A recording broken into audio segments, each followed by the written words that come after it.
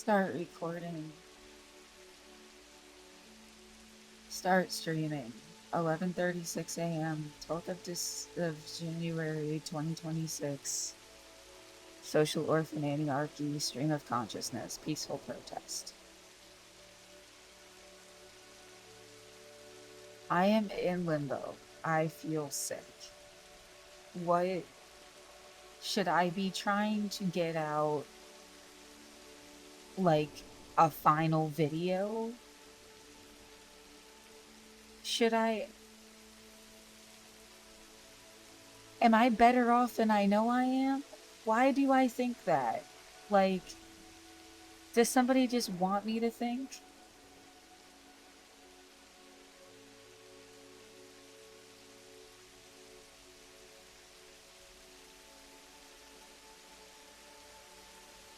I'm stressed.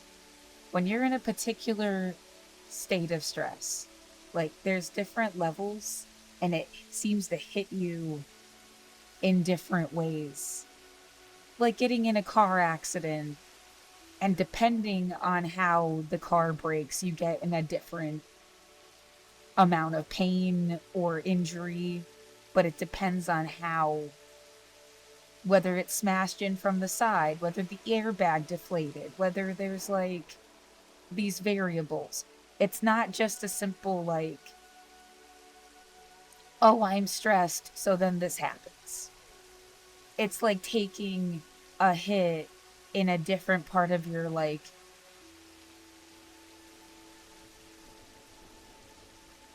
psyche, body, emotion, like deeper.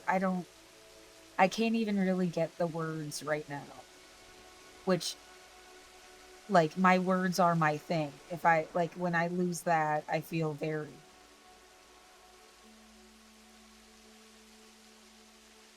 like, this can't be happening. What do I just filed another motion? It may come back, and I, like, because I think I might have, I don't know if it'll accept it.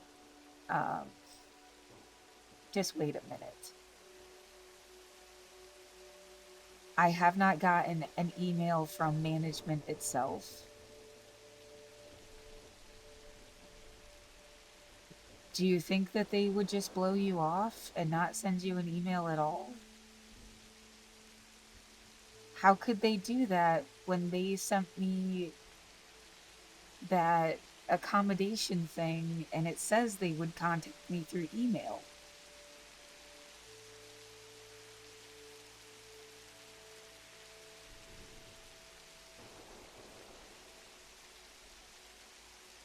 I don't know how, like,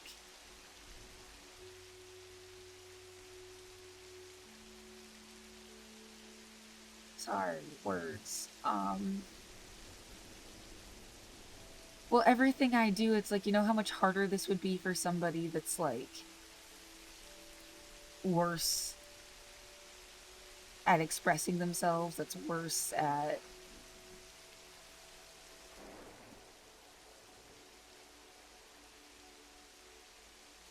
that, like that, like you'd be so much even more like fucked.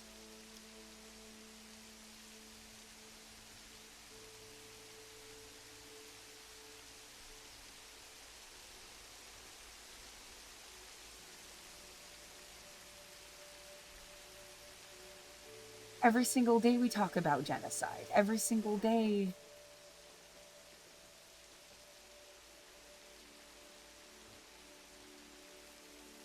Yeah, like that's what like I was, if I could have stopped something happening to somebody else. Is it a sick joke? Like,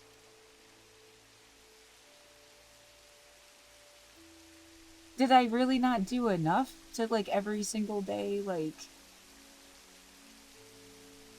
that's not how that works. I mean, it's not a transactional thing like I stand up for you, you stand up for me.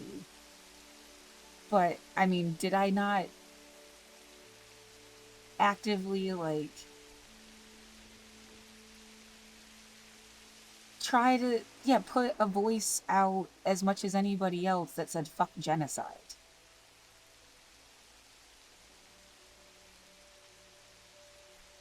why, like, I mean, that would affect you at some point down the line, is like that concept of like they came for you, they came for them, they came for them. Then when they came for, there was no one to help me when they came for everybody else. There has, even down to this.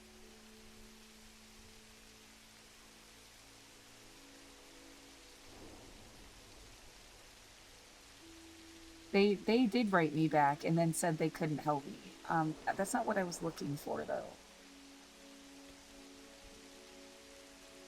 The feel like the institutions that would have helped you got gutted or something, and if you could just prove that.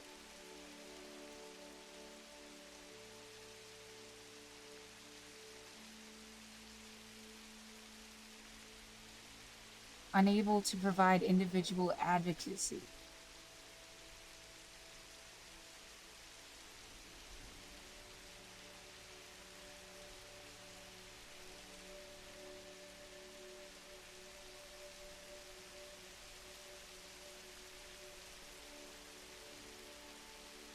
It feels like being sucked into a funnel.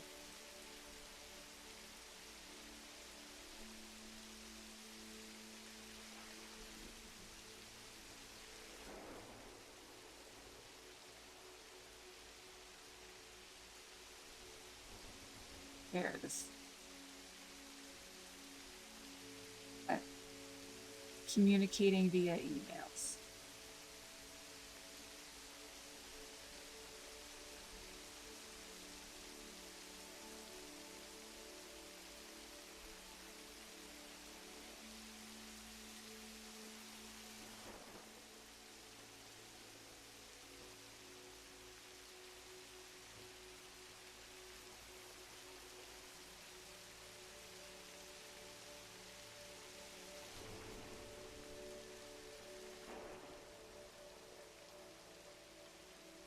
I can't say I woke up this morning and it was like somebody telling me that my issue had been rescinded. That just makes you sound crazy, sweetie. Like you can't. That's not like a. And crazy. That makes it like someone is talking into your room and you're gonna like. That's what you wanted to hear, so go with that because that's what you wanted to hear.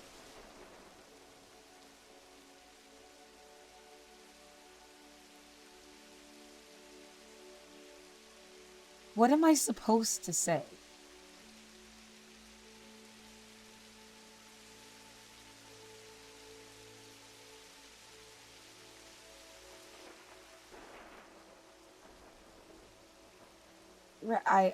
This plunge into like total whatever has been screwing you never wanted to help you.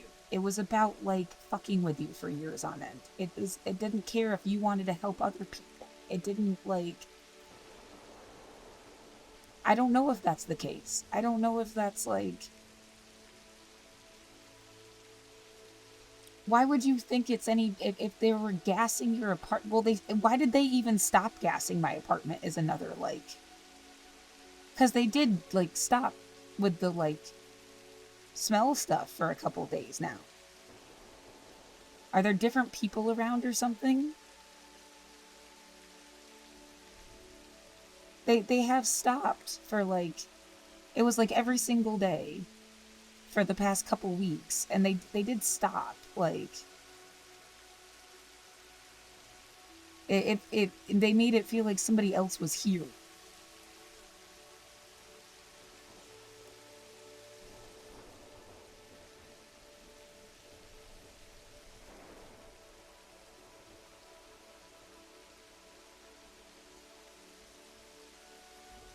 Right. Well, I tune into Hassan Piker and we're talking about genocide, and I just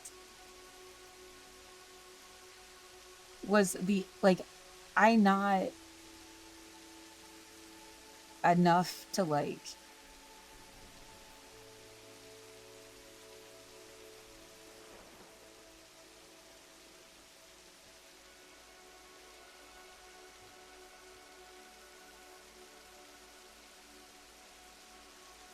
I don't know what to say. Like I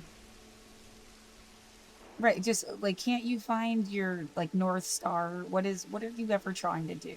Like be for human rights. And it's like and if you just like genuinely care about human rights and you keep following that,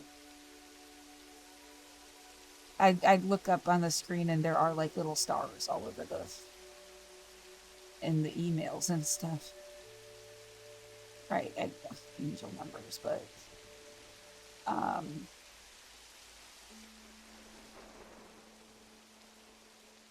but yeah,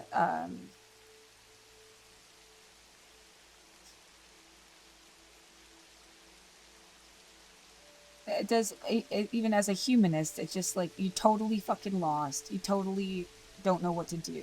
Like you just keep going towards human rights and don't like bend from and something should at least be like for the best for everybody and like has to be even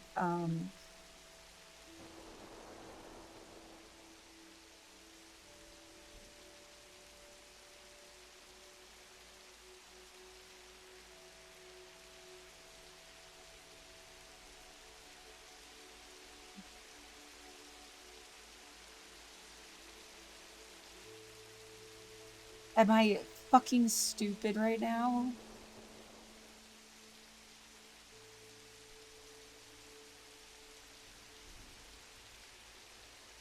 I don't want to believe that I have like nothing to go on to tell me different. I don't want to feel like I've been stupid. I think I've done the right thing. What more could I do?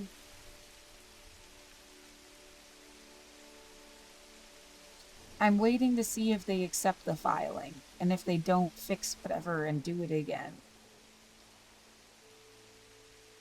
But what like it's like if you keep thinking about yourself, you're like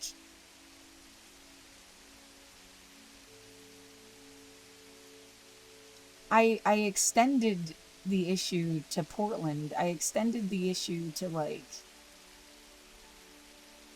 well, I feel like I'm not just like sticking up just for myself. It is for like something clearly happened here to the city. It's happening on a global scale. It isn't just about me.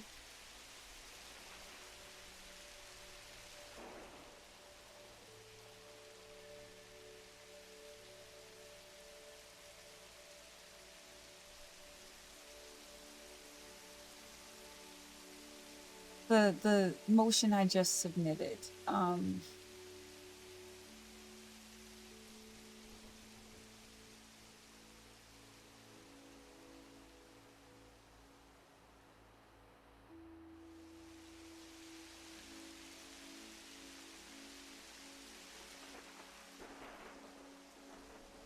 Well, what this was not enough apparently. Um,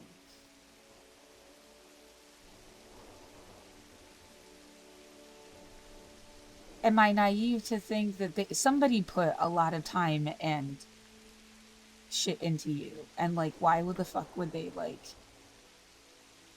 But that almost feels like somebody treated me like a dog, and they wouldn't kill their dog, would they? Like,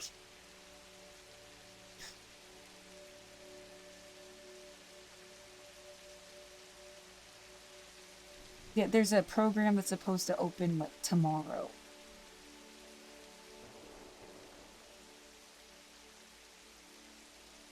Um, trying to explain, like, I can't. Maybe I should put the information in a different order.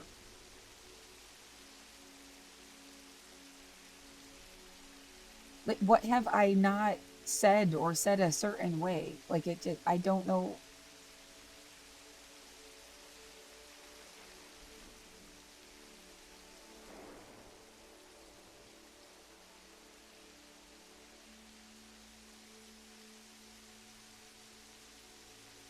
Well, yeah, I do want to make a system better. I do. Why shouldn't it be better?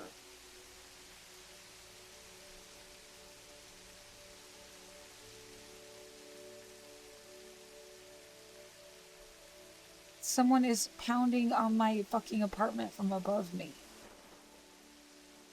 Again. The idea, look, like, are you gonna even, like, and yeah, it's not like a fucking consensual thing. Like, if I just stop even, like, I have to just not care. I have to just not care. And what, they're gonna let me, like, live in my room? What the fuck is that? Like, it's like, then now they like, made, it's not consent. I don't know what the fuck, like.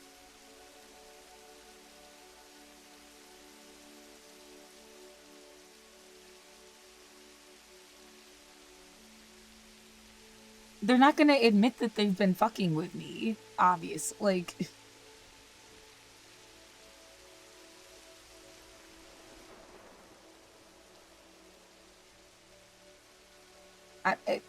I don't understand what the fuck somebody wants out of this, besides they were just trying to, like, fuck with you.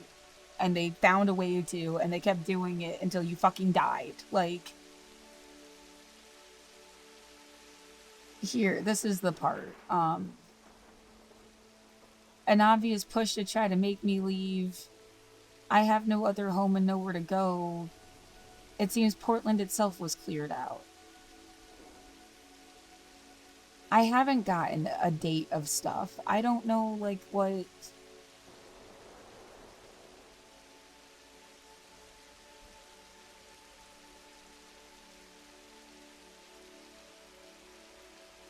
Well, the idea, they don't care if homelessness will kill you.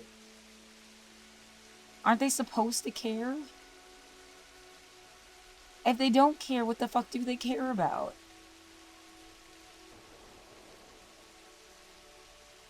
There goes a motorcycle sound.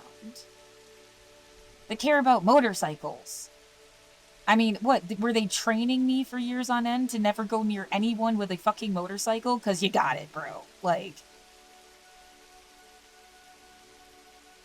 if I find out you have a motorcycle, I'll stop talking to you completely and never talk to you again. Like, is that all you fucking wanted? Like, that's weird. That's weird for that to be your, like, fucking prerogative. Like,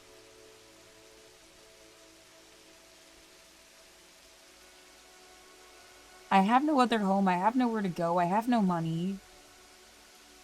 And then entered, like, you know, they found $21 million. It's in limbo. They're not even voting because of the shooting for, like, the new president. I don't know if I communicated the idea well enough that, like, you know, there could be even more funds. You need to wait. And it's hard to prove I'm being harassed by a political agenda that hated Portland itself.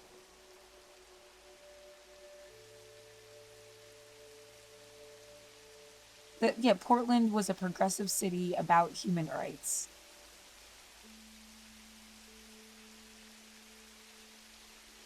And yeah, down to, like, us, like, calling it asylum. That is what that is. Like,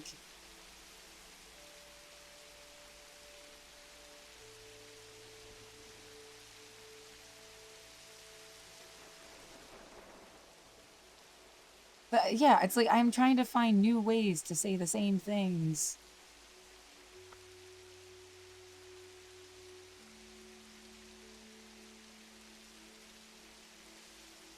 We just, like, didn't put it that way before.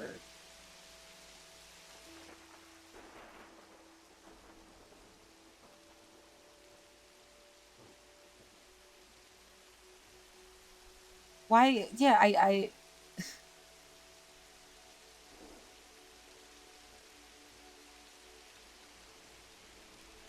my brain is screaming a bunch of different, like, concepts. Like, how could, like, they're fucking with everybody, Laura. They're fucking with everybody. This isn't, like, just about you. What am I supposed to do? Because, yeah, the idea, descending into fascism. Like, what? It's not a pretend Holocaust. It's, like, an actual, like, fucking, I don't know what to do. It seems, like, deranged because there's just enough people who come out in numbers and protest and care. Like, The idea, like, if it was a complete Holocaust, everybody would be gone. There'd be nobody. But there's enough people to make it seem like there's somebody.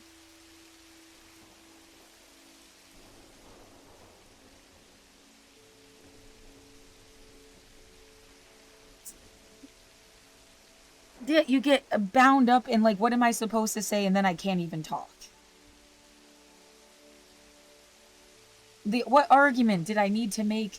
It's easier for me to think, like, if I'm making an argument for the world at large, that is so much easier to do than thinking, like, I have to say something in some certain way in order to, like, be understood in the legal context. It has to be worded a certain way. It isn't just like, here's the fact of the matter, that, like, that you would write, like,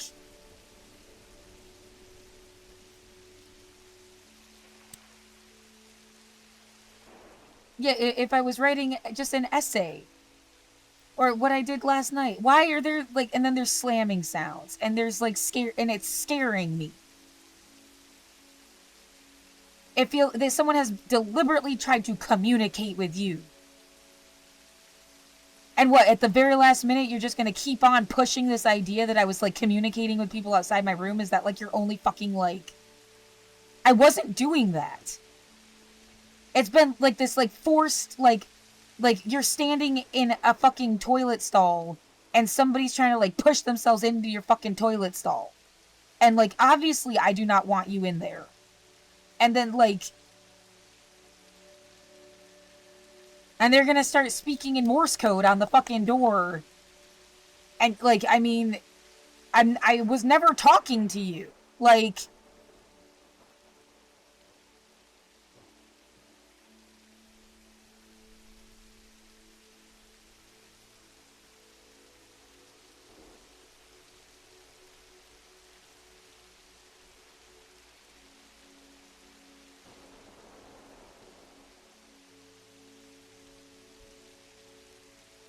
No, the idea that you need to function as something somebody wants.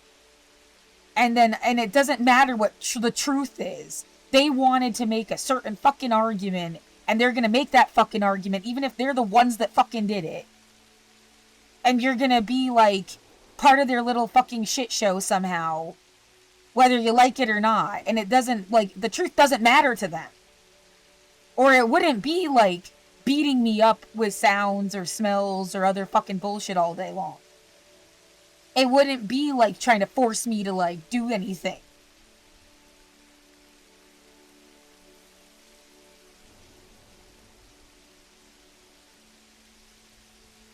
I haven't lied about anything. I'm not going to lie about anything.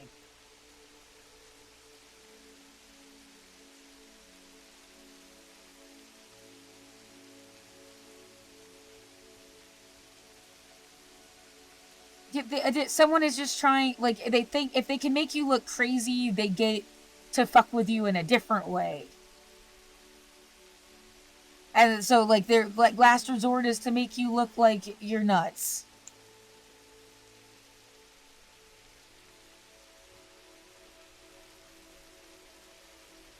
And yeah, it feels like kind of ableist language, as if it, like, I'm not trying to stigmatize people that have been called crazy.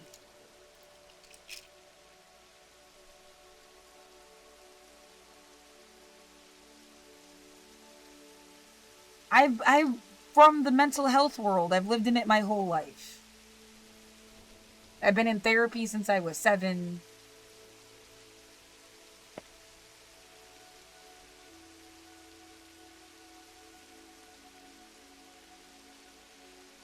Again, I'm in a stress position. Like, and it's making me, like, extra... What's the word I want? Like, oh my god, this life feels like a hell. And they just, like, they hated a Jewish person, and they saw you as a Jew your whole life, even though you're a humanist. But they put you in that context. They've been fucking with you your entire life as this, like, Jewish character. And in their imagination, you'd have to have understood way more about like how they saw you. And I was practically like oblivious.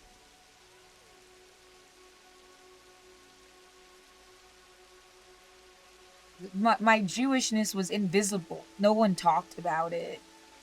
It was super rare for it to come up. My sister being a bitch to me when we were kids, an ex-boyfriend that would but lovingly say like I was his Jewish girlfriend.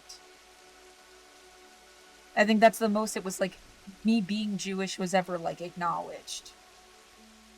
And it has come up every day for 2 years because we're talking about Israel and Palestine and this idea that there was a Christian sect that wanted Jews to go to Israel. I mean, that loops into this too. Like, I should have been at home here.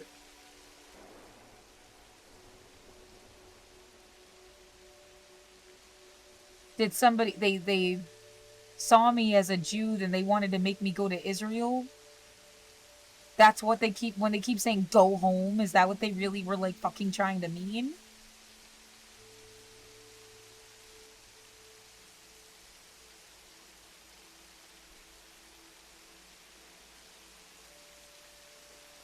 I have to pee.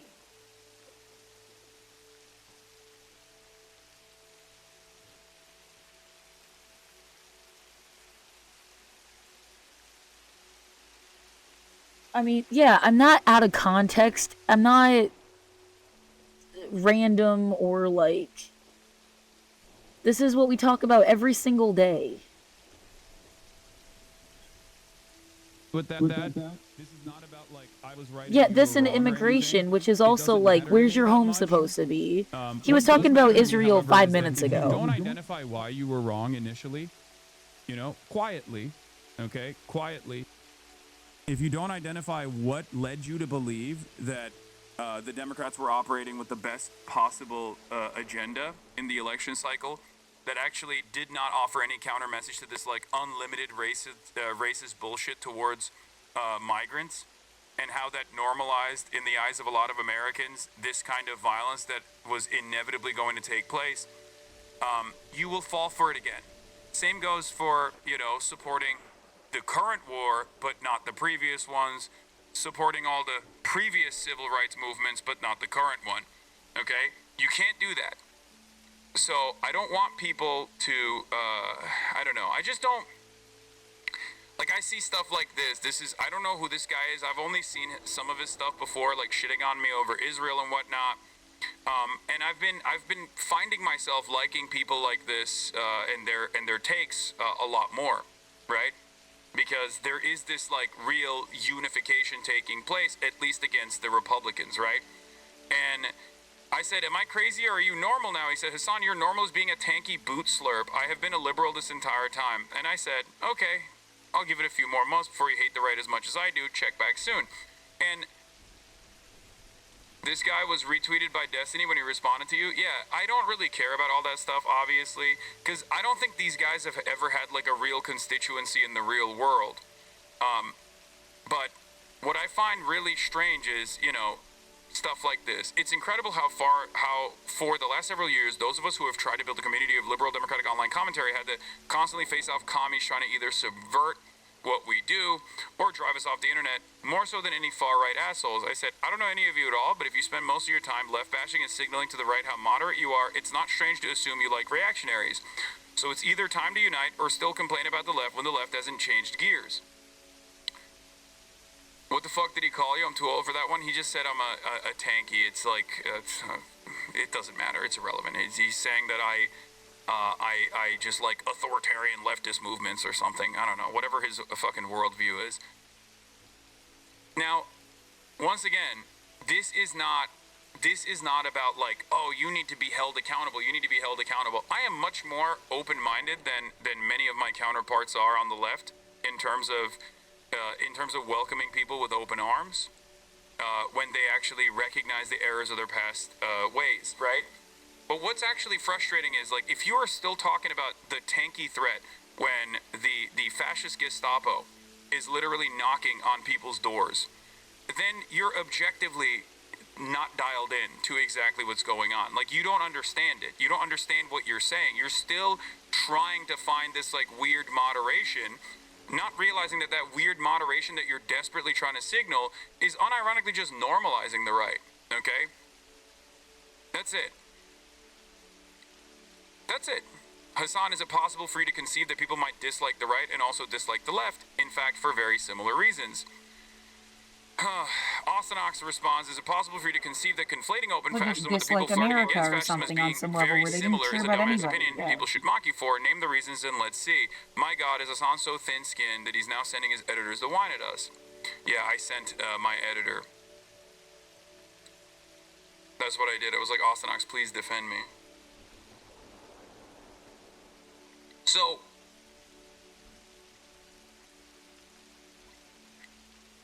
what's frustrating about this kind of stuff is if you don't...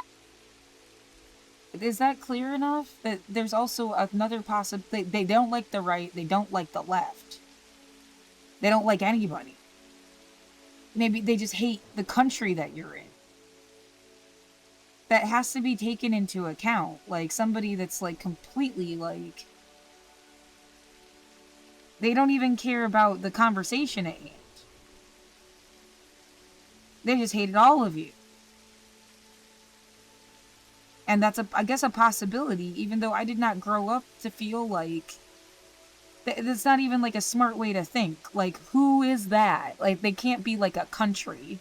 They can't be, like... You can't say, like, oh, well, that's how this country feels about you. That's never gonna be the case. There's also gonna be divisions of people in every country that have all different kinds of thought processes. A lot of them don't think about your country every fucking day. Any given country. There's 195 of them.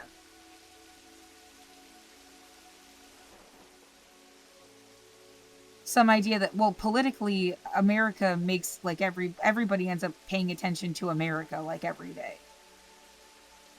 Is that true? That's how you feel because you're in America, makes sense. But, like, on a global stage, yeah, the Venezuela, Greenland, what, you know, like, they make you pay attention to something.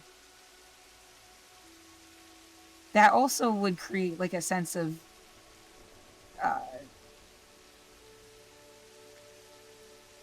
resentment.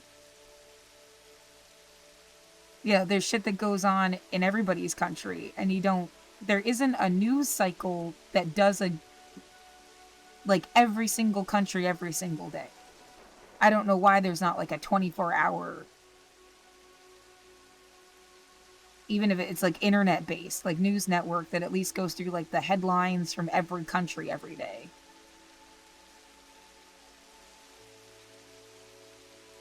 You'd have to... The best you got is to look at the written news, like Google News has 20,000 more headlines than...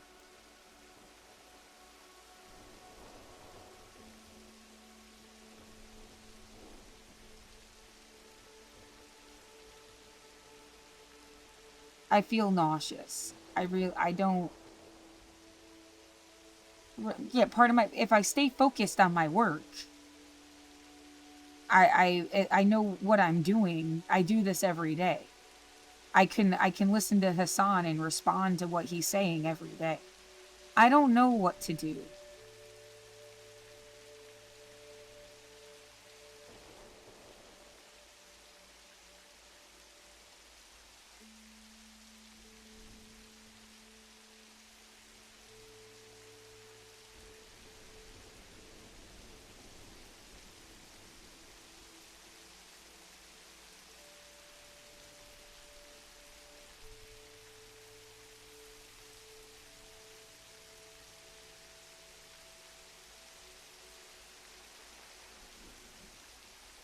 Someone is slamming on the ceiling above me.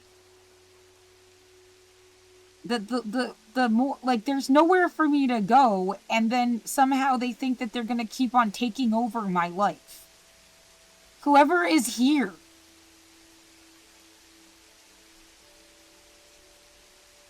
what does taking over my life mean? Like, they think at some point I'll just, like, shut up and accept them pounding on my room, like, as if they're, like, trying to get you to say stuff. Maybe if we smash on her head, she'll say something different, like a fucking pinata, and candy will come out. Like, maybe her body will finally burst, and she'll have a fucking medical problem. Pounding on my fucking room.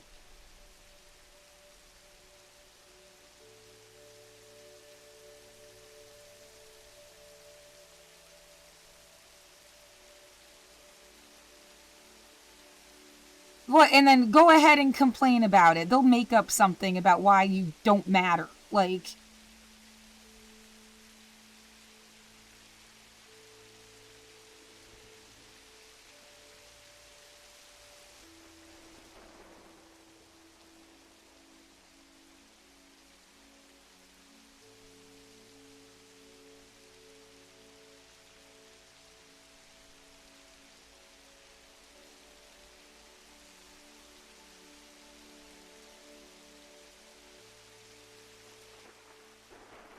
no, I want to know something that I can't know. Like, how many people they did this to? Why the fuck they did this to me?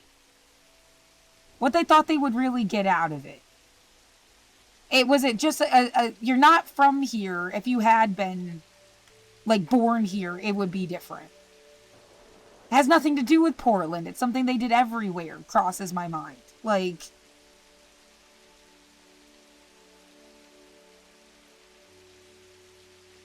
somebody came in, put everybody into, calling people places anarchist jurisdictions and all that.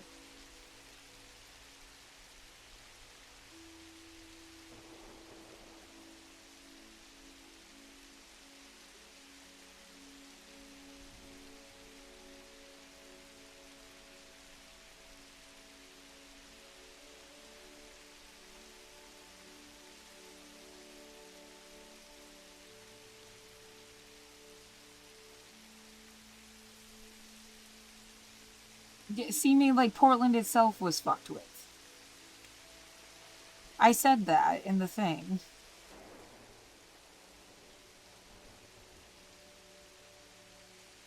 Oh, fuck. You have to write this line by line.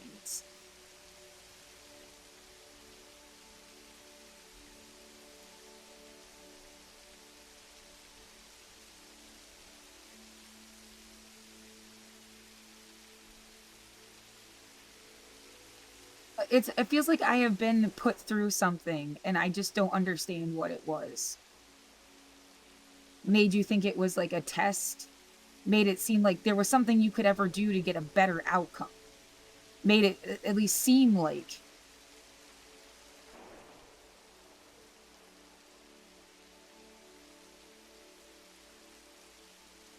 And yet it's all implied and impressions and not like.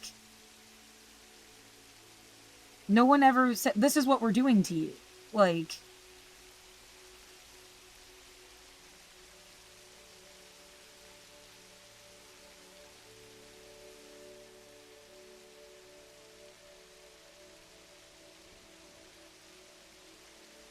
is an argument that I, like, was trying to make but didn't all the way. Or, like, what do I actually stand for? Like, my own fucking backbone. That's what I was trying to say earlier. Like, you're following some kind of North Star. Like, what is it? It doesn't seem to lend itself to somebody else's agenda or some shit. It's fine. That's not a bad thing. But, like, that's to know why somebody seems to hate you. You know, they wanted some, like, easy fucking cut and dry, they've heard it before fucking argument about something. Mad anything is more nuanced than that. I don't know. And, like, again, that almost, again, implies that, like, I mean, this was wrong.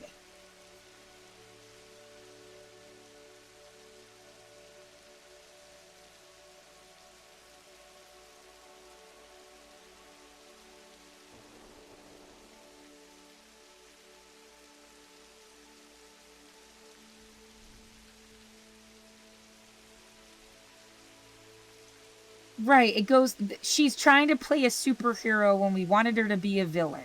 Now, is somebody actually like. They said that. I heard it.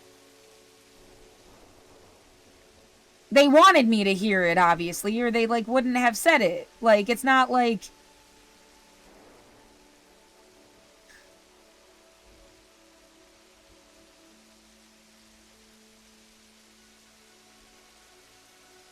Yeah, it makes me scream, like, would you leave me alone?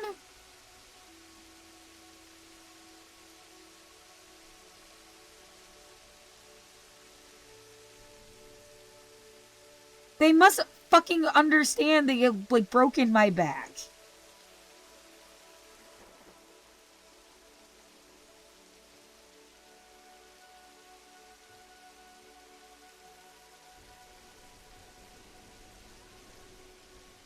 I don't know what I'm supposed to do right now. Like, normally I would have gotten food.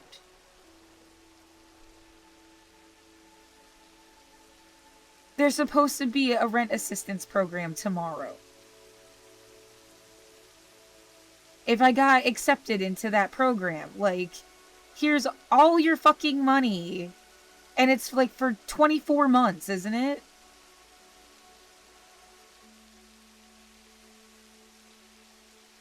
Right?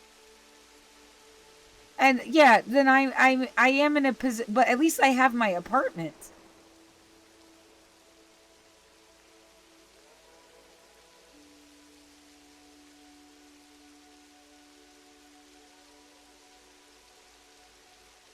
It reminds somebody telling me that they lived somewhere where like a train or a max went over their building and their building would shake. And it's like, well, you can't change where the building is. You can't move the train.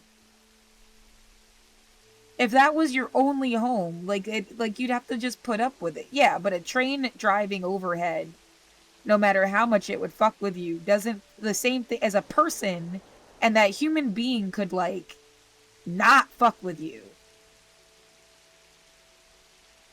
The way they're pounding on the floor makes me think of like dance instructor people like trying to keep time on like some shit. Like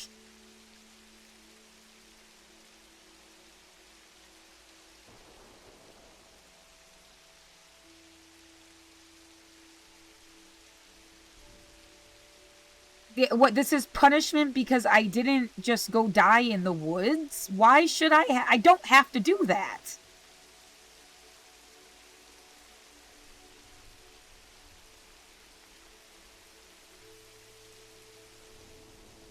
Well, and yeah, why do I keep saying that? As opposed to what? Go try to find an abandoned building and like live in that? It's like you already abandoned this one. Like, what the fuck? Yeah, the image that like all the other rooms are occupied by people that like took over the building and they live here for free. And I'm just being fucked with because like if I go, they can completely have the. Why won't you just let me live in my room?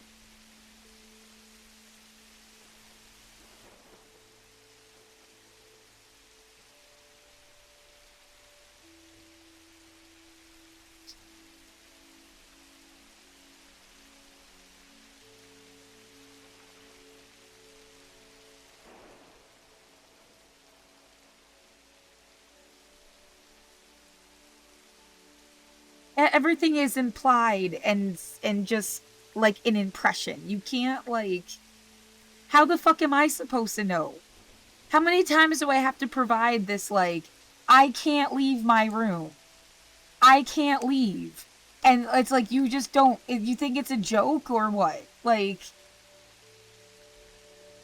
I don't have somewhere mentally to even like what am I supposed to explain to you that I haven't already said? What the fuck did you want from me in the first place? They just wanted to see if you had any money. I don't. You want to like me to go over where I grew up again? Spend the rest of the day talking about Milton Hershey School again? Is that seriously like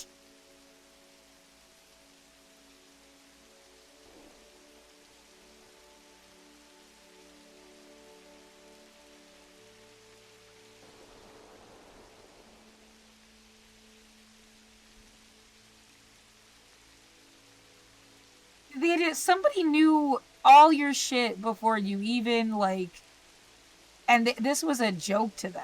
Like, they knew about MHS, and they knew about Ithaca, and they knew about moving here, and they knew that you were poor, and they knew you were trying to be some kind of artist, writer, bitch. There was no, like, they just pretended stuff.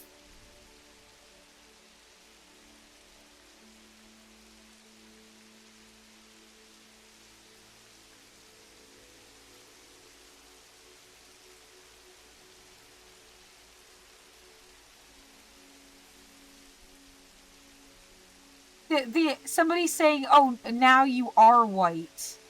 Like, they're obsessed with calling me white. Are they upset that they are white? They want you to, like, if you had just somehow gotten a new wording. I mean, some people only wanted you to come up with new wording because they wanted any possible way to just act like they don't care. They don't care about history. They don't care about slavery. They don't care about anything that anybody's ever been through.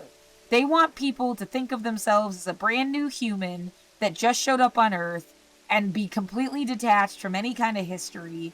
And then they get to put them through this, like, pull yourself up by your bootstraps. You just have to work hard enough. And that's just, like, an easier thing even for them to, like, wrap their head around. And then they can say that, like, you're on your own merits. And they don't want to talk about DEI or trying to, like,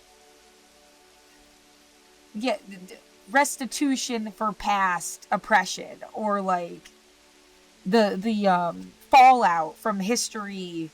They don't have, they can completely circumnavigate that. And, like, I mean, when I look at my childhood, it is like, that's kind of like the point of that, wasn't it? You had all these different kids from all different backgrounds. We all did chores. We all earned a college scholarship. Like, as they had us wear school clothes and it's like a visual leveling the playing field. Like, everyone was supposed to be poor anyway, but I remember them specifically saying that before they put the school clothes thing in, kids would, like, steal each other's stuff. Because some parent could afford to give a kid sneakers, and another one, like, really couldn't. Yeah, then every other year it was whether you could wear your own sneakers or not.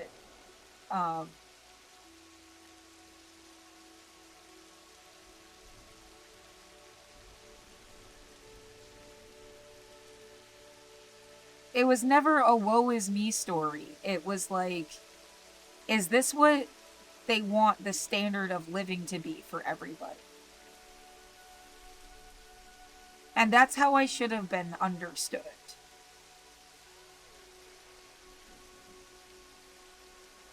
And yeah, reasons why somebody like Angela Davis or Kimberly Crenshaw or another, like, modern human rights activist would be like, oh, wait a minute, maybe about that. Like, yeah, the things we did not learn about matter just as much as the things we did.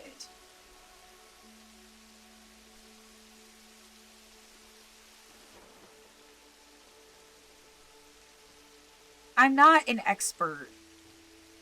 I have a writing degree and I minored in women and gender studies. Through women and gender studies, you see race, class, sex, gender, age, ability, national origin. But, like, I had to learn the language. Yeah, that sounds kind of corny for some reason. Learning the language of liberation, what 8 to abolition was, the history of the criminal justice system. We went and visited a juvenile detention center, and they even, like, showed us, like, a jail as a field trip. But we didn't learn, and we watched The Thin Blue Line. in 12th grade.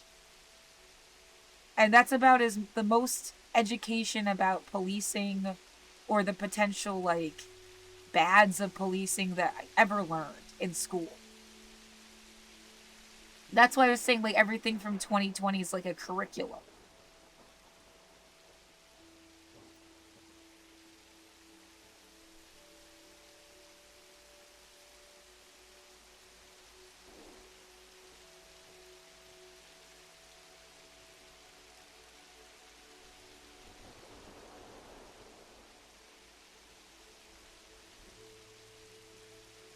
There's nothing I could have ever said that should have been such a threat to anybody. Like, she can't talk about that.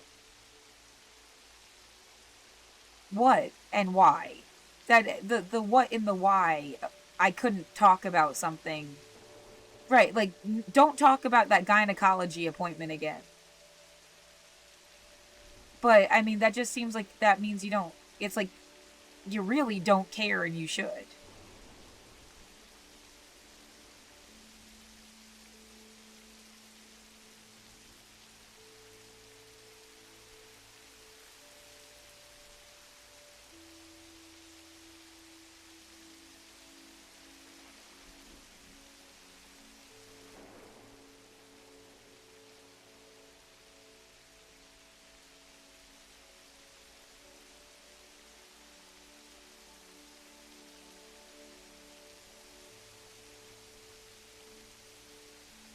I'm terrified that somebody designed this situation and they kept pushing it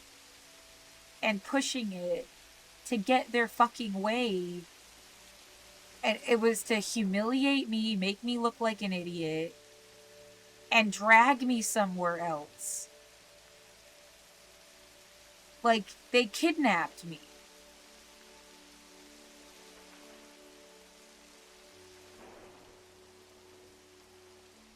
As an adult. Somebody that had a motorcycle slowly goes rumbling by. I mean, what, they sit on the end of this, like, I don't know, right? That's gonna just make you, like, those are things I need to shut out. But it does feel like it is, like, on a cue. That it's a response, instead of just, like, somebody that was even, like, a quiet rumbling. It wasn't even like revving in their engine.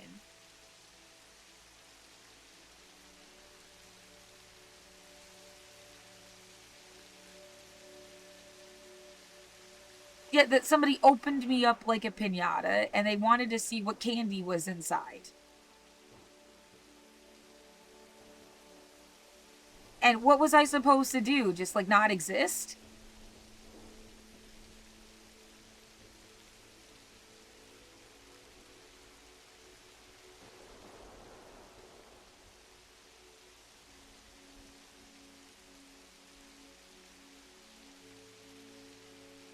I don't want to get killed, and I don't want to lose my home. It's really, like, on the most basic fucking level, like...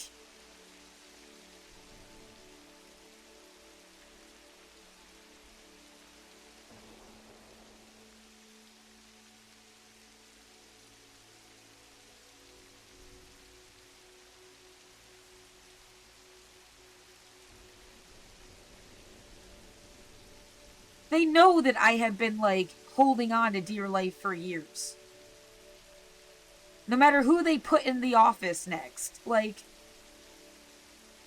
yeah, Innovative Housing Inc. Where the fuck have you been? That's who, like, opened this building. That's who assigns the property management company.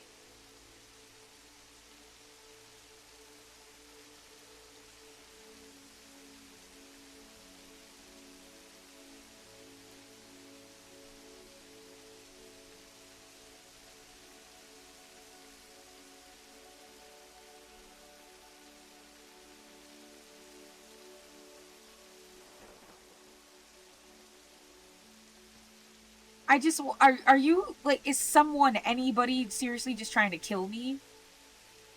Why can't I, like, just say, like, of course they are, Laura. Like, they didn't do all this weird, morbid shit to you for fun.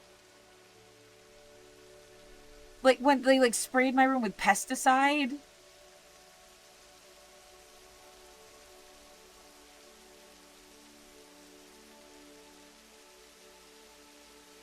Yeah, the things that they did that I've recovered from, at least somewhat. Like, they've ripped out my vocal cords. And you don't think that they would just, like, kill you. What the fuck happened with your cat?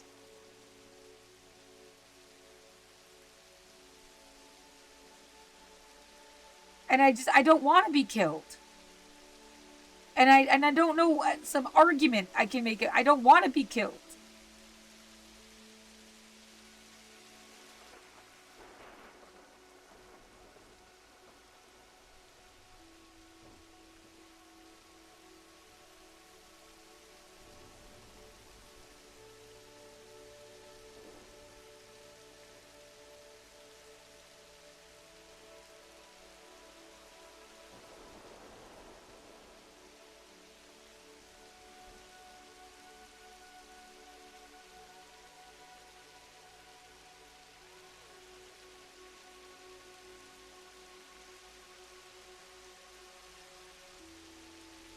No, that's a sick movie. Yeah, imagining, like, they just wanted you to, like, I mean, other people do. If you knew what other people did, you'd get what they're trying to do.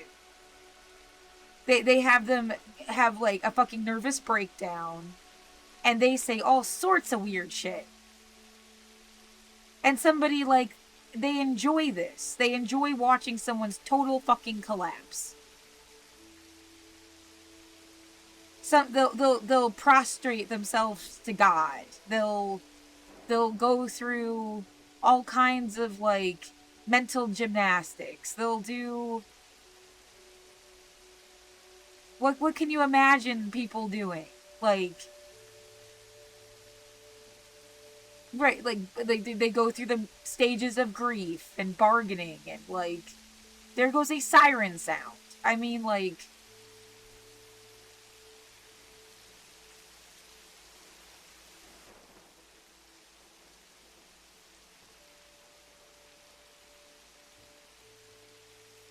that they, like, I see, like, a woman in front of a TV,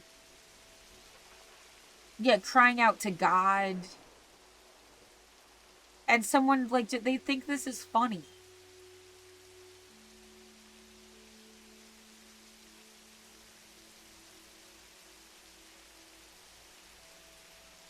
Have they never felt the level of stress in their life? Because, like, even though I'm not religious, putting somebody in that position, like, what it physically does to your body, how much it fucks with your brain.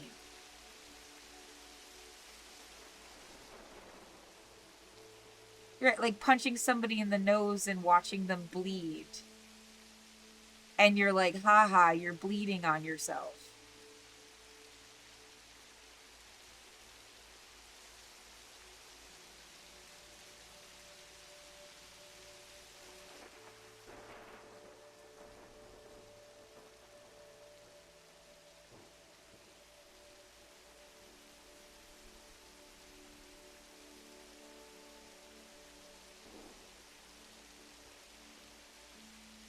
Is there no hope to, like, make them stop?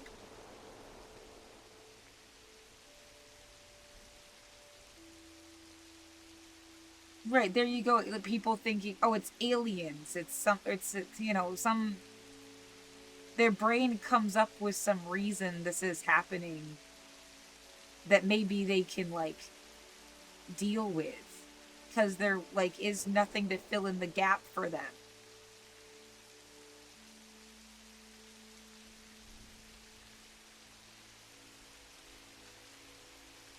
Is it just somebody's idea of entertainment?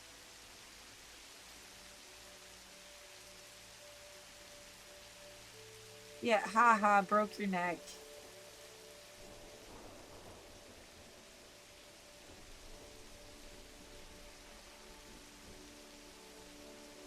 They tap you on the opposite shoulder. You look.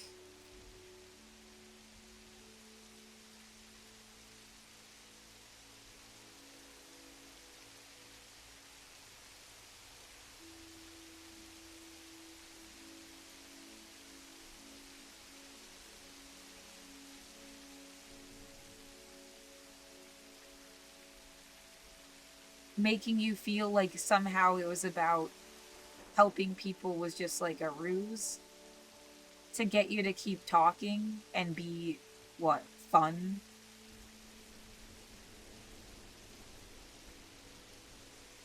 Yeah, it's like putting people's head on a spike, probably, too, then. Like, a lot of people, they just don't want to be that person. If as long they're the ones making fun of somebody, then they're not the ones getting made fun of, and it makes them feel safer.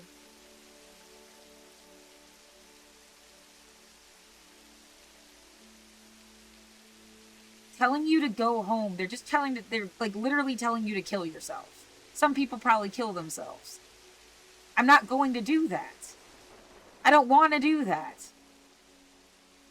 Then it is like I erased myself, and you just like la la la la la, and you'll do it again.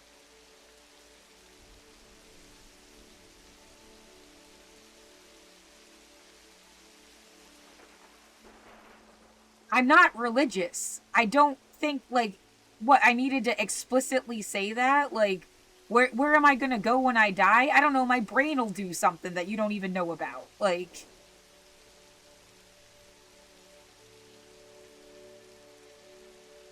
yeah, maybe I get to experience like a dream state and then you'd pass away. Who the fuck knows?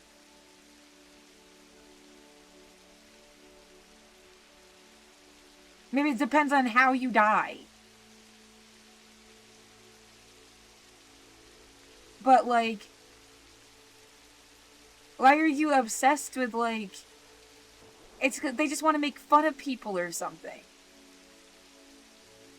It has to be something about just making fun of them, because like if they really cared about questions of the afterlife, why would they be so fucking cruel? If they were like really religious, why would they be so mean? I was like, they don't really care.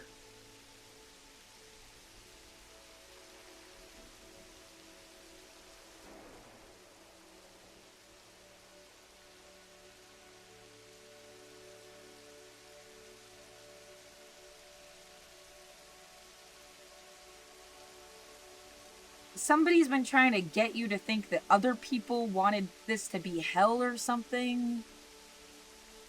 I mean, and then in what form of the mythology? Like, I mean, there's a bar literally across the street called Dante's, like Dante's Inferno. I mean, it's a story about like an impression of what hell would be like. It's a fan fiction, if you will. Like,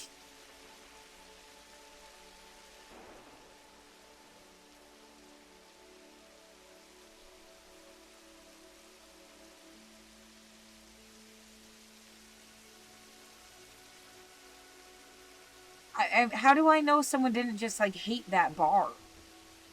Well, they're still there. Other bars might have opened and closed, but that one's still there. They could have like gutted it though. Like, who knows who actually runs the place? They painted over the picture of the guy outside. Based on their Instagram, they're like on tour. I don't know. That concept has come up over and over again. Like, people took stuff over and didn't change the name. But it's not being run by whoever was the owner before.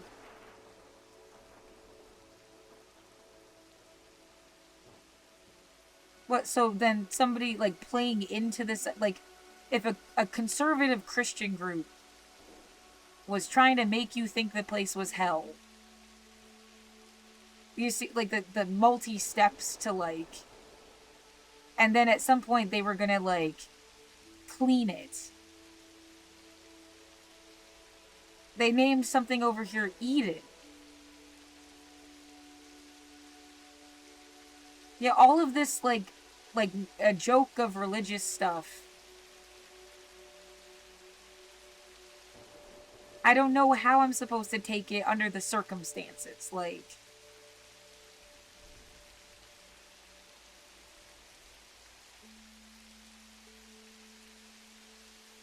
again, I am a humanist.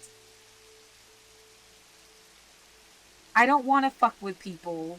I wanted the best for everybody. I don't think there's a judge god that, like, decides stuff for humans.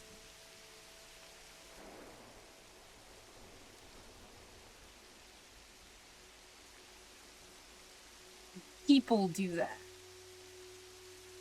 And people project their fears and their hopes and their whatever their idea of God is like a projection of themselves. A lot of people want an extension of power, and it makes sense that they feel powerless. And when it goes way too far, you get like dictators and shit.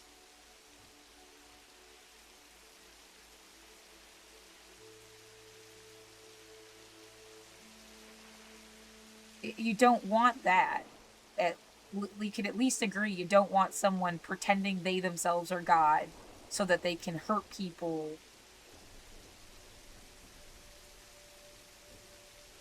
Yeah, whatever the Jesus character is, the whole point of them was like kindness or something about like love or positive things. Like they weren't like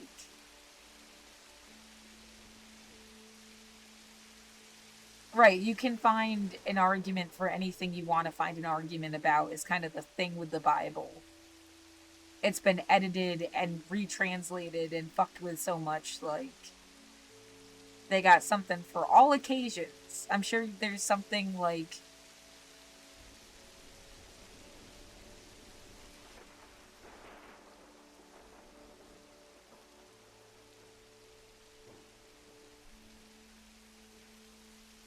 contradictions, anything specifically about Jesus saying you should kill anybody.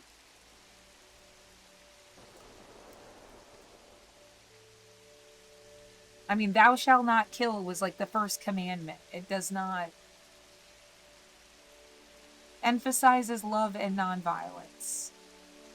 Some interpretations of Luke 19:27, a king orders his enemies killed, but it's seen as a fictional story illustrating a point about judgment, not about killing people.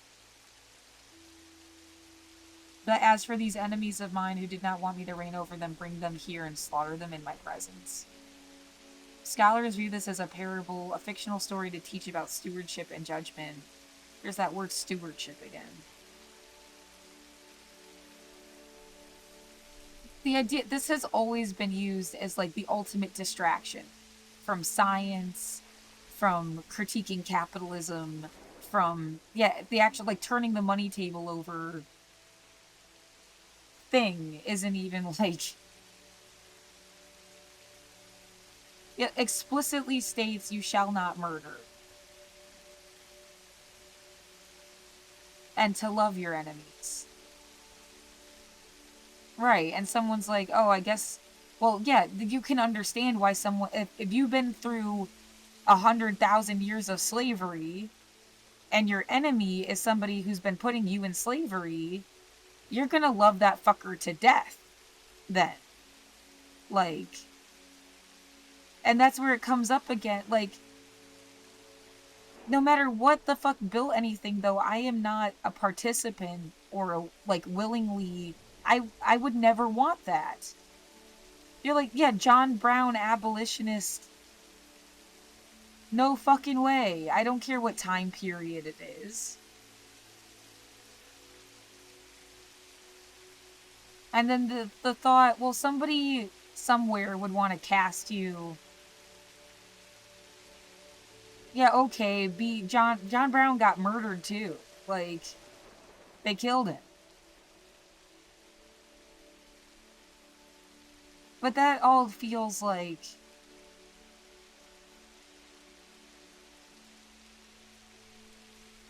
Yeah, the term toxic sludge does feel like.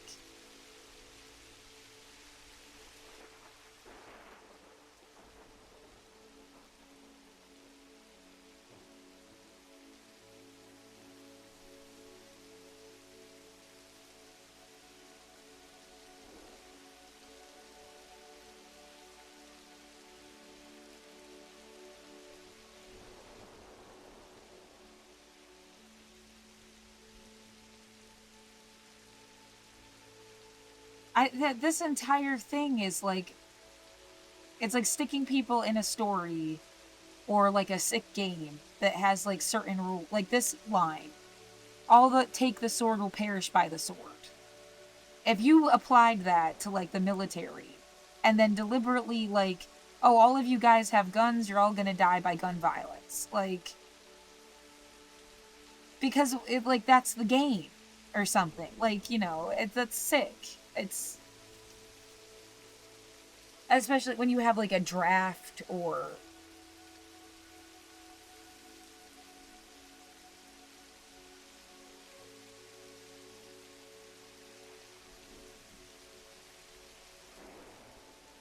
there's always that idea that I could have had a son someday. And yeah, it's more likely a boy than a girl because they haven't extended it. Someday they could do like girls have to sign up for the military too. But right now it's still just guys.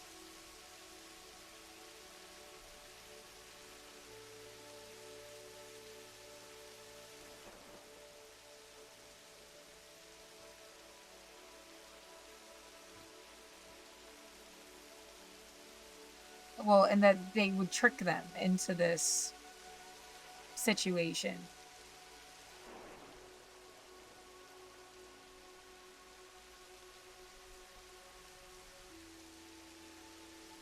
I didn't have any close friends that joined the military.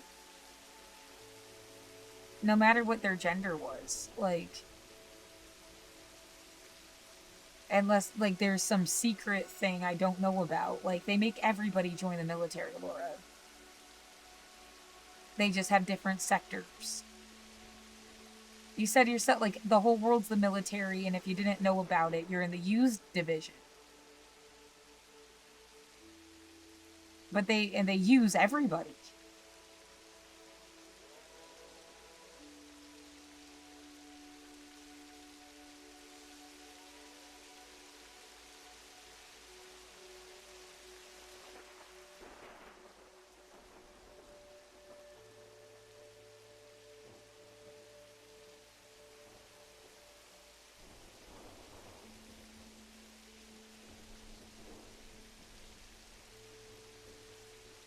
Some idea when they put you in this Schrodinger's box thing, no matter what you think happens, they can twist it. You could be right, and then they twist it. Because you have to figure out what their goal actually is. If it's finding a way to kill you that makes it seem like it was justified, then like, yeah, they're trying to figure out what exactly that is. There goes a siren sound, and there is no justification, but they try to like.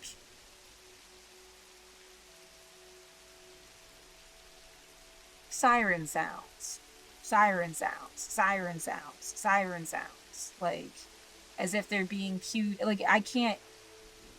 You first of all, you have to just believe me, and then because I can't like show you a 5-year long documentary,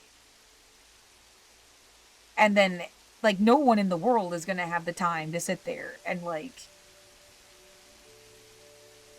wait for whether there were sounds or silences. But you'd have to like understand that like that was not. It's like they must have taken out every siren in the area for like months at a time and then like brought them back. And then now they've been using like as if they rotate a bag of tricks. Whether they're going to gas the apartment or run sirens or slam doors or like they just did or pound on my walls. They have like a list of shit. And I've said this before. I've explained it already. That's what it feels like they're doing. Someone has to give a shit about me, and it's why doesn't somebody? Like,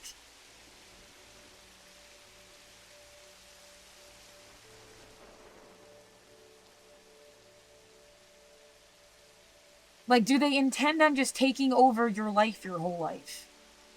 Like, they do intend on using you as a puppet. They intend, like, they're going to get their way no matter what the fuck you do. Or you could kill yourself, which you don't want to do. Well, which kind of feels like, so they just wanted me to die. I mean, like, you wouldn't invest a bunch of shit into somebody and wanting to make them into something, and then, like, but they could always just kill themselves and whatever. That doesn't really make sense, right?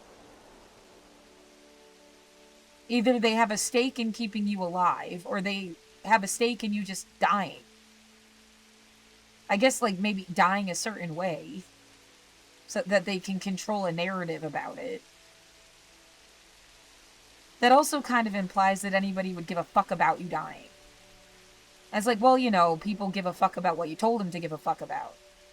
There's another reason why Renee Good got upheld so much more than everybody else's story. They didn't talk about that guy that died on New Year's Eve, killed by an off-duty ICE officer. Keith Porter. He shot a gun off at New Year's. Yeah, I'm not a big fan of that, but I also remember that as a little kid, driving through Pittsfield, and you'd hear fireworks and boom noises, and my sister saying, like, yeah, people shoot their guns off on New Year's.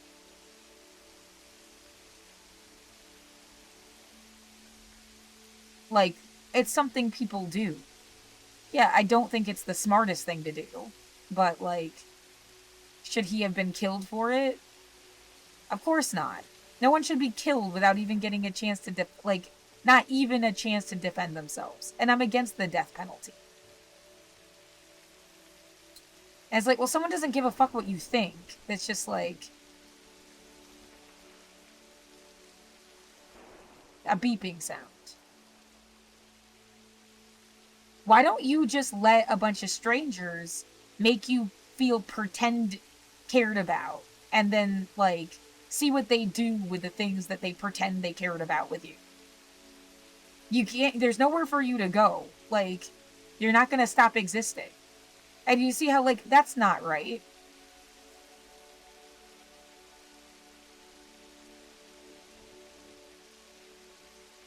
You have no idea what the fuck they want. And it's like, well, if it was to silence you and make you, like, you can't just talk about anything. And it's like, gee, and then it makes you talk about everything all the time. Massachusetts, Pennsylvania, upstate New York, Oregon. That's everywhere I've ever lived. Dividing my own life into chapters and, like, refusing to give up even a moment. Because what, you just wanted to shut me up about something?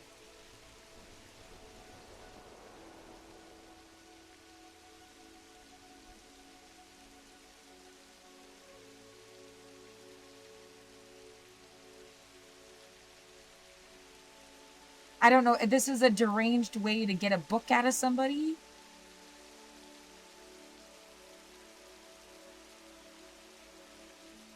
I am supposed to be a writer, but it's like they took it out of my own.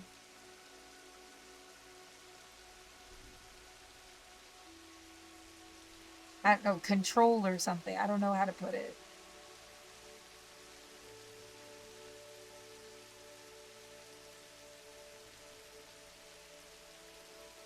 Yeah, it feels like parasitic.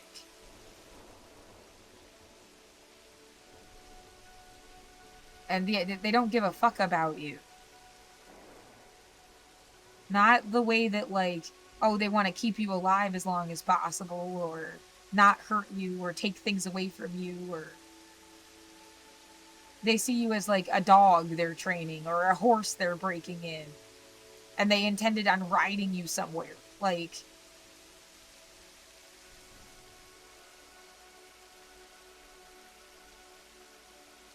yeah, you get no idea where the fuck you're supposed to be going either.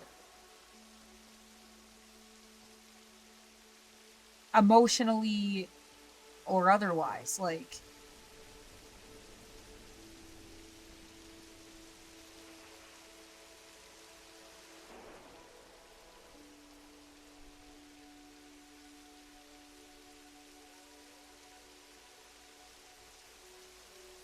right. Why don't you go through all the possible places they could be going with this? Because maybe they don't even know, like, all the possible things they might be trying to fucking do to you.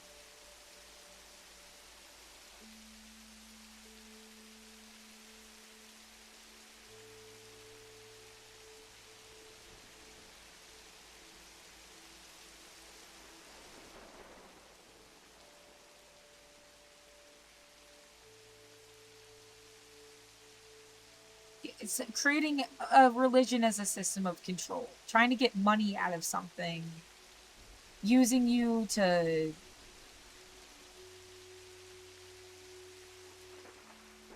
If they cared about universal human rights, that doesn't make sense that this would even be the method of, like,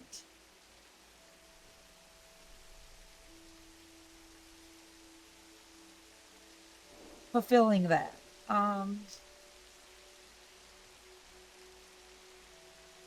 yeah, it has to be for something that, like, they're, like, not supposed to be trying to do.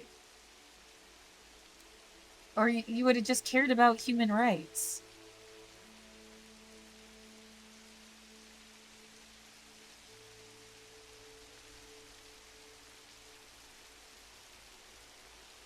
Yeah, some idea that people just always wanted to get you in trouble. They didn't like you and they wanted to get you in trouble.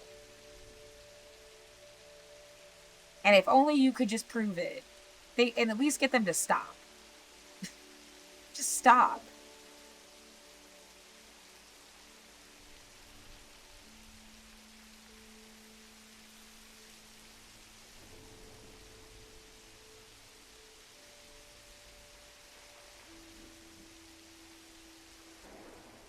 More siren sounds that seem like very obviously, like, they didn't go up the street. They're just like,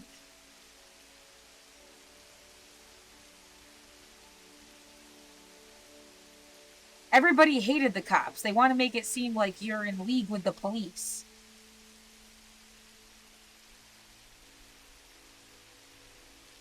I don't even know any cops. Like, you can't, like, take over my life and then act like you own me or something.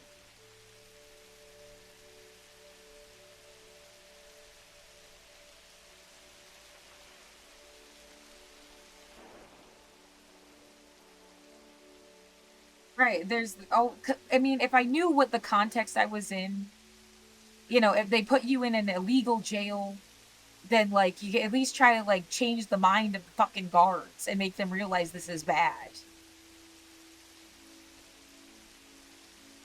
That this is wrong. Like, at least then I would understand my context. Like,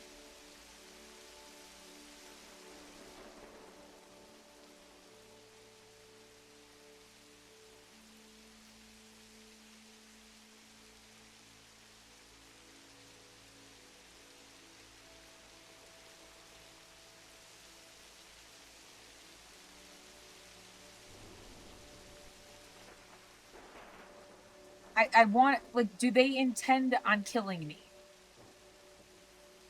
Do they intend on, what, stealing all my stuff? Do they intend on having me die in some way that looks like they didn't kill me, but they totally did? Like, you'll just get sick and, like, be another statistic that got sick. Was there a sense of, like, passing a test and I just wasn't, like, good enough? No, that was just like some excuse. Like I said, like as if they're trying to just put you in a box that says like it was okay for you to die when it wasn't. Yeah, it wasn't good enough. Didn't care enough about other people, or I mean, those aren't like reasons that someone should die, but like,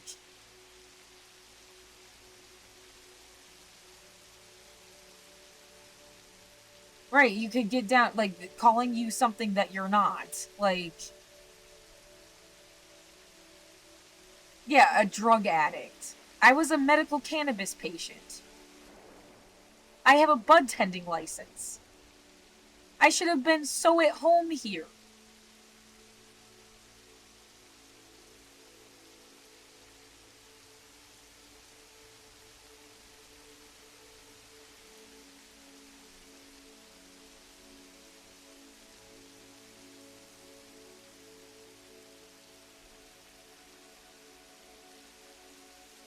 I don't know who is fucking with me.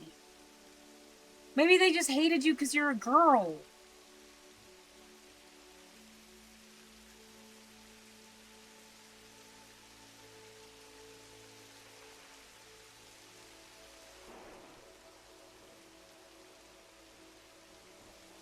Yeah, you were a girl, or like you didn't, like you were a girl that didn't hate men.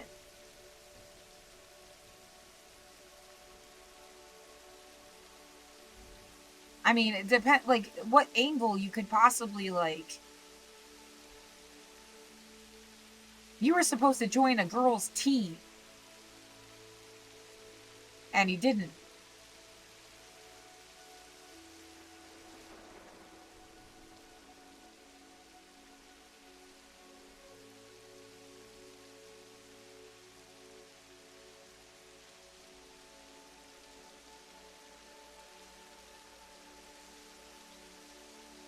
I mean, yeah, multiple things can be true at once. There's people that would hate you because you didn't join a girls' team.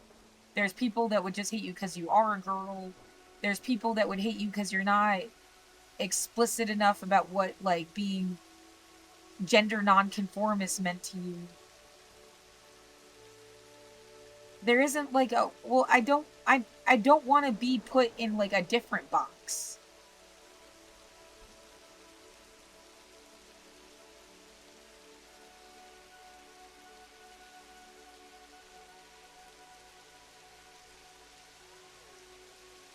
Yeah, imagine somebody being like, if you call yourself a boy, we're gonna cut off your tits.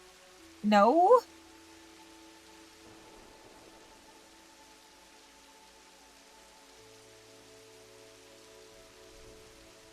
And I wasn't calling myself a boy. Saying that gender scripts are bullshit. That your gender doesn't define your character. And I stand by that. But no, I don't want to lose my boobs.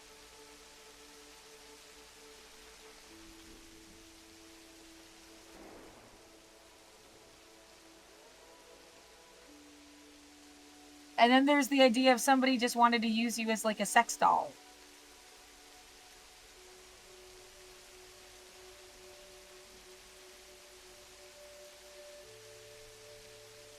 Like, you know, I guess the opposite, like, they didn't want you to lose your boobs either, but they also wanted you to, like, why don't you just, like, be naked in your apartment and they'll, I don't know, sell the footage to somebody and you don't know about it? Like, that's disgusting. Yeah, and in some, like, if we had lived in this progressive future where, like, things were legal, you'd also be, like, ripping me off. It would be the same as, like, stealing my work.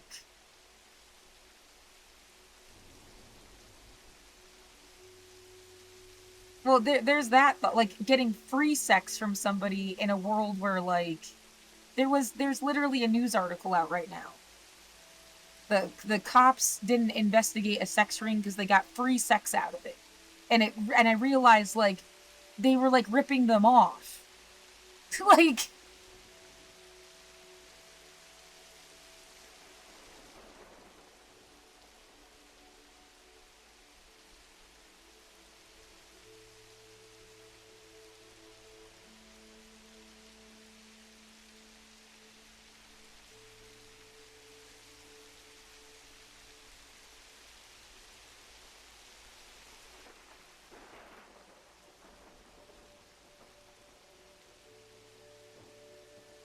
A Massachusetts police officer. There you go. Vice News. Cops covered up a ring to receive free sex act. And Virginia, for 4 years in exchange for sex acts from the women. At the Fairfax County Police Department, including a captain-in-chief, berated, threatened, coerced a detective who began looking into a ring until he dropped it altogether. Right, this is... Like, you have no idea what's going on. Why do I feel like no one is helping me? Like, probably something like this shit going on?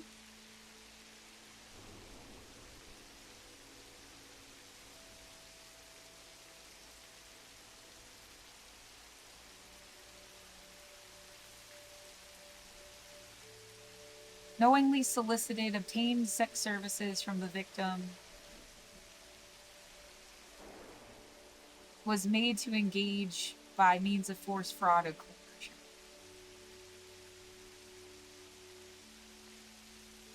In exchange for protecting their enterprise. If I'm a lifeguard and you're far offshore drowning, I'm not going to try to save you.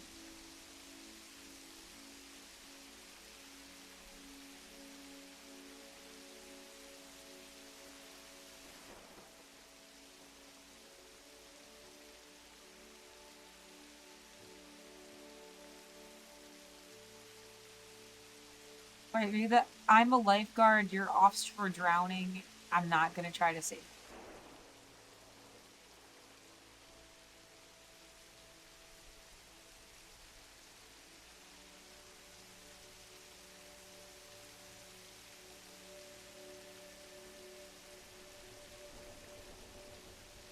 Right, a nanny, a housekeeper turns into like, fuck me.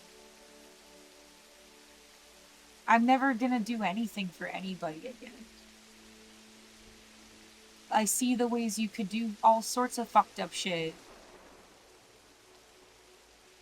You would know the ways that, like, if somebody that actually cared would also be like, yeah, you're right, this is fucking wrong.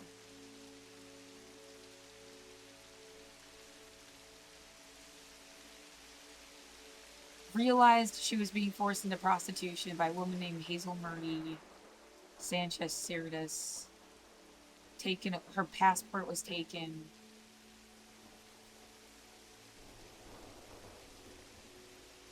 Have them harmed. Threatening family.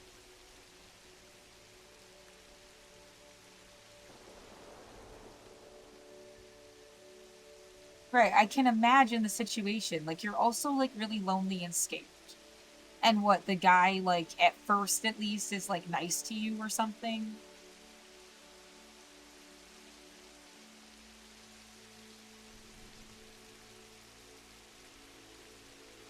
Yeah, maybe he'll save you. And then there's, like, another guy and another guy. They were never gonna save you. The more they fuck you, the more they don't give a fuck about you.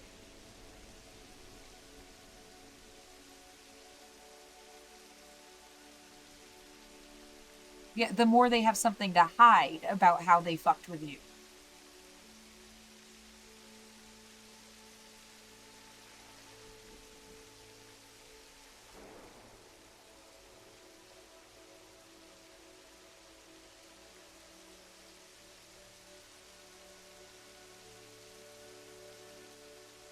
Federally funded task force. He was called a social worker, was told the women weren't victims.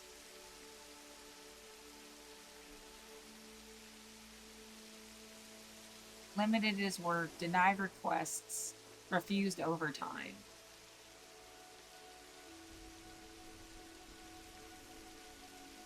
Threatened his jobs. Right, that's also threatening his kids.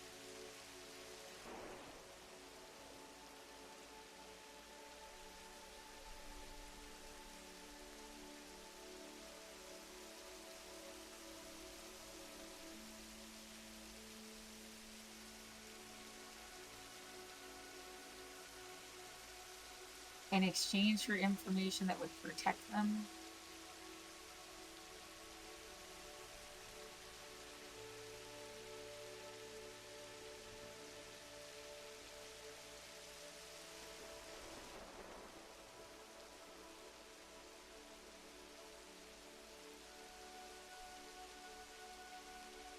So, wait, how did this finally get stopped? Tipped off thanks to a close oversight of his work.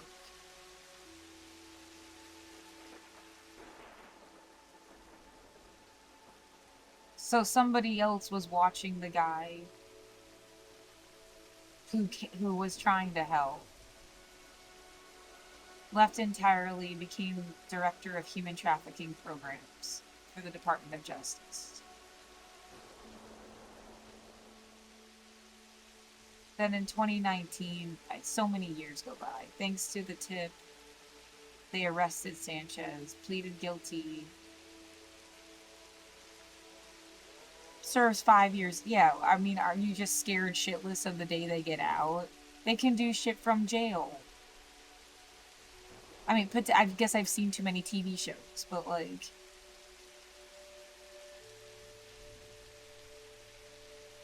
if they're going for revenge, it's like this never ends. It just doesn't, like, leave people alone.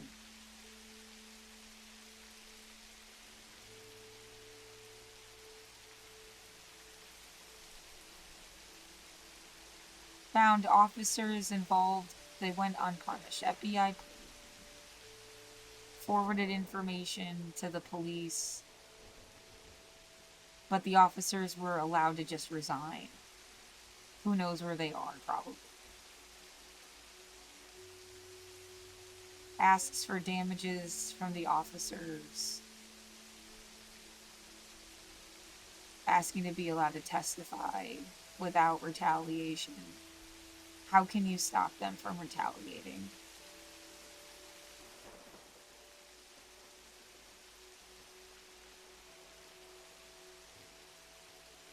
Without any names, since connected on LinkedIn. Shared all the information.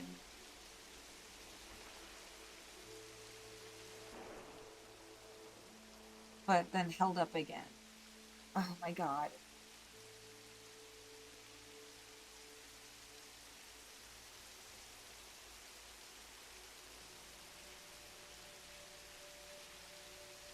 Damned is to not file the lawsuit. Suggested I had information I was viable showing there was a greater problem than the two involved. Requested non-litigious resolution. And then isn't pursuing it further. Did not immediately respond. And so now what? That Fairfax County cops and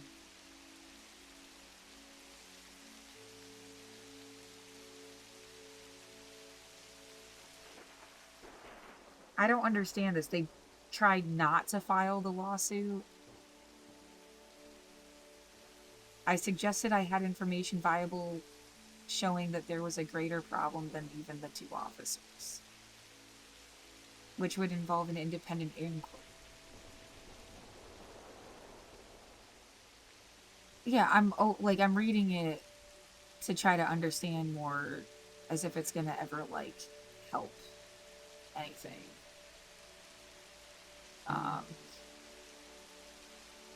Friend.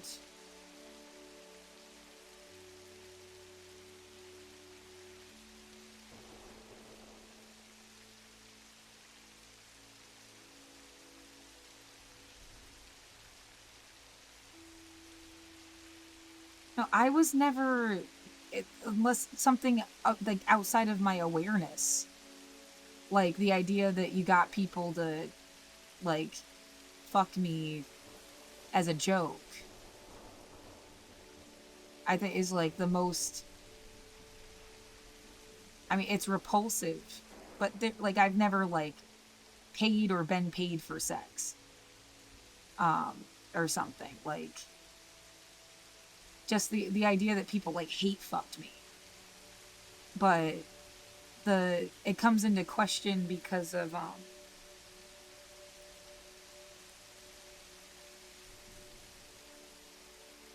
I had a house mom that was supposed to be like, she started an organization or something about sex trafficking.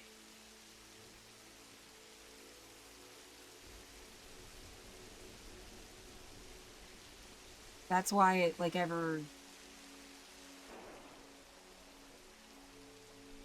And I don't know, some people would like, I don't see uh stripping as sex trafficking. Like, it's legal. It's not. I mean, you could say, well, situations happen often because of like the nature of the what I've never seen any like.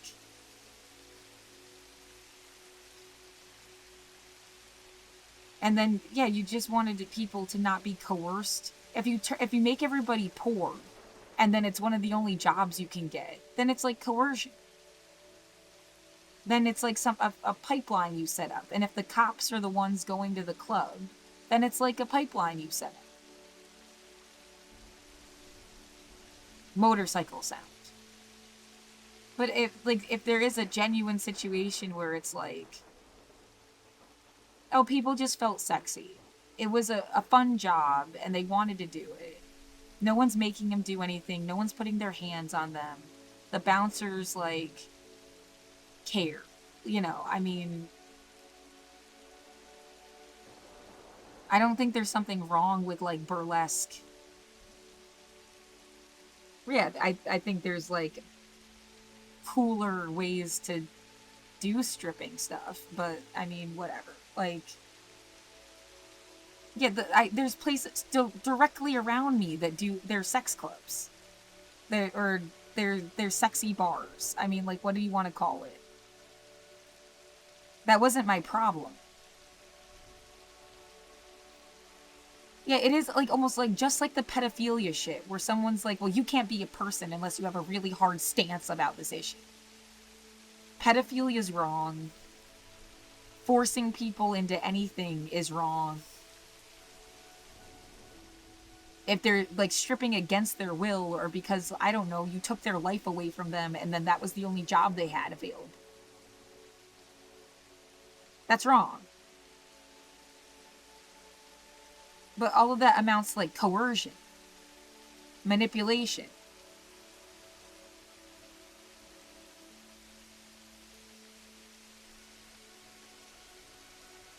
I mean, seriously? And the idea I have to have like, I can't proceed with my life unless I have like a hard line about.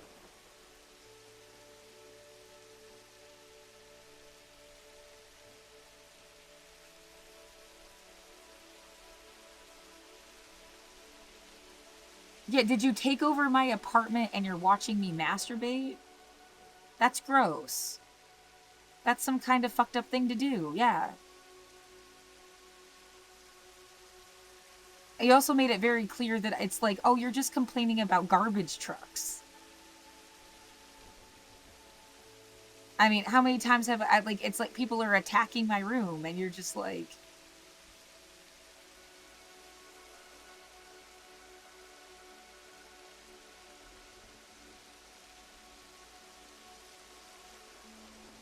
And then I can't help but feel like what they did is set you up for like the police to have like a job to do.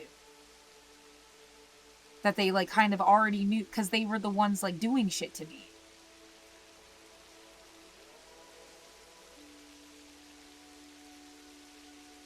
Yeah, it's like faking a crime so that you can like use it as an example or something. Like,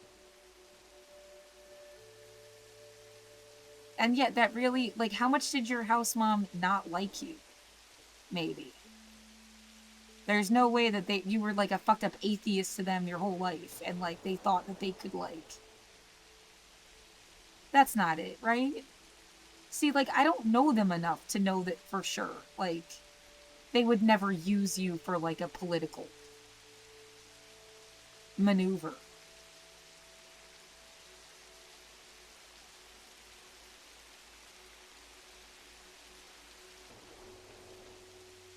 Yeah, all of this shit set up to like use you. And then they were supposed to get the story they wanted out of it or something. Like, Yeah, everything seems to amount to, like, fucking Portland.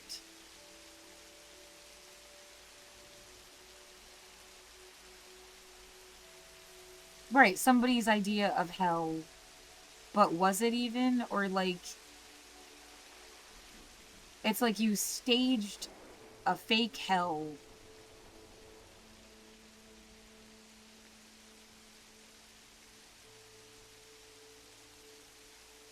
And what, they come out as heroes.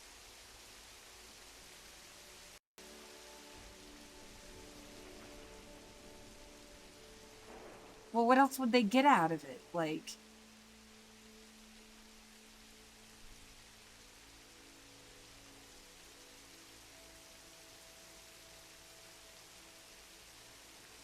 yeah, I wasn't aware of people doing something before to be like, oh, that's what it is. Like,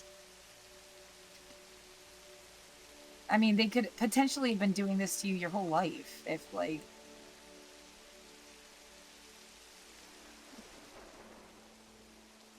I mean, yeah, there were incidents at school. Maybe it's some kind of like fucked up retaliation for that.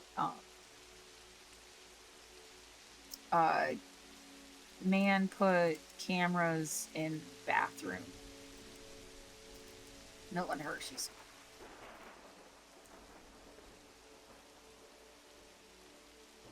"2014 Marcus Burns incident."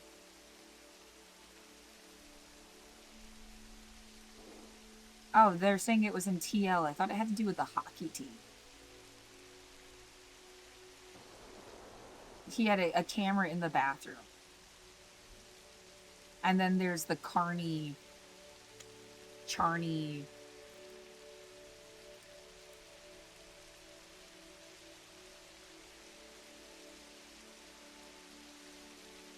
Can I just say it?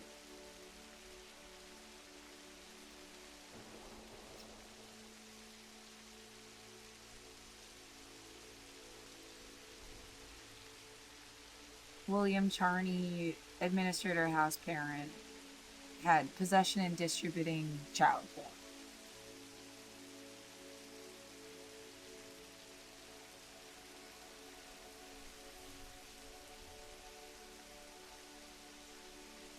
Oh, officials said none of them were actually kids from the school. I thought the student home sued him or something.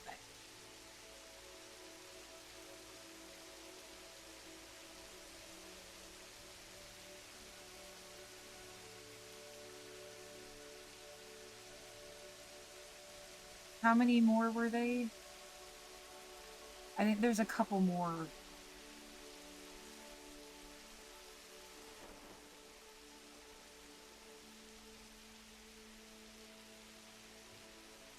Yeah, the idea that those people were out there trying to, like, fuck over Milts even. How would I know? Like, it crosses my mind. I don't know. I never knew them. Well, like, yeah, for bringing it up again, I don't know.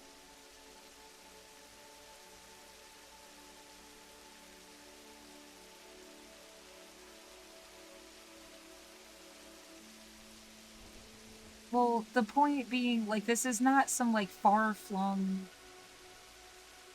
Why would you ever think... Besides the thing with my house parents saying the fire department, or the... Not the fire department. They said there were cameras and microphones in the fire alarms. And when I brought it up to them again in front of 2 other people, they said they never said that. That was like 5th or 6th grade.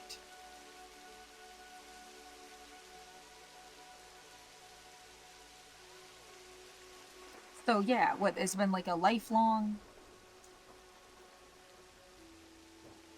I thought on some level they need to replace the idea that God's watching you all the time, because no one believes that anymore. But then it's like, oh, well, God was a pervert then in the first place. Like, just...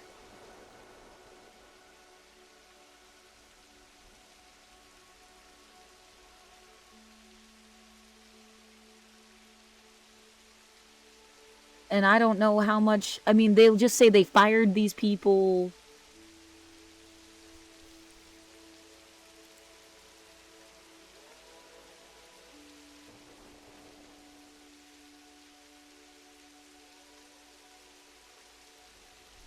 And then, as if I just don't have anything better to do all day than remember shit they wanted people to forget.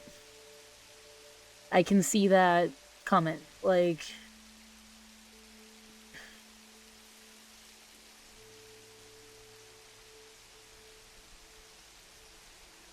yeah, this isn't even listing those things. Like, there's the one. There was like,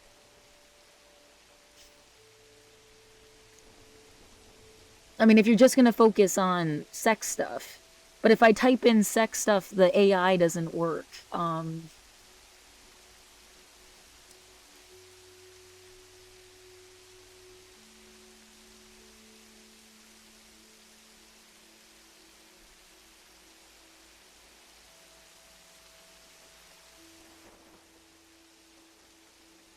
Yeah, that was another one. The son of a house parent. Yeah, this one. 11 students sued. I guess that is the Burns thing. You think it's a coincidence his name is Burns? I don't know, man.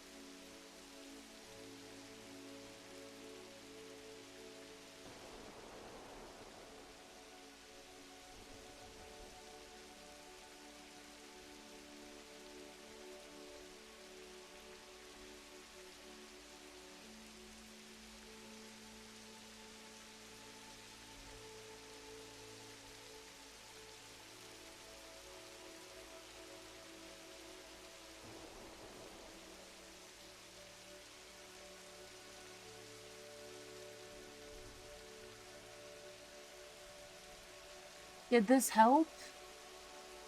Is the truth, or like,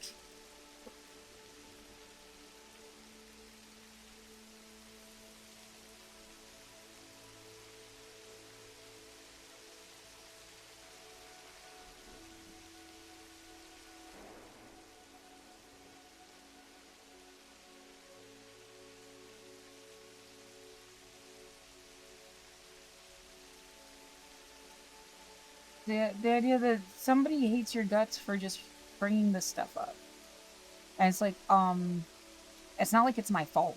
Like, why?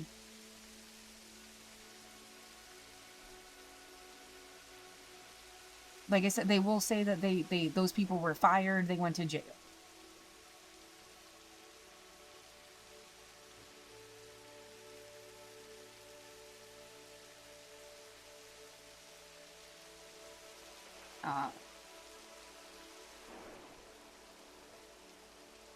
The school continues on.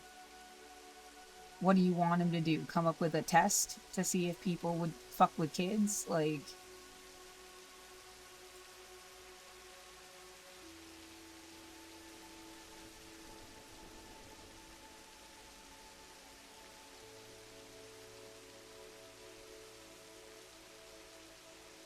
I mean, there's other stuff too that seems concerning to me,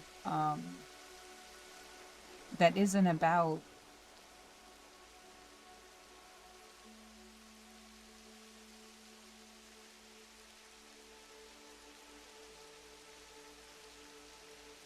yeah, where did this Fuad guy go?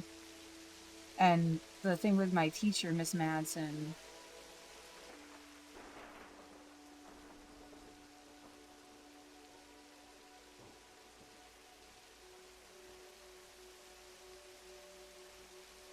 they were both my teachers, Miss Madsen and Mr. Johnston, that are involved in this situation. I have no idea the facts of the, like, again, making you try to think like a lawyer. I don't know enough to, like, make a comment, but I feel like it's weird that they were both my teachers. Of all, like, it's like, of all the teachers in the whole fucking school, like,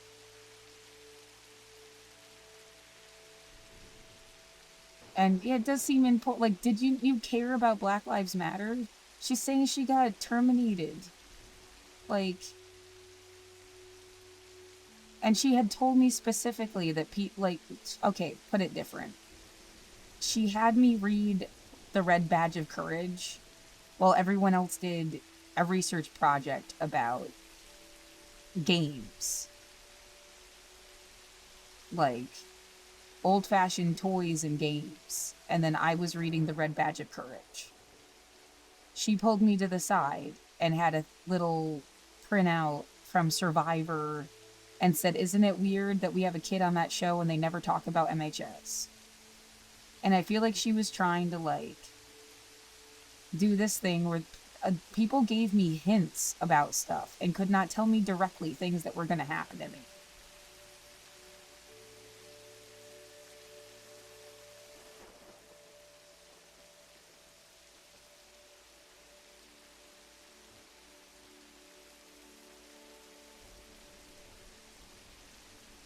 Someone outside yelling coward and shit. Yeah, what is courage and cowardice? I mean, it's not like it's a far-flung... I need to brush my teeth. Saying that they lured her to a park and tried to force her to sign a release. I think this entire thing was thrown out. The legal system is shit, yeah.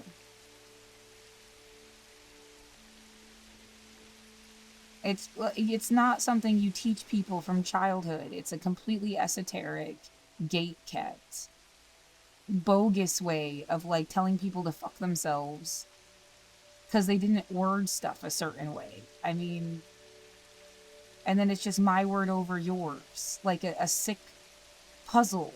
Yet that thing again with a giant machine that doesn't tell the time. It kills people.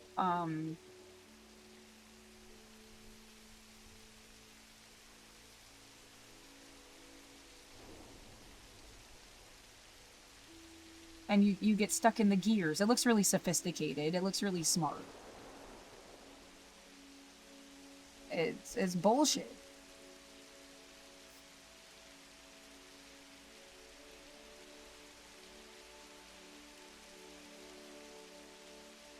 It's bullshit when 7 times out of 10, like,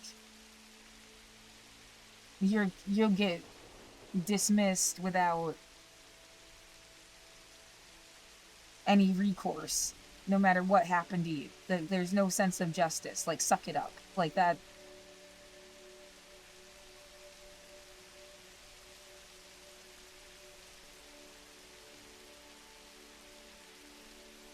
Maybe couldn't there be like a smaller, more community based, like, we hear you out, we let people decide.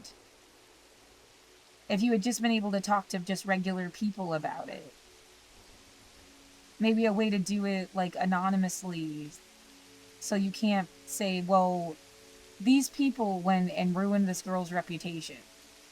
Of course no one was gonna fucking listen to her. So if there was actually an issue, it really just did, and I mean, all they heard was the other story first. No matter how bogus it was, or it was coming from their friend, of course, like...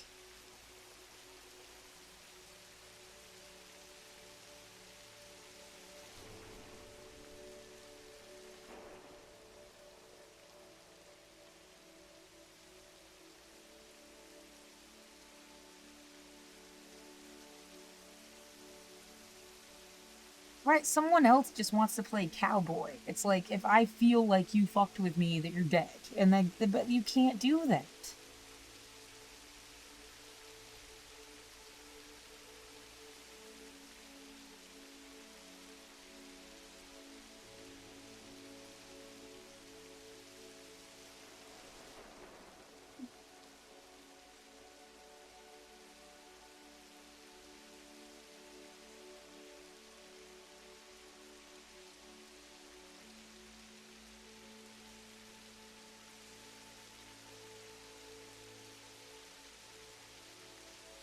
Everything has been like this looming shit about, I mean, do you care about kids that you're getting fucked with?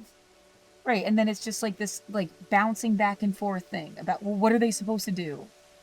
Why don't you invent a fucking test that people take, and then you can decide if they're, like, fucked up people or not? Well, I mean, it would be as flawed as any human being. Like, the test itself is just a man-made thing. There's, like, no God that'd be, like, so perfect to be, like, here's a guaranteed test, without flaw, without exception, whether they pass the situation or not, they're, like, a good person. Because people make stuff.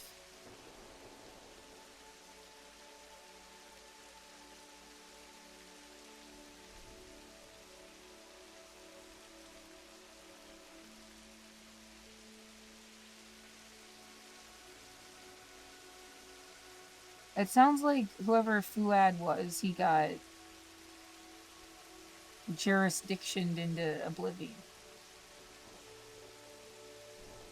How come there's not a date on this?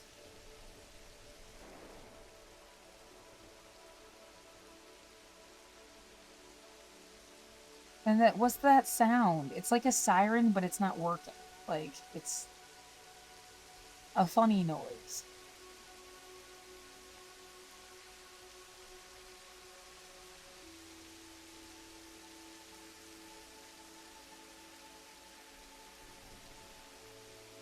Someone has been trying to pressure me for a long time to just wholesale say that somebody's like a group of like pedophiles or something. I can't make that assessment about any place or group of people. Like, why would you?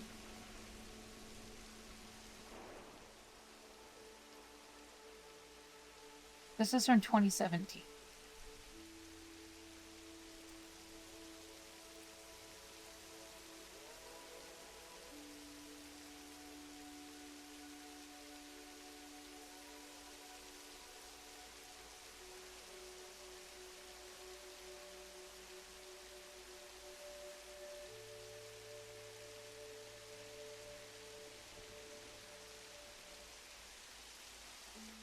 Is there another reason it has felt like the law took over my life? Did they do that to everybody?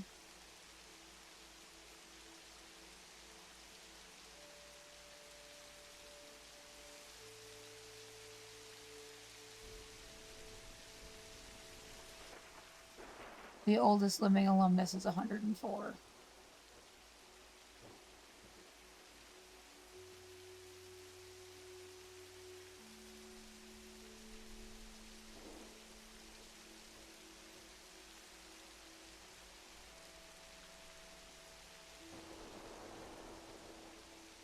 That sentiment is so...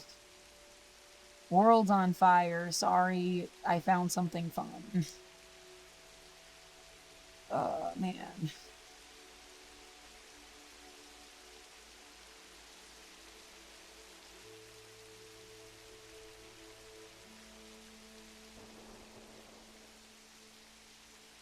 Yeah, there was a time I was concerned that it was like a trick.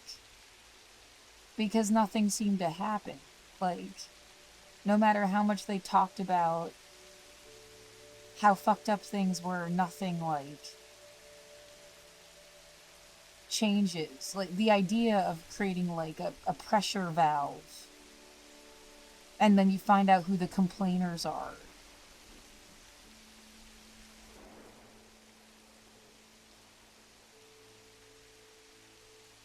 I have no way of knowing. Like, I've never talked to this person.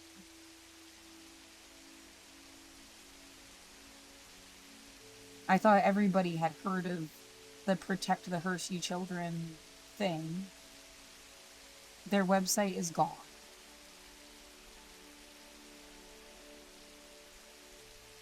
Yeah, no one's into Nazis. No one would be into slavery or Nazis or pedophile farms. Yeah, or anything like...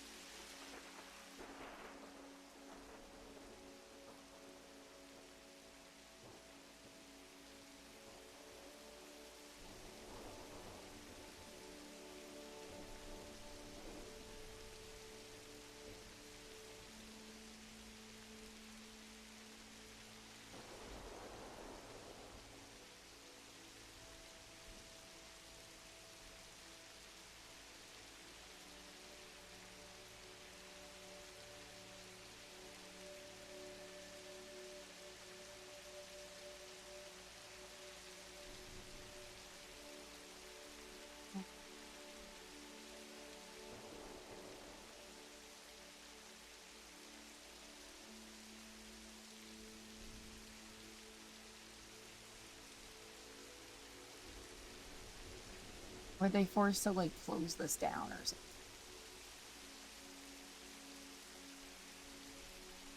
This website doesn't work as far as I know.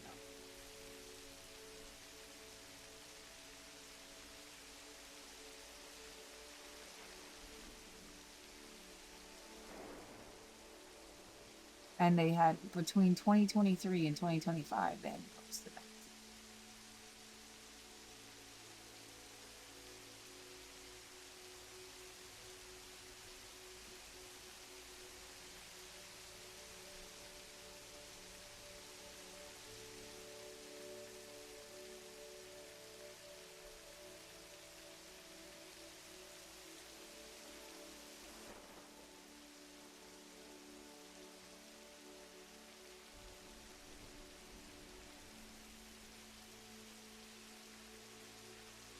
The Philadelphia Inquirer is one of the only publications that's ever said any boo about anything.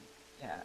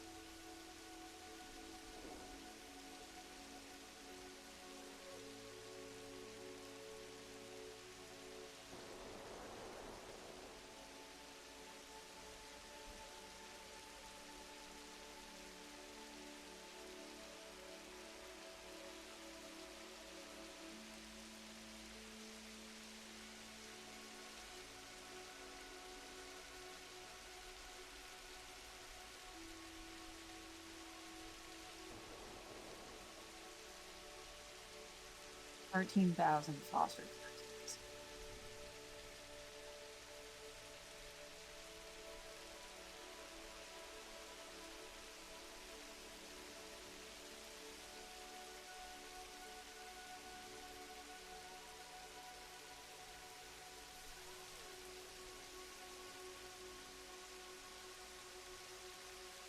Or 100,000 foster parents.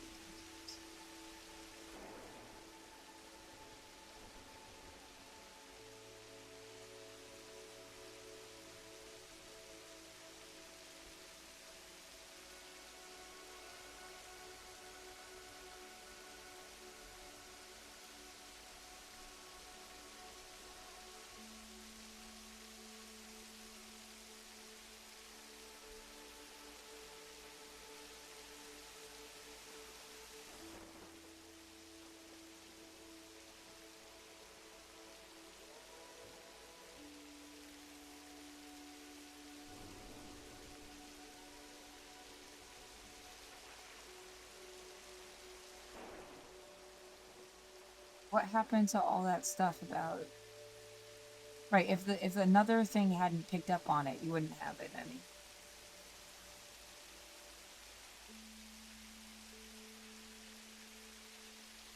But they published this, so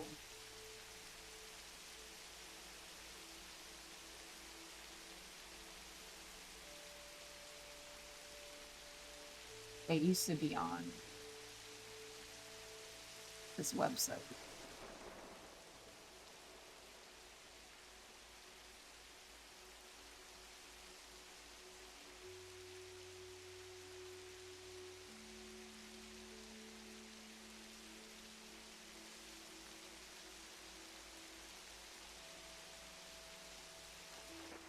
Their sound.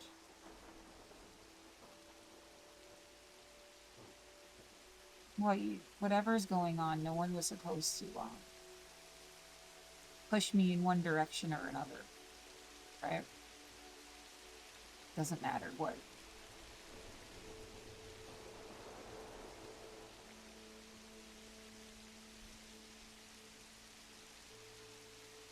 Doesn't this feel like a brainwave itself? They even ended up in this fucking, like, conversation, so to speak.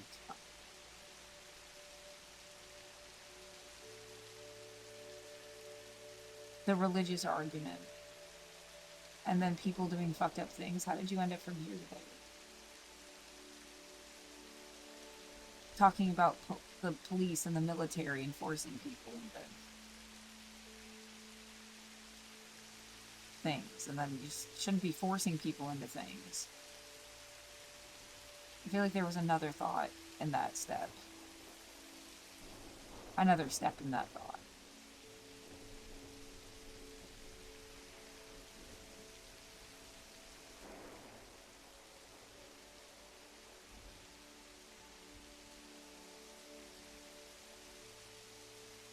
Yeah, that image again of the woman crying in front of a TV, prostrating herself to God. Only you're like unpacking a bunch of shit that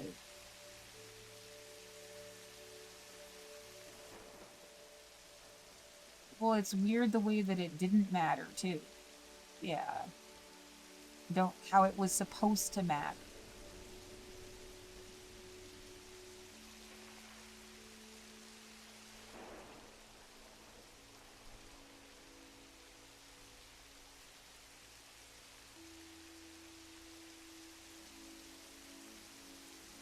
Right, have a solution. You can't just say there's a problem. You have to what do you want?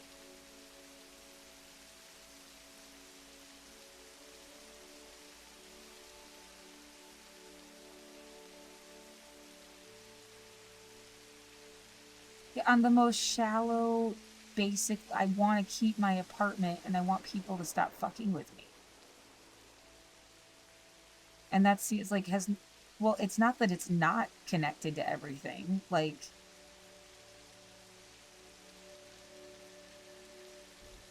but yeah, it's like you can't it's like that thought process won't get you anywhere. No one is ever going to just care about you. you alone don't matter. You in the context of the story of your life. Why? Because somebody can do something with that? Like, they can talk about poverty. They can talk about what responsibilities people have over children. They can talk about which children become adults. Like, not just, yeah, that sounded like picking and choosing which children become adults. That's not how I meant it, but you could also, like, see that.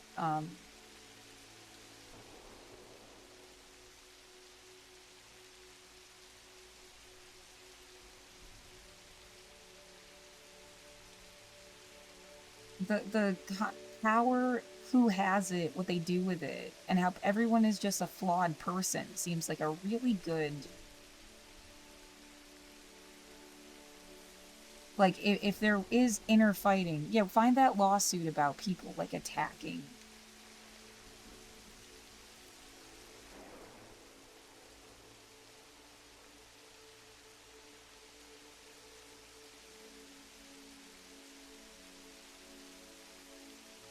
Something about someone breaking into their house.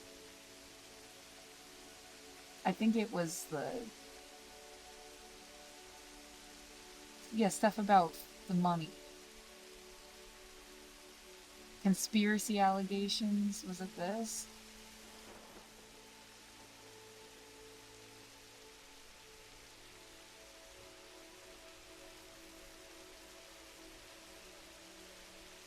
I remember reading something about someone, like, breaking into somebody's apartment.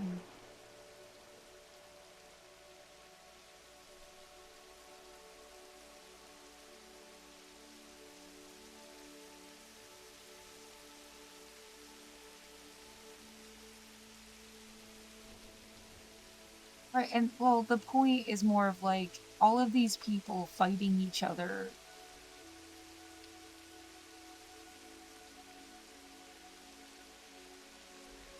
Whether they could give a fuck about the kids, who knows? Like,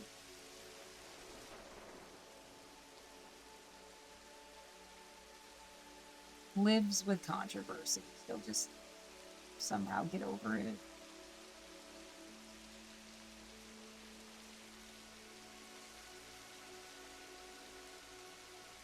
I read this like years ago. Well, the thing I'm looking for all of a sudden.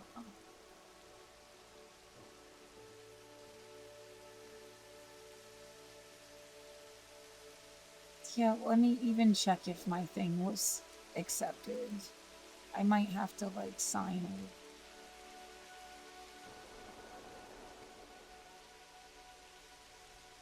it. Doesn't say yet. Maybe it'll be fine.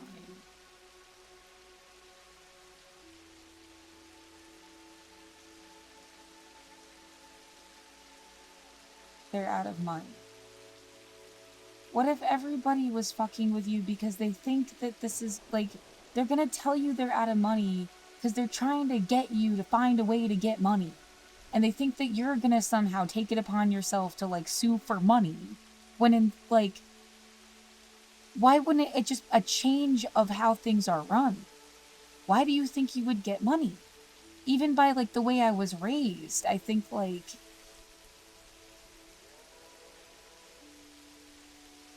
it would be a miscalculation to just assume, oh, she's gonna get $1 billion out of this, bitching about this. Like, no, you shouldn't assume that. You might be able to change how something is run. A policy.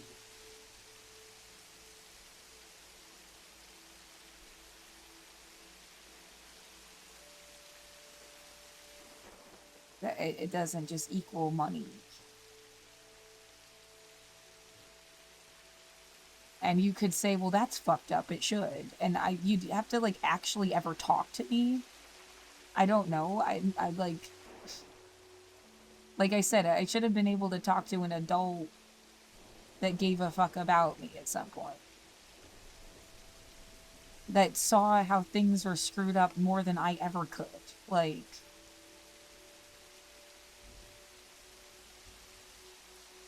Oh, well, that's really mean. You can take the cow out of the barn, but you can't take the barn out of the cow or something. That's not nice. I'm not supposed to be a cow.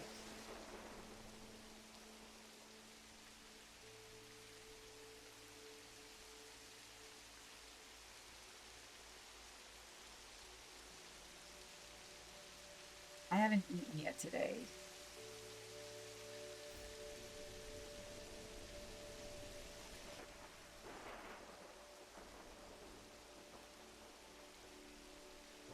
Right, even the way everyone else seems to have, like, so... They don't even want to talk about MHS in the same way that I do. Like, I posted things, no one's responding. No one's going to respond. Either it's not actually their accounts, someone is playing middleman to make sure that you guys don't talk to each other, which would be, like, illegal. Like, isolation tactic shit. An unethical move. Well, no one's telling you that you're in the middle of a court case and that you need, like, no one's saying that.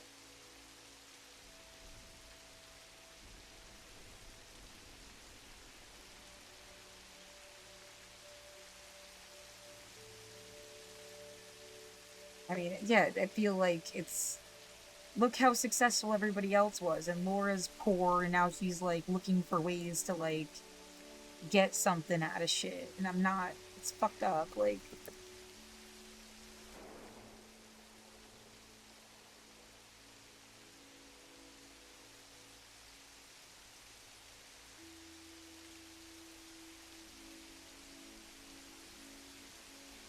And then that's also, like, a silencing thing, because there are legitimate concerns, and it's, like I said, like, you should have been able to change policies or understandings. Like, there goes a nasty sound.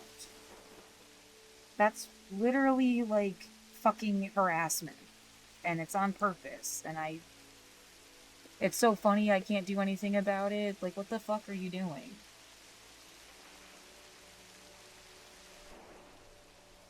I mean, what if you were, like, you're pretty much, like, kidnapped by idiots who thought they were gonna get money out of something. If it wasn't, like, people you don't know, it was your school. There's no money for you, dude. I'm a bucket that goes to nothing. I don't know how you're getting money out of this. That's what you did this to me for? And you're just, like, waiting around for a way to, like, get money out of it. I was trying to, like, make the world a better place. Are you literally just trying to stop me from ever changing anything?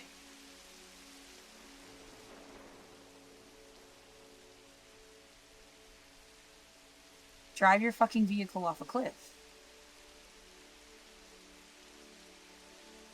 And yeah, the idea is somebody paid for this. They sent people after every single Milton Hershey School kid. And they've been harassing them for years on end. Stalking them and then harassing them. Is that true? I can't be the only person.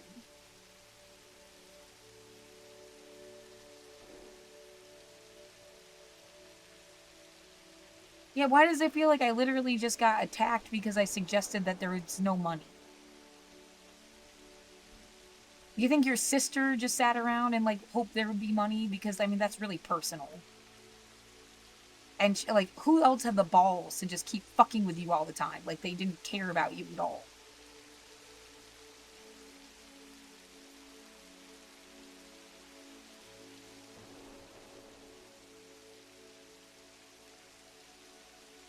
They won't go away. They're, like, literally just, like, sitting outside my apartment. It's making me nauseous.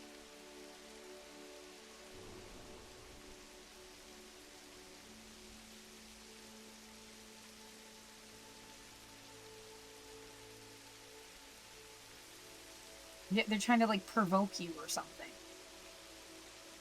It's like they just, like, hit me in the head with sound.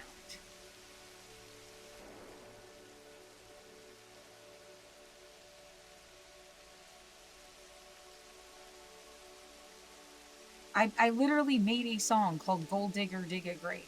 Like...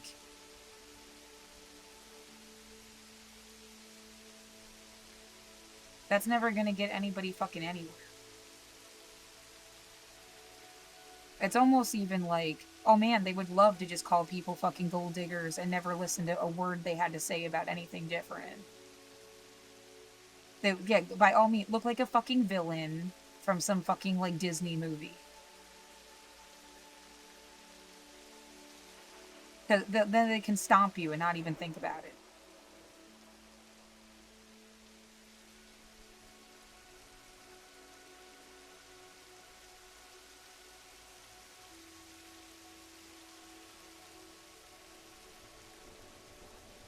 Yeah, you think anybody providing you counsel about, like, what the fuck anything? Or they just were, like, sitting around as if you're a piñata and candy is supposed to fall out your ass?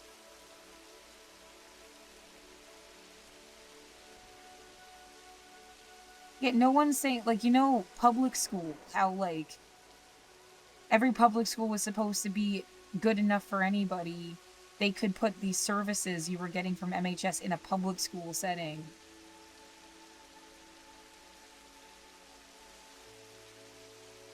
Like, that's a step in the direction of progress. Now, somebody just wanted money?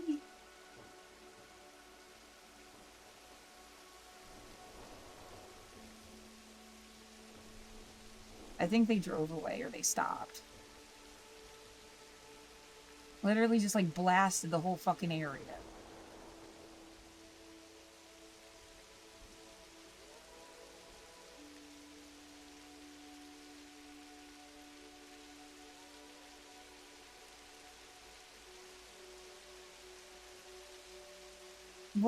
Yeah, let's phrase it a different way. Like, how much money are you gonna try to sue them, and for what? For how much? A billion, 2 billion, 17 billion? How much did you think you would, like, fucking, like, screw them for? Over what, exactly? And just you personally, because you can't even talk to anybody to do, like, hey, we all got fucked over or something.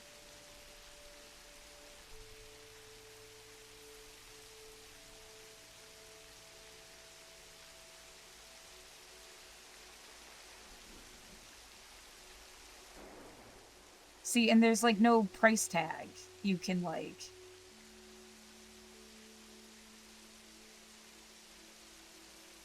I don't even know the names, like, the things I have that I think I was wronged, and I would have been wronged whether it was public school or their school or whatever.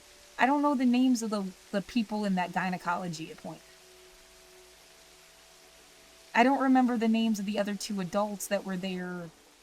I remember one of them on that Gettysburg trip where I got left in the van after I broke my fucking ankle, and then I was prayed over in the public hospital.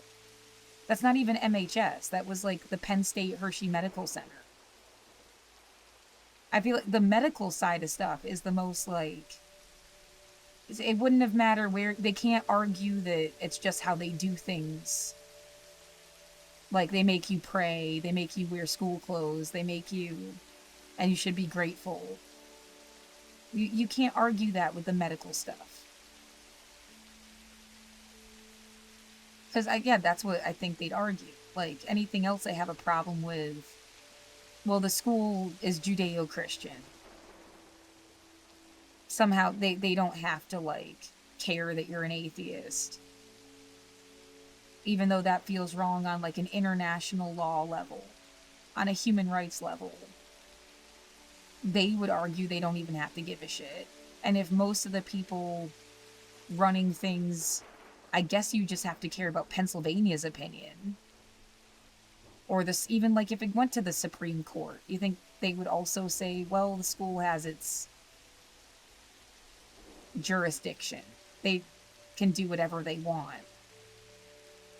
Even if I point out the deed of trust, it says non-sectarian, they can make an argument. If people are also being harassed and intimidated and violated and threatened, I mean, you don't stand a fucking chance against the kind of money and shit that they could be doing, possibly.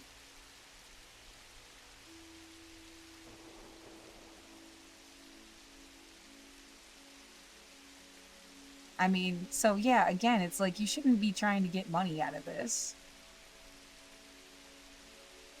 Yeah, you would have been better off opening your own school, running it the way you wanted a school run, and then like showing that as an example. Would have been the like only kind of justice you might have ever like.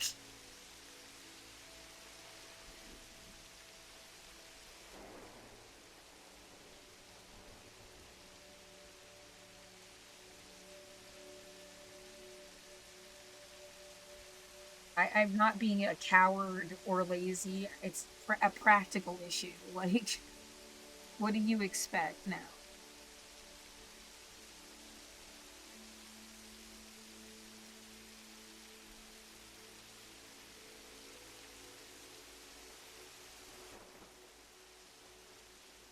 Oh yeah, too bad there wasn't like, I don't know, a police force that gave a shit about human rights or something. You could have called them for help 20 years ago. Right, don't forget the cop in the sex ring. They wanted to help. They were threatening their kids.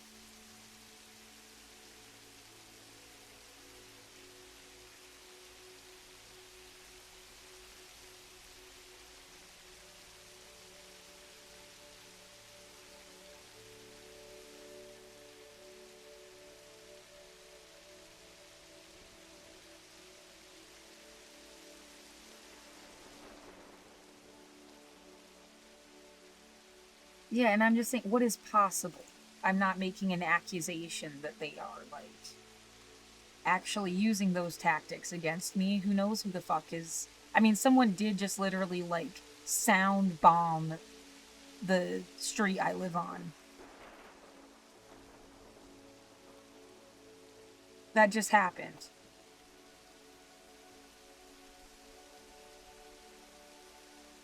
It's happened a million times now. This is fucked up. Like, they're gonna pretend that that didn't just happen? Like, anybody within fucking earshot?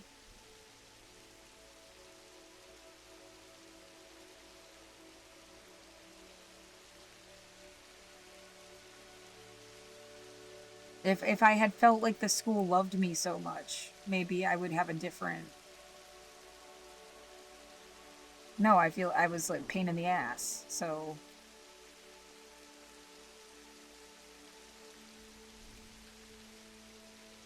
the atheism thing.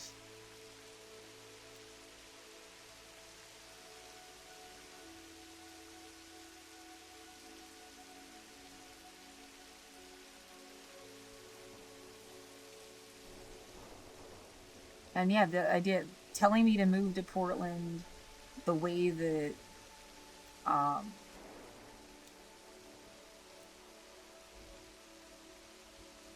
it was supposed to have protections specifically for non-believers. I mean, all of this stuff feels like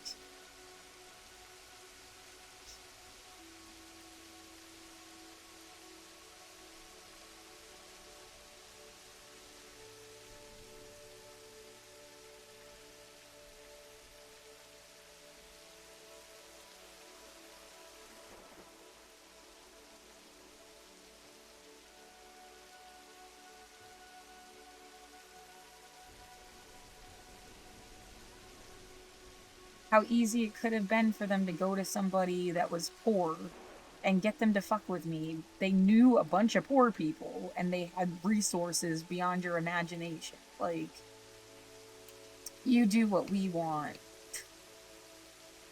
We'll pay for the gasoline in your car. Like, I mean, that's how they afforded this.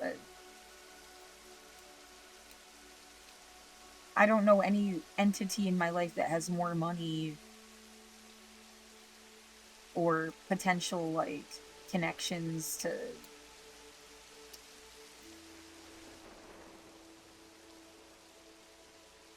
Well, I think they have more money than Ithaca College does. Like, and there's no one else, like, that even comes close to $17 billion.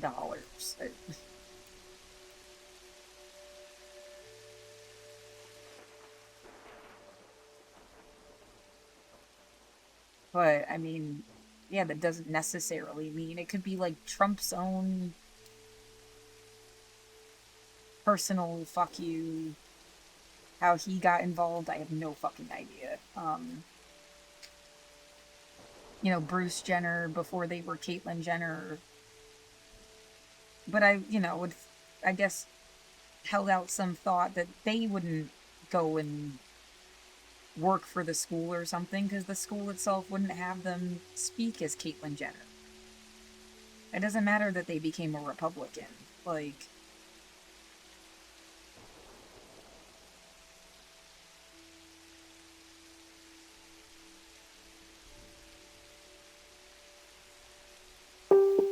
yeah, and not all Republicans are necessarily, on Trump's team or something? What the fuck is that sound?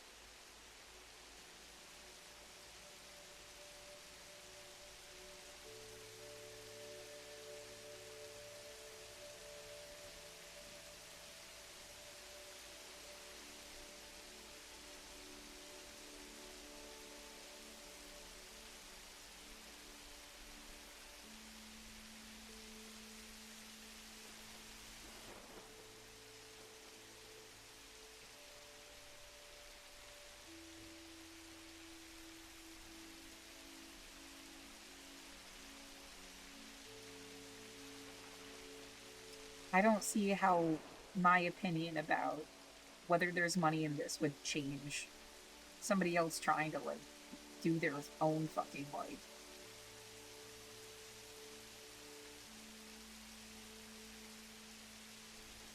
I mean, you either had a legitimate case or you didn't. Why would my, like, concept change that? Yeah, if some other kid got abused, why didn't they speak up? If some other kid. Right, it's like an adult isn't supposed to tell me,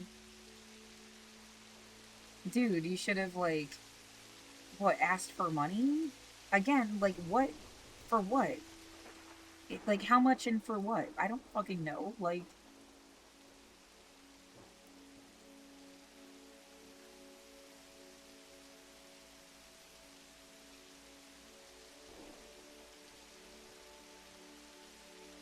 the idea of damages, of pain and suffering. You've watched enough TV shows, right? I mean, you're just trying to. How do I know they're not just trying to make me look like a fucking selfish gold digging bitch that has no sense of anything? And they always wanted that story. Like,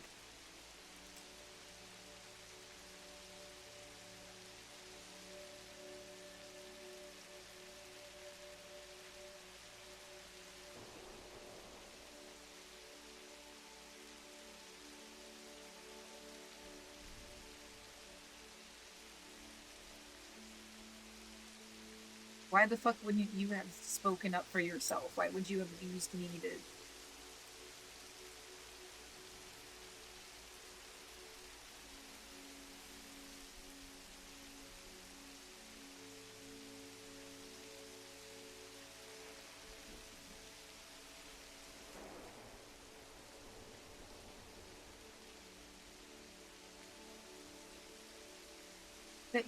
That image of, like, an explosion box, they put it around something and it detonates and then nothing happens. Like, they never wanted anything you ever said to go anywhere. Like,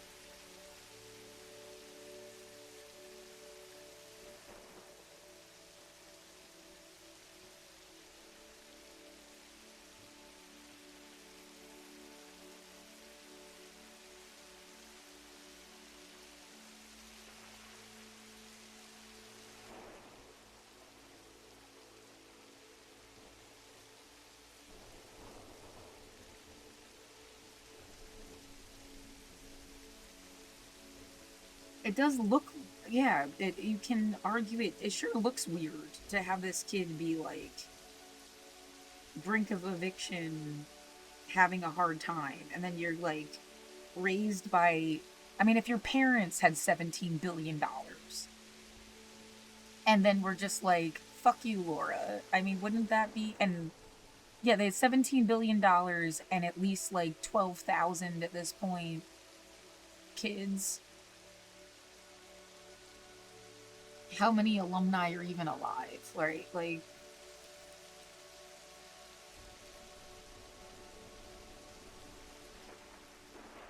it, never be selfish.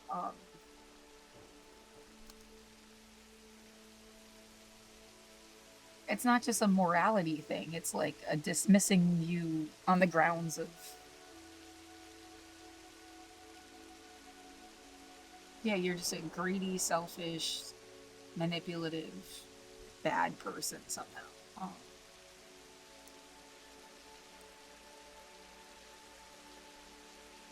8,000 alumni living across the U.S. They kept telling me as a kid, you know, most people, Pennsylvania has the highest retention rate where people that live there die there than like any other state in the country.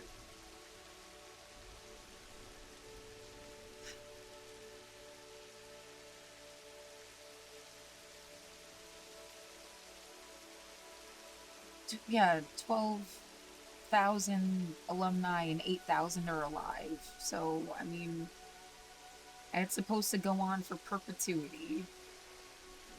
Yeah, that's like more, that's why it's like more important that you try to change a bad perspective or a bad way of doing something than like, because they're gonna be open forever. They're gonna take care of kids forever. Like, 2,175,000. Right, some asshole would tell me that's not even enough to live a lifetime.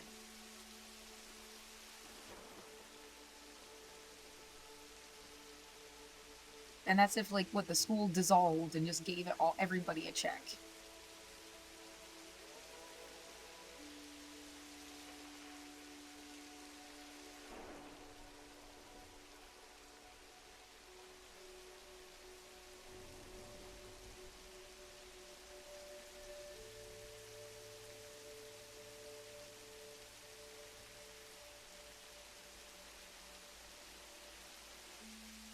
Yeah, if you had been able to iron out public school systems, like you become the president or a congressperson or somebody like that changes laws and shit, and then you ironed out the, so the public school system's the best thing in the universe, and then you make the, so then MHS becomes like completely unnecessary.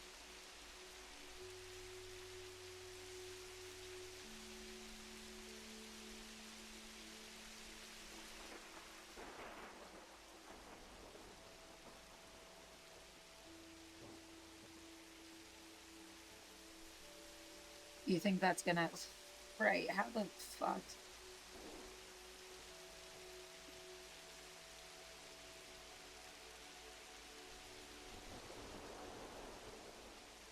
I did not have these like ambitions. I didn't, I don't know what the fuck to do with that. Like, I'm supposed to write a story about a future city and how it could be run or something. You know, like the sci-fi dream of a place.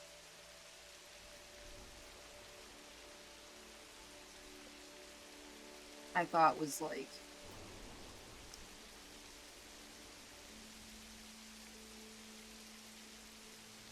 yeah, sure, you want like the real thing, that is nice, but like, how are you getting that by bombing my street with sound?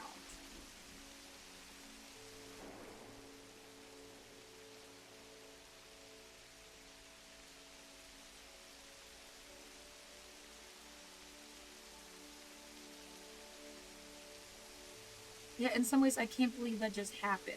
Like, it got recorded, right?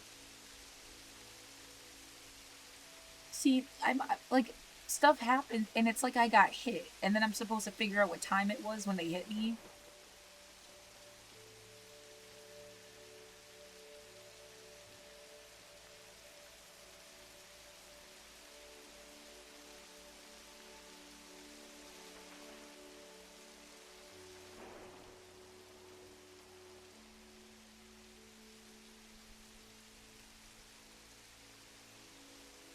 How long ago was it?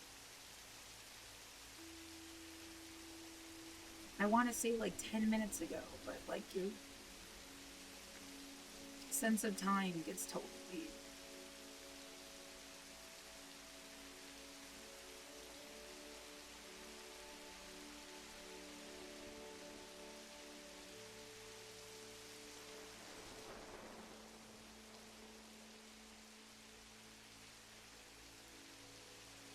It prompts me to be like, it's like they bombed my street and then they were mad at me for like living in my room.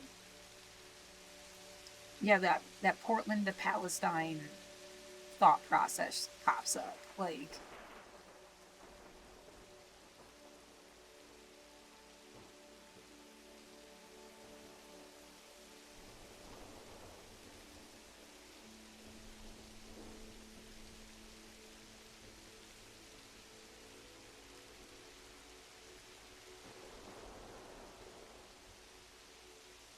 the stupid thing doesn't play sound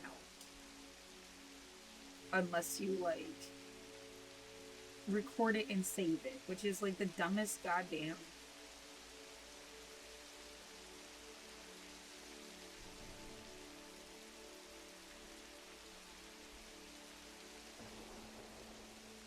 I could cut off my recording, and then I can scroll through my own recording and see what time it was.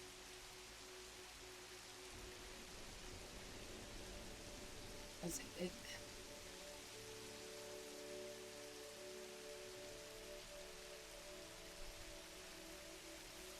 Right, what's it gonna... I've already submitted so much shit. Like, here's a sound. You hear the sound? And they're like, oh, we checked the cameras. We didn't see anything.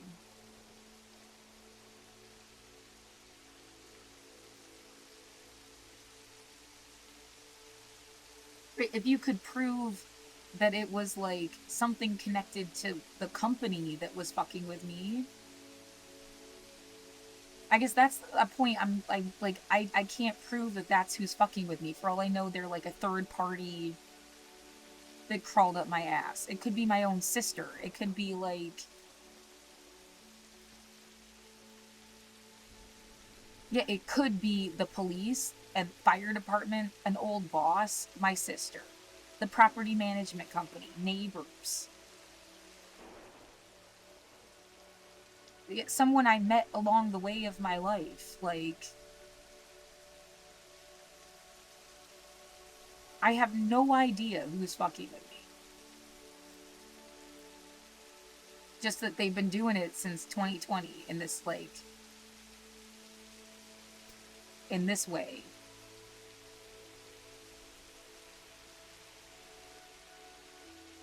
COVID kept everybody inside.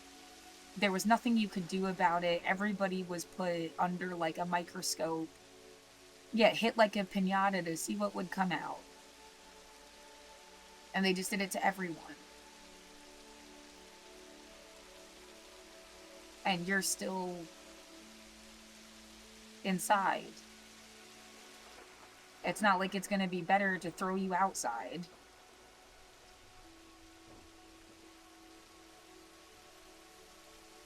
There isn't a legitimate, like, I don't see that.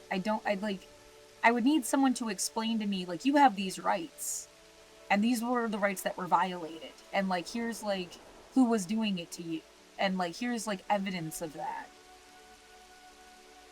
Do you have evidence of who was fucking with me? Then, like, I don't have something to go on to be like, oh man, these people owe me money.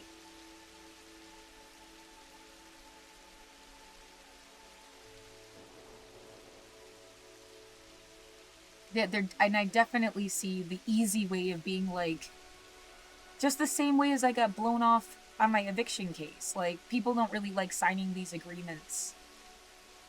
Oh, everybody has, like, a weird childhood. You're just bitching about something stupid. And then you find out it's their friends, bosses, whatever.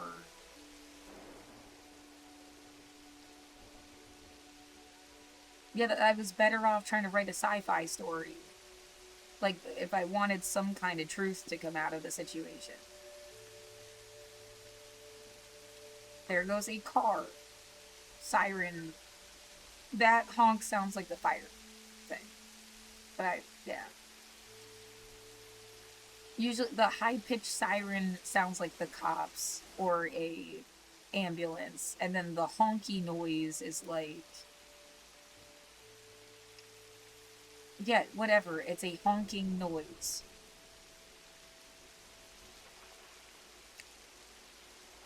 Oh my god. Yeah, that's just another way to drive you crazy. A goose or a honky, or it's like, are they calling you names? Like,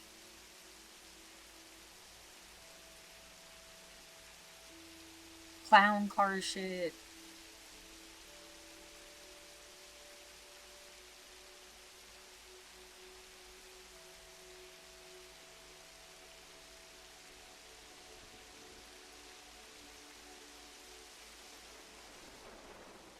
There's gotta be a better way to spend my time that is important and needs to, like...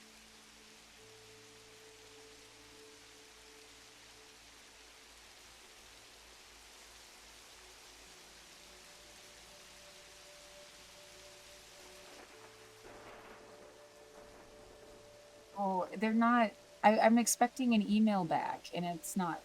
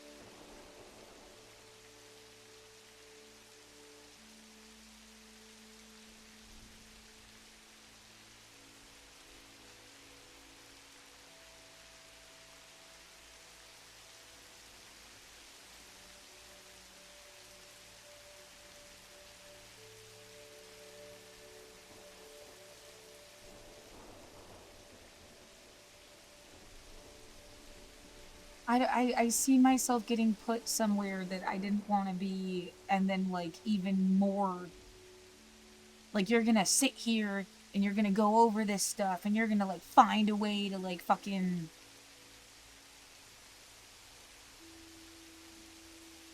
What?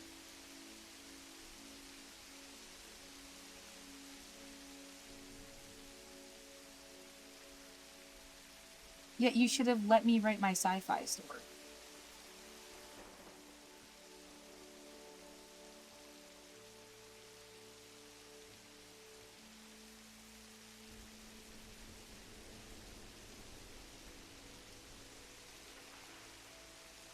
I wonder where this guy is now that he's come up too.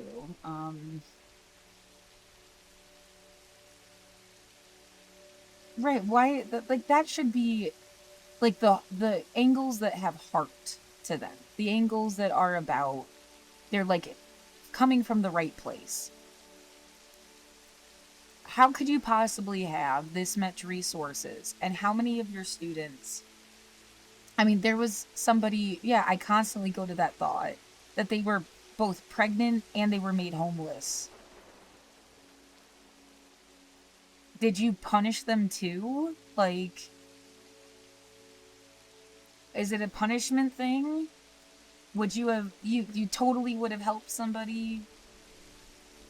Or, like, we were supposed to feel like we were on our own, and you had to, like, pull yourself up by your bootstraps and all this other, like, yeah, really hardcore conservative stuff. that like I'm not politically aligned with. That is like the whole point of a lot of things. You want to listen to Hassan Piker again for 5 minutes? Like, let's see what he's talking Like, about. even cops are not allowed to do that, and cops at least have like more liberties in terms of like violating your liberties. ICE doesn't even. You're just kidnapping a child at that point.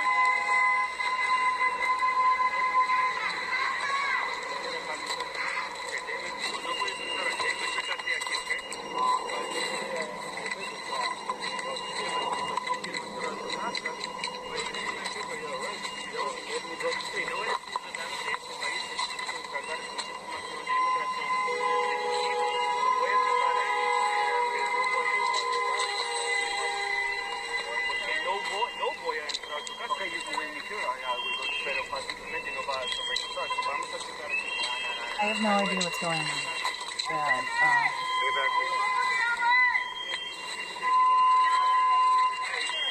But, it goes through my head that some point, like, all of you drawing attention to the fact, and then the response is going to be about how big of a fucking idiot you are.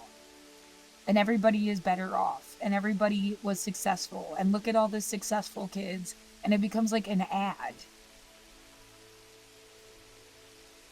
Look how much more awesome everybody else's life looks. This girl's just like a stupid bitch.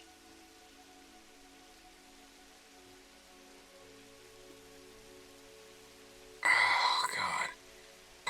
Nick Sorter hits a female. She was seen blocking him from filming her friend with a plastic shield. Sorter then knocks her to the ground, blocks her from retrieving it, and then things escalate in flashbangs. Pepper balls are deployed. Nick Sorter and Cam Higbee have escalated every situation they've entered into, whether it be Portland, Chicago, DC, and now Minneapolis.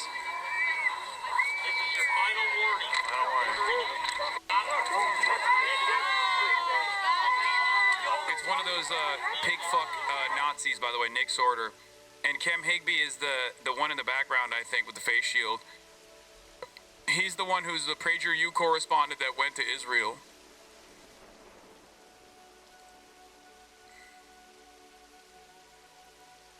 Hey, they love They're all women. Nazi agitators. All they love hitting women.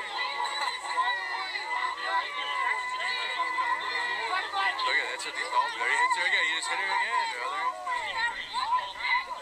There you go.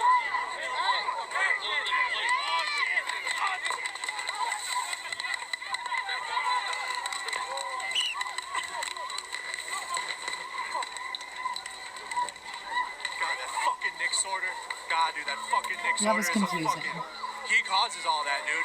You guys can see that, dude. As soon as Nick Sorter gets into a fucking argument, they tear gas and flashbang everybody. That Nick Sorter and fucking Cam. I'm so fucking sick of it. Both of them, bro.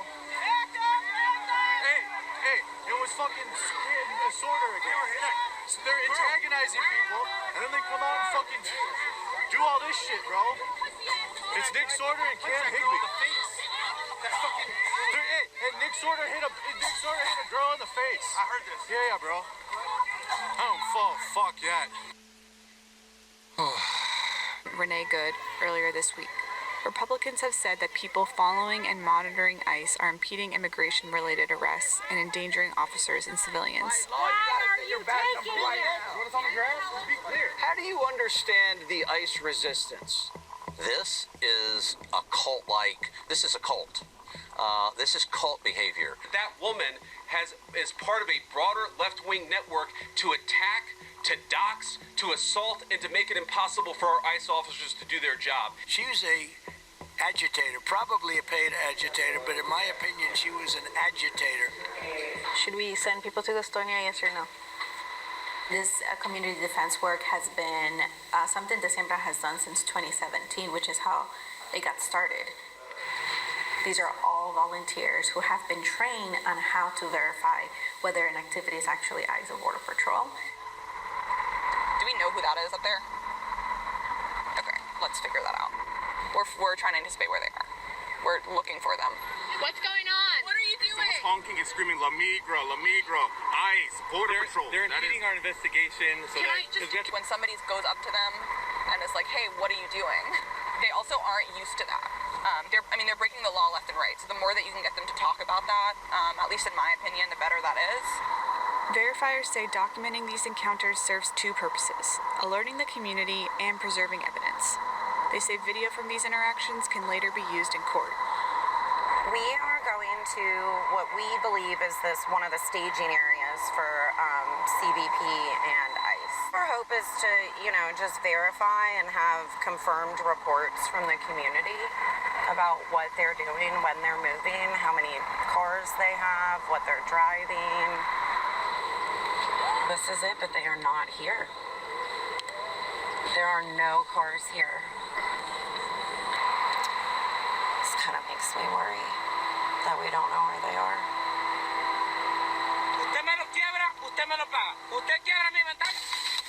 By the end of the week, the Department of Homeland Security had carried out more than 300 detentions across the Charlotte area.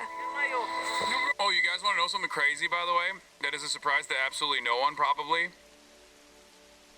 These last couple of months, with all of the ICE apprehensions that have taken place, they've gotten, I think, 0 criminals. 0.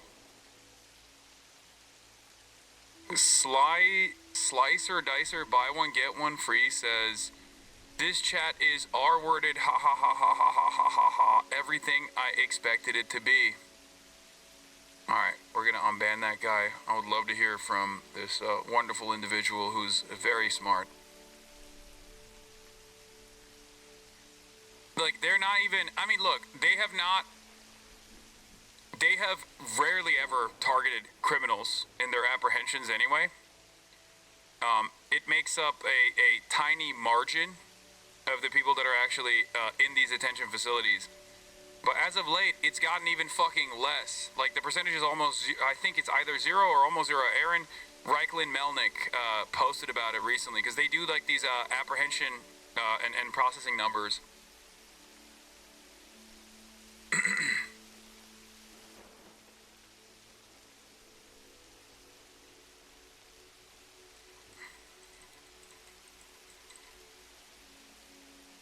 How does Slicer Dicer get banned already? Oh, because you guys kept banning him after I unbanned him. As you can see right here. Whatever, it doesn't fucking matter.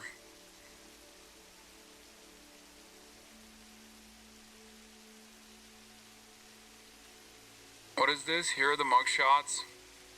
Here are the mugshots of the men, women, and ICE arrested in Minneapolis before, during, and after the Renee Good shooting. These criminals have already been convicted. Mayor Frey wants these people to stay in the city. Their crimes include forcible sodomy of a young boy, young girl, rape of a teenage girl with a gun, trafficking. Dude, what the fuck are you talking about? First of all, I don't believe anything that I see on Twitter. Having said that, however, if these guys have already done crimes, they are already in the fucking system. What are you talking about? These guys don't just, get released, okay?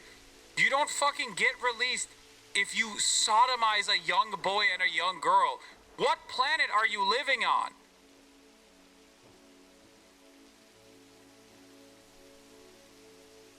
This is so fucking stupid. These people are so dumb. These people are so fucking dumb, dude. They have, oh my god. I don't even know what we're gonna do. I don't know what we're gonna do. I saw a fucking tweet the other day that was like, yeah, unless you're Jeffrey Epstein or one of his fucking friends, you're not, they personally think,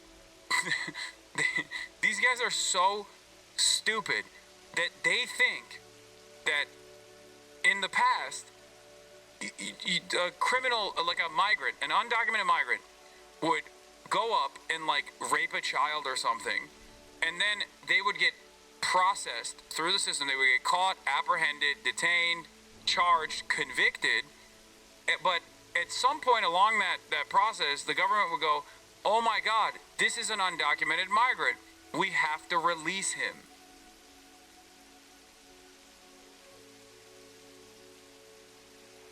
If you think that was what was going on, you are genuinely too stupid to reason with. I do not know how we can have a normal back and forth conversation, because you're not living on the same fucking planet. You're not living on the same planet as us, okay? You're not living in reality. You're out of your mind. there is no world where like any local law enforcement or federal law enforcement or any law enforcement at all or any courts at all will look to an undocumented migrant that has done a heinous crime and go, oh, dude, you're an undocumented migrant? Well, that's like, that means we can't prosecute you. You're a fucking idiot. The only people that rape young boys and girls that get away with it are the super wealthy, okay? That's it. As a matter of fact, the only people who even get away with, like, violating immigration rules while also doing a metric ton of heinous shit are, again, the super wealthy, including the wealthiest person on the planet, Elon fucking Musk, who at a certain point in his life was also in violation of American rules around immigration in the country illegally when he dropped out of fucking school. But of course, because he's Elon Musk, nobody cares.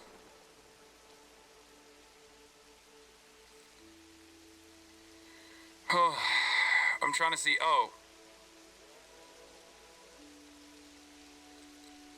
I'm trying to find the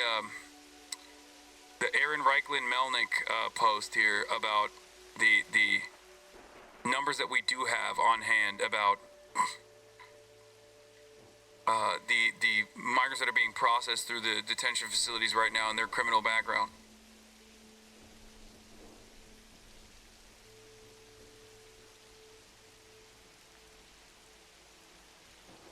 Crack that DP open for me, big fella.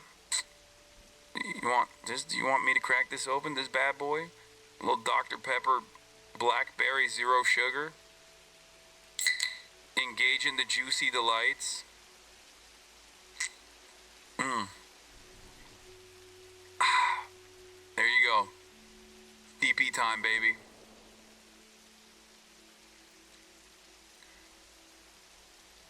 Dude, you know what's crazy? Someone in the chat said, someone in the chat brought up Agartha as a meme, and ever since then, has been stuck in my fucking brain permanently, okay? I'm perma-fried. Thank you. New data released by ICE shows that virtually the entire growth of detention in the last few months has been among people with no criminal record at all, no criminal convictions, and no pending criminal charges. 92% of ICE detention growth in the fiscal year 2026 is driven by immigrants with no criminal convictions. ICE published new detention data today that brings the current population to a record high 68,990. ICE published new detention data today. ICE records first detention death of 2026. ICE records first detention death of 2026.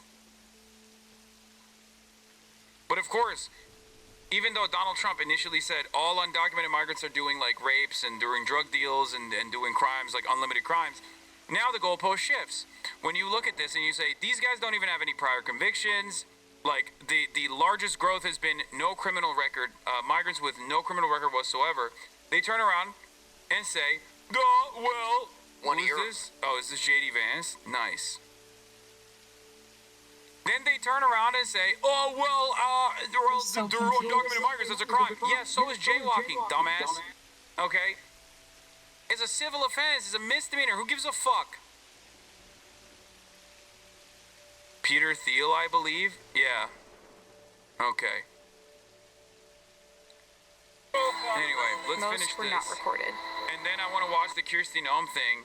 And then I might even actually watch the new Nick Shitley video, or at least pieces of it. Documenting Border Patrol activity on Charlotte's east side when he noticed he was being followed after photographing a Border Patrol vehicle and its license plate. Charlotte 911, do you need police, fire, or medic? Police. There's two Wagoneers, and they've got their sirens on, and they're Border Patrol. They're not police, and they're trying to pull me over right now, and they've been driving recklessly. Go down! Long was forcibly removed from his car and handcuffed on the ground. He was cited for impeding a federal investigation. He was one of at least 8 verifiers arrested during the week-long operation. There's like 50 cars here. I'm walking up on foot. They're going out! To me, this feels like a bully has come into town, and they're picking on the little guys. It's crazy to me to cheer on a a fucking militarized Heil Hitler brigade dominating the fucking masses, okay, over literally just like paperwork.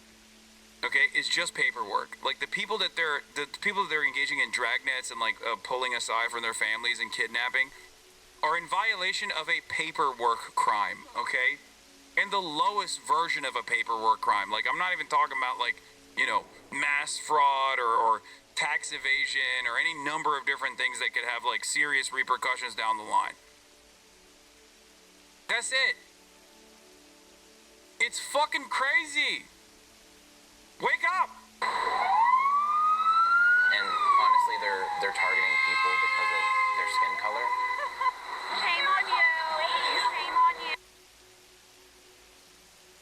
I couldn't personally feel more like, okay, I'm awake. I've been awake. I've been paying attention. I give a shit. I've been trying to keep track. I've been trying to say something. I've been trying to put out music and this protest stream. What else can I do in my position?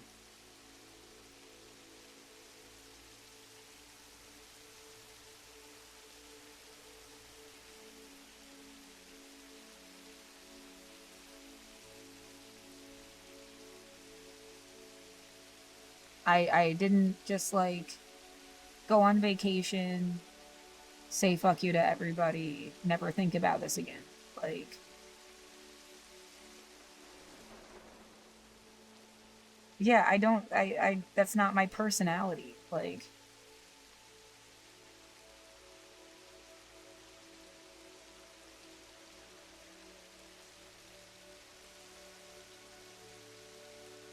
was that supposed to like keep you safe yourself?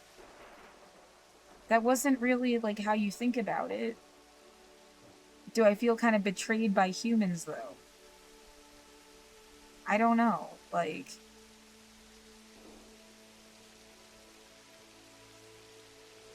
I feel like something was dismantled in Portland. That, I mean, they like showed, you could call it like a parade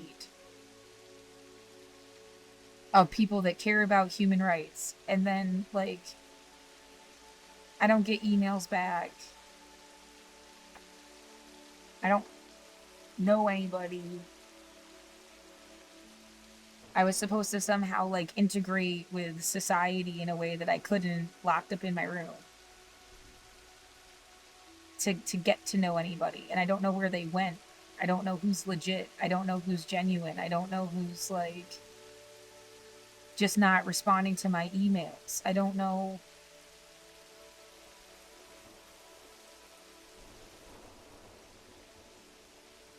Who's making a joke of everything and doesn't actually care. I don't know who's trying really hard, but like, I don't know. And I'm trying to like, if I'm gonna say something, for it to either be true or to be framed like, you know, I'm just guessing here. It's an impression. It's running a scenario, like, or else it, like, you know, I'm trying to say true things. Not to just be full of bullshit or something. I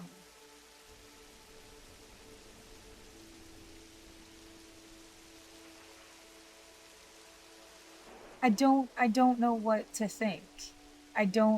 Someone just bombed your street. Yeah, with sound. What the fuck made them do that? Is it in response to something you said, or did they just like... Do you understand, like, that someone else is trying to, like, help me along here, but, like, I can't... I mean, like, when I like, do this reflexive thing, like, do you understand that means something? It's as if somebody's, like... Maybe it's just my own coping mechanism, brain kicking in. Yeah, you're lost in the woods, trying to find your way through the woods. You're talking to yourself. It's not that complicated. It's not messages from somewhere else. It's not... Yeah, it's coming from inside of me. It's not something I'm hearing outside of my body. It's just like what's coming out of my mouth.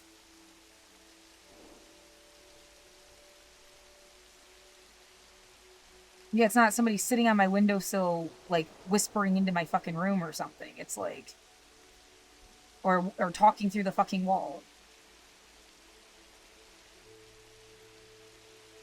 And it's not like a voice in my head. It's like just a speech pattern. I don't know what to do.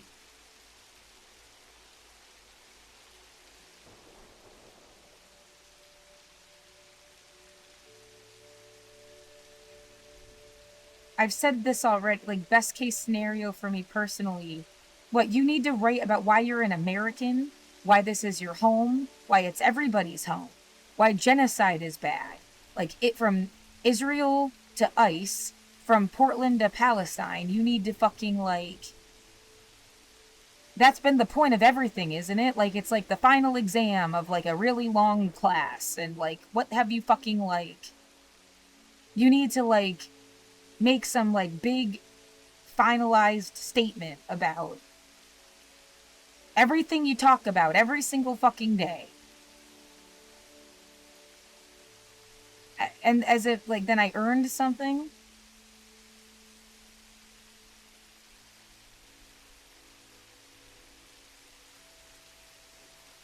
It's just the right thing to do.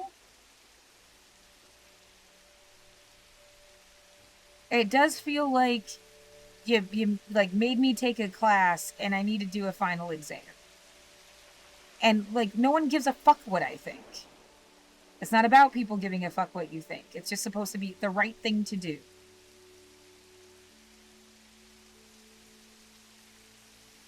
And yeah, what do you need to say? Like, we're all immigrants. The history of the country's immigrants. Some already established concept of a future where there's not even like the border is a dotted line. Yeah, they keep track of who comes and goes, but it's not like a corporation can be set up all over the world. Why the fuck can't a human move from one country to the next? How are they going to be here for 20 years and then you're scaring the shit out of everybody, arresting them and throwing them out? If they were just doing something illegal, why isn't it just being considered the same way, like, a born citizen commits a rape crime and would be prosecuted? Like, why is there some differentiation and then they're, like, also, yeah, thrown out of the country?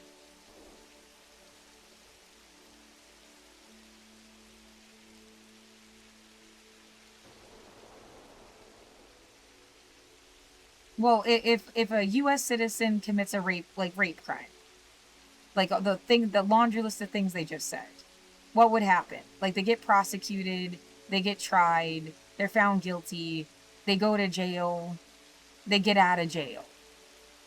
They've served their time, don't fuck up again. They've been like besmirched, essentially smited by God, labeled the rest of their life. Like, yeah, it's you in the best case scenario, in a sick way, like they actually did it, right? It's not like there was like, well, I mean, that's its own like nightmare. They didn't even do anything, and then we're forced through this shit. But like they actually did something. They were really bad, and what then? Being locked in a fucking prison is supposed to make it so they never do it again? You really, yeah, saved the day.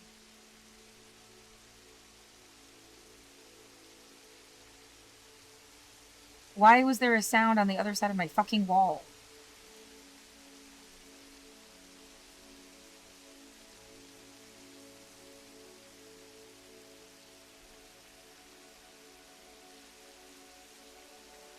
Anyway, so they go through all of this shit, and then they get out. And they're supposed, I mean, do they get to live their, it's like they're forever fucked, in a sense.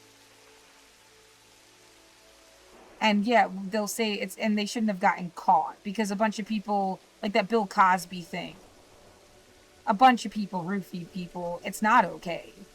But like, they just took Bill Cosby down, because they could make a political example of it. they've even like let him out since, and like no one is updated about the case. Like, he's like forever marked.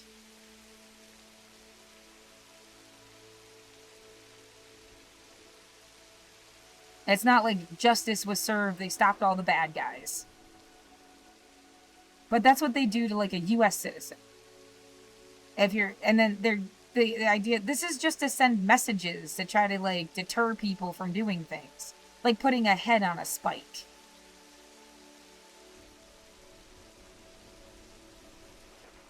And it's a targeting of the immigrant community.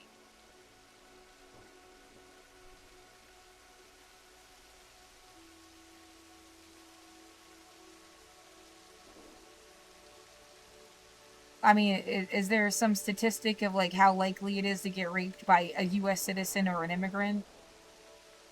Yeah, a new immigrant, because a US citizen is 99% of the time just a legacy immigrant.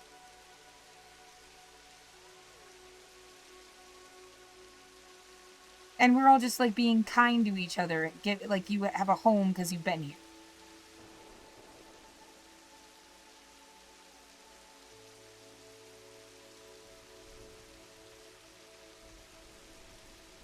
Yeah, I want some new thing that I haven't even heard other people say before. Why you should live anywhere you fucking live. But the like goal of like articulating that seems to be like the point of something. Why do you have a right to even call anywhere your home? When you have no family, no money, no place in that society, but you were like shut out of it. If I had been able to come and go, I could have gotten a booth at Saturday's Market, made art stuff, and been one of these like quirky little characters in the city. That dream is so dead.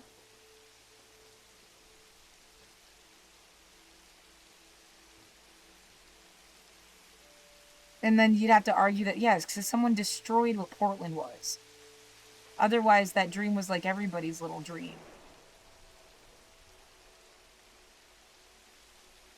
Yeah, the most recent character in the city was that frog guy, and he got arrested at a protest.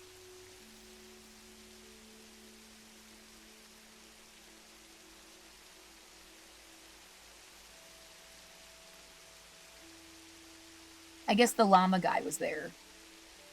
Yeah, there was also a few, like a couple months ago, the Unipiper guy they were at the protest.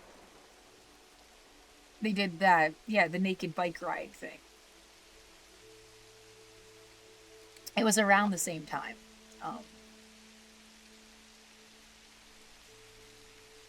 Well, like, yeah, city characters. You have a place in the world that you live in. It's an appealing concept.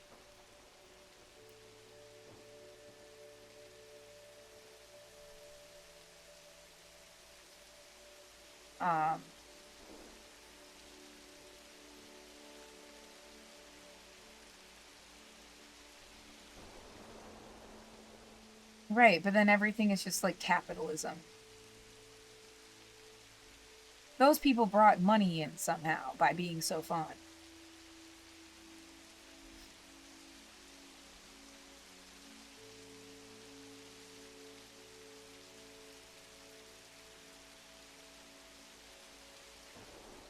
Right, is Hassan an asset to Los Angeles?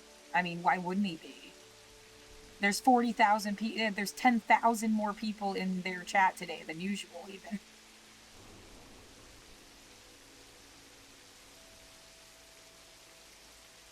I need to brush my teeth, so I need to do it right now. Of that regardless of that initial position, when push comes to shove, you're gonna need someone who knows how to handle a fucking gun. And I know your bitch ass don't know how to fucking shoot a gun at all, okay? We're not gonna get into this conversation right now, okay? Definitively asserting what had happened, defending the ICE agent, accusing Renee Good of domestic terrorism. That's a characterization that you reiterated in a press conference Half an hour later, I Republican fucking hate Senator Tom guns. Tillis said, quote, "It was very unusual to have a senior law enforcement." Graham Plattner is going to be our Trotsky, except, you know, he does not have the capacity to write prose in the same way that Trotsky did, regardless of my ideological disagreements with him. He was a fantastic writer. That much is 100% true. And anyone who actually contests, I mean, he wrote a little too much, as a matter of fact, if we're being real.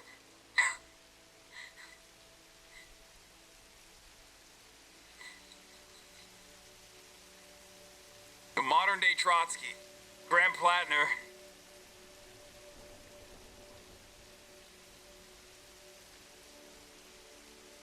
Get ready for the most annoying interview of all time? Yeah, I know.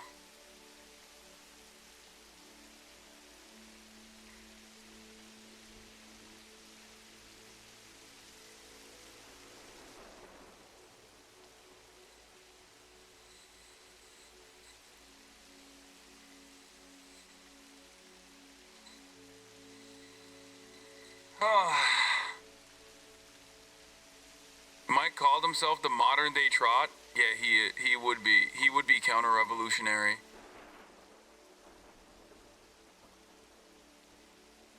Enforcement official to draw a conclusion about an event where the scene was still being processed. Generally speaking, law enforcement would recognize that a life was lost, that families are changed forever, the shooter's life will change forever. We're collecting video, we're trying to assess the situation.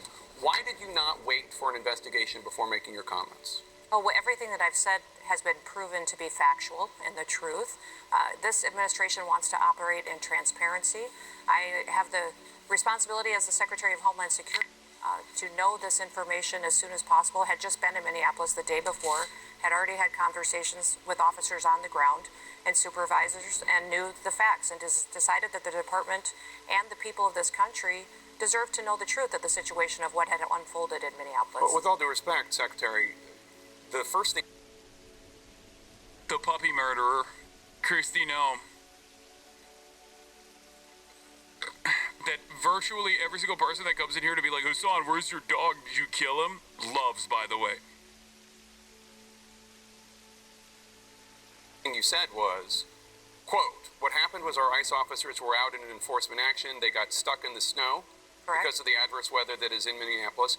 They were attempting to push out their vehicle, and a woman attacked them and those surrounding them and attempted to run them over and rammed them with her vehicle." That's not what happened. We all saw what happened. It absolutely is what happened. Oh, I mean, great. Great.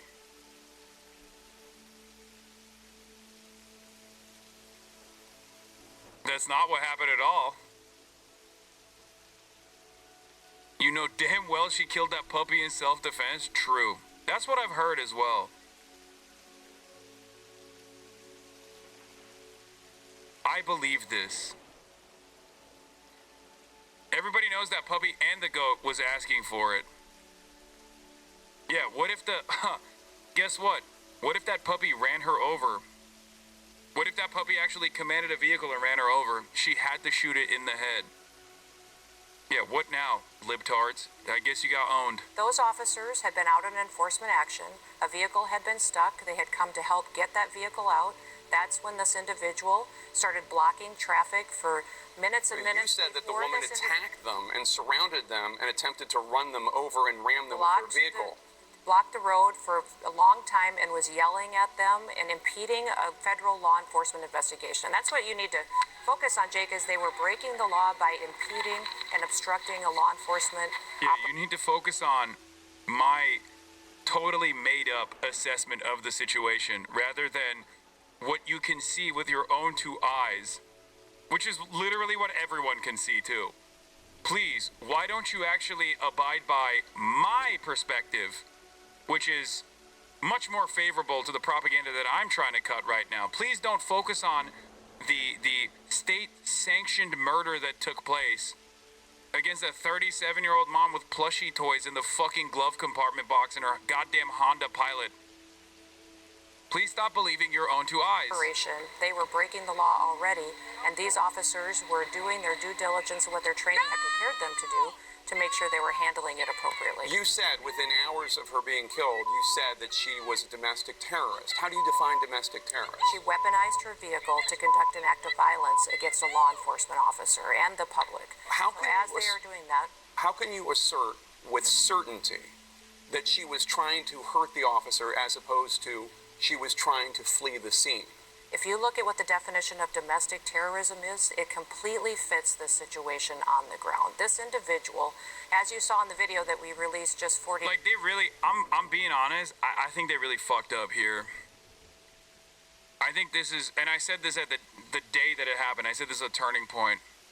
Because it's such a clear cut, it is such a clear cut, obvious, glaringly obvious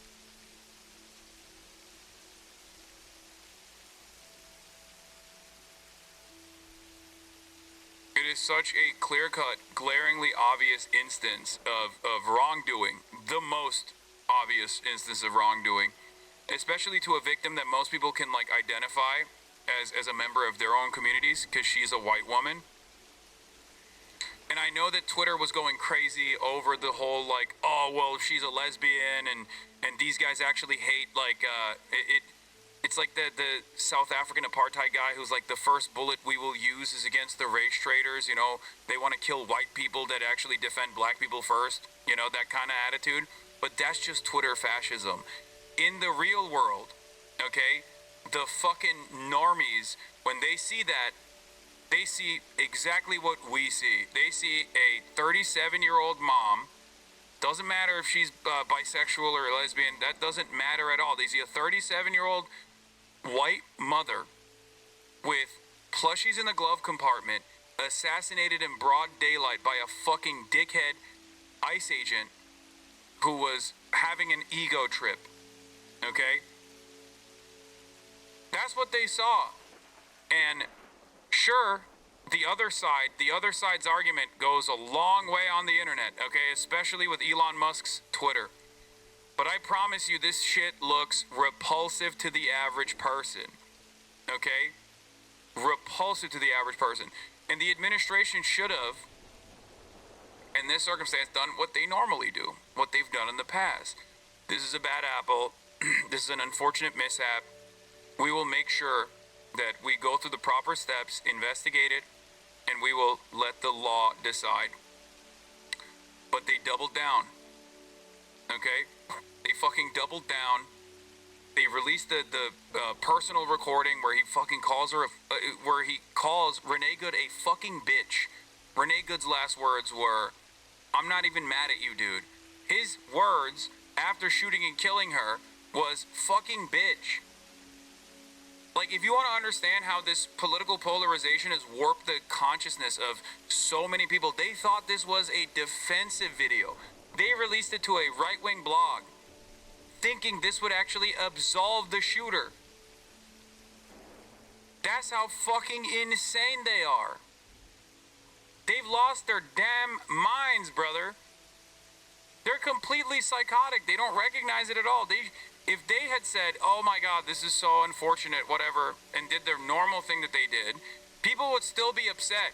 But there would be far less independents and normies that would be also horrified at the repulsive nature of this administration.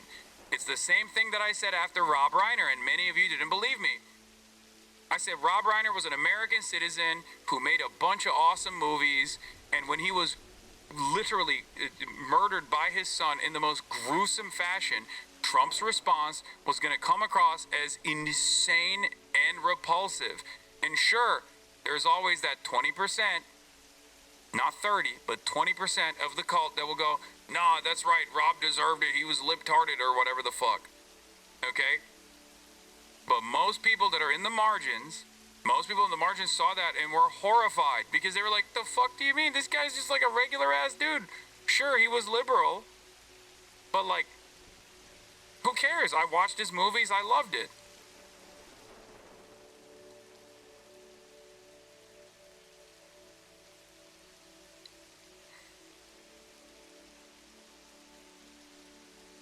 hours after this incident, showed that this officer was hit by her vehicle, she weaponized it, and he defended his life and those colleagues around him and the public.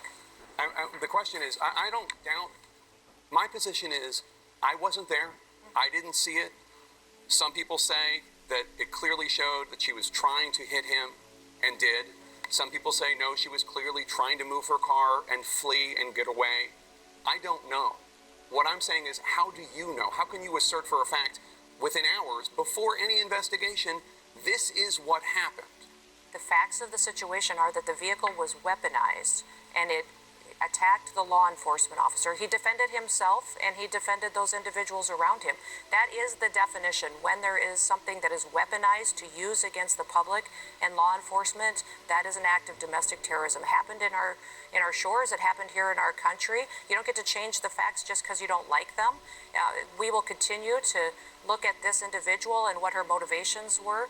We know that there was, throughout that morning, she had harassed and impeded law enforcement operations. That raises the suspicion level with all of these law enforcement officers as far as paying attention. As they're talking about this, somebody is outside. It's really low comparatively. But doing that, like... yeah, I've called it weaponized sound thing.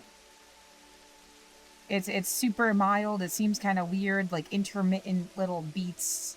Not like a big bomb going off sound. Not like a weird zapping organ resonating thing. But like... I mean, everything's just a sick joke. It's like they want you to lobotomize yourself. It's too much. They're just gonna lie. I can't handle it. Man, I wish I could just have cannabis and a movie and write some sci-fi stories. Yeah, that are about human rights, but like in the most... I don't want to deal with this anymore. It's never gonna get anywhere, but like liars, obfuscators, is that the right word? Hiding the truth.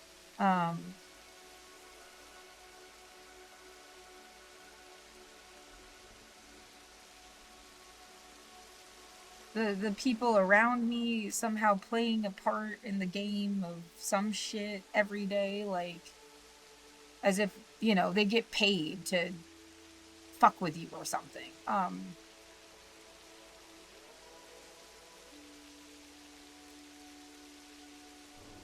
Obfuscate. To render obscure, unclear, or unintelligible. Yeah.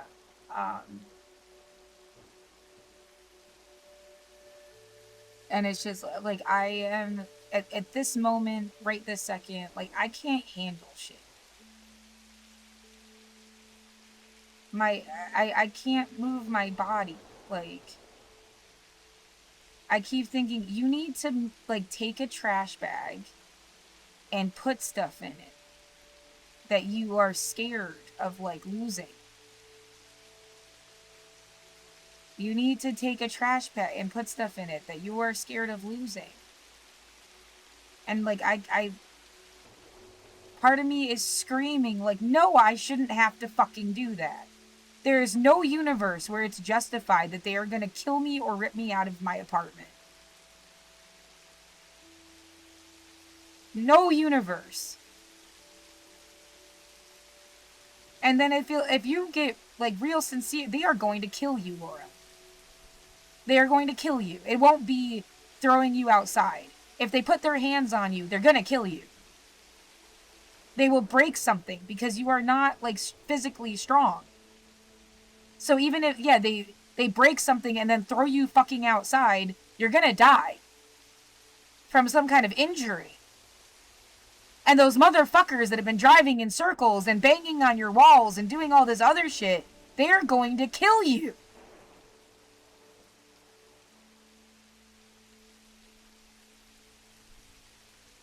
And it is just like no one would listen. Oh, tragedy. They don't fucking care. Somebody thought this was a fucking joke the whole time.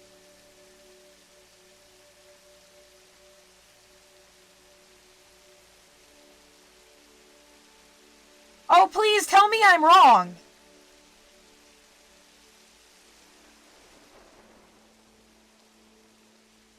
Yeah, if you don't just get sick because you didn't get vaccinated and you've been inside for 5 years. You didn't go through all the flu seasons.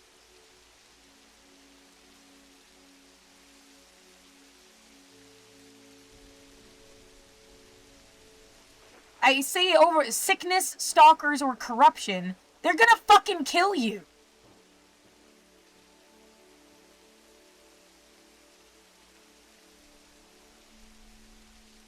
It is not someone's turn to live in my goddamn realm.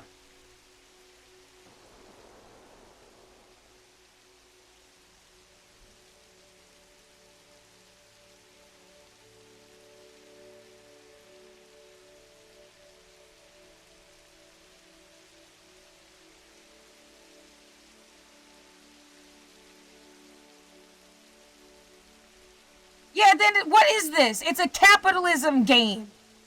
You're just supposed to say, oh, holy way that it's ever been, leave it the way it is, don't change a thing.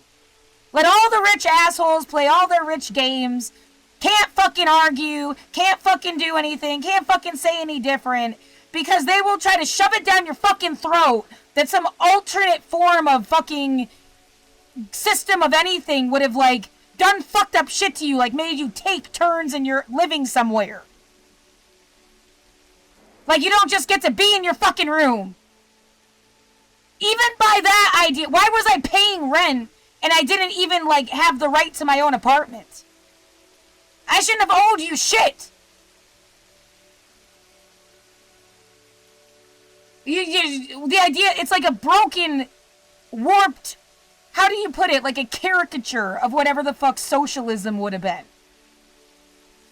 Oh, you want to share? We're going to share you. We're going to share you like you're everybody's girlfriend. It's just disgusting. See how much you like socialism then. You should have been about some shit about property rights and... Like, I signed the lease and I paid the rent and I earned the money. Well, what happens when they blocked you from doing that? They didn't let you fucking get an income. They ruined you at work. It didn't matter how hard I fucking worked. People were always fucking with me. Now I can't work.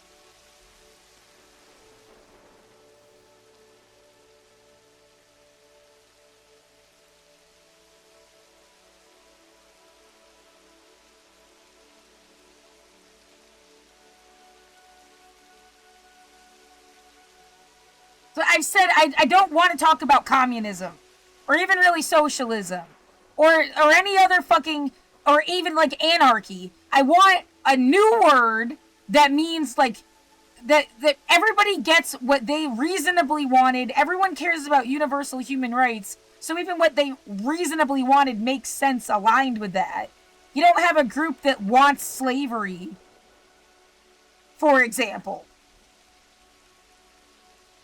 And if that's fucking with your capitalism idea, then you just, like, wanted slavery. Call it what it is. Like...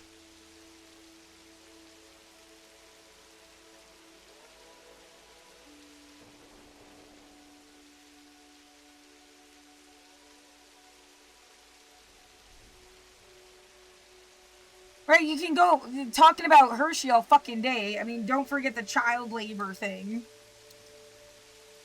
It's not just Hershey, it's all of them. But, like...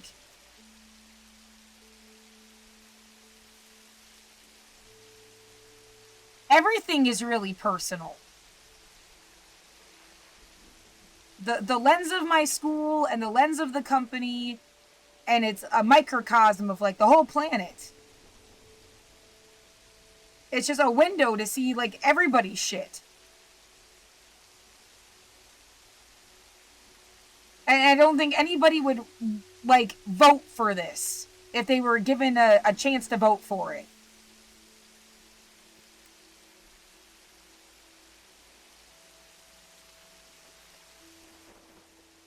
Yeah, pick any industry, anything. It's like the same fucking problem.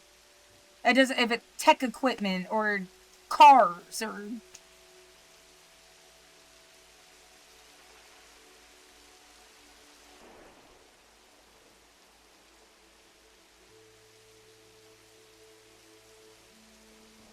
Yeah, I mean, what a sexy topic if you would talk about, like, sex work as an industry. And the difference between, like, exploitation and I guess agency, like, and bodily autonomy.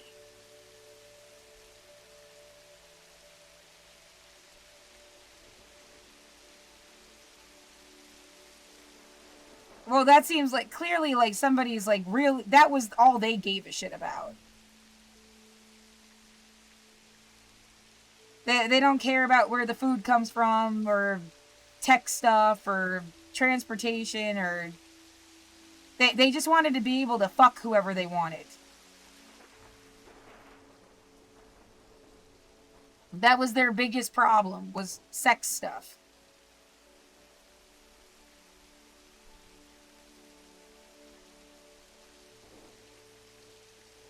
Yeah, and then I guess, and then drugs.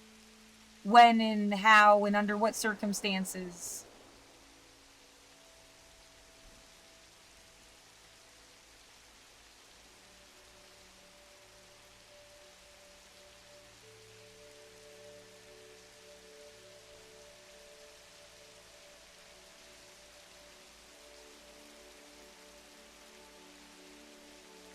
No, there's gotta be a reason I've never, like, outside of maybe, like, Bob Dylan, Bright Eyes, a little bit Modest Mouse, like Bukowski, that Laura Jane Grace song, God's Dick. Yeah, outside, like, the civil rights era and, like, a handful of modern things, there aren't really songs about, like, human rights stuff.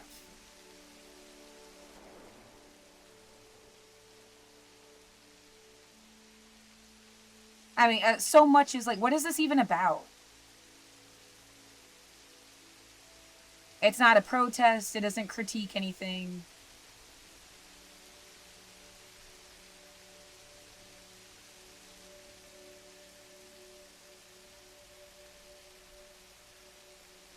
Doesn't matter what genre of music it is. Like...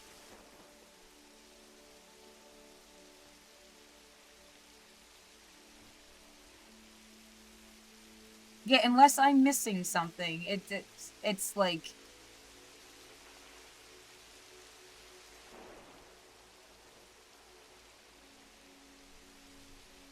What, they don't let you do music like that, or something. The thought process, there is no industry. There hasn't been any other movies besides the fucking Wizard of Oz. There hasn't been any, like... Something got, like, stifled. Didn't you notice that? Like, doesn't he still have his... Yeah, this poster right here is the writer's strike thing.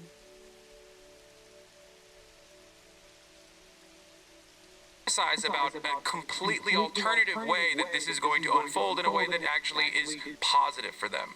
Okay?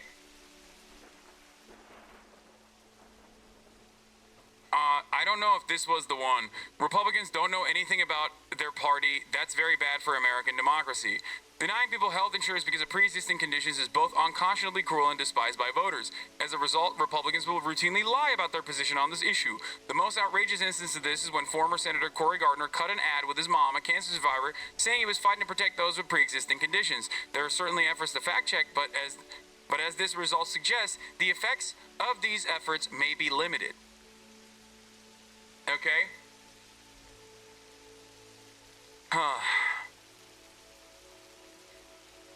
If Republicans were full tilt, and if Republicans were, unimaginably anti-immigrant, then, like, if they were across the board or if they were across the board, like, for certain policies, they would not vote against those policies when it is presented to them in clear-cut, direct ballot measures that they vote for.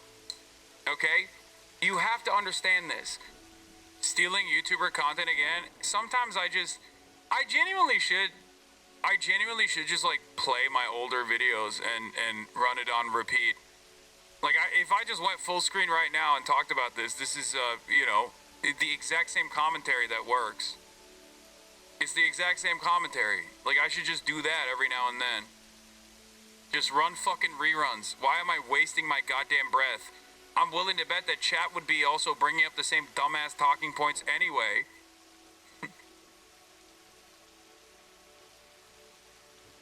Ugh. I literally did the same It is thing not last night. surprising. Is it not shocking to you that Republicans in deep red states, even in Ohio or Kansas, Kentucky, will vote to restore abortion protections? But they vote for Republicans that end up taking away abortion access from them?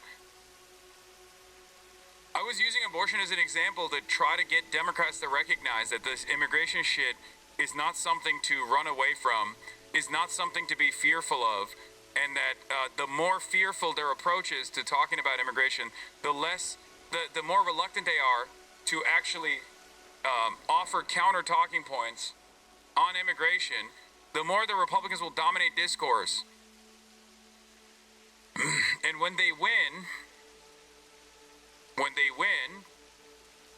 they would be able to do all of these like horrifying things in relation to immigration. And then once they actually, what is this?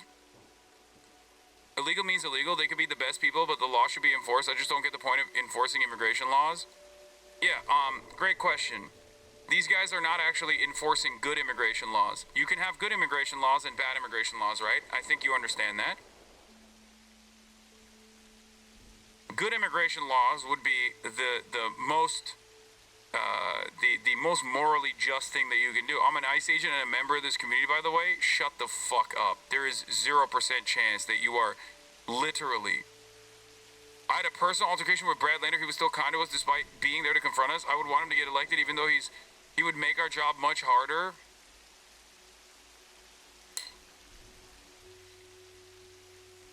Brother, what could you possibly be getting out of being a part of this community? I genuinely don't understand. Quit your job right now, okay? Quit your fucking job right now. Quit your fucking job right now. Dude, what the fuck? How do you get any satisfaction out of this?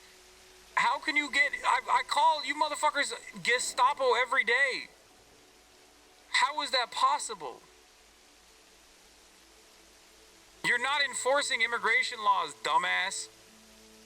You're just basically harassing random people. The entire point of immigration, like if Donald Trump's presented argument was correct, that like these undocumented migrants were actually an ever-present danger to regular American citizens, then it would be justifiable to actually apprehend them as long as you follow due process. But that's not the fucking case. The people that you are literally kidnapping from their court hearings, as you have personal altercations with Brad Lander, are people who are no different than you. They're no different than you. As a matter of fact, they actually have a helpful output in general. They're a part of the productive forces. You're not. They do more for this country than you do. That's crazy. I genuinely don't understand how you could be in here day in, day out. I swear I've been here for like the past 4 to 5 years. First of all, you've been account created December 4th, following since December 4th, so I don't know about that. I need money. It's not an easy job, but I got pills to pay. I can't just quit. I don't brutalize them. I don't harass them. I don't get joy out of it. It's my job. Brother, quit your job and get something else. Quit your job and do something else. How many other jobs could you possibly qualify to do? It's not that.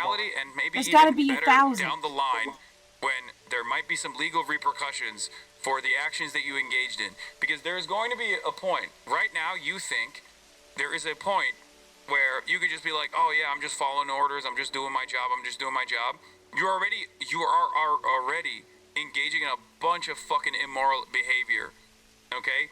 How can you sit there and feel like what you're doing is good for the goddamn country when you're literally ripping away families in a court right after they leave the immigration court hearing? Like, how can you, at any given point, look at what you're doing there and go, well, a job is a job, you know? It is what it is. Like, your job is kidnapping random Literally fucking could people do this instead. who could just as easily get their paperwork done. If they had more money, then they would not even be considered illegal, let's be real.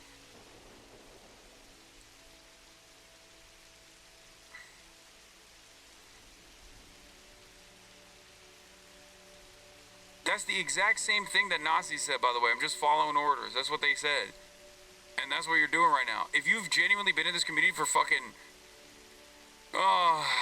every day at 26 Federal Plaza, we have a list of people with criminal offenses who will get their cases dismissed. We don't take anybody, we take specific people. Dude, we just showed that your own ICE data shows that the largest group of immigrants that are being detained right now, the largest growth in immigrants being detained, have no criminal background whatsoever. What are you talking about? No, you don't take specific people. That's ridiculous. That is fucking ridiculous. You think ICE is taking specific people. Maybe your unit has only taken specific people. But the reality of the matter is that's not what's going on. How can you say that? They're fucking detaining American citizens all the goddamn time. It's ridiculous. And once again, even the specific people that you are detaining, even the specific people that you think you're detaining,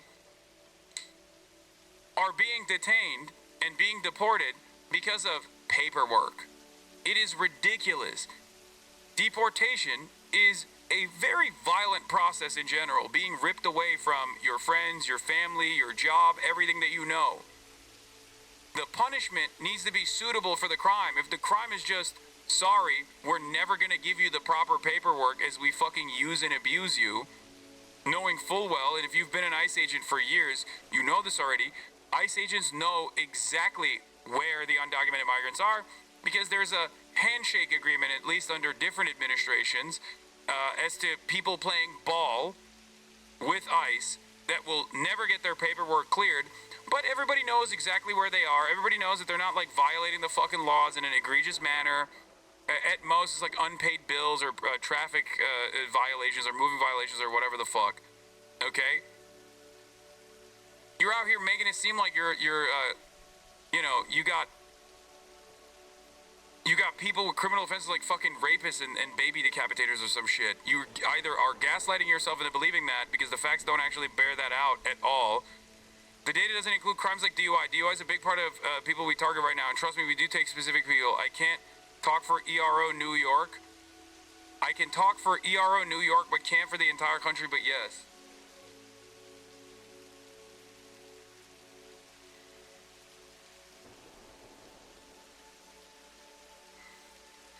I'm not even gonna get into like whether or not someone who is engaged in a fucking DUI or at least arrested for a DUI, not convicted, arrested for a DUI is worthy of fucking deporting from the goddamn country. Defense attorney here, ICE is literally notorious in courts here for literally just sitting in courtrooms and seeing if anyone has an immigration issue and they're just fucking taking them. It's not specific people. They would literally just go to court and listen for people to deport. Exactly.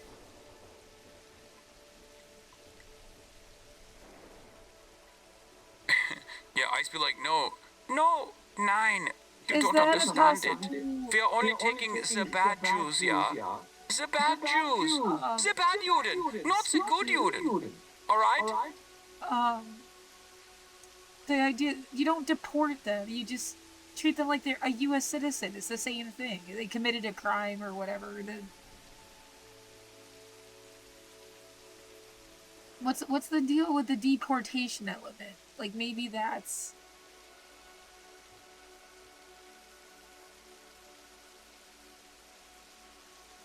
Well, what if they...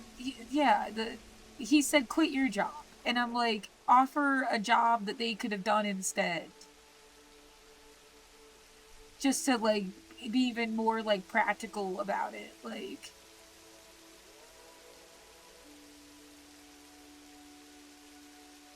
Why does it feel like everyone ends up just working for the military state? Like... It's not even the police state. It's the military state. Like,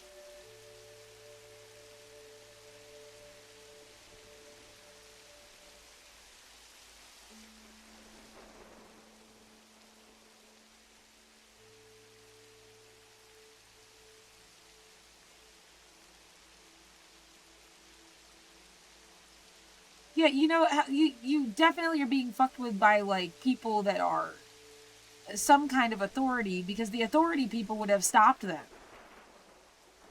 You're not being fucked with by some, like, secret civilian shit somehow. Like,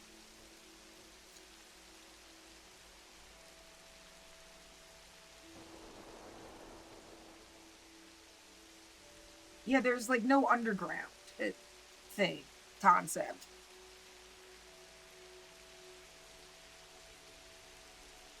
That's what it's like having cops harass you so that you'd call the cops. Maybe in their mind, ever since 2020, like, what they see the world as either it's like cops or civilians, and I was a civilian.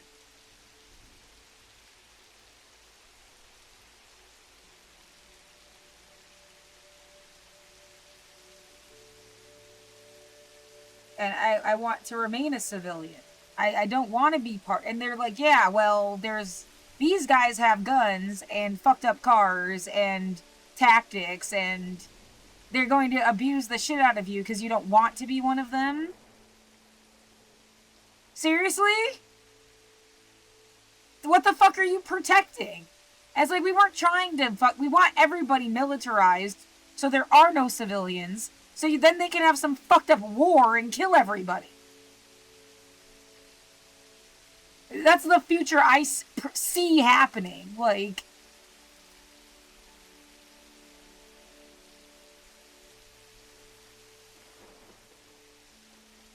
you're not a threat, and no one should be fucking with you.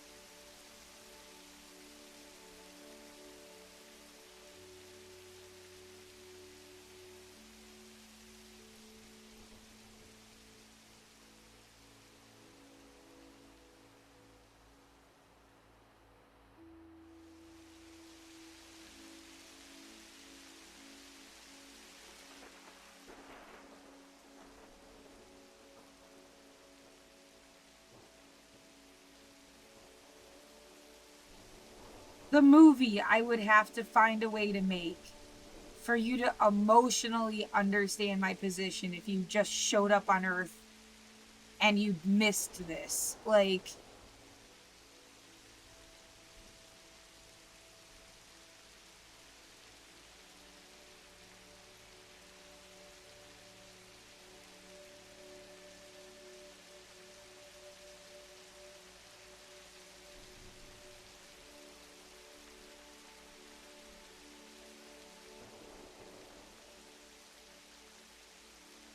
I don't know.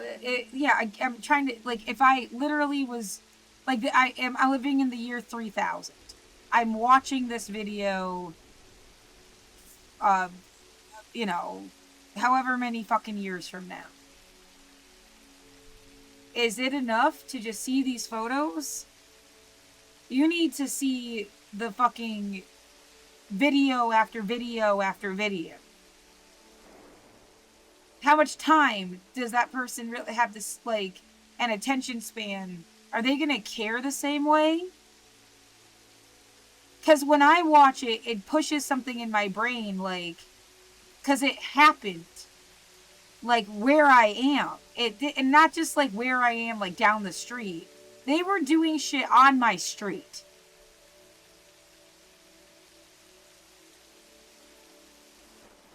It's something that it resonated through my body. It got into my apartment building. It, like,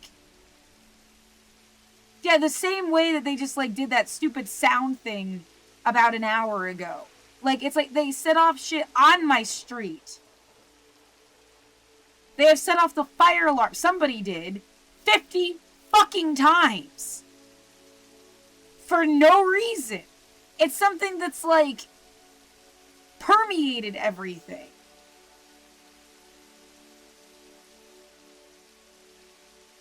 I don't, what kind of soulless fucking monster sees this picture after everything that happened and isn't like, boo?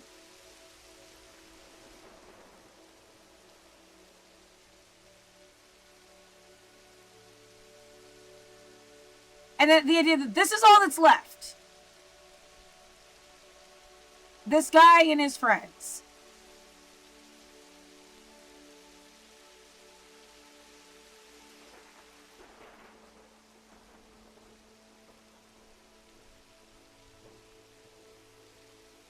My chance to have an army. What the fuck are you doing? Trying to set me up for some kind of sick little parody of a Model UN thing.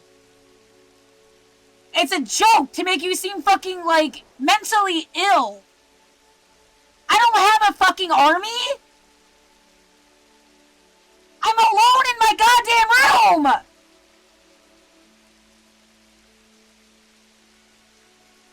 Why are you lying?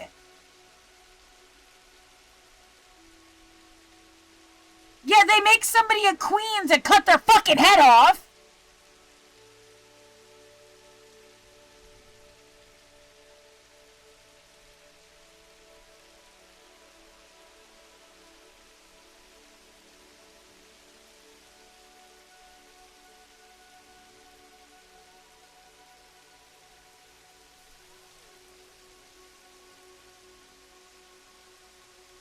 Yeah, you'll be disposed of when it's convenient type shit. Like...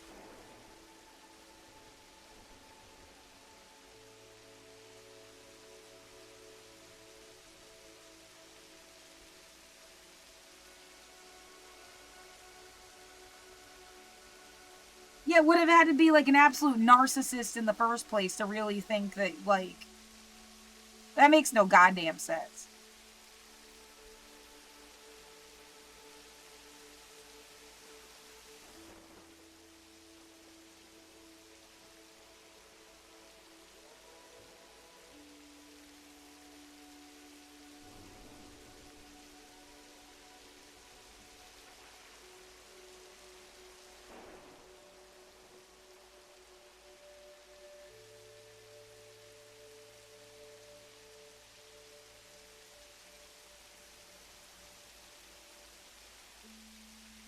No, this, again, things that are facts. I did just say this last night, and, you know, it's kind of like prompting just a casual suggestion of, like, watching the video from last night. Like, going over things I've already said, because they said it in their... And it's like, and I said, like, I have done this already. I did it yesterday. But,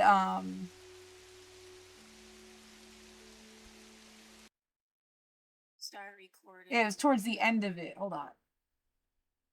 Yeah, do Start reruns, streaming. because I've already said it. 10 Like, That's a weird story, dude.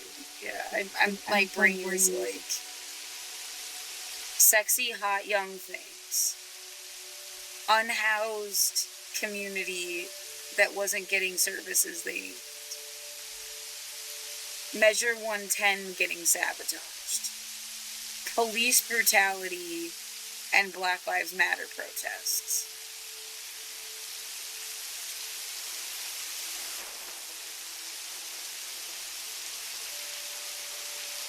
Vacancy rates, loss of income, displaced people,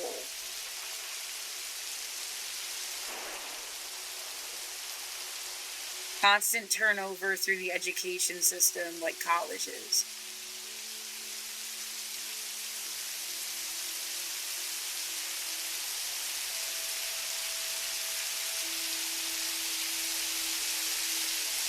Then the Union Gospel Mission, like,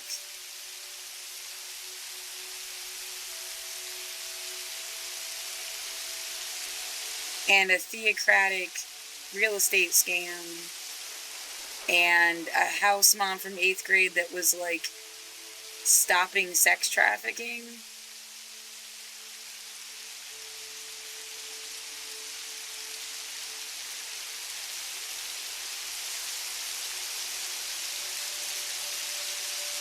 Who somebody got to fucking visit me here when no one else did.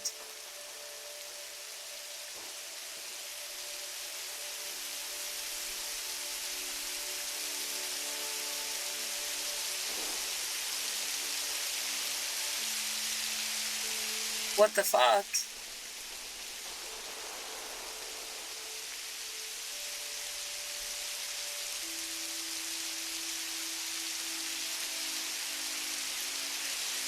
Yet somewhere between female empowerment and exploitation. And guys getting fucked over too. And NBs and trans kids. Everybody getting used. Conservative people. Hateful people. People that want to stick it to the libs. Fascist fucking Nazis. Destroying dissidents, making fun of anti-fascists, making fun of liberals, making fun of leftists, possibly gutting the fucking DSA.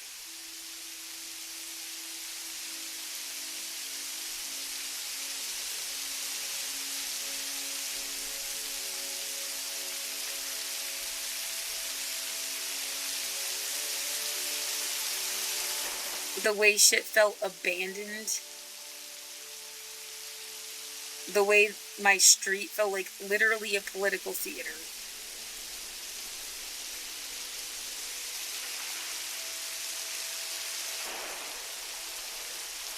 The way it felt like politicians knew who I was.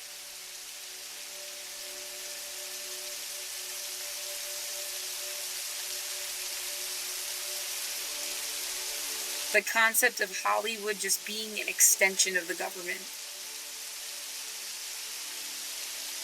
And Amazon. In some sense, all businesses, because businesses have to have a business license.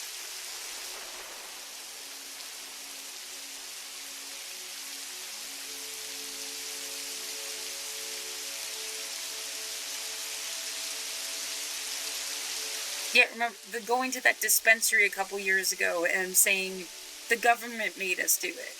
Sorry, the government made us do it. Like, just out of the blue.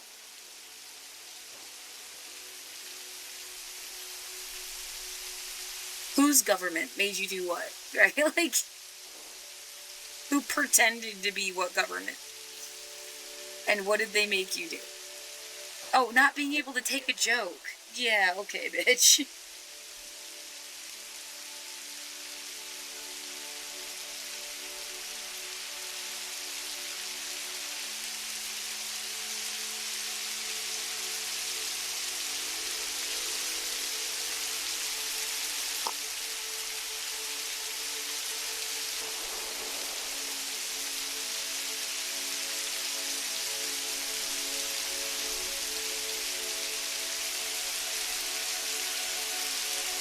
Yet many different pieces could have different intentions at different times, but it's like...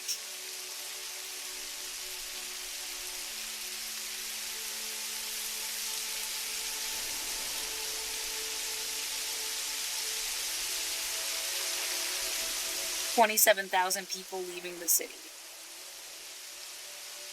Wildfires that displaced 40,000 people. Just in Oregon, but it happened all the way up and down the coast.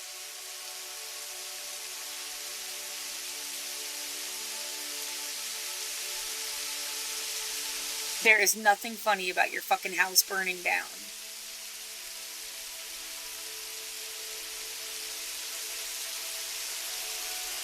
7 million people dead of COVID, possibly underestimated to closer to 15 million. And then what, they just stopped counting what was underestimated?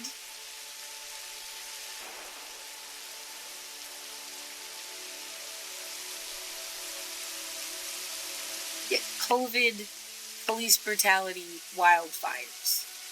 Measure 110, Measure 110 rescinded, and then war.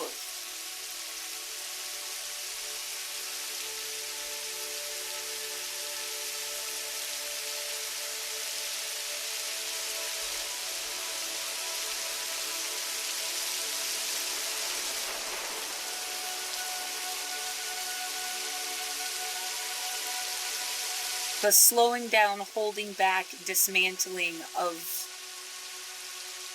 progressive, liberal, leftist, fascism has taken a hold. Fascism is, murdering people.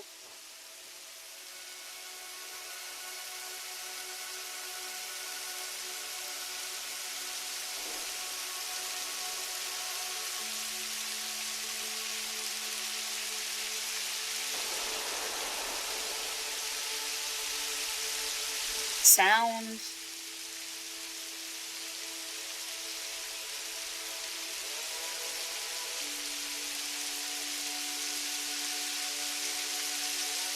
I don't see where you tell me it's meaningless. Yeah, sound, fury, meaninglessness. It's a statement of facts. It's a series of cards on the table.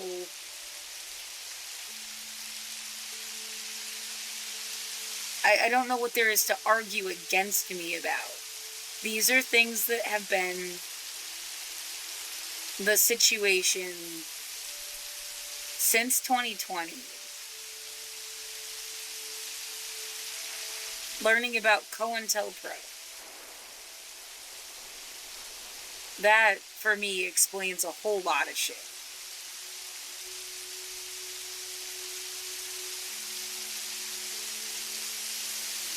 All at once, and in one word. COINTELPRO.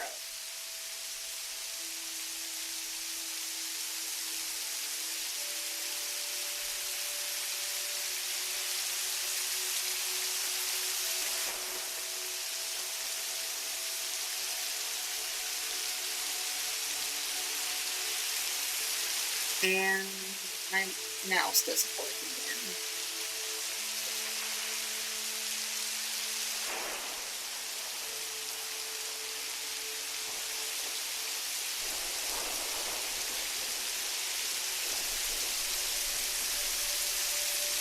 I guess I'm gonna leave it on this for like the millionth time.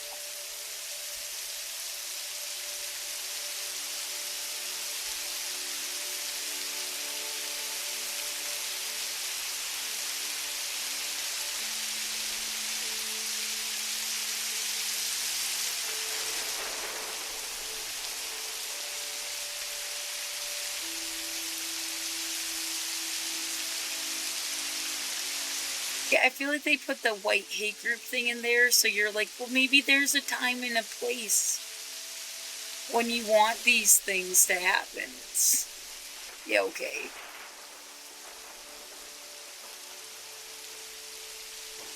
Infiltration, psychological warfare, harassment, legal lawfare, illegal force and violence, undermining public opinion.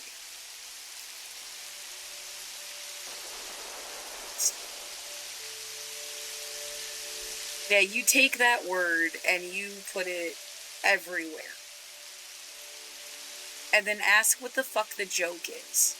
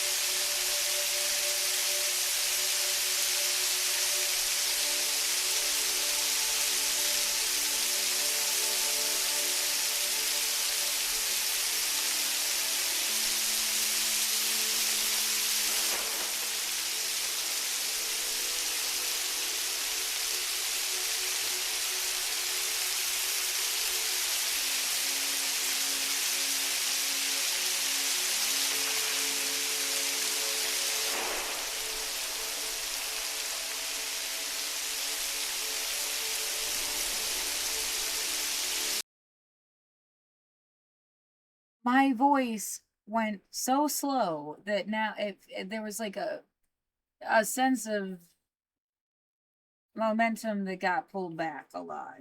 Um, yeah, if I could, I still don't know how to make it speed up really quickly. You have to do like a bunch of fucking. It doesn't matter. The point, the saying that part, 2020, COVID, police brutality, wildfires.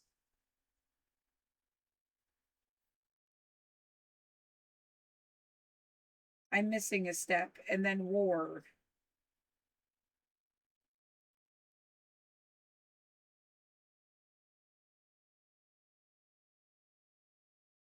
Fuck. I just said it too. Happens. Yeah, okay. This was at 5 in the morning. Tired and ready. Infiltration, psychological warfare, harassment, legal lawfare, illegal force and violence, undermining public opinion.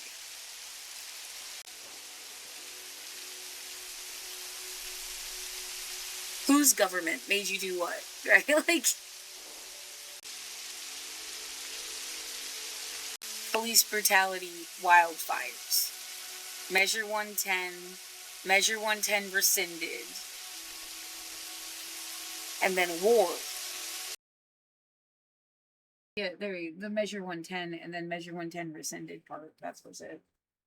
2020, COVID, police brutality, wildfires, Measure 110, Measure 110 rescinded, war.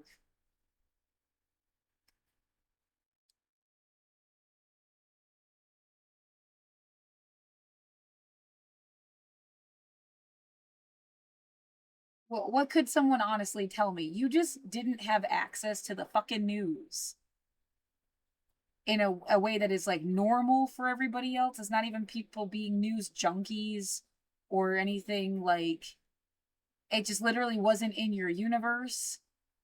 Otherwise, it wouldn't have been such like a. I thought this stopped happening a long time ago thing.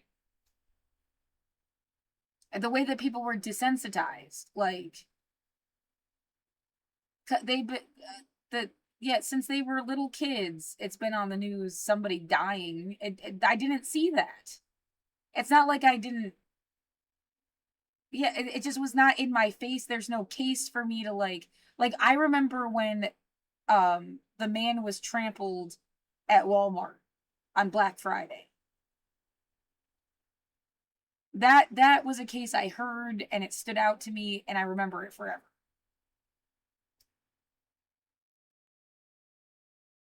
And that's mostly it.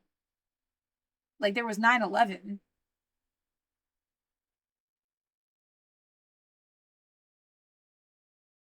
Like things that happened before I went to college or like, yeah, when exactly was that? I wrote about it. Like,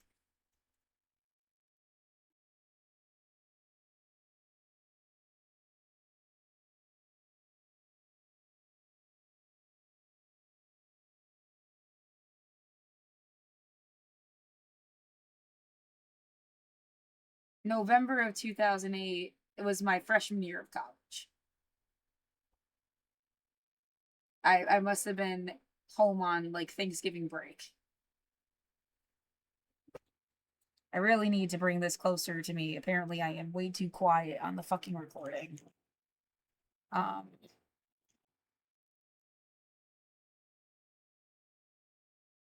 and then what? College was mostly defined by like Obama winning. That was like the biggest news deal in the universe.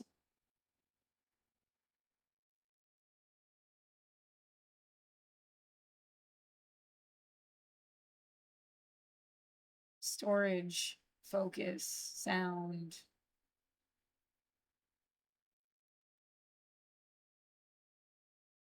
Microphone is turned up all the way.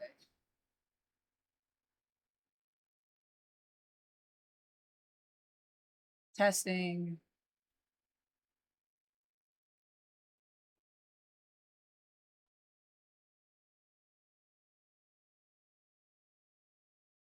I don't. Testing.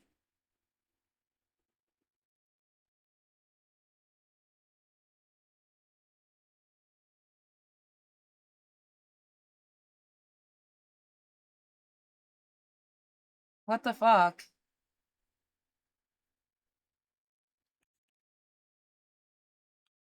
Testing. Yeah, great. I mean, what could be more fucking like you spend 7 hours a day like trying to do essays and like you can't even fucking hear yourself.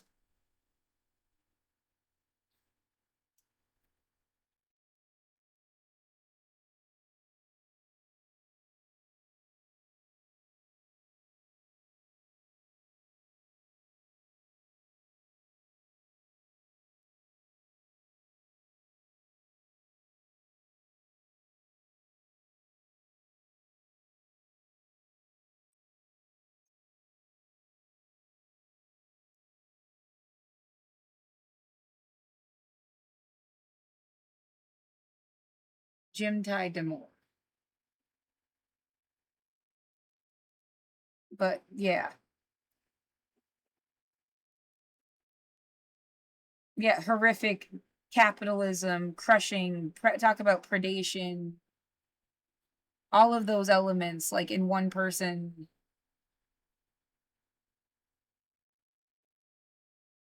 Impatience and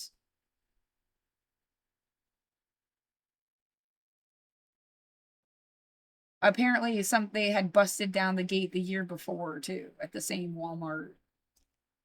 And again, it's not an attack on Walmart, it's just like a big box store with like stuff. That's annoying too. Like this was gonna be linked to poor people or something instead of like they wouldn't do that at Target, that kind of shit. Like I depend on Walmart to survive. If they didn't, like I would have been fucked years ago. So yeah, it's personal to me.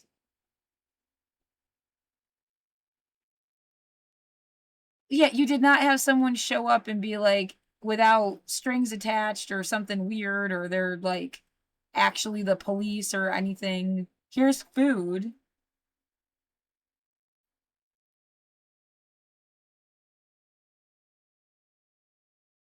and toilet paper, right? I mean, if somebody, yeah, because it's like the point wasn't to get you to, it's like the opposite point. Yet capitalism done right, it gives back. It has more money than God. Why can't they like comp you some toilet paper?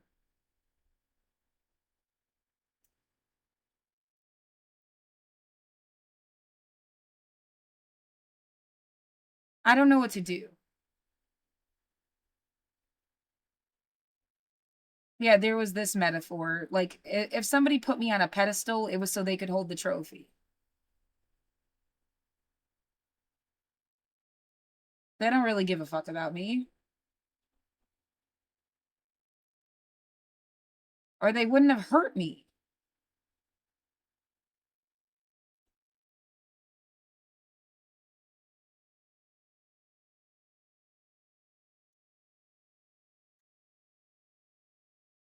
Ten a.m.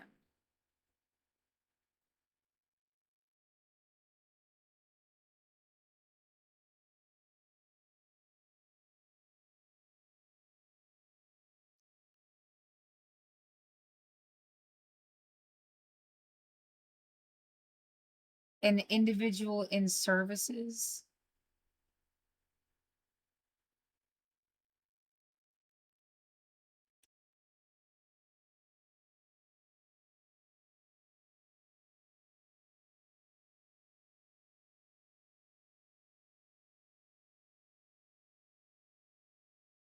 That's what's open, right?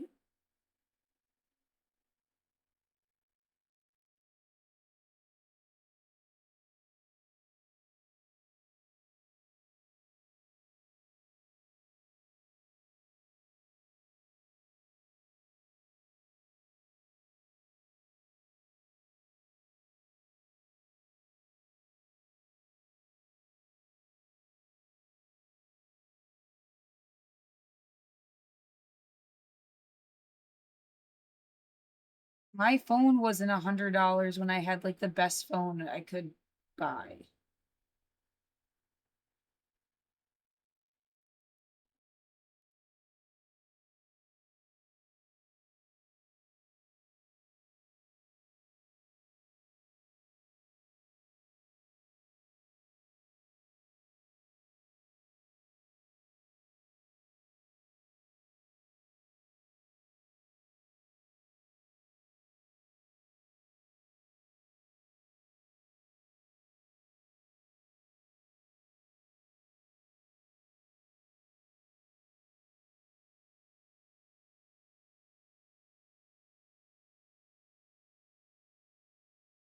No, it's putting me in a mentally toxic situation where like I'm having to push out like really negative thoughts.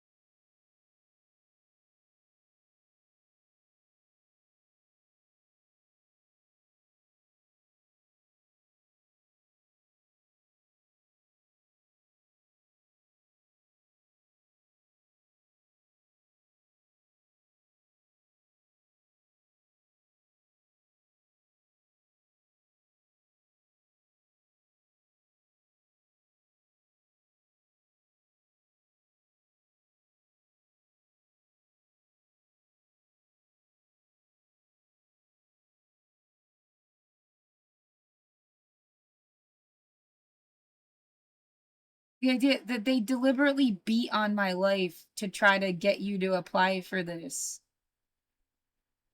And then they didn't even listen to me about like that is just crazy shit.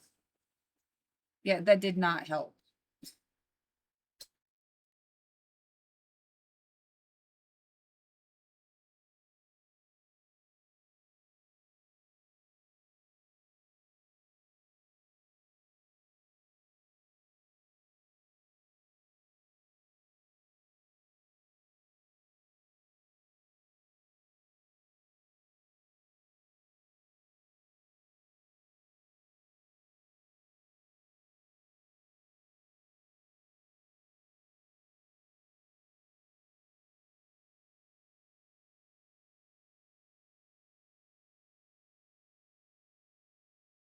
This is the new thing that it wasn't even open when they said it was gonna, there was no difference in the.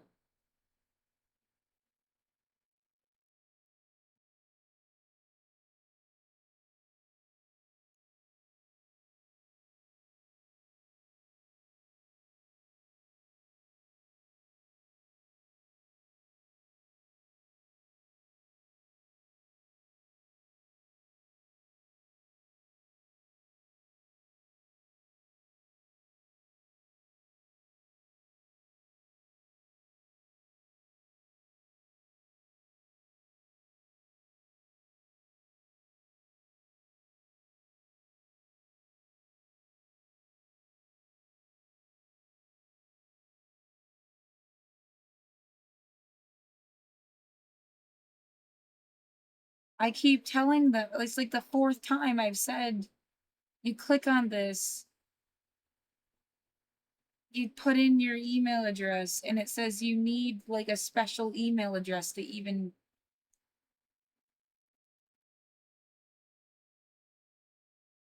And then they just like ignore me.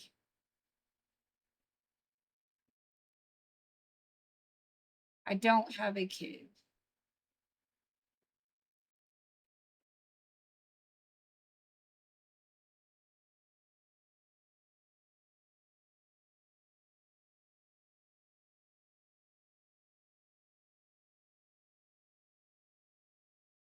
You'd have to consider me like an asylum seeker on the basis of religion is the only way to like.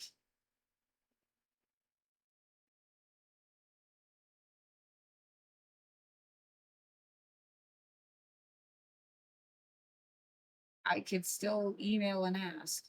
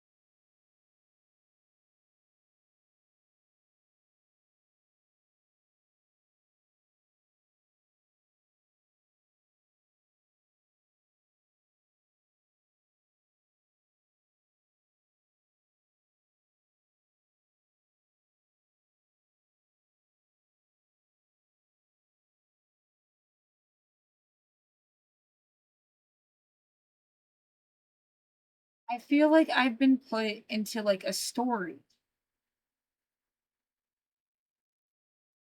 It's so like controlled. I don't.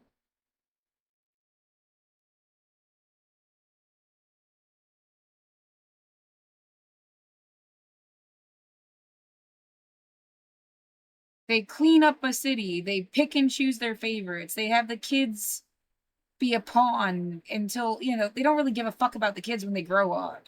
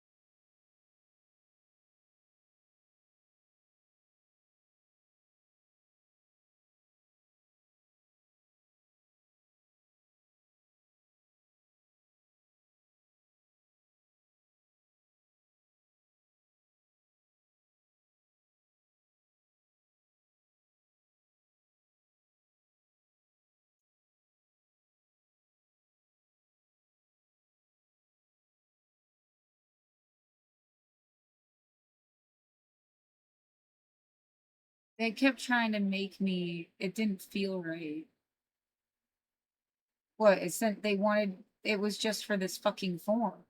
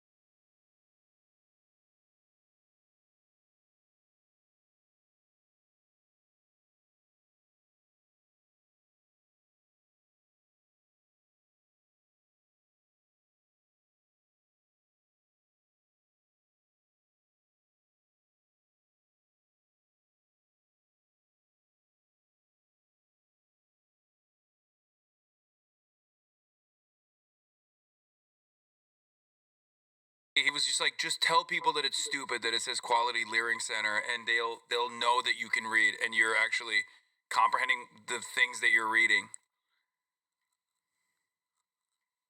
Of the Somalian population inside Minnesota is living off welfare, and 89% of the fraud being committed inside Minnesota. Care to comment why you attended a Diddy party? To fuck your mom. Yeah, that's right. Your mom was like, Hassan, please show up to this house. I show up. Turns out it's a Diddy party. I have sex with your mom. I leave. She stayed behind. She might have, had sex with more people there after the fact, but I don't know. I was there for your mom.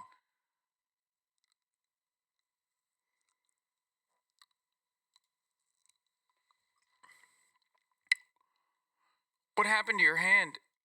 Is that from the ceiling fall?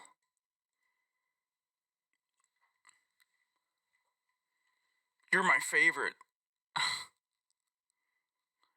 I love this new meta of just like pulling Asmongold chatters.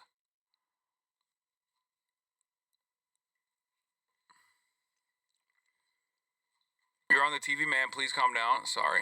We'll continue. By the Somalian population. So what do you think the solution to something like that is? Go freeze the funding. Each business can then prove if they are legit, and if they can't, cut the funding. And so far, no business has sent any information to the HHS showing that they're legit as of today. They've had 3 days to do it. They haven't been able to prove it. They haven't even tried to make the effort to show that they're a legit business. First it was closed, then it was open, and now we've confirmed it's closed again. That's all after the owners recently rejected allegations of stealing taxpayer money. Do you trust America and the government specifically to handle our taxpayer funds correctly and properly if they have access to more of them? No, I don't think any of us should. I mean, just last year alone, over $120 billion were misplaced. So you have a general distrust in the government? No, I don't have a distrust necessarily in the government, but do I think we should trust the government 100%? No. It's kind of like having faith. Like, what? Bro, I'm telling you, this is fucked up. I can't believe that they're making this kid. I cannot believe that they're making this kid. The government runs food stamps. I need food stamps. I wouldn't survive without them. If you wanted a universal basic income, it would have been the same shit that they do with food stamps. I have to be able to trust enough, at least on that level. I'm going to apply for shit, qualify, get it, and I'm going to get it without some kind of weird fucking thing wrong about it. And then I'm going to be able to survive. And that's a function of the government. Do I think they've got more money than God? They could give you, all sorts of services, and they're worried about, scaring the shit out of people instead. That's not okay. Yeah.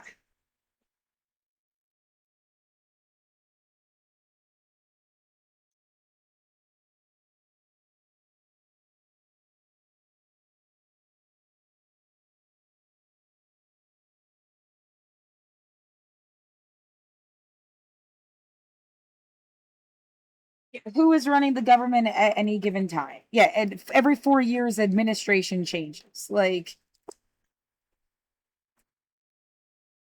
You get some kind of false sense of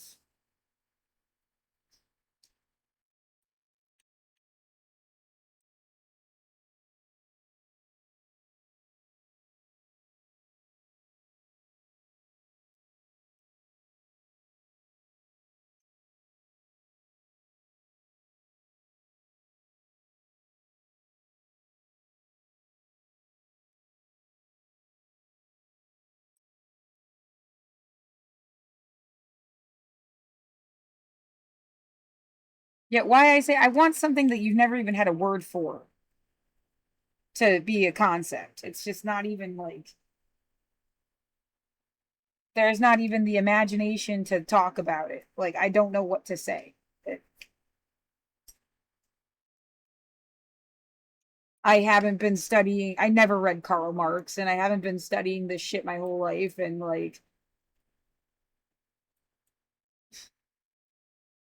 it seemed like people were way more obsessed with who the fuck Ayn Rand was than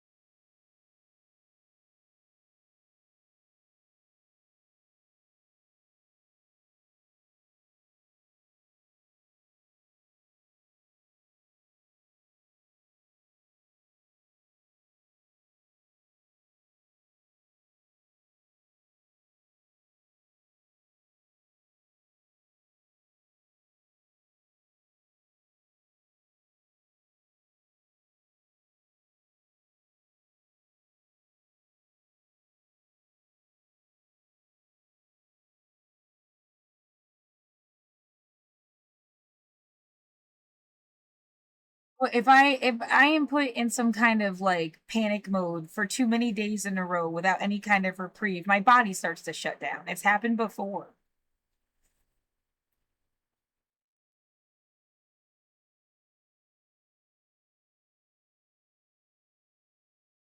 Someone is making certain noises outside, like they're just fucking around, and I hate that they could just do that to me for years on end.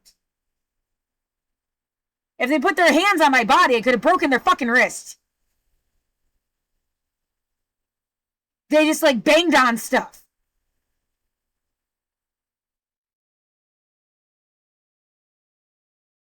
Knowing that there are daycares receiving millions of dollars, while some families are paying upwards of $70,000 a year for their children to be going to daycare. Yeah, he's got. I mean, it is pretty impressive that his mommy at least tied his shoes for him so he doesn't have to wear the zipper shoes, you know? He doesn't have to wear the Velcro shoes today. So that's pretty chill. You know, he's a big boy. He's meeting up with his idol. You ever hear about the Amy Bach case? The white lady? Yeah. Yeah. Amy Bach acknowledged the government has proven fraud among meal sites and vendors that she sponsored under Feeding Our Future, but that it was others, not her. If you look at the probe that began in 2023, as far as like COVID era, scamming and different types of fraud, there's been over like 60 convictions and millions seized from the fraudsters who took the money away. Yeah. But you feel like the state hasn't done enough. Well, Tim Walz has said they've been stopping to fight fraud since 2019. 2020. Please abandon the ad hominem on his stupidity. Just call his worldview and argument stupid. It's not a good joke to attack this man directly. It's going to alienate people in the margins. I could be wrong. What? Honestly, best to drop the entire stupid joke is disparaging and unnecessary. Can we just attack this man for his arguments? No. It's pretty funny. I mean, I've already fucking done it over and over again. Also, I'm not even joking when I say he's medically stupid.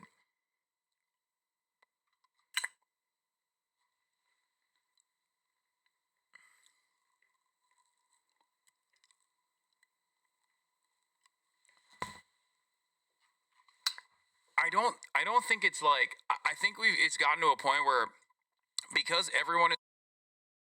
I'm just clocking the guy's hoodie. You know, they shut down food stamps for the entire state of Minnesota because of this child care center. I don't know. That's not being said at all by fucking anybody. What? It keeps clicking on stuff.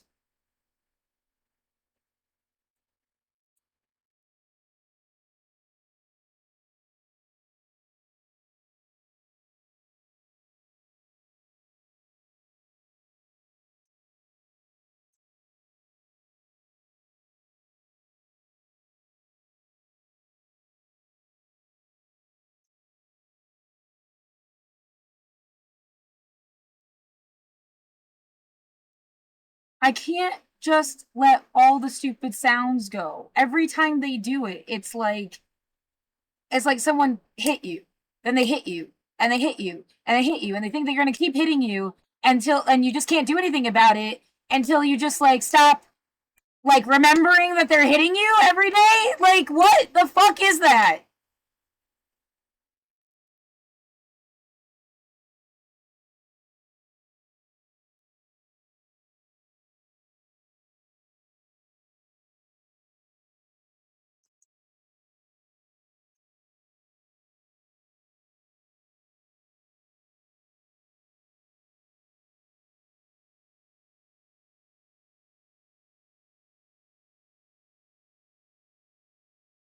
"22 Democratic-led states and Washington, D.C. are being threatened."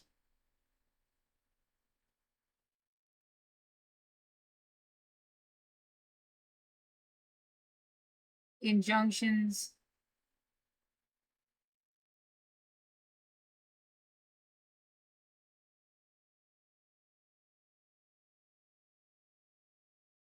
We implemented something to support. This is evil.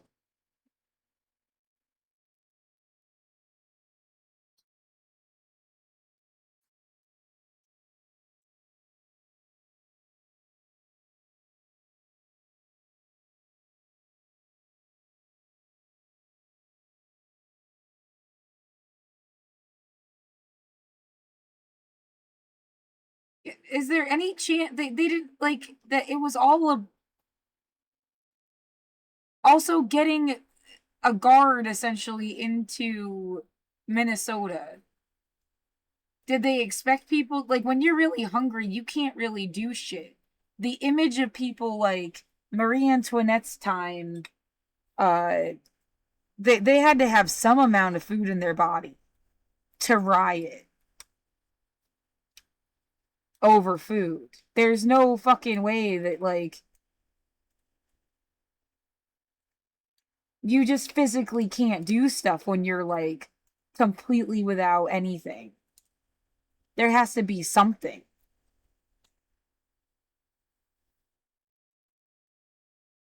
So the idea that there would be, like, riots because they don't have food.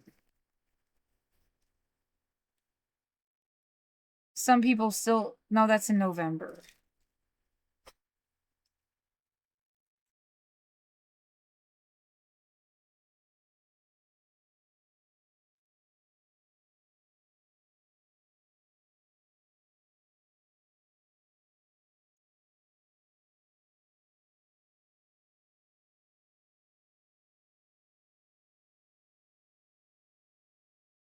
Well, it makes a certain situation like everybody's issue.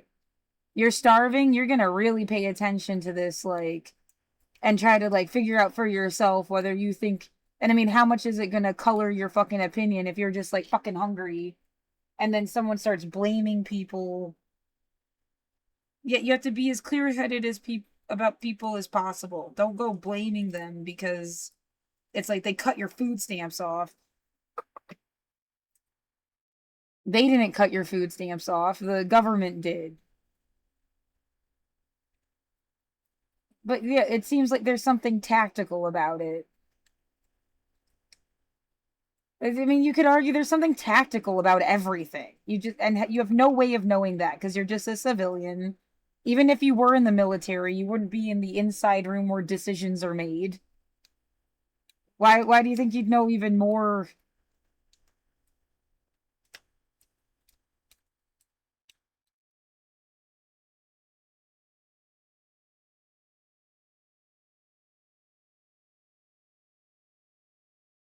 The idea that I needed to get help from somebody who considers me on a team. And then they get a win for their team. And they're just trying to get you to, like, pick a fucking team or something is, like, really fucked up. Like, we'll all sit around and wait and see if you call us for help.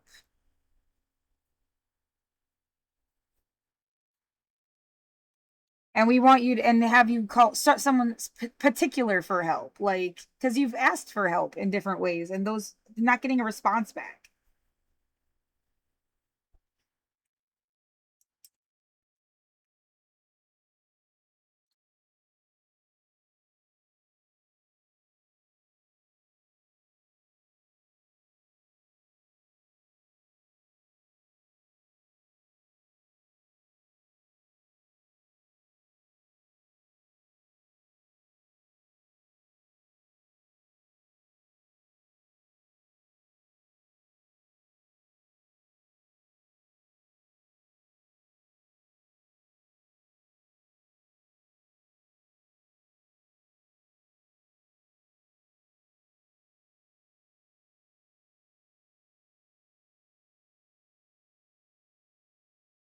That is strange. Yeah, I don't know.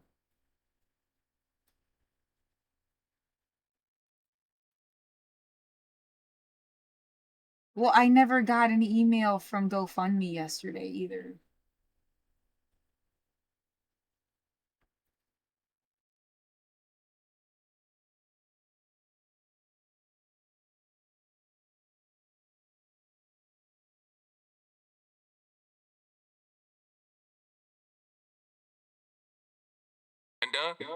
Was a mind-breaking moment for me. I was like, what am I looking at here? Like, this is a genuinely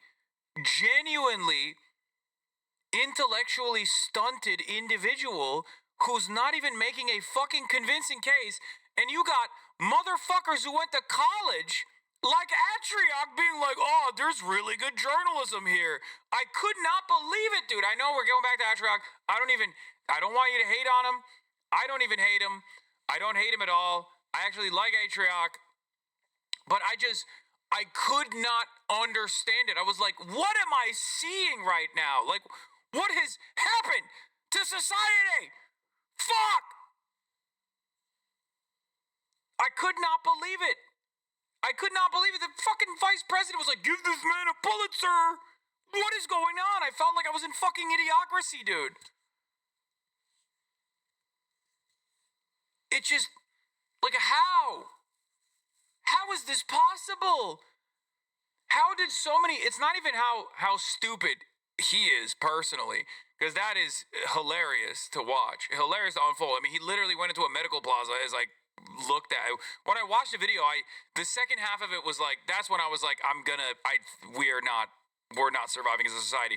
He went into a medical plaza and straight up said, why are there so many competing businesses in this one plaza?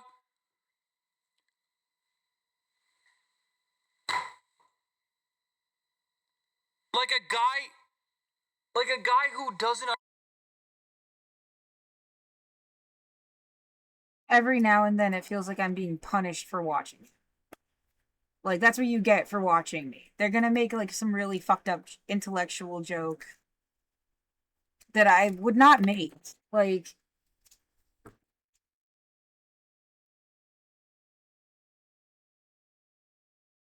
yeah, it's just a mean way of looking at intelligence, and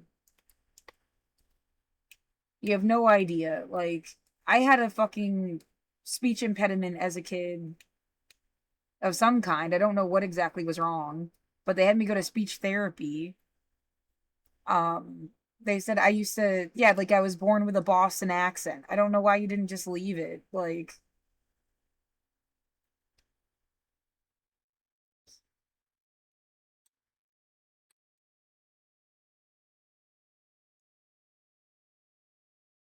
and yeah, being smart was like my best trait. And then, I don't know, at the moment, it's like I literally needed to be registered with something that says that I can't be like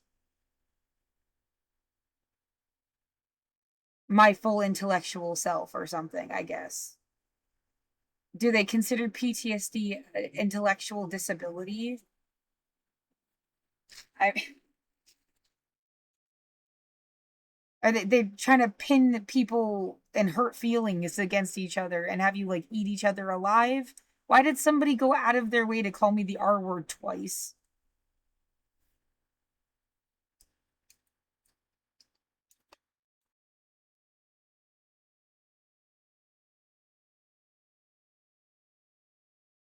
It's like something that can't really be measured accurately, and then like you're just gonna make people play like sick little games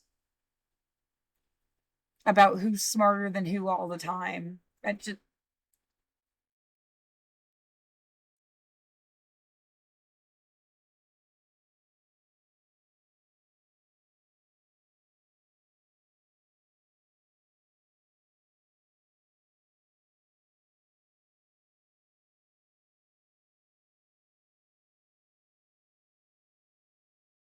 right, if not, wasn't that like half the point of stuff? Oh, she thinks she's so smart. Fuck Hermione, like, or something, and then you hate me.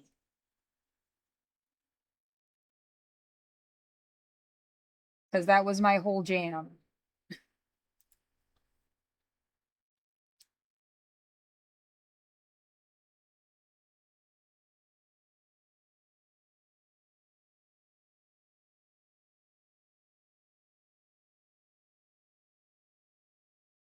I never wanted other people to feel less than about anything.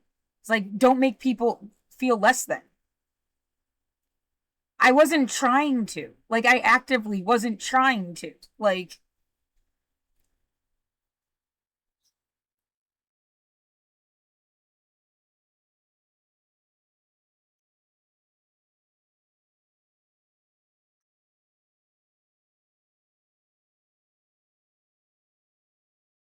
yeah, somebody would, you understand, putting someone in a panic attack and you screaming, you're stupid, I hope you fall down the stairs and die, because you're hurting me. And being cruel is fucking stupid. being deliberately fucking cruel is stupid. The smarter something is, the less cruel it's gonna be. That's intelligence. Fuck whether you can do math or learn the big words or whatever. Like, being deliberately cruel is stupid.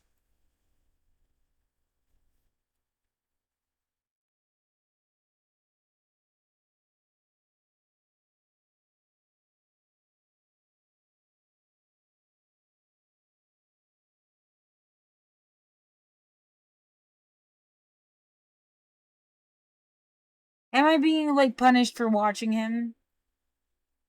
Or am I just being, like, overly sensitive because I'm scared? It's almost like looking for clues where, like, I mean, why do you think you're gonna get some kind of advice about what to do?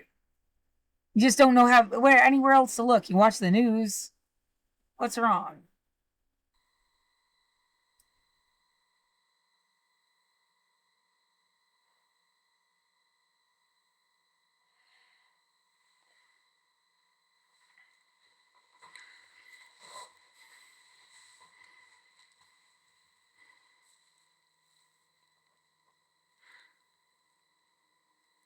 I think if this guy was criminally charged for the propaganda that he put out that incited like the incident that ended up taking the life of Renee Good, he would not be found criminally liable in a court of law because of his genuine intellectual disability. I think a jury of his peers, well, not his peers, but you know what I mean, would not be able to find him criminally liable, okay? There is no way. They would be like, no, he does not know what he's doing.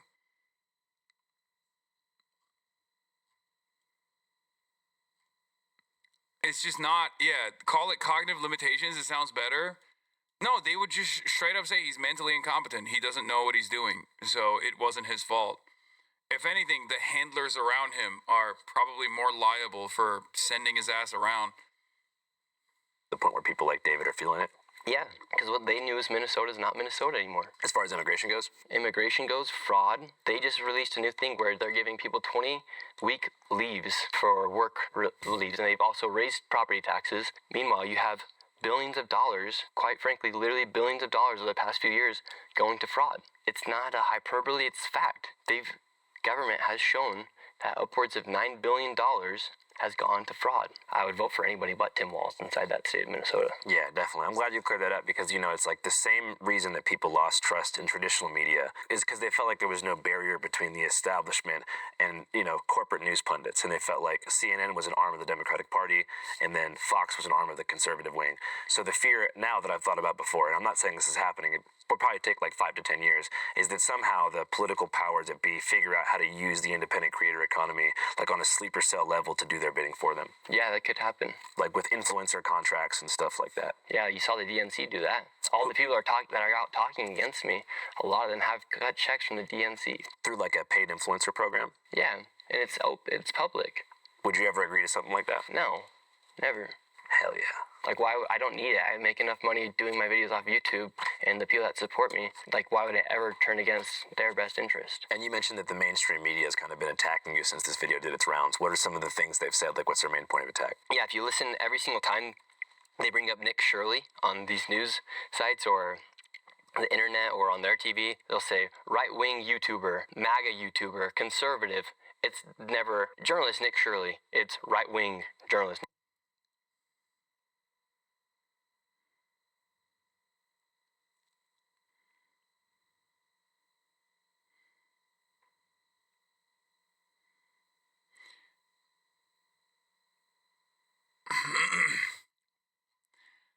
I mean, yeah, I wonder why, dude. Nick Shirley. Yeah. MAGA influencer Nick Shirley. Yeah, when I interviewed Hunter Biden, they did a RV YouTuber was the one they would use for all which actually sounds pretty cool. Like I'd want to be that, but I'm not that. And then like a liberal podcaster. Why is it never astronaut Hathan? Yeah, exactly. They always say progressive mind and MAGA body, never astronaut. Firefighter. I want to be known as firefighter. Why no astronaut? I know that in the Atlantic said Gen Z influencer. So yeah, it's just like they're so mad that we have the opportunity, people like me and you, to upload a video and to get more views than them. Essentially, we're a threat to their entire industry. That's why they hate us. That's why they will never give us credit. And so when they see me doing what I'm doing, when they see me get more views than they will get onto their website for the whole entire year on one single video, yeah, it's going to make a lot of people mad. So-called evidence comes from a man who has posted anti-Muslim and anti-immigrant content in the past. CNN's Whitney Wild speaks to the man behind that video and takes a look at his claims. We're from CNN. Can we talk to you?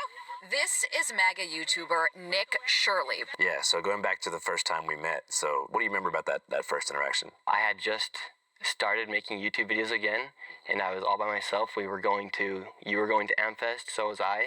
I was going to interview people about what's happening here inside the country, and I thought I had no idea exactly what I was walking into. I just knew there was going to be a lot of people to interview about what was happening inside the country. I thought it was like called America Fest, so I had no idea what Turning Point was. I had no idea who Charlie Kirk was at that time. It was funny because I'd watched you before on All Gas No Brakes, and you're always in that beige suit, just moving around and doing your videos, and so I was like stoked to see you. It was great meeting you the first time. I remember I first saw you, and you were setting up a tripod, and I was like, yo, what should I do? And you told me, you were like, you should go cover the border. And I told you, I was like, I want to go to Nogales to cover it. And you were like, no, you should go to Lukeville. Yeah. So you were the one who actually sent me in the right direction to do that. Yeah, you actually said, hey, can I get that information? I'd love to do something with you. I sent you the information, then ghosted me right after. Well, now the whole world's going to know that there wouldn't have been a border video without my guy Nick right here. It's the truth. It's the truth. Was that, so you said you had just started making videos in 2023, but had you done interviews before that? Yeah, so I had actually started, I've been doing YouTube since 2017 when I was a sophomore in high school. I started just wanting to have fun with my friends, and I started watching YouTubers, and I saw kind of like the lifestyle they lived, and I was like, oh, I'm fun. I like to have fun. I'm creative. I can be entertaining. I could do YouTube. Like a lot of us think when we're in high school, like how many discussions have you had with your friends where you're just like, bro, that could be us. You know, most YouTubers wouldn't come in here and capture this because of political stuff. You know what? I don't care. We're out here, baby. Like and subscribe. Let's go back to the young Nick Shirley. Where'd you grow up?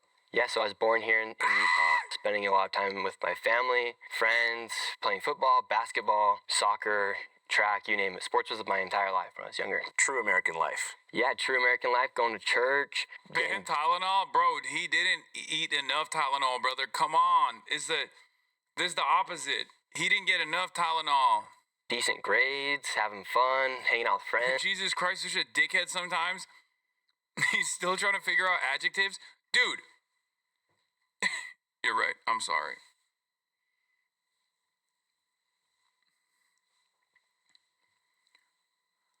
I don't think people understand that this is truly a new meta, okay? People who are medically stupid are going to be the next wave of content creators for the Republicans, because even like the Andrew Tate stuff is not cutting it, you know? Even Asmongold is not cutting it. They need dumber. They need someone with even less information.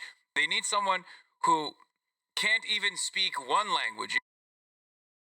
Oh my god, so much of this like classist embedded in like the information you ever got to know, who you ever got to know. It just seems like such a bullshit argument.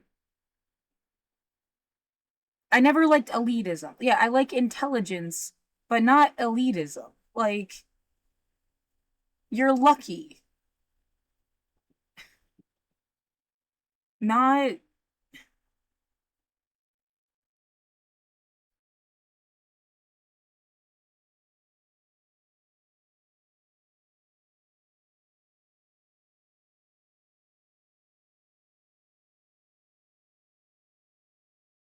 So, something just happened outside and I'm totally thrown off my thought process. Yeah, the amount of stress and then like damage and the idea of like imagining a kid that got like beaten in the head and then yeah, they have a stress mode. No one fucking notices. Nobody fucking cares. They've been like this their whole life. Of course they weren't learning anything. Like they were put into like literal survival mode or they're starving. Like, and then you're gonna say they're not intelligent the same way.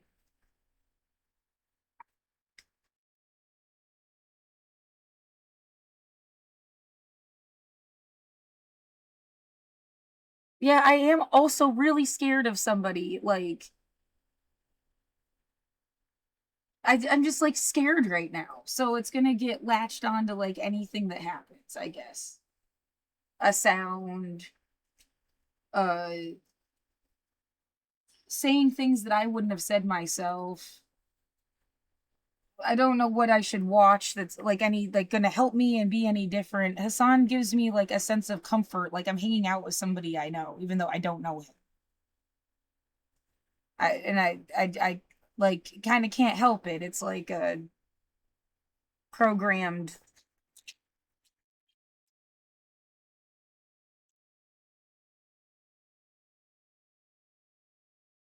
So yeah, he just ends up saying some shit I wouldn't say.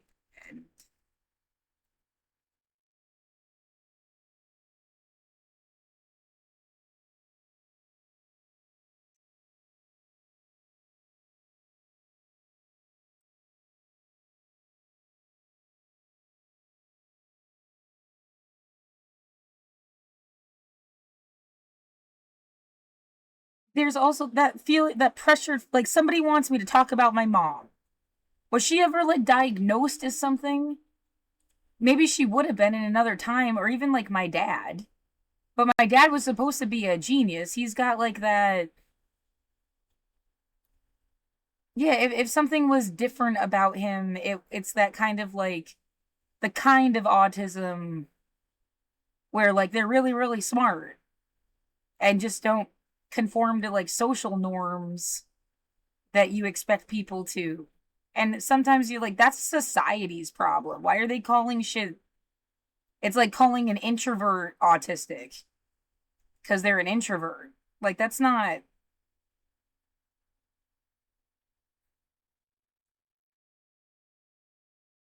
And I mean, I don't have any like shame or stigma about like autism, for example. You can be all sorts of different kinds of intelligent.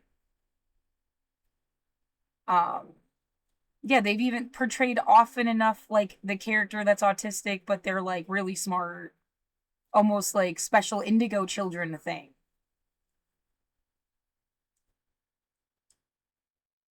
Yeah, I feel like someone is misidentifying people in general. And it's not, there's no effort to correct it because they wanted to misidentify them. Because it serves some other purpose that I don't understand. Yeah, I'm scared they want to make people dismissible so then they don't have to listen to them anymore. And you also can't be certain things. Did I ever want to be a teacher? What if I made my own curriculum and had it on YouTube? Would you like not care if like someday you found out I was autistic? If I got diagnosed as autistic, would you seriously not give a shit no matter what I said? There's probably been a million people, artists and they just were never diagnosed.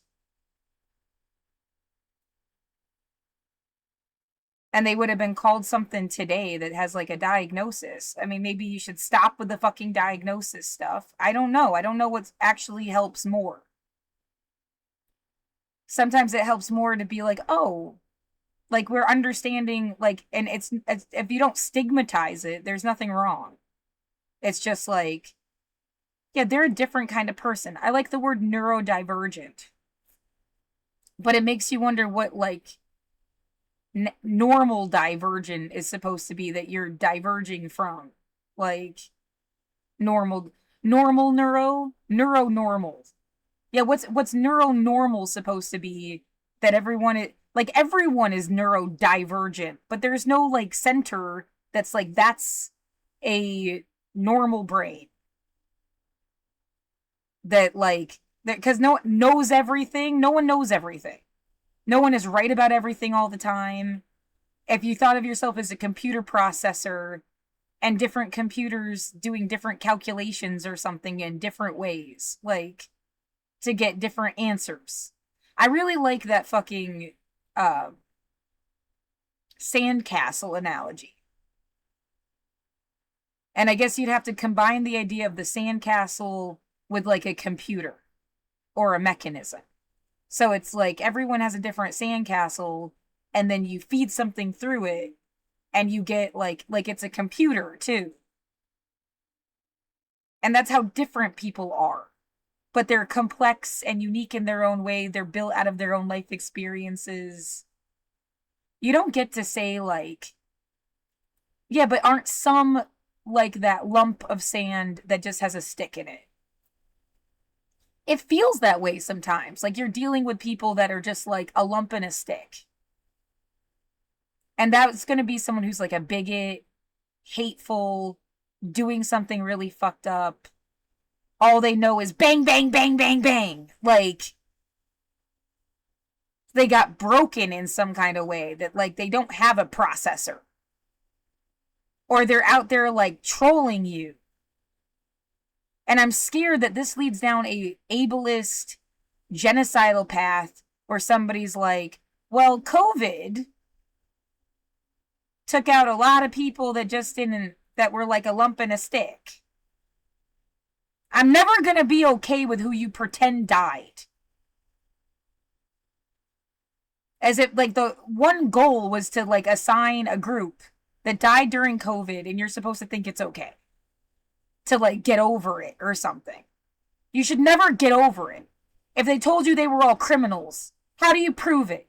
If they told you they were all mentally unstable somehow, how do you prove it? They were poor. You can't just kill poor people. That's even easier to be like, yeah, they were all disabled somehow. You can't fucking do that.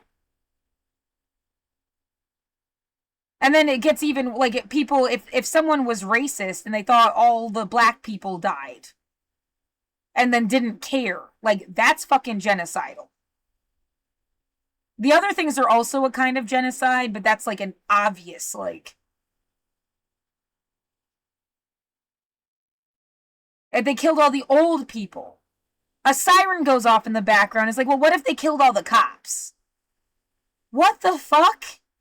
If you wanted people to fucking hate you or something, that's getting really, like, complicated. What, did you steal their patrol car and you're just pretending to be a judge and you're pretending to be a cop? And you're just, like, in costume? How is that supposed to make sense? Because you've been attacking me every fucking day like you wanted me to hate you.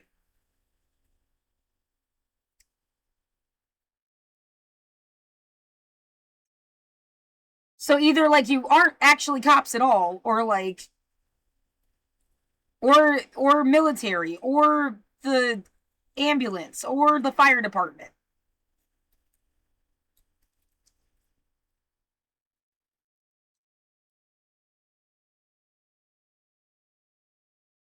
No, you can't. I don't know, to continue a track of thought. You can't kill all the religious people. You can't kill all the atheists. You can't kill all of anybody. Can't kill the starving. Can't kill the people that you just decided you didn't like.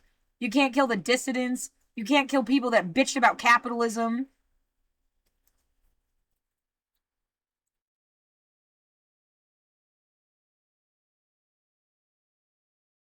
You can't kill somebody that was just like, you know, they would have had a legal case, but we silenced them before they got a chance. Like, you can't kill people that were, like, victims of sex crimes. I mean, if maybe that's what this Epstein shit is, where they don't really solve anything and they keep bringing it up. And they find out who was a victim of a sex crime and those people end up dead.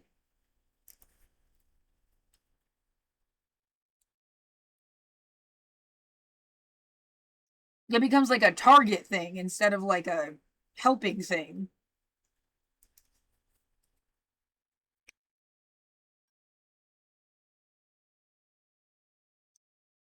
Yeah, who's willing to speak up about anything? Just, like, annihilated.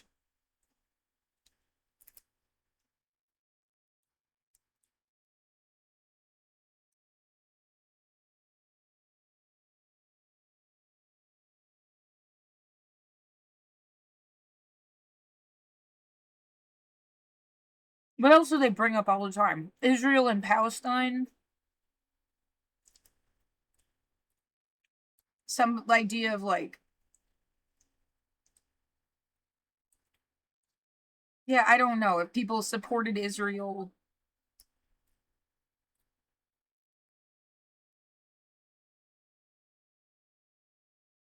Well, they're definitely not like the coded good guys. You know what I mean? Like, this is a genocide. You needed to speak out against genocide.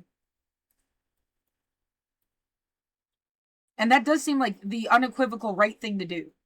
That's not like, oh, it's a trick. Like, that is the right thing to do.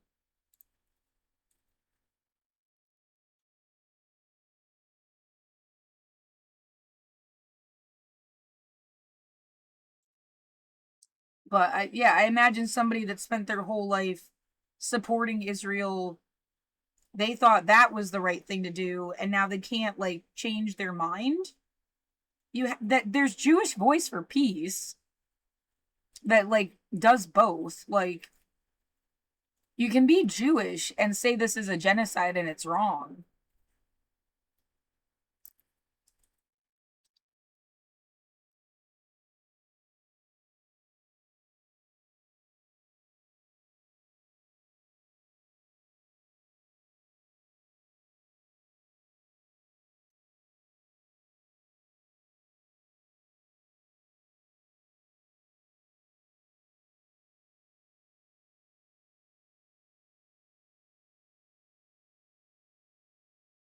Right? How does China factor in? I don't, because I'm thinking of that comment that RFK made about Jews and Chinese people were immune, and it was targeting Caucasians and Black people.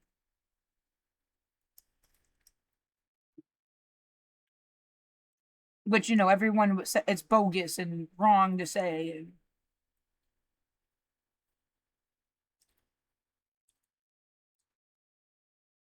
You know what? That was like the kindest thing they could have done. It got accepted like at the end of the day. Maybe they're trying to give me more time. Thank you.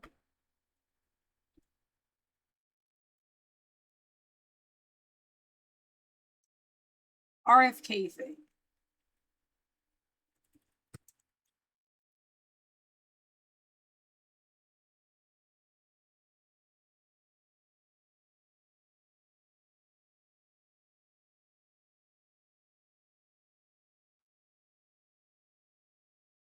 I have nowhere to go and I don't want to kill myself. I don't want to get killed and I don't want to kill myself. I don't have anywhere to go.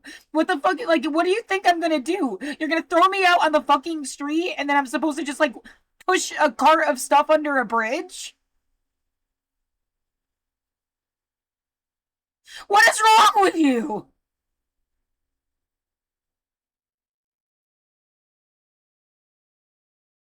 Yeah, everybody that's ever come this fucking street have done fucked up shit to me. What the fuck you think they're not gonna go like?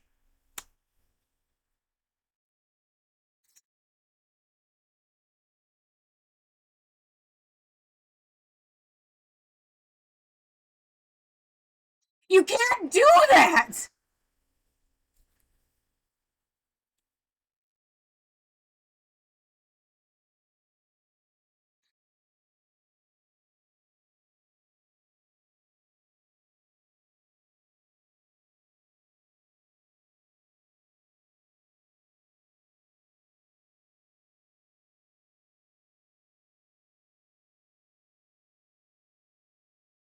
I just want you to think ridiculous things. I hate you for doing this to me.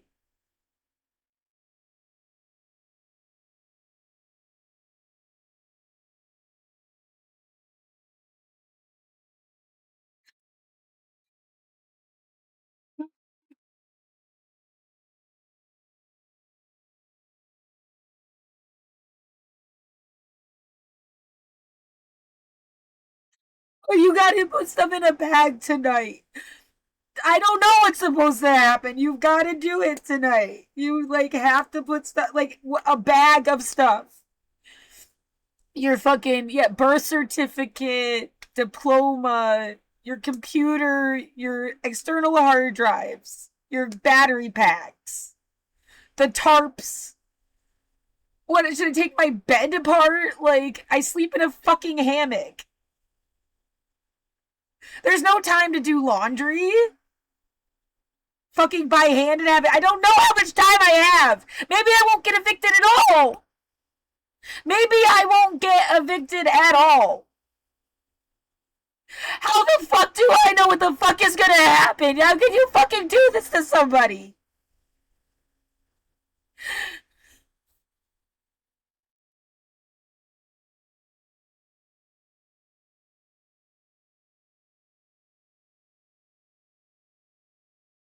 I lived here since 2015. So what if it's not a standalone house? It's all I fucking have. And it's like just like fucking taking my house.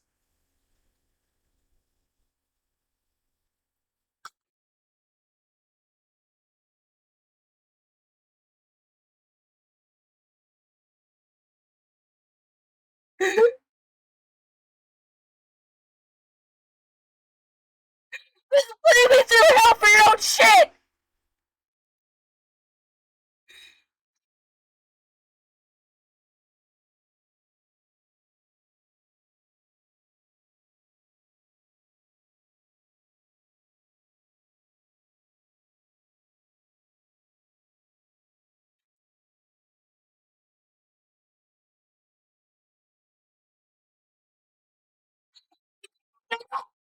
I can't talk to people, clearly. They don't care that I've been medically fucking isolated. I can't just go to the goddamn library.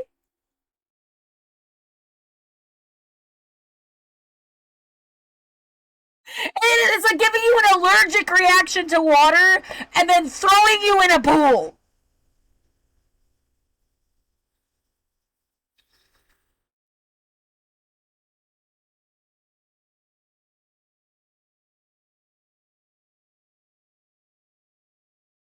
Yeah, chlorine, sure, yeah, like, because that kind of makes more sense. They gave you an allergic reaction to chlorine.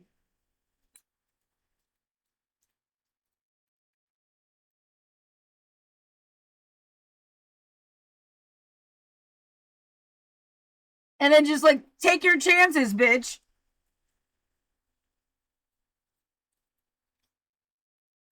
Yeah, it is. We just want to hurt you feelings. Like,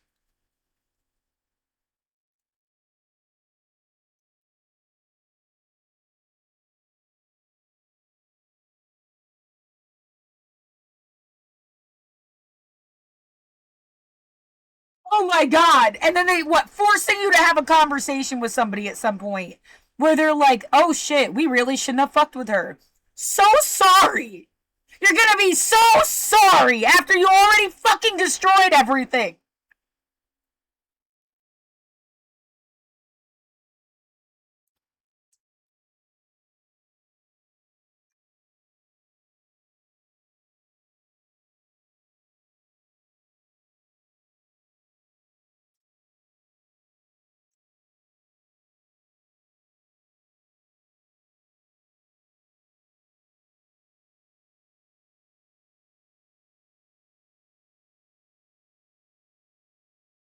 I don't know. What can I just keep up fucking filing motions indefinitely? Would that matter?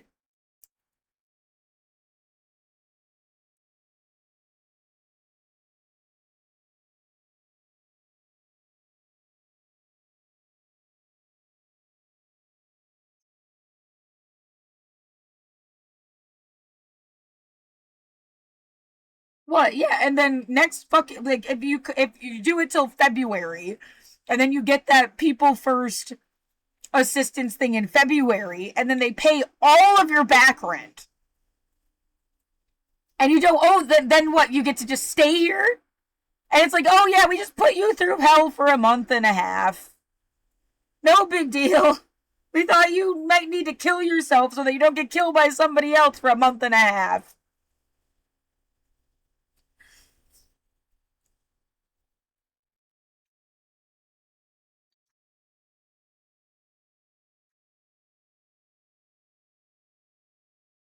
They made you feel like someone was going to kill you for years.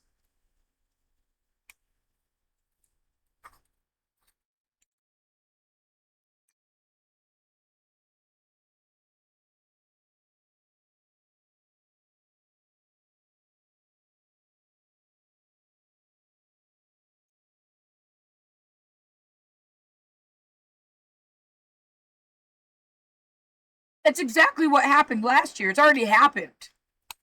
I owed like the same amount of rent, pretty much. I mean, it was like 6 months of rent, right? And the HRSN thing paid it.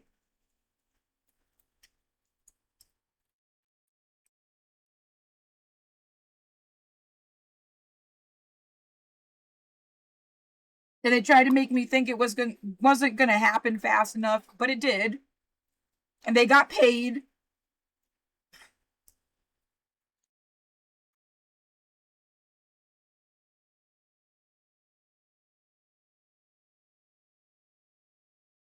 If disability would fucking like approve me, like I could have had a check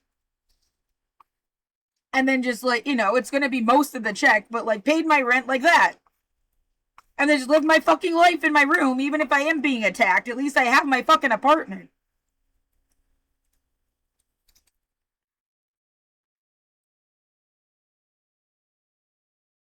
Right, to sit here and figure out who died during COVID. Yeah, well, I mean, as opposed to what? Like, pretending it never happened isn't really a choice. A moral one or a logical one.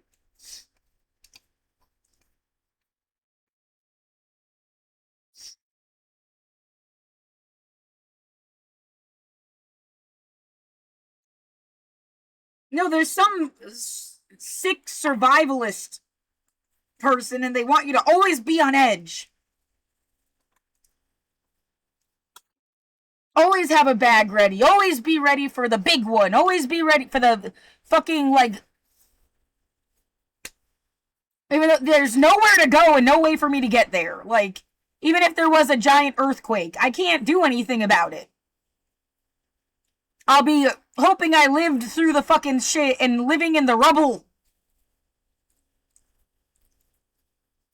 Yeah, maybe then at least I won't have to worry about the landlord anymore.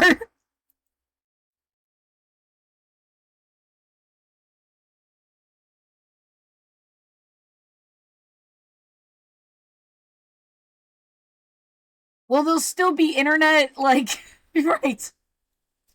My biggest concern.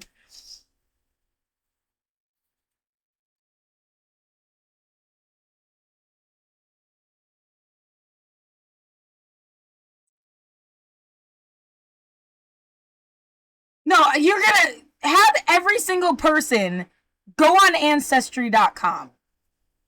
Find their most distant living relative that they have never met and force them to go, like, fucking live with that person.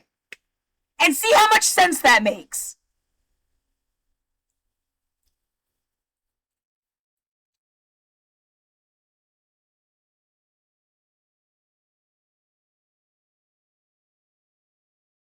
Is that what you're trying to do? Why would I do that?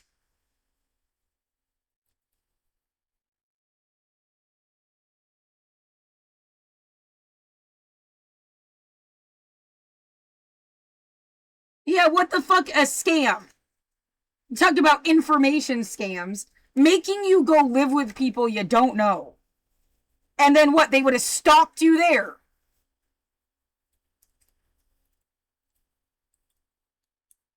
Like they want to have interactions on a TV show.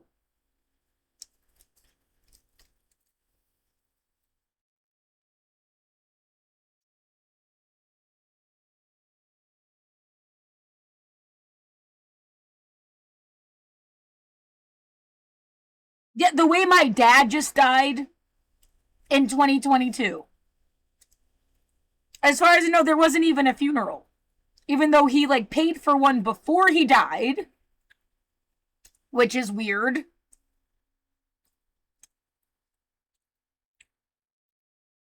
But there was nothing.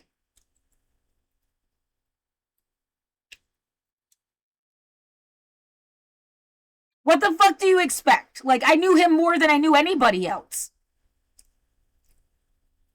Why are you doing this to me?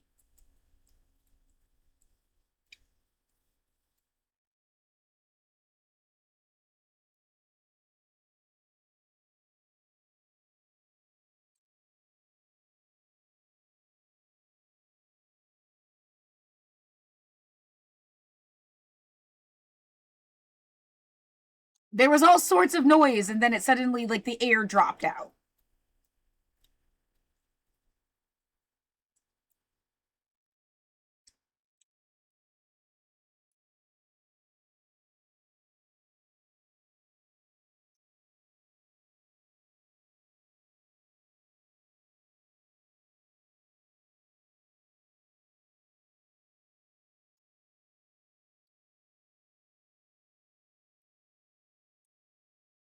What level of narcissism are you stuck in? Just make something up. No, I'm sick of, like, making up an idea that I don't even know if that's what's going on.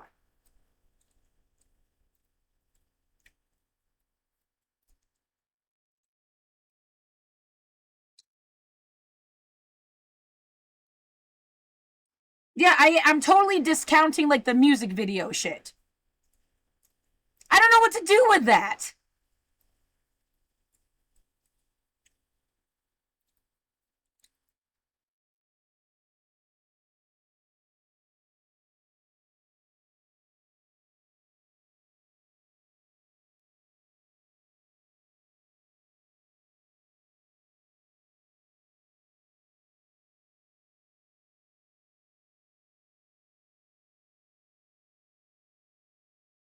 Yeah, for fuck's sake, they act like somebody in your life that wasn't in your life was like a king of something.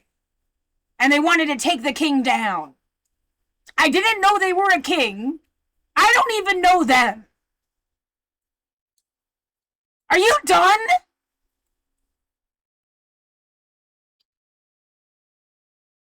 Again, please go find a distant ancestor that's alive. And, like, go stick your fingers up their ass. And see how much sense it makes.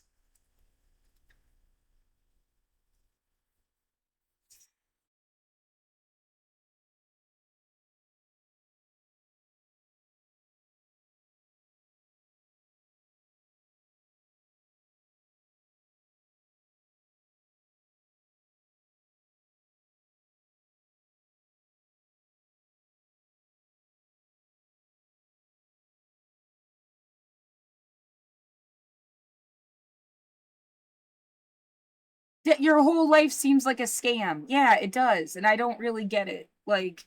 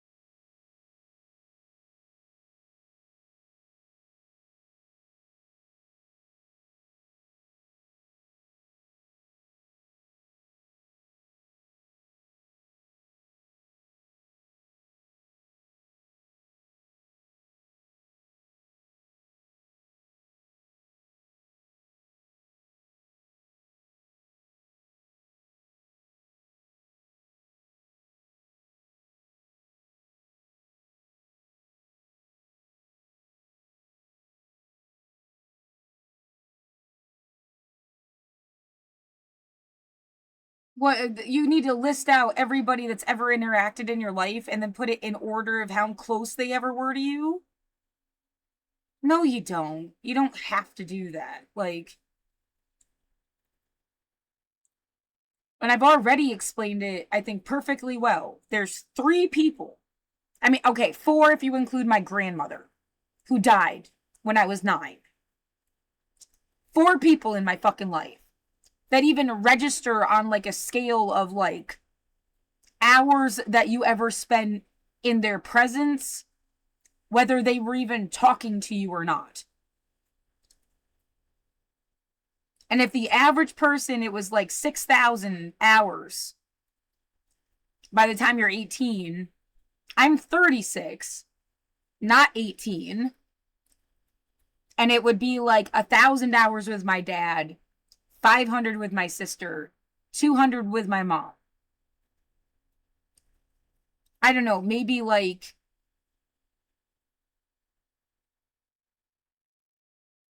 from the age of what, 1 to 9? Is it fair to say 1,000 hours with my gram? I kind of want to say like 900. Because my dad was definitely the most, and like I was cognizant. I wasn't even cognizant till I was 4. Even if I did live with my gram since I was 1.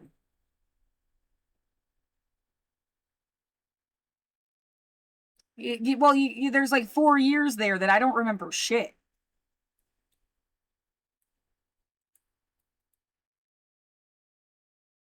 And those are the closest people that have ever been in my life.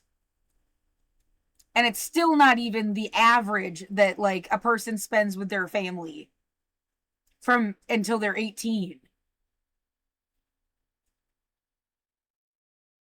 I have spent more time listening to Hassan Piker than my dad. Like literally, like this is me sitting in their presence with them talking. Exactly like this right now. More hours clocked than anybody I have ever been related to. My entire fucking life.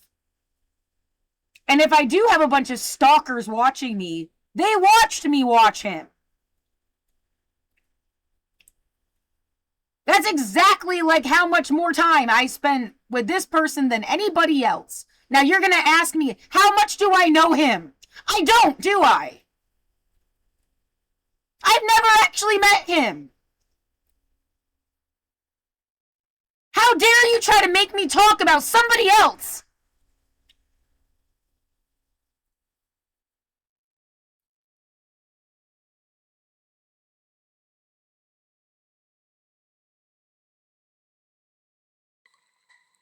The main ops have always been leftists. Bro, do you know anything? What the fuck? What are you saying? If you were the Ayatollah, this is such pro-Islamic regime shit. Yes, you're right. Yes. Me saying that Iranian sovereignty is being threatened when there is internal instability born out of the repressive forces of the Islamic Republic is me being pro-Ayatollah because you don't fucking understand the English language.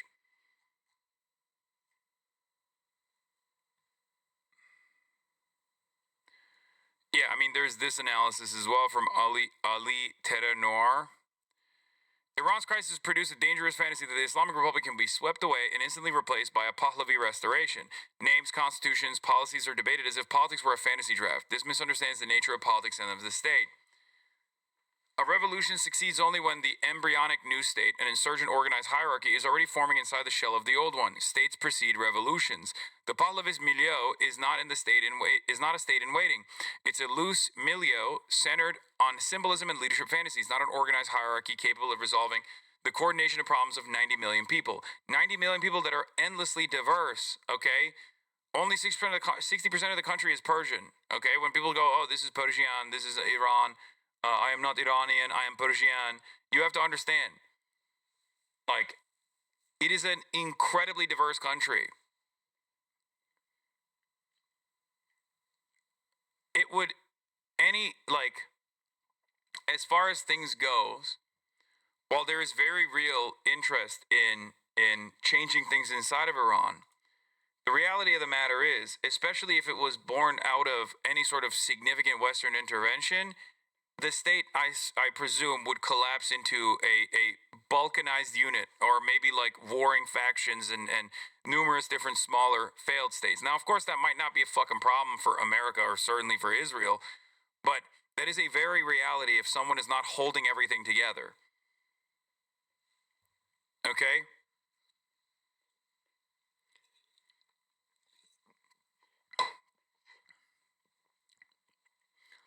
Is 99.4% Muslim? That's a unifying factor? Yeah. Okay. Is 99.4% actually happy with the rule, like the Islamic rule or the version of Islamic rule that they exist under?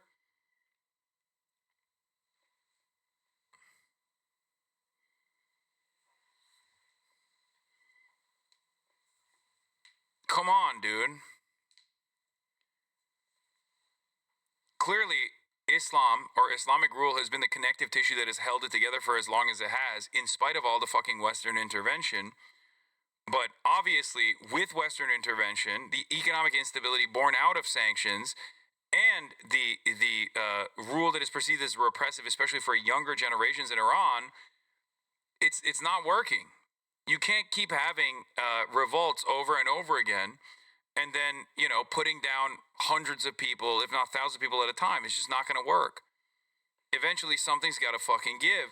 This is not a lip take, because the reality of the matter, as I also correctly pointed out, is that I don't know what the actual best path forward for Iranian sovereignty is anyway. You understand?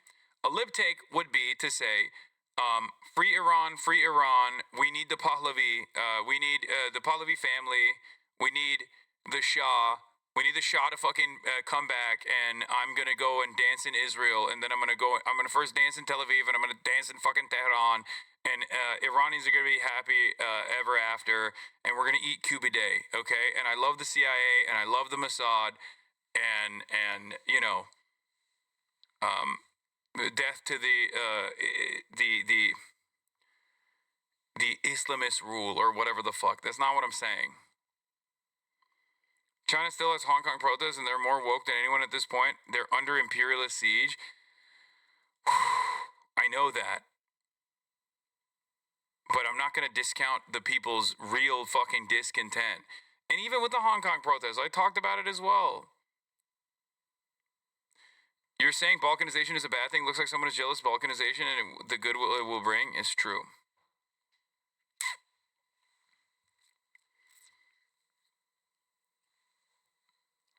The know your rights pin is so cringe. You're right. When a fucking ICE agent comes knocking down your door, you shouldn't know what is an administrative warrant and what is a judicial warrant. You should just let them in to butt fuck you. Okay? Don't worry. You can open up your asshole and brace for impact when they come in. But I do think people should know their rights.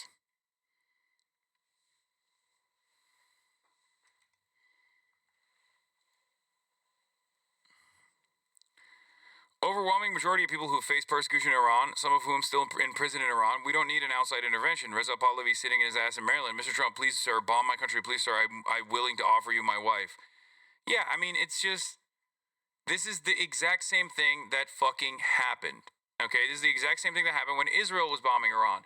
A lot of people in the West were like, oh, the Iranians are welcoming our bombs as liberators. This is going to fully democratize Iran. It didn't. It actually had the opposite impact. It actually had a rallying around the flag effect in Iran, from what I saw, except that obviously didn't last for too long, because eventually the economic conditions set in one more time, and people were back to fucking square one.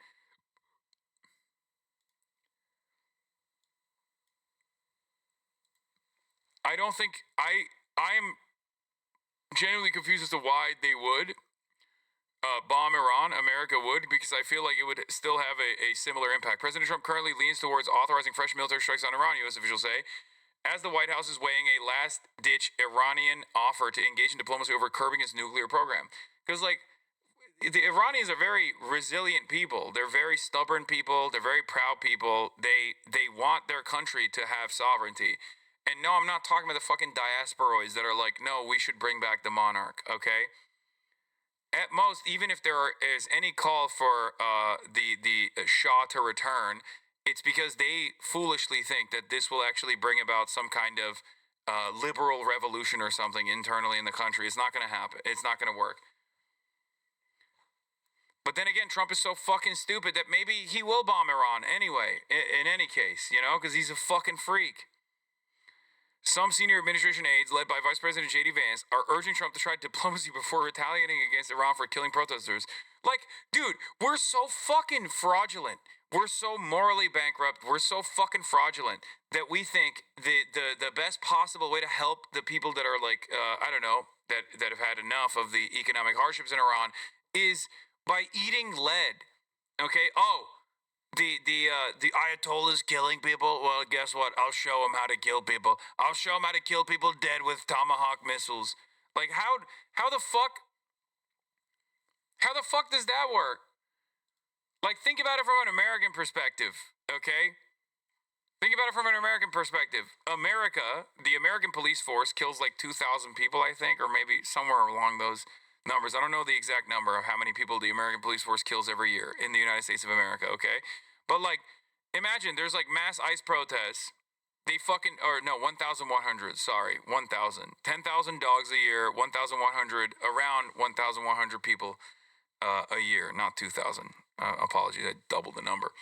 And basically, like, can you imagine if Iran was like, sorry, we're gonna lob Shahed drones in fucking, you know, in New York City because you keep killing your own citizens. Like, that's ridiculous. Yes, 10,000 dogs a year is real. Who the fuck would be like, oh, sick, thank you? Like, that's not, you don't solve anything when you do that. You do the exact opposite. It's not a solution to anyone's problems. Some in the U.S. doubt that Iran is genuine about its ending its nuclear program, telling Trump that Tehran may be finding a way to buy more time and avoiding American airstrikes.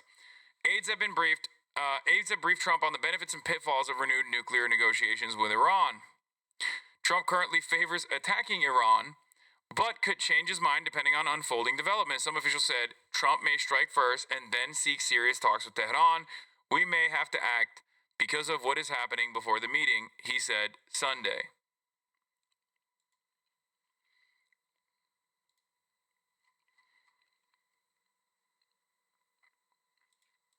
Trump is also going to put a 25% tariff on any country that's doing business with Iran. Oh.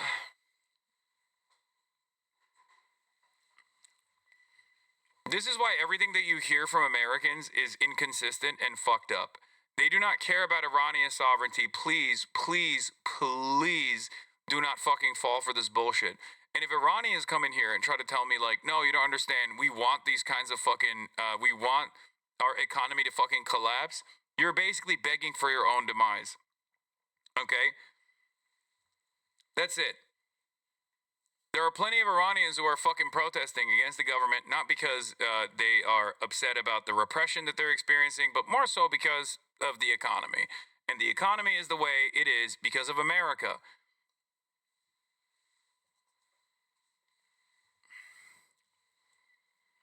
We are helping Iran by killing Iranians, either through direct military intervention in the form of bombings, or through indirect intervention in the form of starving them, by starving out the Iranian economy. President Trump says he's slapping a 25% tariff on goods from China, the United Arab Emirates, Turkey, India, Russia, Iraq, Pakistan, Oman, Malaysia, Indonesia, Brazil, South Africa, among other countries, because they're doing business with the Islamic Republic of Iran. God, it's so fucking devastating. It's just so fucked.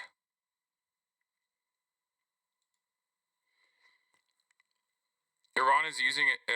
Just the other day, an innocent young woman in the United States, an American citizen and mother of three, was executed by ICE at point-blank range. The U.S. administration labeled her a domestic terrorist, while President Trump called it a matter of self-defense. The Department of Homeland Security threatened Americans that if you lay a finger on a federal officer or agent, you will face the full extent of the law.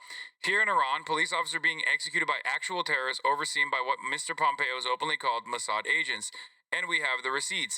Does this look like a protest for freedom, or the exact kind of scenes that the U.S. administration would never tolerate within its own borders? I'm not going to show you the video, but yes, that is, you know, they light it on fire.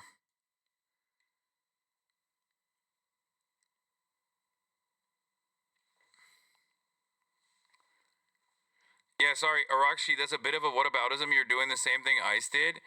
Okay, that's not even a fucking whataboutism, okay?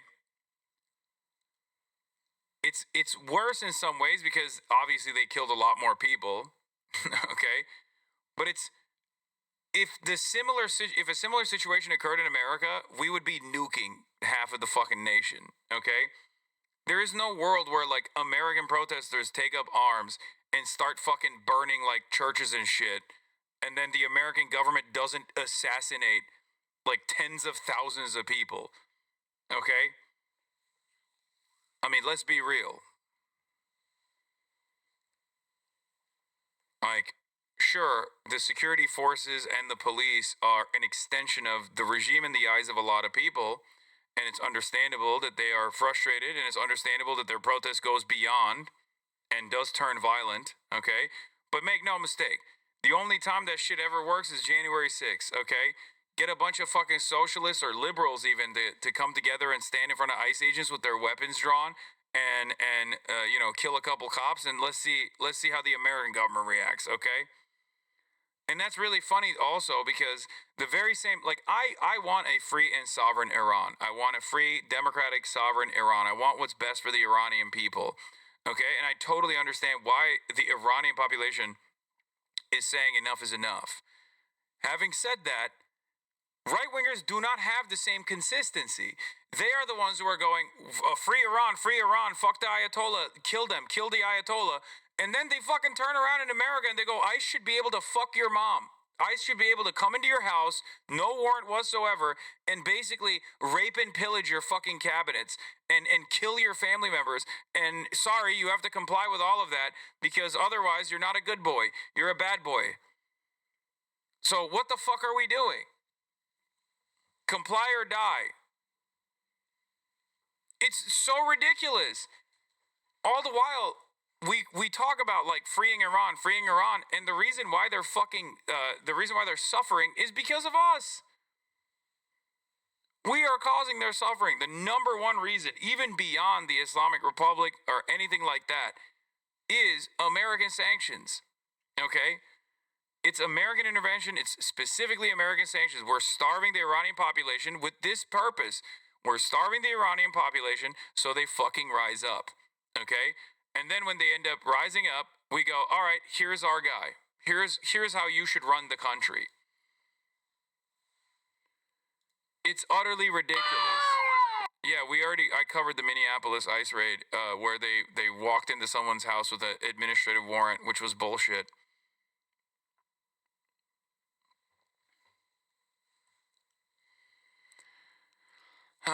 Yeah, and obviously the fucking Europeans are disgusting as well. EU's callous threatens tougher sanctions on Iran over brutal crackdown. I mean, they're disgusting. And I'm sorry, but Europe kind of deserves Donald Trump as their leader, okay? They do. We've already seen this inconsistency in the way that they talked about Venezuela versus the way they talked about Greenland, and they kind of deserve being vassalized in this way and being routinely fucking disrespected by our absolutely moronic administration in the most overt ways possible, where it's just like the ways in which Trump communicates with European leaders is kind of like insult to injury all the fucking time. Yeah, they're worse because they still have decent education, no excuse for the evil. Yeah, no, they're doing it for the love of the game. At least we have incompetent morons running our country.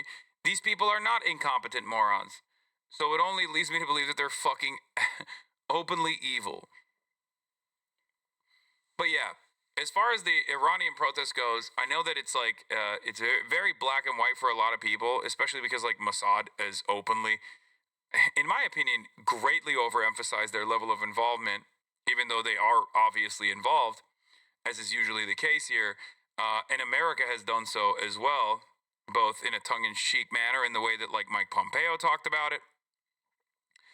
Ultimately, there is a valid reason for why people are protesting, okay? It's just the case. And recognizing that is a necessity if you want to understand how to solve the problem.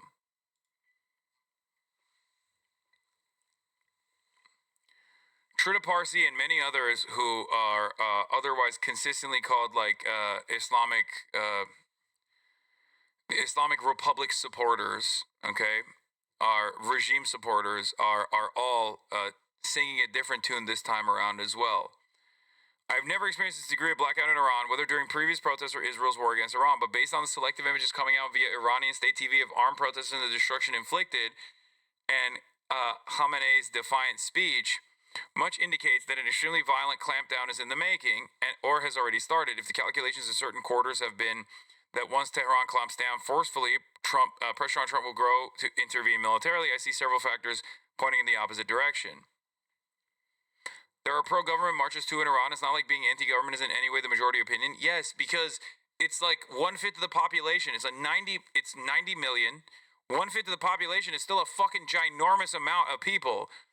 But 1/5 of the population in the other direction is also a ginormous amount of people, if you know what I mean. Okay? Does that make sense?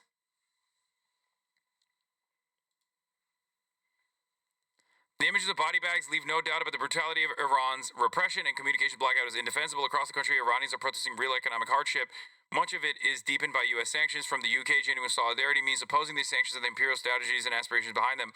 At the same time, this unrest is being cynically exploited by Netanyahu's genocidal government as a pretext for military intervention and regime change, a path that must be firmly rejected. It must be clear, only the Iranian people have the right to decide their own future. No outside power should dictate or interfere.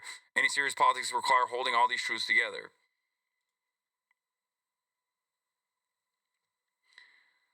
Like, regardless of the outside intervention, which is very real, okay?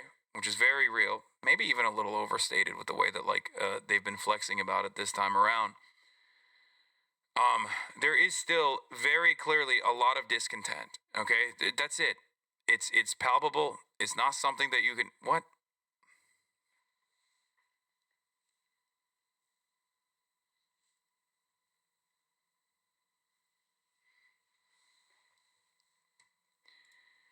Guy who thinks it's base to kill liberal protesters demands the government kill liberal protesters, talking about times running up when it comes to the Islamic Republic, okay? That's awesome. Bro, this is the inconsistency, okay? This is what I'm talking about.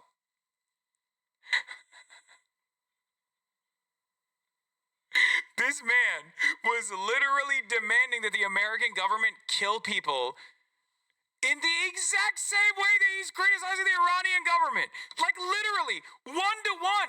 How does nobody see this? He was demanding for the past month that the American government put a bunch of libtards in body bags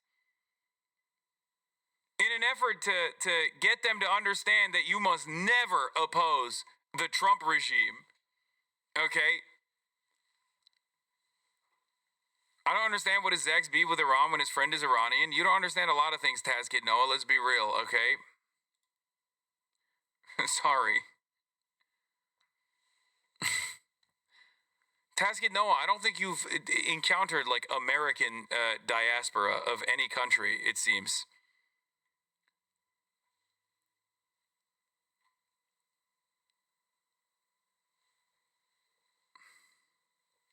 When Asman Mole was asked to clarify if dead Muslim Iranian child equals bad and liberal white American woman equals good, he said no comment. Yeah, based. Anyway, in the name of God, the compassionate, the merciful, the great Iranian nation, today you accomplished a great deed and made a historic day. Here we go.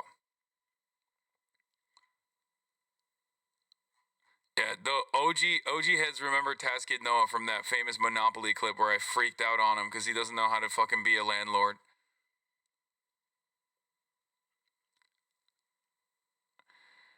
Violence in Iran creates messy imagery, and Trump is more inclined to intervene militarily when he sees an easy, smooth, and quick path to victory. When things are messy and challenging, he keeps a distance. In Yemen, against better advice, he went after the Houthis, but quickly changed his mind after the quick victory he was promised never materialized. And the Houthis took down 2 U.S. fighter jets. Even if the protesters look like they're winning, Trump will likely wait till the last and safest moment before he intervenes so he can secure credit at minimum cost. The violent clampdown might also leave Trump with the impression that once the regime has his back completely against the wall, it is more likely to fight back than to capitulate. Its clampdown up until last night was, by its standards, very restrained. But then it dramatically turned more deadly once the regime believed it fought for its survival. Tehran is likely signaling the same message to Trump. Yes, it has only struck back symbolically against U.S. attacks since 2020, but now it will be different since it sees no exit if the U.S. attacks. Also, a lot of people are not understanding that internally you have the government, you have the Ayatollah, okay, and then you have the IRGC. So there's numerous different factions within the government, and the IRGC works in line with the Ayatollah, even if they might have differences in opinion every now and then. Sometimes they might be even more militant, as a matter of fact. But the IRGC is where the Ayatollah derives his power from, both with its interventions in the region, but also internally as well. So there is that separate reality as well. So even if you were to do like a Maduro, first of all, you can't do a Maduro style thing to the fucking Ayatollah. That would literally would cause Iran to lose its fucking mind.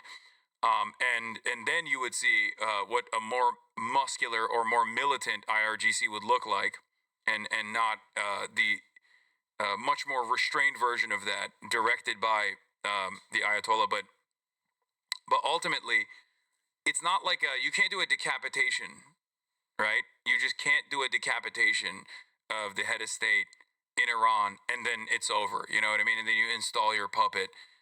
You can't really do that anywhere. You need to have like certain aspects of the military on your side, and I don't think that they have that in Iran anyway, like for Western intervention.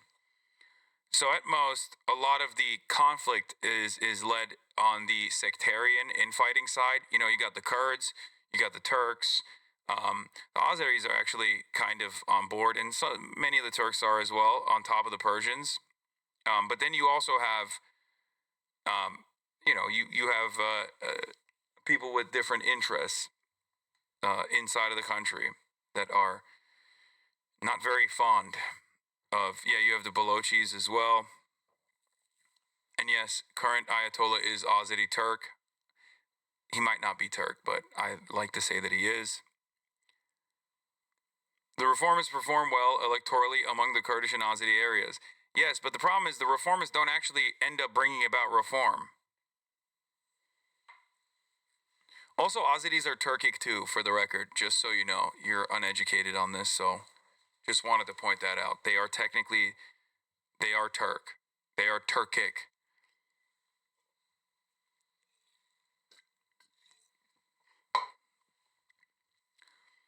Certainly, Israel, Lindsey Graham, and some opposition figures in exile will push Trump to stand by his earlier tweet, but we have already seen how Trump easily gets himself out of such promises when it suits him.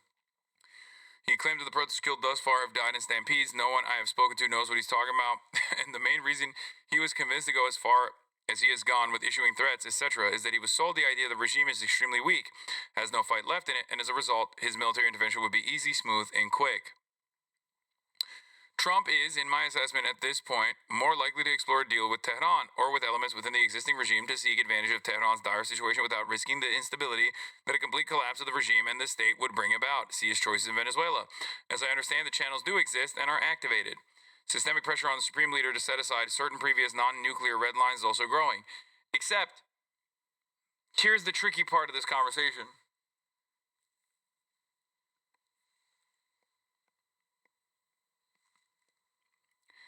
In many ways, America's dealings with Iran has nothing to do with Iran. It has even less to do with, obviously, like Iran not being a liberal democracy or whatever. America's dealings with Iran have everything to do with Israel and China. But more importantly, Israel. Okay? Israel even more importantly than China. because, like, Chinese trade negotiations and dealings with Iran is ultimately marginal, and it's not like the American allies are not selling a tremendous amount of oil to China anyway. They are. Everyone else is selling oil to China. Iraq, after the American intervention and invasion, still kept selling oil to China at fucking bottom of the barrel prices. And Saudi Arabia still sells oil to China. Like, sure, it's a good lever to have control over if you ever want to pull it, but let's be fucking real. There's no indication that, like, whoever runs Iran is going to stop selling oil to China. And Venezuela is not going to stop selling oil to China either. And one might even wonder why China wants Venezuelan oil. It's more so probably to help the Venezuelan government rather than, increase China's stockpile of heavy crude. So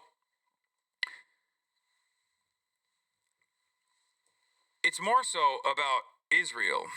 And even though Israel's dominance in the region is aligned with America's interest in the region, America's dominance in the region, Israel is the one country that definitely wants Iran to be a failed state. Okay? That's it.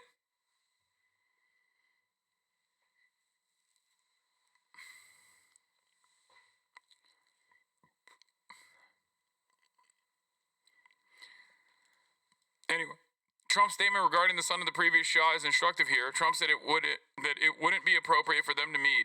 Appropriateness is dependent on the circumstances, and as circumstances change, so does appropriateness. Trump is essentially saying that he's not ready to go all regime change yet, but he will not wait for Tehran forever either.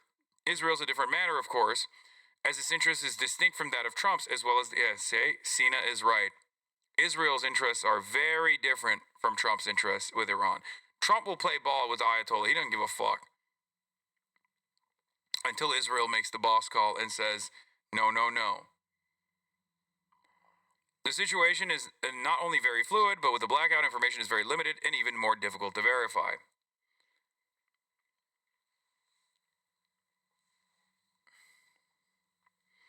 This is not true in the 80s and 90s when Israel had less influence, yet Americans were extremely interventionist. Americans preferred Islamic Revolution and MEK taking power, but turned on them due to risks that the Shia in Saudi and elsewhere would weaken Saudi Arabia. The Gulf Arab states also are trying to play off America against Iran. True. That's also true. Yes. That's another major player here as well. You're absolutely right. Saudi Arabia in particular.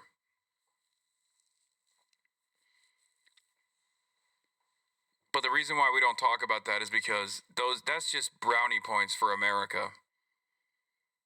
The real player here is always going to be Israel. Israel must enjoy total security, and for that to be achieved, the rest of the region must be in a state of complete insecurity vis-a-vis Israel. Back in August 2025, I wrote in Foreign Policy that Israel was likely to restart the war in Iran before the end of 2025. Much indicates that Israel may do exactly this in the next few hours or days. Important to understand that it has nothing to do with nuclear weapons, freedom, or democracy, and everything to do with Israel's demands that no country in the region should be able to deter Israel. That is, Israel must enjoy total security, and for that to be achieved, the rest of the region must be in a state of complete insecurity vis-a-vis Israel. Israel cannot achieve or sustain this on its own. It needs the U.S. There is no universe in which signing up to indefinitely sustain and pay for Israel's dream of a greater Israel is America first. True. So, I think that ultimately we'll see what Big Daddy Israel wants here, considering that we have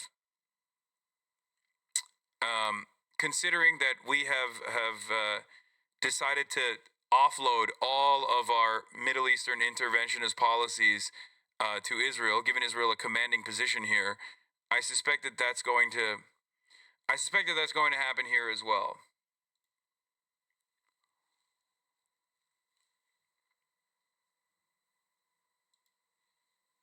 Question. What are countries supposed to do to express disapproval and not materially support other countries when they engage in crimes against humanity? Sanctions are proven to not work and just hurt the population. Invasion isn't acceptable generally either. What, if anything, should states do? I don't know the answer personally, but I would like to hear your thoughts. I think the only countries that can actually intervene peacefully with other countries when they decide to do shit that's like fucked up is countries that have already developed positive relationships with these nation states.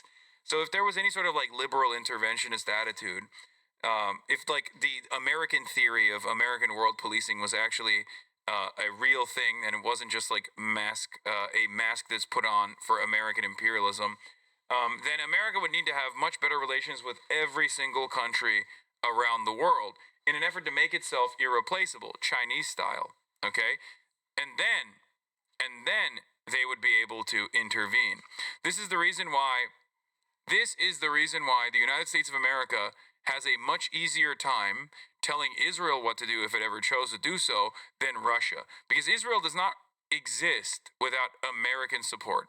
Okay? Israel does not exist at all without American support. Russia, on the other hand, as we have seen over and over again, does very much exist without American, or with direct American intervention.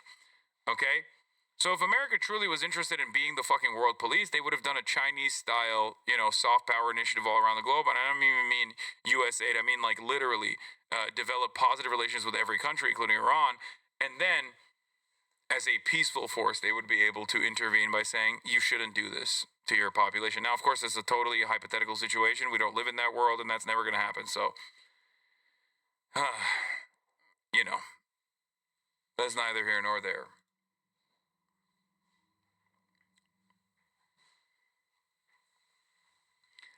I have this mindset that if left to their own devices, countries would probably reform eventually. Without the threat of external intervention, there is no necessity for tremendous brutality, tremendous repression. It is external intervention fears that cause governments to be ruthless to its own people.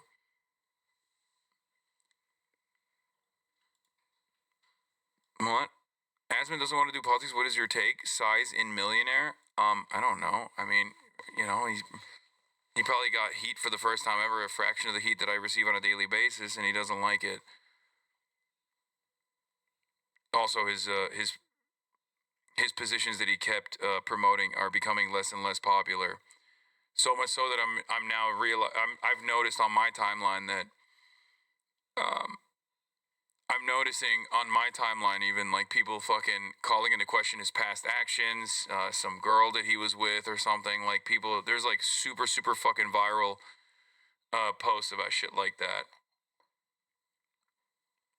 Like they're finally offering like a fraction of the scrutiny that I have received for forever, basically.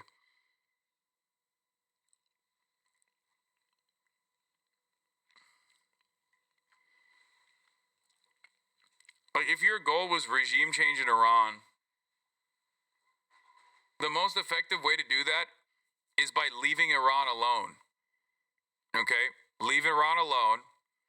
Let them fucking be a sovereign country and have a robust middle class.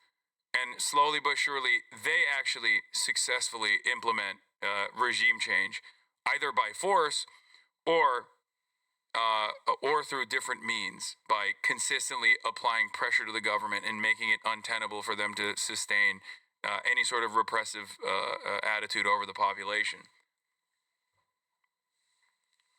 Now, of course, the problem there is a sovereign Iran is always going to be a risk for Israel. So you can't have that. You can't have a sovereign Iran. That's the real point. That's the real problem here. So anyone that talks about Iranian feminism or women pulling off their hijabs as an act of protest or whatever, like these people in the West don't give a fuck, or at least they've been duped into believing that like America's ambitions here is that. No, they just don't want a fucking sovereign Iran. Iran could be the gayest, most woke, most fucking feminist place on the planet. And as long as they were sovereign and still had the same fucking intensity and still had the same weapons and arsenal and weapons producing capabilities and wanted to say, hey, Israel sucks to fucking suck. We'll show you what's what if you try to fucking intervene in other countries' affairs in this region, then Israel would still want to nuke Iran because it has nothing to do with fucking feminism.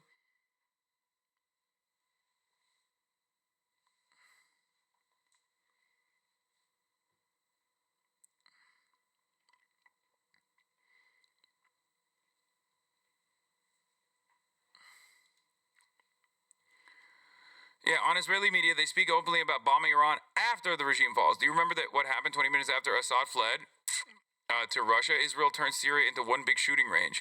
This is the state the monarchists are pinning Iran's future to. לפני שנה וחודשיים היה מבצע חץ הבשן בסוריה. Arrow Bashan in Syria. אוקיי, קרה אסד נפל. אתה זוכר מה קרה? Do you remember what happened 20 minutes after he took off the plane to Russia? מדינת ישראל הפכה את איראן סליחה, את סוריה. The state of Israel turned Iran, Syria into one big shooting range. True, but it's not some beautiful Freudian mistake. Why is Trainwreck so hot on Iran all of a sudden? He's literally fucking Iranian, man. What are you talking about? He's Persian. He probably has family there, I assume. You need to understand something, okay? Perhaps maybe I don't have that many friends that I know that are Iranian, that are directly pro Islamic Republic, but even those who believe that the Islamic Republic is the only pathway towards maintaining sovereignty in Iran are still very upset with the government, okay?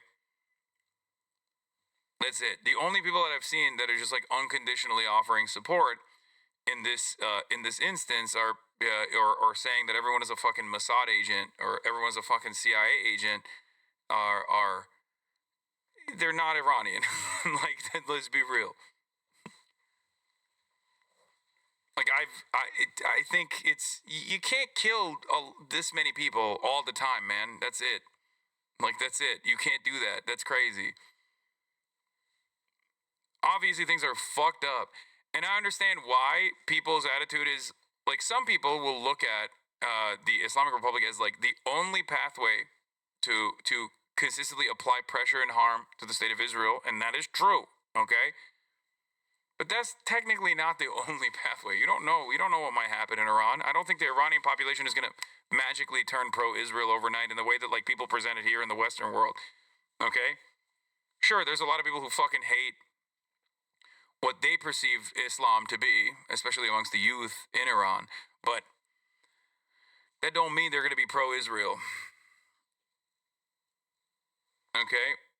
Because Hassan knows me IRL, lol. Answer my question, Hassan. If Israel does not exist... Wait, what? No, I don't know this person IRL. What the fuck is this guy talking about? What the fuck? This guy's starting to get delusional. Take a day off.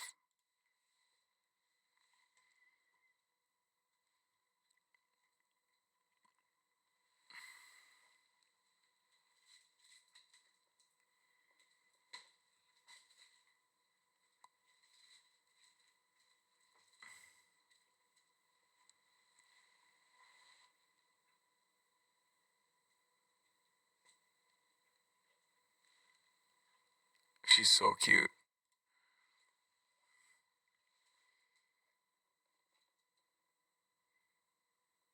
Hello.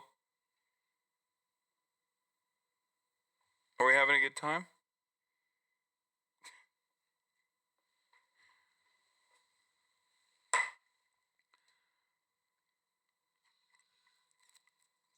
Anyway.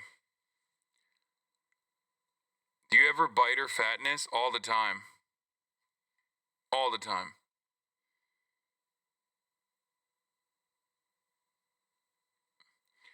But in any case, there is nothing more ridiculous than seeing all these people that have, like, advocated to starve the Iranian people over and over again, advocated for Israel to bomb Iran, okay, got Israel to successfully bomb Iran, celebrated it, got America to bomb Iran, celebrated that, turning around and being like, oh, free Iran, oh my God. It's like, bitch, you don't give a fuck about the Iranian people. Suck my dick. Shut the fuck up. Shut the fuck up. If you are pro-Israel, you are not pro-Iran, okay? Everybody knows the game is up. We know you are Israel first. You're not America first. You're Israel first, okay? If you're pro-Israel and you're Israel first, you don't give a fuck about the Iranian population. Get the fuck out of here. If you're America first, once again, you end up still being Israel first, let's be real, and you definitely still don't give a shit about the Iranian population. It's so crazy. And it's funny because, like, as I showed you with the Asmongold situation, the motherfucker's not even America first. He's like, oh, let's free the people of Iran. It's like, bitch, You advocated to kill Americans. You advocated for this regime to kill American protesters. Fuck you mean?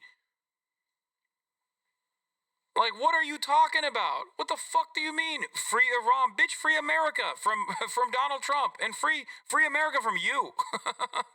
Fuck. Anyway, it's crazy. It's crazy. It's madness. It blows my mind that people don't even like question this when they don't go, wait a minute. I'm not so sure if you actually care about the Iranian people or not. For the last couple of weeks,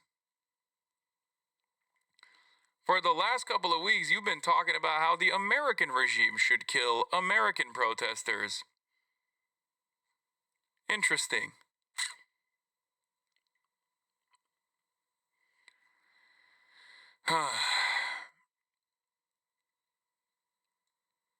Anyway.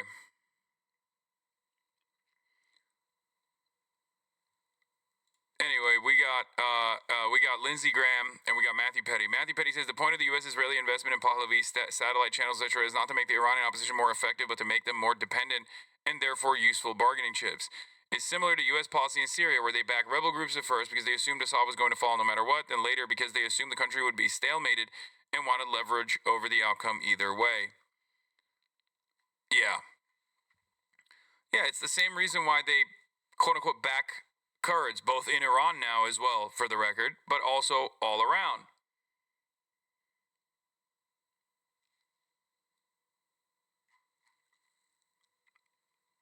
They will back these groups specifically to get leverage over the Iranian government and try to get them to do their bidding.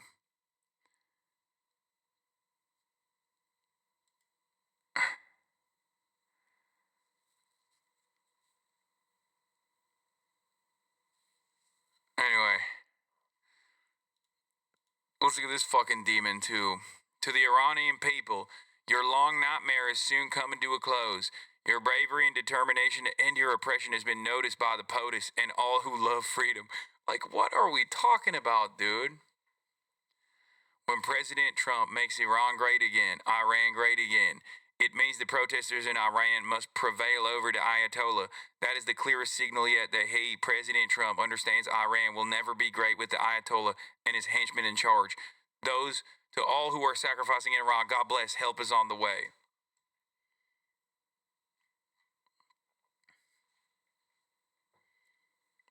Incredible stuff. Thank you, Lindsey Graham. The Crown Prince's statement about the folly of negotiating with the Iranian regime and the need to act on behalf of the Iranian people is beyond reasonable criticism. Dude, they activated all the different groups. So you have people who are pro-Shah, and then you have people who are in the pocket of MEK. Bolton is an MEK advocate, an MEK acolyte, and so is Rudy Giuliani. And MEK has even less support than the fucking Shah in Iran. And the Shah doesn't necessarily have a reasonable amount of support either, okay? Because I need you to understand something, okay? These people have already successfully deposed of the Shah. You need to understand. These people, the Iranian population, already historically successfully deposed of the Shah, okay? There is no fucking way that they will entertain Western intervention, no matter how much they suffer. They are incredibly resilient, incredibly proud people. I just don't believe that there is any world where the Iranians will be like, oh, great, we're a Western puppet state now. It's fine. I just don't believe it. Maybe I'm wrong, and maybe I'll be proven wrong, but I do not believe it. They do not want internal repression, and that's the most just and understandable position that people can hold, okay, for sure, 100%. And there's a lot of internal conflict on sectarian boundaries, on sectarian lines, but the Iranian people must decide for themselves how they will be governed, okay? That's it. That's it. There's communists in Iran? Yeah, they're all in prison, brother. What are you talking about? Yes, there are. They've been tortured, killed, and also imprisoned. So there are some communists in Iran for sure. I mean, they were fairly successful at a certain point.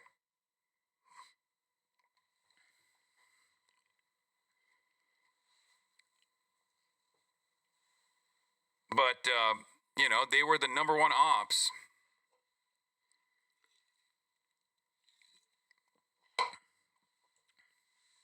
I don't get it. Why is that funny? Because we like the Iranian communists. We like the Iranian socialists. And it would be a very different situation right now if the major forces that brought about the Iranian Revolution that ended up winning in the power struggle were the actual Soviet aligned, or not even Soviet aligned necessarily, but like Soviet agnostic socialist movement.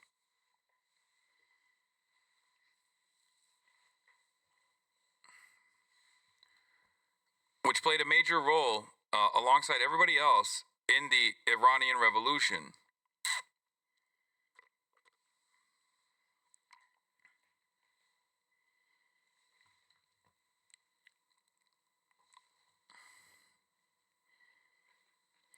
Was Mossadegh socialist? He was more of a social democrat, but even the modest amount of changes that he wanted to implement in terms of taking a new look at the oil contracts that were endlessly exploitative by British Petroleum was enough for the American government to come in and do a coup and get him out. And then put in charge the puppet, the Shah, which of course had no real legitimacy in the eyes of the Iranian population and therefore engaged in unlimited fucking cruelty. Okay? Secret police, like all of the things that people look at with the Islamic Republic now and say like these are very repressive elements, these are really fucked up. The Shah did, and then some.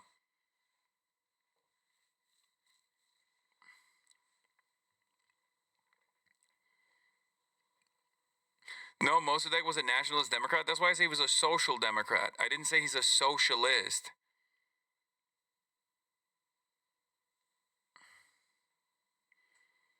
Is Khamenei communist? No.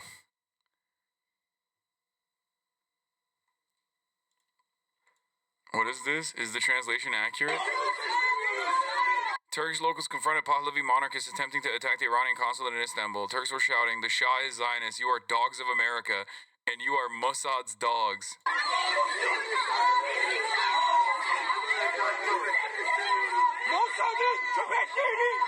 Yeah, he's saying Mossad's dogs.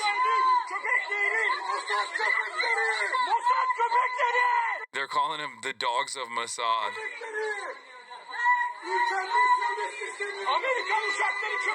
Amerikan uşakları. They said you're a servant of America.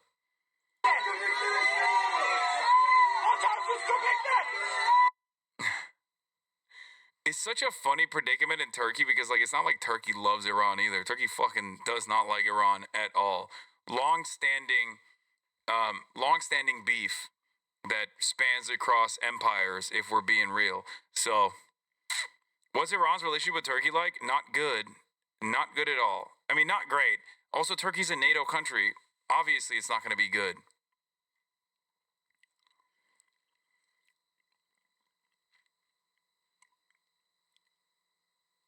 Think about it this way. Turkey's forces and Iranian forces, like Iranian proxies and Turkish proxies, were literally fighting in Syria nonstop. Okay?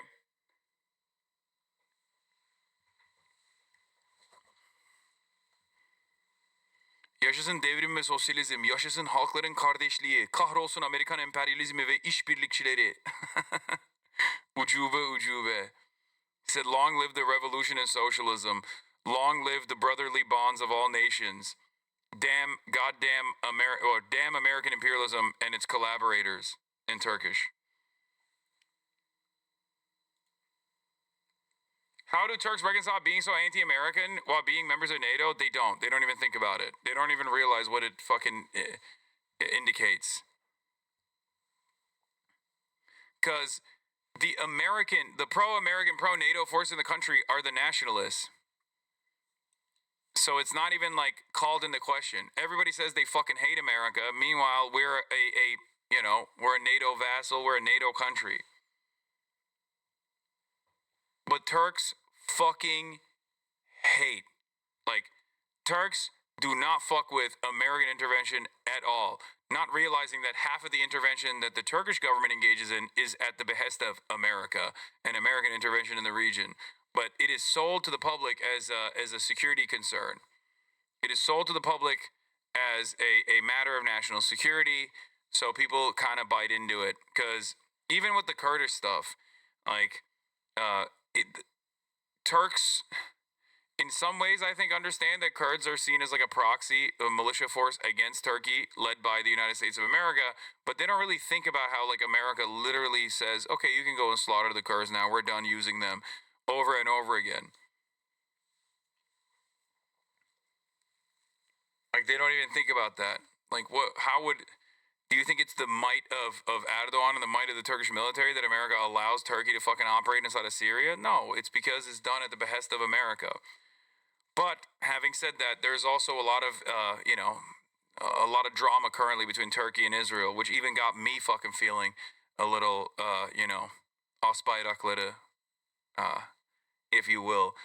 Israel talking about how Turkey will never have an F-35 and that they'll only let Greece have F-35 jets, even though Turkey initially was a part of the F-35 development program and then decided to get S-4000s after the American government decided not to sell F-35 fighter jets to Turkey.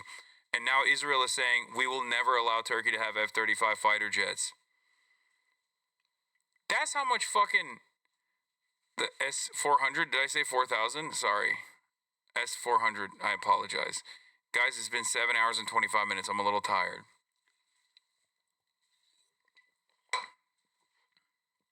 It's real.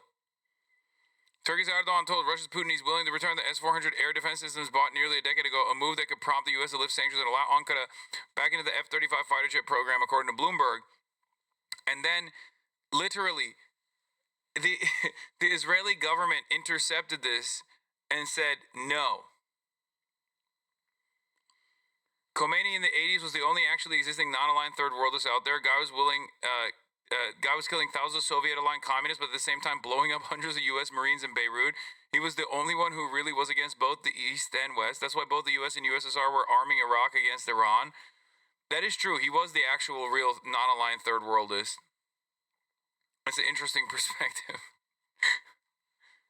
He did hate. I mean, but that's how Iran is. People are like, oh, why won't they align with China, myself included? And that's just how Iran is. I don't know how else to describe it. They literally don't do that. Like, the only country that they have, like, long-standing commitments to in terms of security has been Russia so far. Straight up. But, at the same time, they had no problems doing JCPOA with Barack Obama.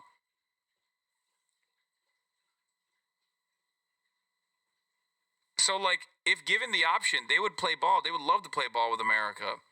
They just understandably fucking hate Israel.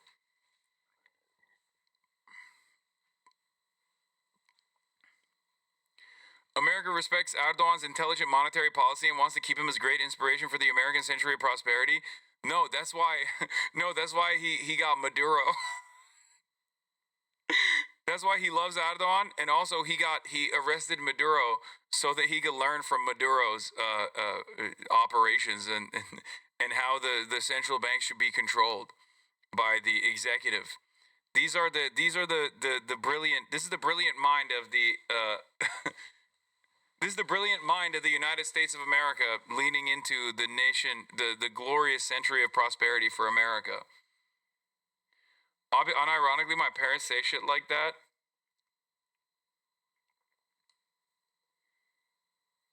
It's time for a Chinese American president. I agree.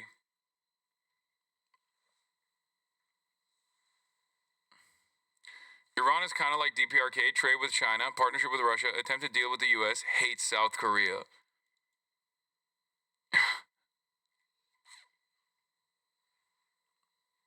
Every minute you're not streaming, Greece gets stronger, we get weaker, wake up, we need you, dude. This is why I'm doing 7 hours and 30 minutes today. I cannot let Greece get F-35 jets and Turkey not have a piece of that action, okay? That's right. I will not allow Greece to become stronger. Yesterday, Asmongold mistook a massive pro-Iranian government rally for an anti-government protest. There are so many people, he says with amazement. This is absolutely insane. Iran is cooked. Then he moves on until a viewer tells him to go back and read the description. Right after, Asmongold marvels at an AI video of a fake protest. He's the perfect representation of how Americans mindlessly consume propaganda. Today, millions of Iranians protest against American intervention following threats from Trump. Like the rest of Western media, Asmongold will surely dismiss them like he did for the protests in Venezuela. But you can see there are just so many people around here. This is absolutely fucking insane. Wait. This is Iran today. Absolutely massive crowds rising up against violence, U.S. Israeli-backed rioters and foreign interference. And not a peep from Western mainstream media, of course. And so, yeah, exactly. Damn, exactly. So you're seeing a tremendous, like, as I said, guys, it's circling the drain. It's the beginning of the end. I mean, whenever you get confused between the...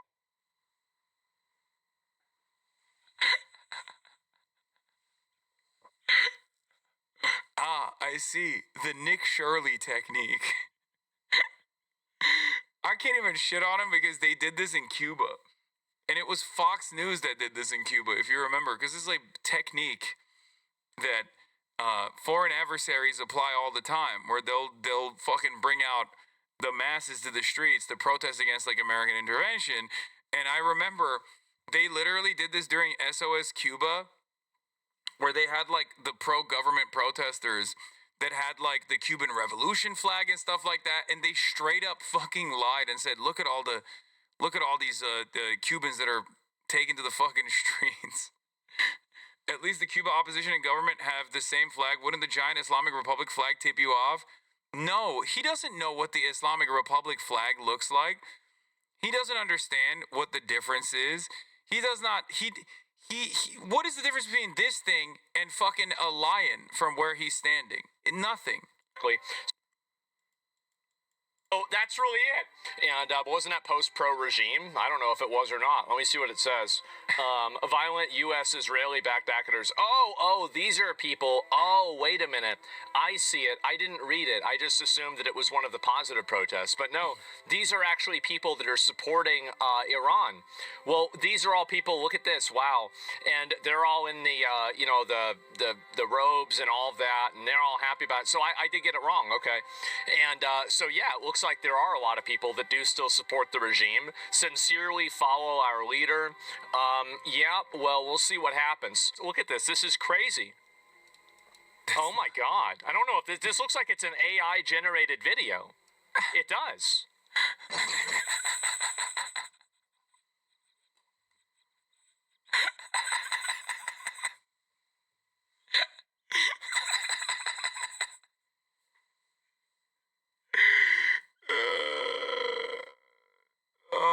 Does it?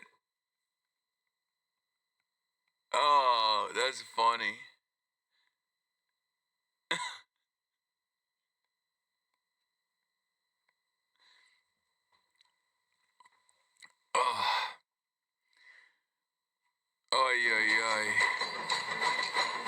I click on his on randomly and he's watching Asman. Brother, this is the first time I responded to anything Asman's done today after fucking 7 hours and 31 minutes, man. Like, calm down. Holy fuck. I mean, this has to be fake, right?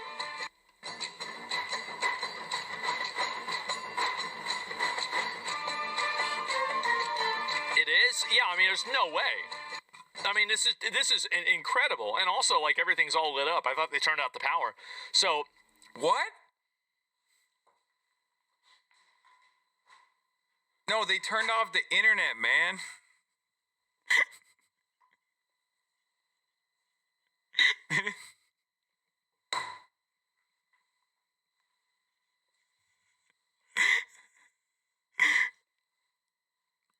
Also, even if they turned off the power, the phones could still be lit up. You know what I mean?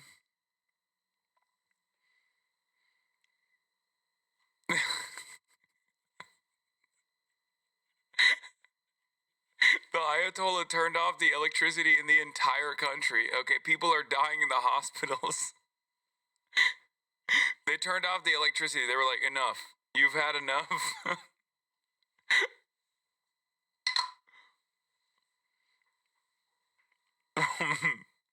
Militants and mercenaries. Oh, it's awesome. He's trying to be more stupid to compete with that Nick Shirley guy? I think so. Someone should turn off our internet, honestly. That's what they should be doing.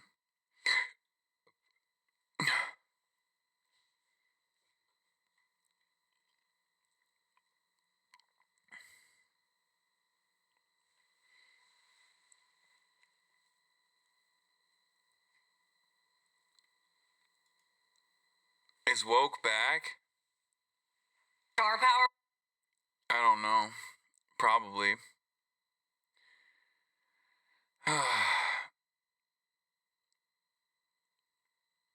If there was a coordinated threat to like ICE, they'd 1000% shut off our internet. I mean, look. Once again, Asmengov would be basting his fucking face off if the American government behaved like the Iranian government, okay? We know that. It's not even a hypothetical. He has literally demanded it.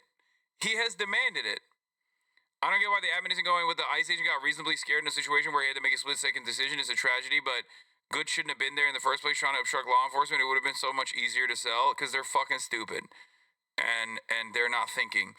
Oh, there was also a fundraiser for the Minneapolis ICE shooter that already raised $178,000. And what's really interesting about the campaign that was fundraising, but this didn't happen in a vacuum. It's a direct result of anti-American traitors like Minneapolis Mayor Jacob Fry, who is Jewish.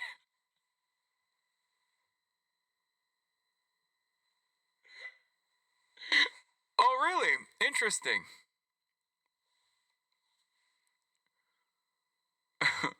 Interesting. I'm glad that they put this in the parentheses. Fanning the flames of resistance, Fry blasted ICE after the incident, telling them to get the F out of his city, signing executive orders banning federal agents from using city property for deportations, and even warning that ICE agents get killed if they keep removing invaders from his sanctuary cesspool.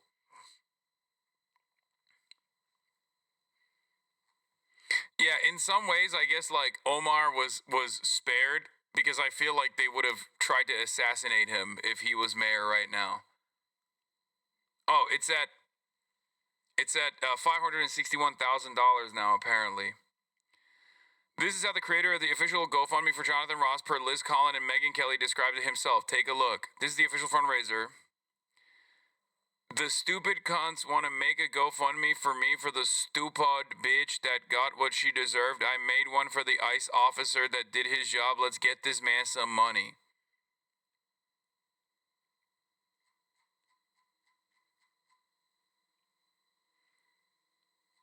Cool. Oh! Paper beats rock. Wait a minute. What is that? What is that I see? From Clyde Emmons. Oh, didn't even notice the PFP. Classic. Oh, wow. Just some classic, wholesome memes right there.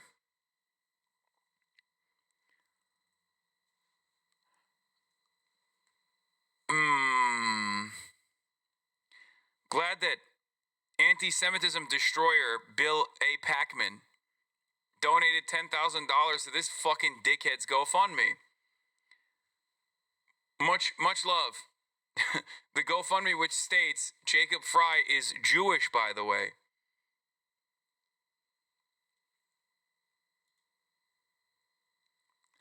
It appears billionaire Bill Ackman has donated $10K to GoFundMe for Jonathan Ross, the ICE agent who killed Renee Good. Ackman has reposted a fundraiser but hasn't posted about his own donation.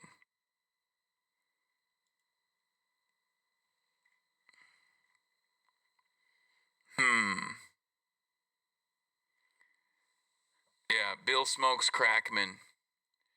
Ken got a leak, by the way. Leaked documents about ICE deployment in Minneapolis suggest they're more worried about the backlash to Renee Good's death than they're letting on. That's cool. And instead of doing anything about de-escalation, they've decided to just double down and triple down and quadruple down, it seems. So that's wonderful.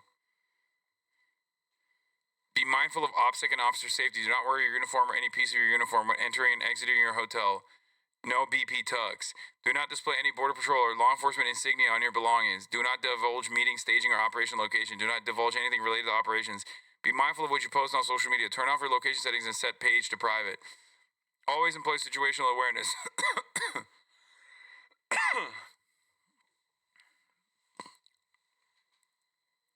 I mean, these guys are all above board, you know? Totally normal stuff. Totally cool stuff. I'm glad that they're, you know, trying to maintain their operations in secrecy. Border Patrol agent tells Ken Klippenstein that Christy Noem lying her ass off the cover for ICE is sending a message to them that they can use force and not feel restrained. He continued, in a nutshell, it's us versus them on steroids, and I think some Border Patrol agents are more willing to use force and not feel restrained when you got DHS leadership lying to cover for them. For example, Christy Noem lying her ass off on what happened is like saying to the federal agents on the ground, go ahead and do whatever you have to do. We got your back. We will find a way to justify it. I mean, that's the whole point, right?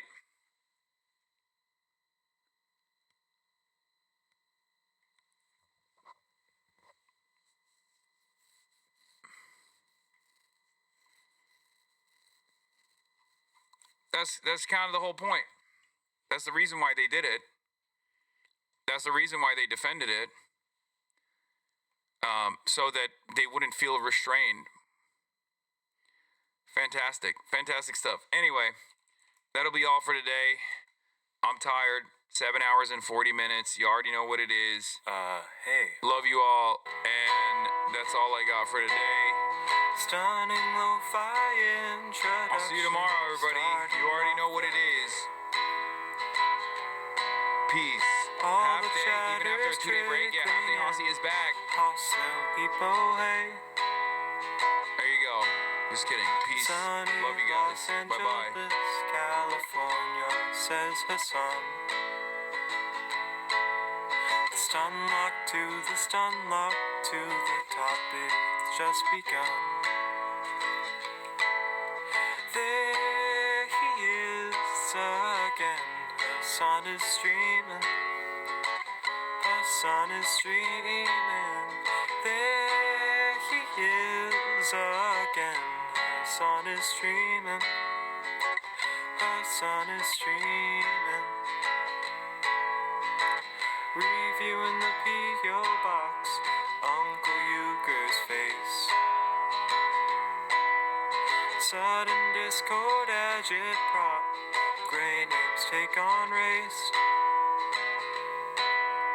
Tiny Bernie Sanders, LGBTQ Air Force. The whole left at your fingertips, and Anye out your door. The H3 Crowder debate, the Young Turks online show.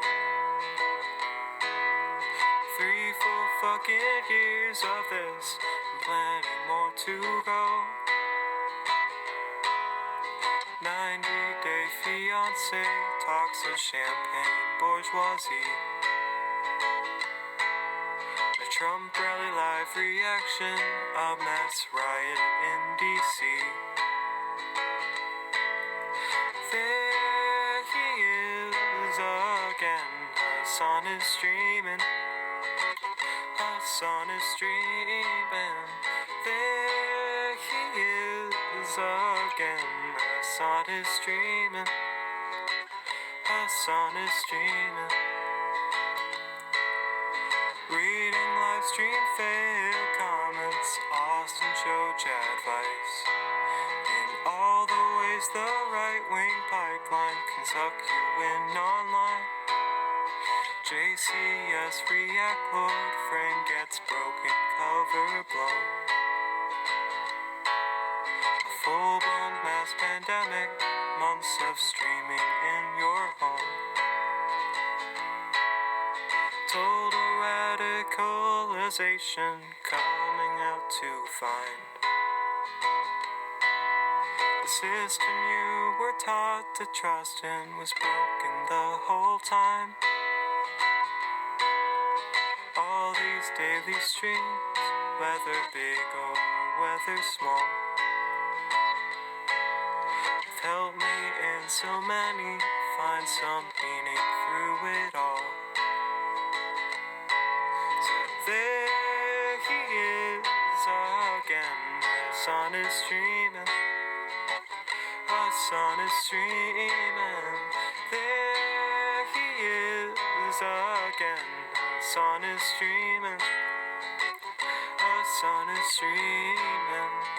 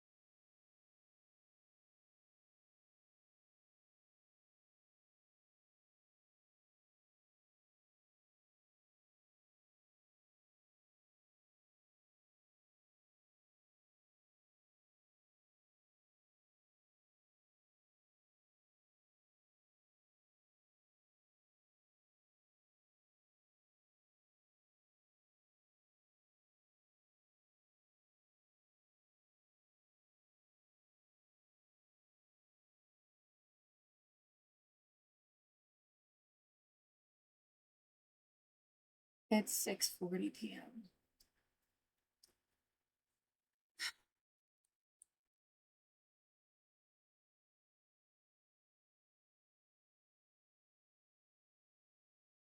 It's Monday. I can put in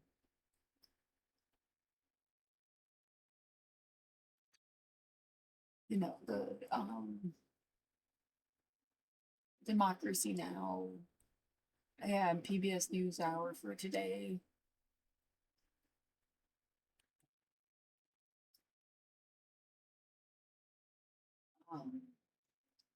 I fell asleep. I'm really stressed out. I guess again, I don't, there's a possibility that from my, yeah, first of all, there's the, talk about stuff that's really big and important and more important than yourself. That affects everybody in the fucking universe. That's gonna affect people into the future. Talk about that. And then there's, okay, but like, I also don't really know what's going on personally. So, like, do both.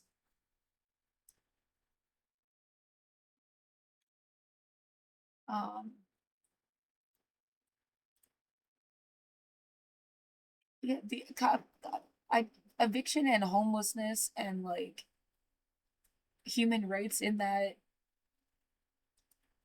all. I mean, that is like everybody's problem eventually if they're not gonna like. It makes it feel like it's not. I mean, yeah, here, survivors fighting foreclosure. Like, I mean, that's.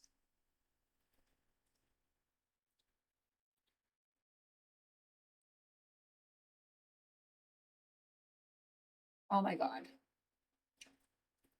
There's a possibility that I don't get evicted at all.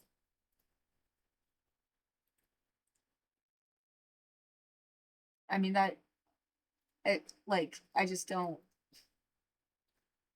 have a percentage for like what's more likely to happen. Like, how much do I need to like really, yeah, put whatever I think is the most important shit in a garbage bag, and have it like ready to go.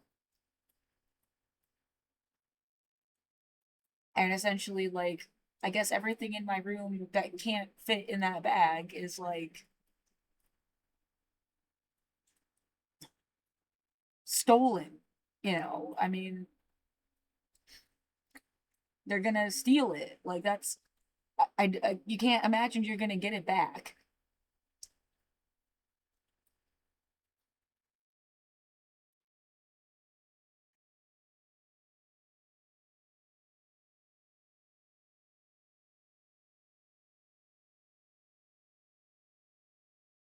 And then seriously, like, what? If they throw you out of your room, what, make a beeline for what? The bridge? Where am I supposed to go? I'm not staying in the fucking 200 people deep shelter thing. Like, I have been medically isolated for years.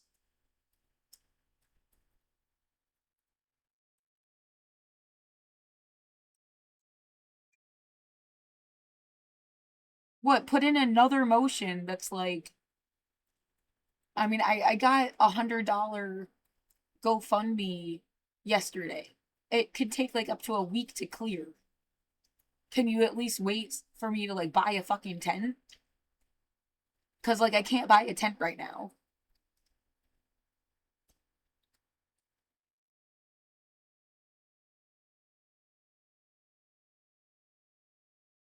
I have no idea what the fuck I'm supposed to do. Or someone's not just like waiting for you.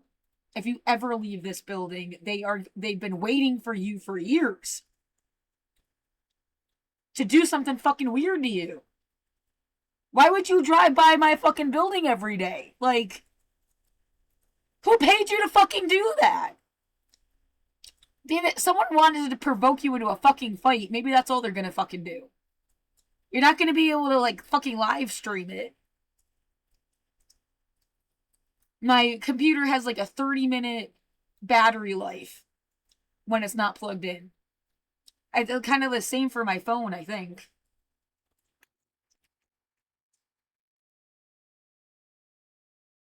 Yeah, my phone is dead, actually. Like, right now.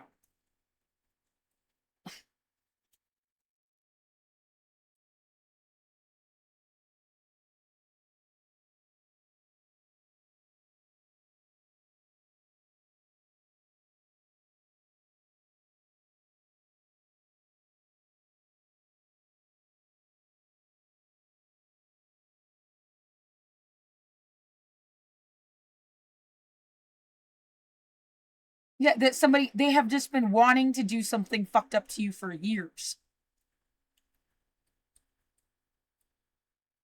I don't fucking know anybody that would have wanted to hurt me like that. Who the fuck are you? Like, constantly, every fucking day. Who the fuck are you?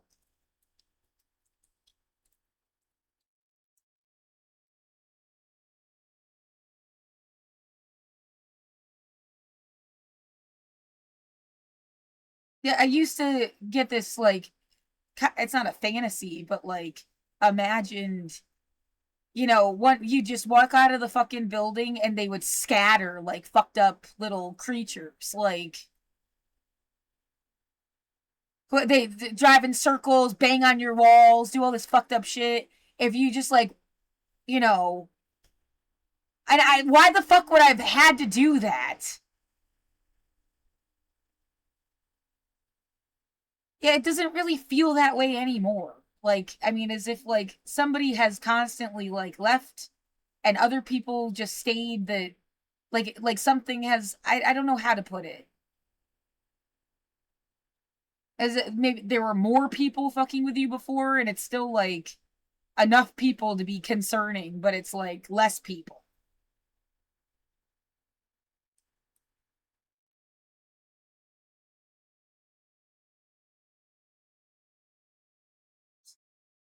Yeah, this fucking moron, the scary ass fucking bastard that like has sat outside your building slamming a car door over and over again. What, they just been waiting for you to go outside and scream in their face? What the fuck is wrong with you? They've been just like waiting for that for years? I'm gonna have to lose everything just to yell at you? What the fuck is wrong with you? What fucking sense does that make?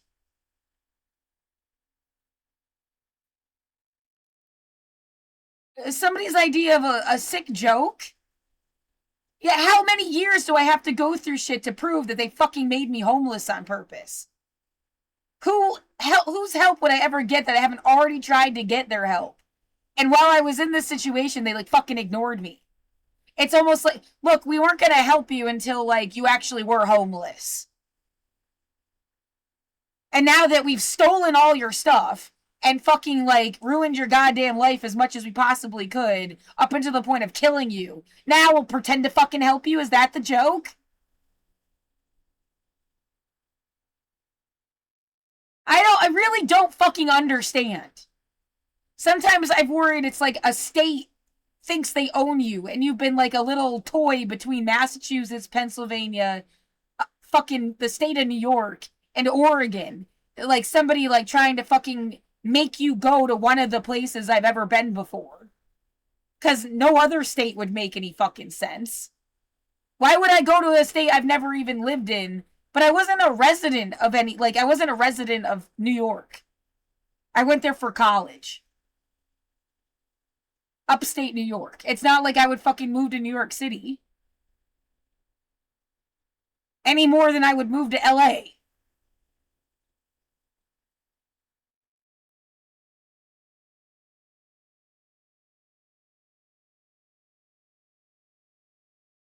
Somebody just wanted to take over this whole area and you were the only bitch here that didn't fucking like want to play along with some sick game they were playing? Like, what the fuck is the point? Why did the people that fucked with me, why did they get to stay here? Why did they get to stay here to bang on my fucking walls and act like fucking assholes?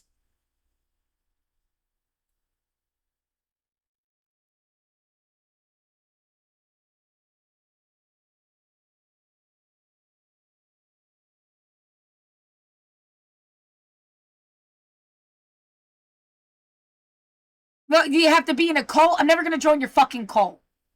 You should have killed me 5 fucking years ago. You thought I was gonna join your stupid fucking cult.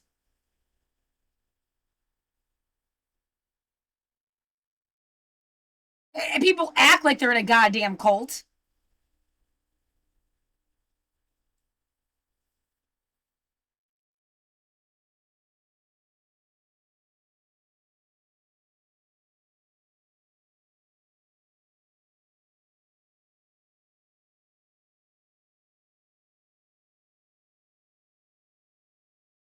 What, just play the fucking news and... Yeah, well, I mean, I do feel kind of bad. Like, I fell asleep. I have no idea what the fuck he said from the point when he was talking about the judicial versus administrative warrants until he, like, signed off. And it's funny how I always wake up, like, 2 minutes before he signs off. Like, every single time.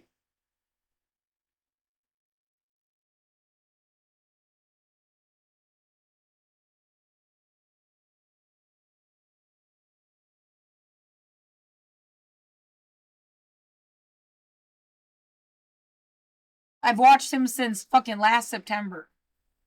Like, September of 2024.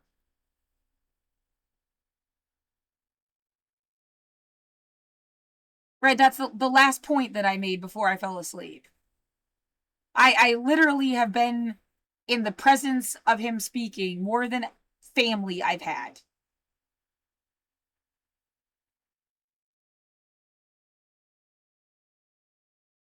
Right, 7 hours a day average for like, what, did this die too? I have to pee. times... Well, it's not a full 365, but... Let's just say 2,000. Like, go over 2,000 hours, yeah.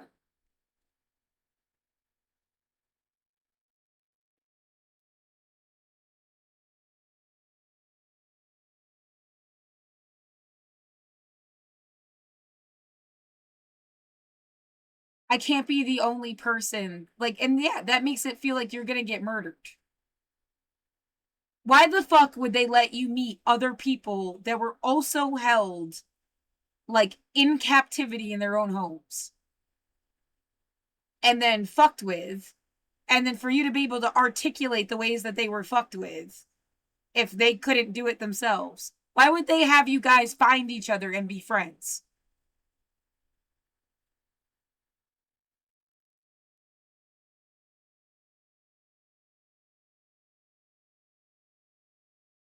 Why the fuck would they try to, like, put you in a situation where you would, like, become a group of people?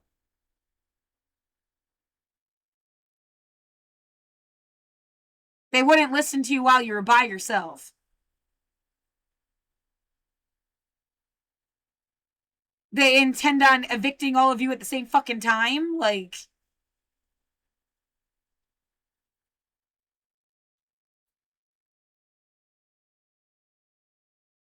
Yeah, there's that thought process again. They did it to a bunch of people that would not have talked to each other otherwise on purpose. Like, they're trying to make you, as an atheist, have to, like, advocate for other people that are not atheists. As if I wasn't going to do that anyway. Like, that was never really the... But I just imagined the scenario. Because all everybody else is, like, Christians. Which, like, I'm not prejudiced against, but it would be ironic that I would have to then go, like... Yeah, it's like trying to marry you off to somebody who's religious, because they were never going to let you marry somebody secular.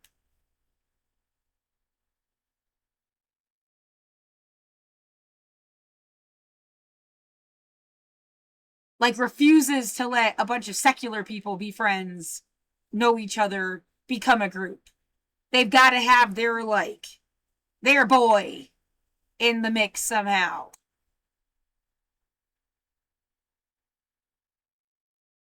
I can just, like, feel the concept. Yet making a liberal suck a Nazi dick was somebody's fucking demented idea.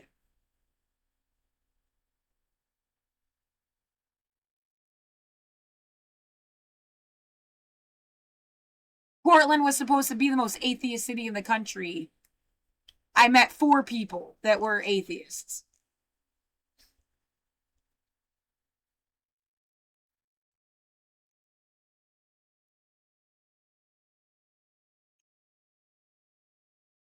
Again, it's not like I thought of a world where you'd only have atheists or anything. It accommodates everybody, but, like, it's like I can't even explain this concept.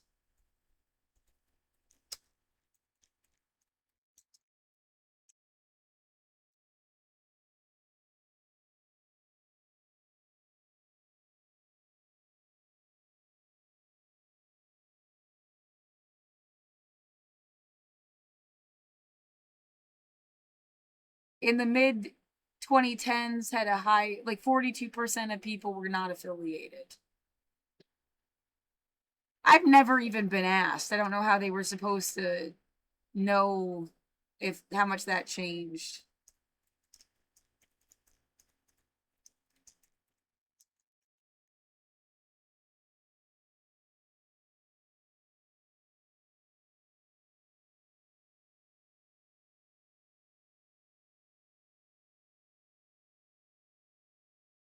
It's weird of them to put Vermont and New Hampshire, because now I associate New Hampshire with conservatives. Like, oh,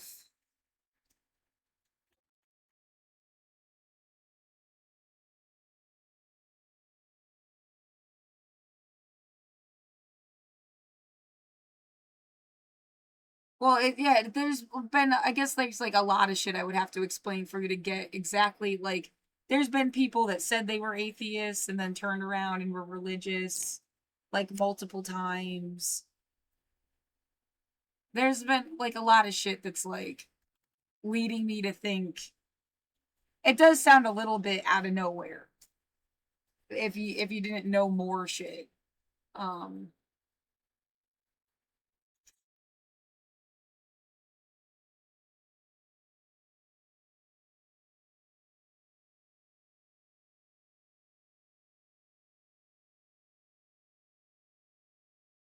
and then I mean obviously I do like I live across from the Union Gospel Mission.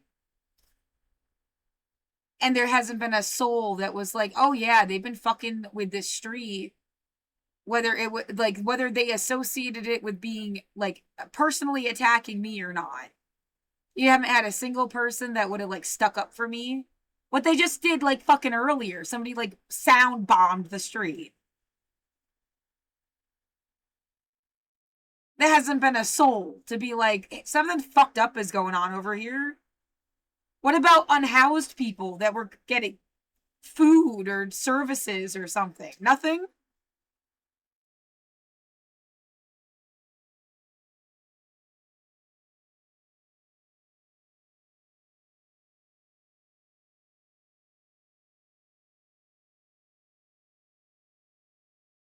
Yeah, people that go to the clubs around here. What else is there that somebody should have been? I mean, besides, the police thing that's on the end of the fucking street. That it's almost like Google, well, I said this before, right? Like, Google will save me because they've got this, like, photo thing. And if you, let me demonstrate the concept, how fucked this is. You go down the street. You have to hit, like, the sweet spot. And you see this image. Yeah, now back up again. I just did it and then clicked too far ahead. This May 2024 picture. Okay, go back. God damn it.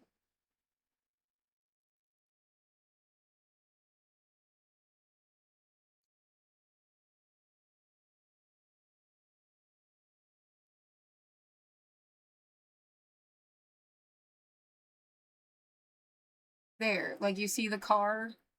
It's still May 2024.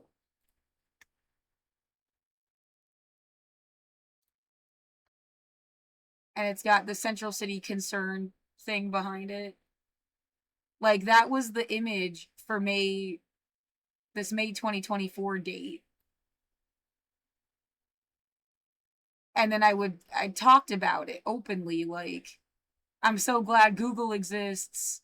They'll help me prove that something fucked up is going on here. And then the next thing I knew, like, I don't know, I must have been talking about it for like a week. And then now the cop car's gone, the Central City Concern car's gone. It's for the same date. There's a dumpster there.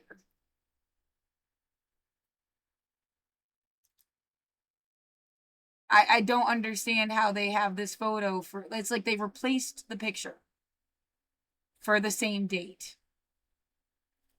And I mean, it's like what if you want to call it a sloppy job? Because I mean, you can obviously click from a different angle and still see the same fucking picture that used to be there with the cars like this. It's not hiding the fact that like there's a cop that sits here all the time. It just like obscured it.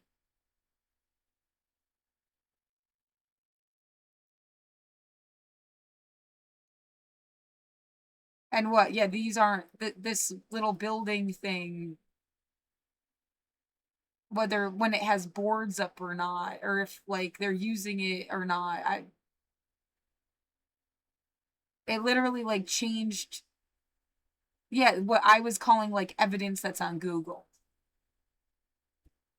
If you go to see more dates, this one is still like, it doesn't change it. Like, this is boarded up and this is still here. If they were just somebody wanted to just like pretend there's no police thing here, I mean, the most recent one still shows it. I don't really understand what you accomplished by changing this photo.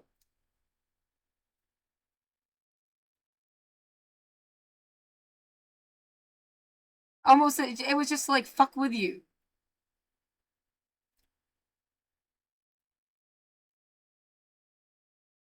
And if you go back far enough, there was another photo that had like 3 cars in a row. Is it this one? That's November of 2015.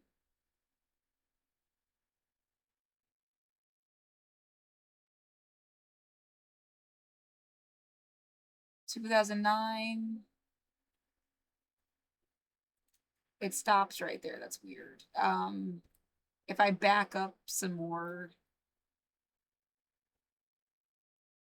and look at it from a different angle, whoops. Having trouble controlling my fucking mouse.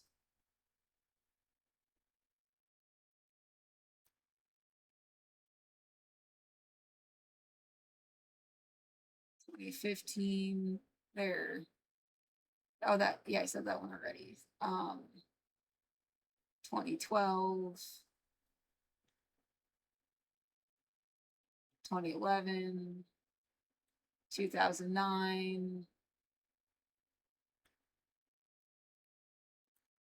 There was another one that showed like an old-fashioned cop car.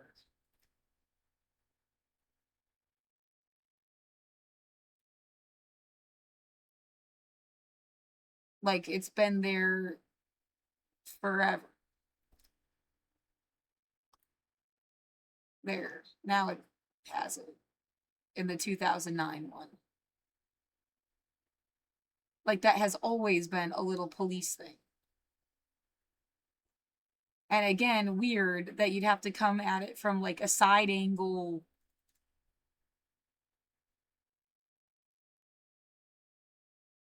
Like, it's like they still couldn't it's like they not only did they not destroy it completely, it almost proves that someone's fucking around.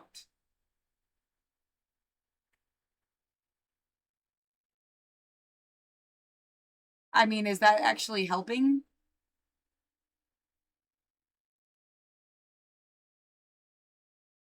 Like, in a sick way? Because it doesn't just show that there's a police thing there, it shows that somebody was able to fuck with the goddamn Google. Yeah, maybe they wanted you to like hate Google itself instead. That would seem so like on the fucking like agenda. Somebody's really trying to get you to distrust the internet. That was like all for like years now. That's all they really wanted to do.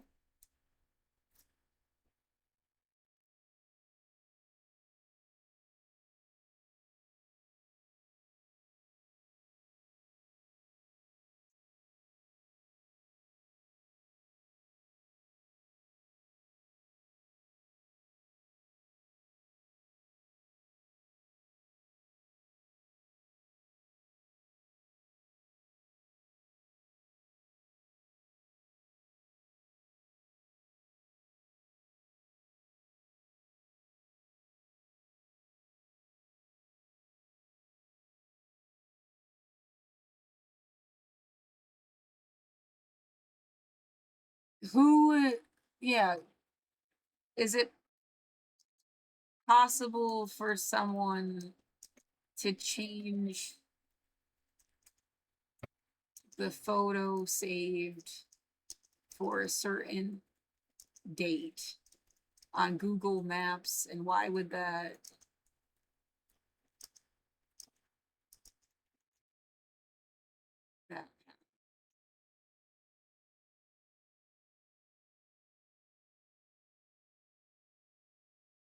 of associated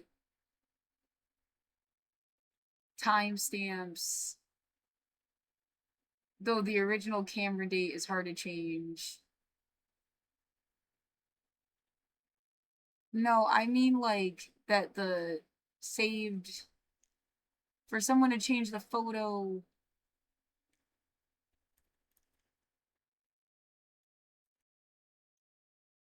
image of a street taken by the Google card. Like not just like your personal photo. An individual can't do that. Google controls the core images. Yeah, it would be like a user contribution. It wouldn't.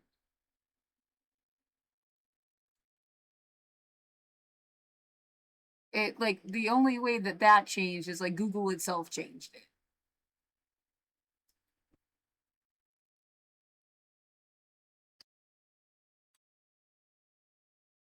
And yet, you notice there's no 2025, even though now we're in 2026. Like,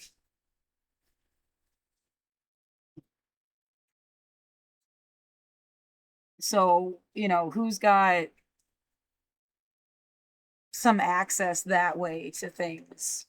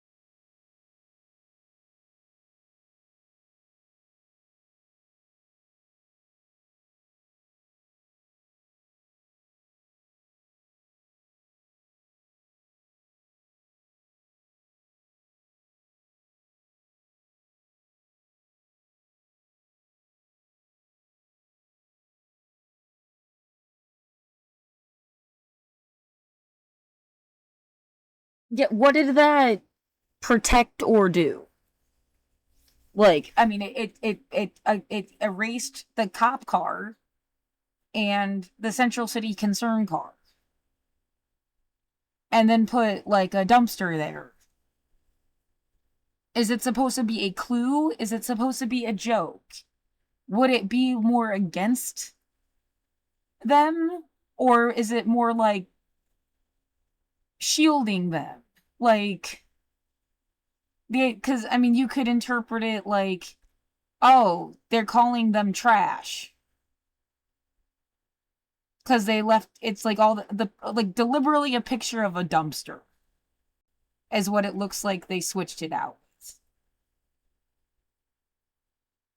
Or it's like, I mean, I've also felt like people were fucking with me with the trash collection. Like, it's not they're calling them trash. They're um just like even more intimidating, like hiding behind a trash can in a sense. Like, yeah, I mean, I have no idea. You list out all the possible options that you can think of, and like, you don't know.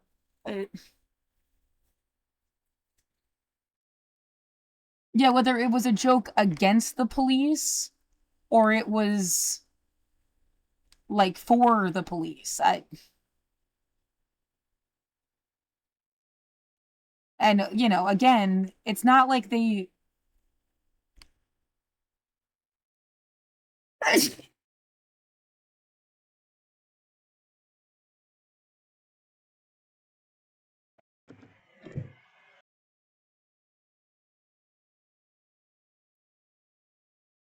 Like, okay, yeah, so, and it's still there in the next fucking picture. I guess I'm just repeating myself. Like, this changed while I was talking about it. So it just, like, yeah, it kind of ruined the idea that Google would be, like, an ultimate evidence thing. Because someone might, you'd have to click around and know where to click to, like, see the old photo like this. So, yeah, no, same exact month, May 2024. No cars. Cars. And it's just like hiding. Um,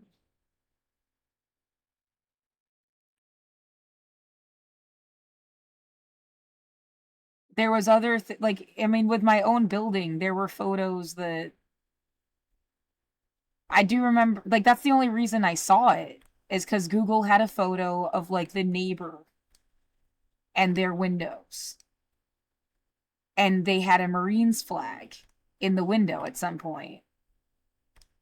And as far as I know, it's been the same neighbor the whole time and stuff. Um, yeah, they also they put a blanket up in their window at one point that, like, was an exact replica of a blanket that I had.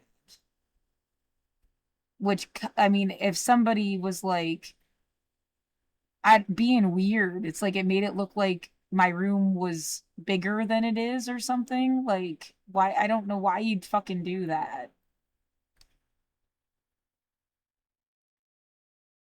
But now that photo seems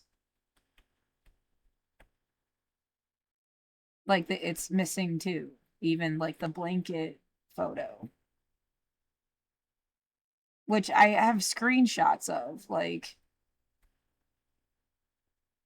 right, which makes it seem like, wow, your neighbor is like the most powerful bitch in the fucking world for some reason. Why?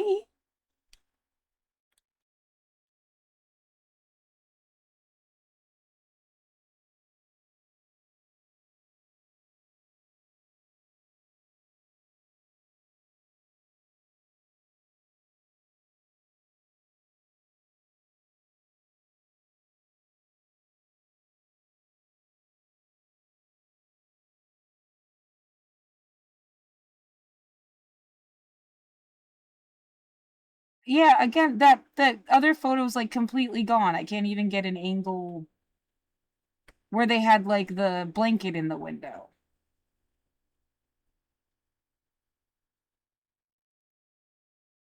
Oh, there you go. There it is. 2019.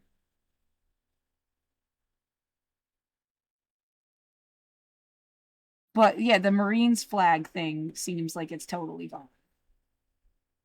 I can't get that one back. I mean, well, if I could prove that, like, you know, they were military stationed right next to me the whole time with some like obscure agenda, like, that would help and explain a lot, wouldn't it? Like,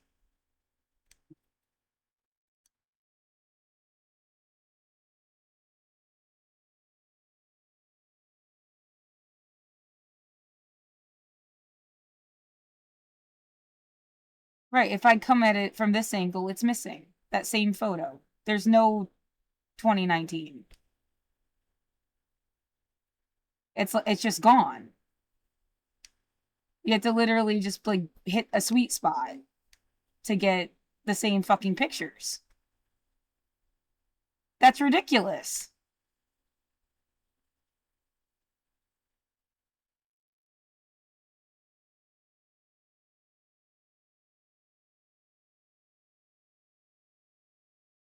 And again, it's kind of because it's like there but not there, it sort of even more proves that like somebody's fucking with something.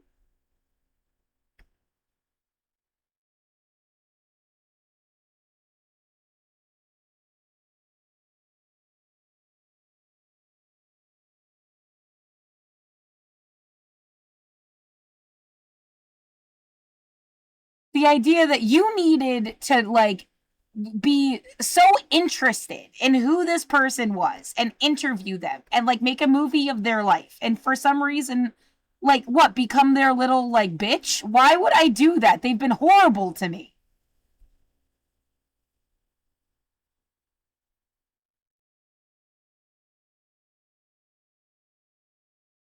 I mean, you also can like completely witness the building itself just falling into like nobody cared land.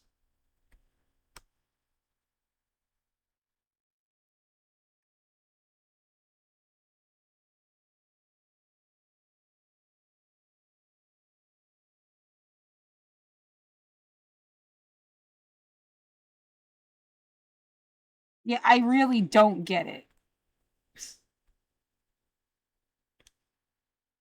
And then, I mean, I could start going into like the ancestry stuff. People have the same last name. They came from Massachusetts and moved to Oregon. Are they fucking related? What are you?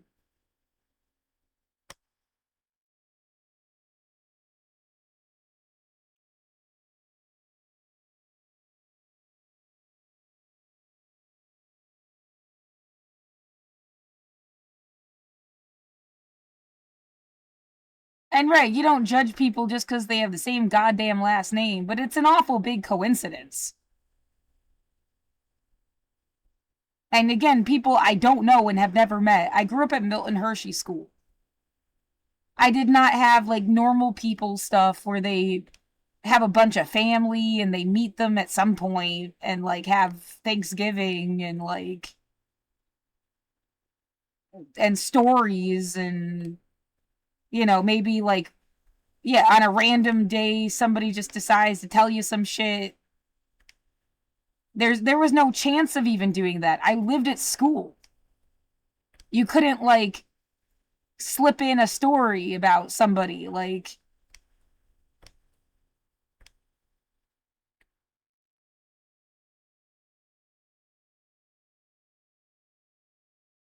yeah, I've never heard of this last name said by anybody before.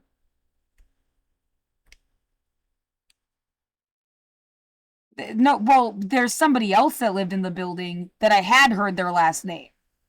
I never connected it. It didn't mean shit to me. They died. Like somebody told me they hung themselves.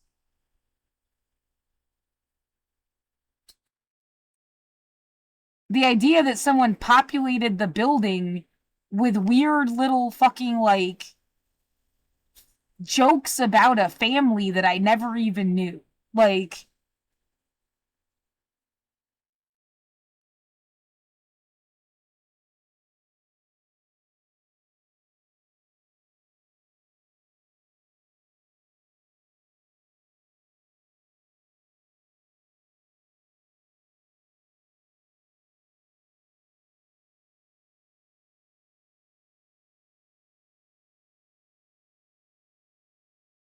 I've had to guess at this shit. I have no idea.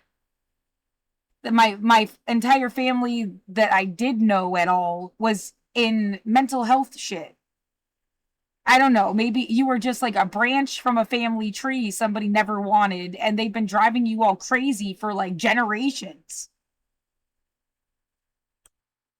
I don't know. Does that ring a fucking bell? Like, and that's who's been fucking with you the whole time. What, they pretended they were fucking Native Americans. That's really racist. Like,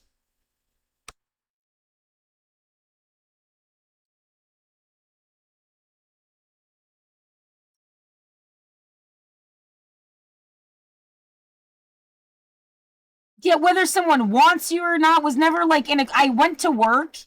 I got like you go to work, you get a paycheck. You pay your rent. I never sat around expecting somebody to give me like a trust fund or something. There was no trust fund. There's no money. There's no secret hidden fucking money. And then people just like decided that they were going to tell you couldn't exist. As if it meant like they get more money if you aren't there. I didn't even know about you. Why didn't you just leave me the fuck alone?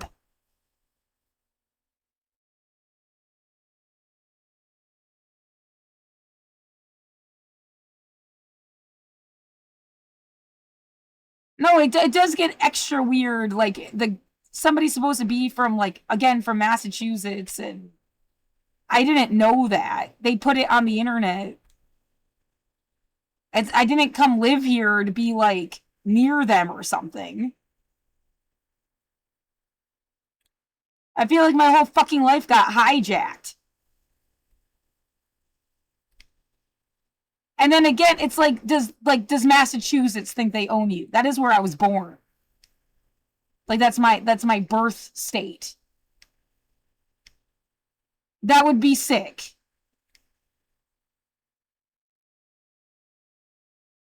And it's far from the idea of like somebody just wanted you to leave. They were territorial about Oregon or Portland or something.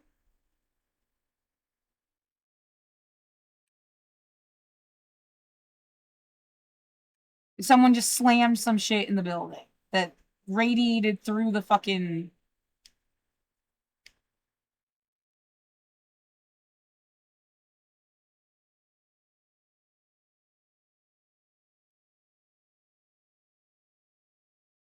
No, they got... Yeah, Obama shows up, and he's like, they got this girl, like, pretty much locked in her own house. And they've been doing weird shit. She does not know what the fuck they're doing for years on end. Could he explain what the fuck they're doing to me?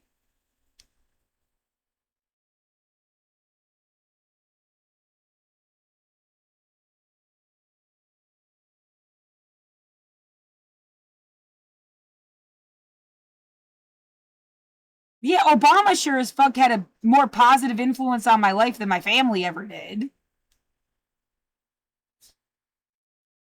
They weren't there. So they had someone showing up and pretending to be family. Well, that was stupid. Like, I don't have one.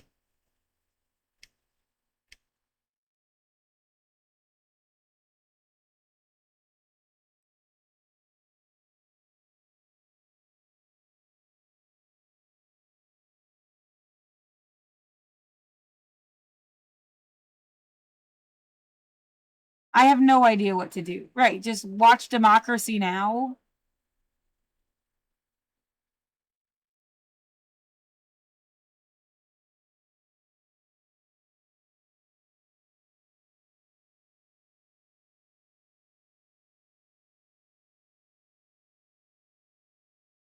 They break your back and make you homeless.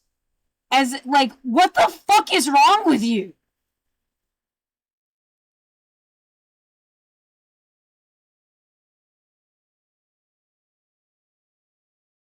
Well, I sure as fuck wasn't born to owe you something. I don't even know you. Maybe you just thought you could get something out of me. I don't know what the fuck. It's a scam. They pretend to be your family and then put you into like sex slavery or something. Gross. Like,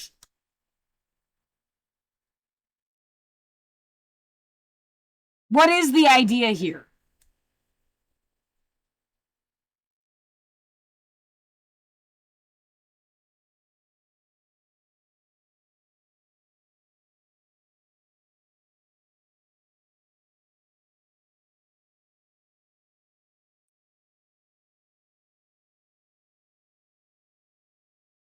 Yeah, as if just looking around would tell me anything.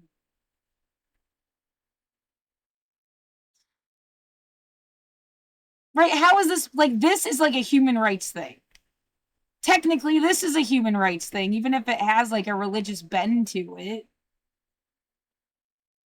I mean, in some sense, the police are supposed to be a human rights thing. The whole problem was that they were killing people.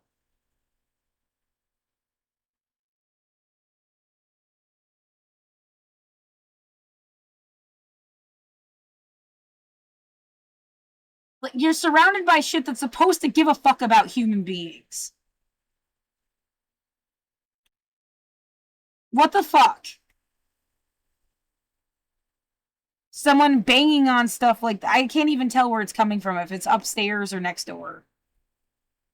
It's not, yeah, it's like on a scale of 1 to 10, it's a 2. It's like really light. It's like they're just hitting the wall loud enough to hear something.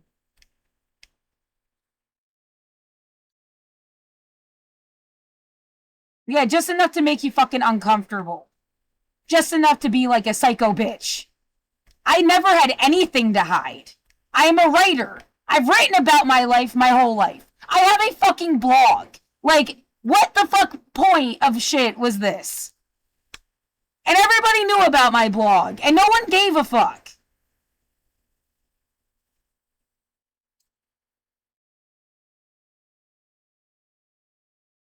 And I don't know, I want to bitch like that's the future. What did you think you were doing?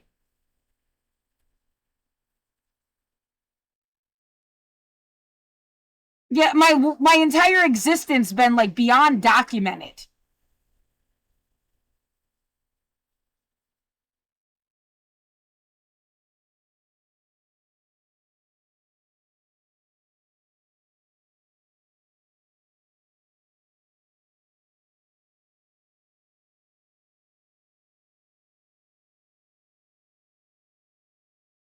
Well, that somebody's idea of like entertainment.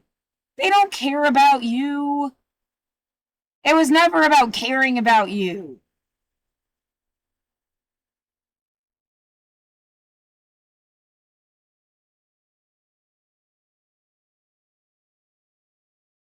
They're bored.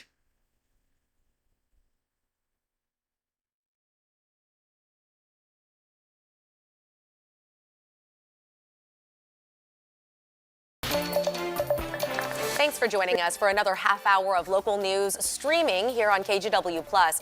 Our top story, the man shot by a federal agent in Portland last week appeared in court today. 33-year-old Luis Nino Moncada faces charges after investigators say he rammed his truck into a rental car used by Border Patrol. A federal agent shot Nino Moncada in the arm and his passenger, Betsabeth Zambrano Contreras, in the chest last Thursday in the parking lot of an Adventist Health primary care center. According to court records, U.S. Border Patrol agents were conducting targeted enforcement operations when they spotted the two in southeast Portland. They say they ordered the pair to get out of the vehicle when Nino Moncada rammed their car. An agent then fired their weapon. The Department of Homeland Security says both are in the country illegally and have ties to a Venezuelan gang. A judge ordered Nino Moncada to stay behind bars until a detention hearing Wednesday. Meantime, Zambrano Contreras is being held at the Northwest Detention Center in Tacoma. Following that shooting, state Republicans say they are alarmed by the rhetoric from elected leaders. They held a news conference about it this weekend. RJ Coulter has the story from Salem. The overarching message from some state Republicans today is that they want to see the temperature turned down when it comes to federal law enforcement and say that Democratic leadership is doing more harm than good with their reactions. It is deeply irresponsible for elected officials to politicize an active investigation. House Minority Leader Lucetta Elmer, joined by a handful of her colleagues, delivered a Republican response to the Border Patrol shooting in Portland last week. What Oregonians saw over the last 72 hours was not restraint. They saw immediate conclusions, inflammatory rhetoric, and public statements made before all the facts were known. Senate Minority Leader Bruce Starr says this wasn't a random interaction. According to federal authorities, the incident involved a targeted law enforcement operation focused on individuals connected to a violent transnational criminal organization. This unlike the situation in Minneapolis, but the timing made for enhanced emotions. On Saturday, Democratic Congresswoman Maxine Dexter said she wanted to take action against DHS, including by drafting articles of impeachment against Secretary Kristi Noem. We also are trying to form a coalition of congressional members who are willing to withhold appropriations for the Department of Homeland Security. State Representative Alex Garlato says rhetoric like this makes things worse. The temperature might have been significantly higher because of what happened in Minneapolis, but these are elected leaders statewide. These aren't just random people that are giving these press conferences. They're raising the temperature at the worst possible time after what happened in Minneapolis. It should be more of a reason for them to take pause and let the facts come out instead of just jumping on the bandwagon of throwing law enforcement under the bus. State Representative Jeff Helfrich says his time with the Portland Police Bureau informs his opinion on this. Being a frontline officer or a supervisor there, every time politicians came in and raised the rhetoric up and talked about it, that caused the problems. Jake Holter, KGW News. Meantime, we're hearing from attorneys with Innovation Law Lab after they asked a federal court to stop ICE agents from making arrests in Oregon without a warrant. Since October, attorneys say ICE has launched operations across the state, leading to an almost 8,000% spike in immigration arrests since 2024. Immigration attorneys say ICE is targeting areas with high Latino populations and arresting people without warrants. The law requires ICE to have probable cause before detaining someone and taking away their liberty. And in the context of the statute, that also requires a warrant. That's an appropriate check on the power that they're exercising to take people's liberty. And we're seeing this really rampantly, especially with the increased enforcement activity since October. Among the plaintiffs is Victor Cruz, who lives in Hillsborough. ICE agents arrested Cruz despite him having a work authorization and a pending visa. His family says he was arrested in a case of mistaken identity, as federal agents were looking for another man by the same name who did have a criminal history. And in Salem, several groups came together. A thought process of like, you just said, what are they trying? Why do I feel like there's a sex trafficking aspect to this? Because, I mean, in the process of doing this, like, stalker shit, where it feels like you're watching me in my apartment, like, I can't masturbate. I can't be naked comfortably. Like, I have to put on a special light to take a shower. Like,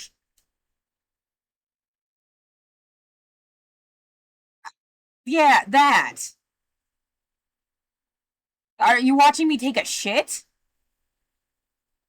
It was a way to, like, just, like, psych you out and make you, like, run out of your home or something. Like, what the fuck? Why would it ever be better to be, like, homeless with nothing and then at the mercy of people on the street? Obviously not.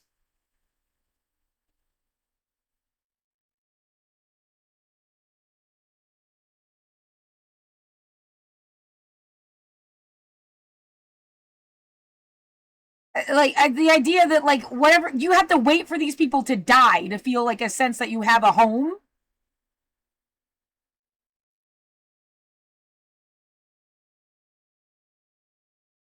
Why won't they just leave me the fuck alone?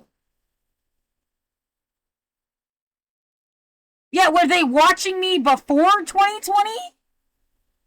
Because from 2015 to 2020, it's like they didn't even live here. I never felt this deranged sense, like.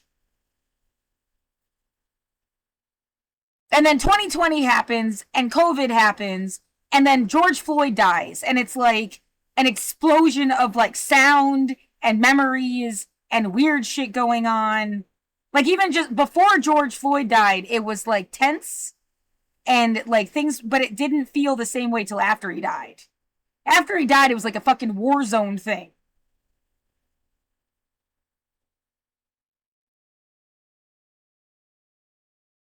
Yeah, after he died, you had this girl, like, screaming a bunch of shit on the street. That's when it really, and if my memory serves, that's when they started yelling, like, get out, go home.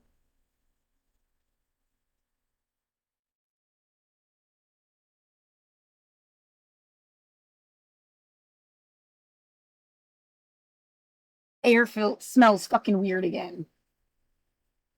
Like feet.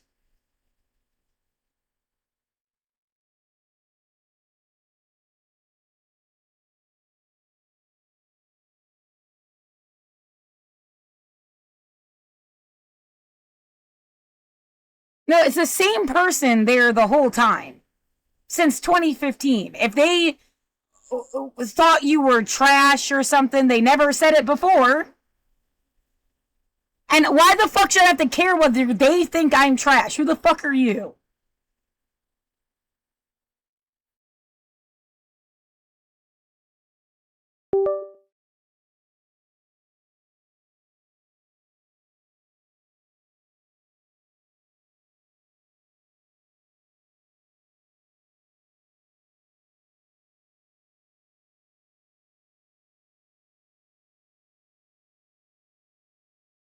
No, the garbage trucks did like a crystal knocked thing. Yeah, they stopped doing that. Maybe that was like too obvious or something.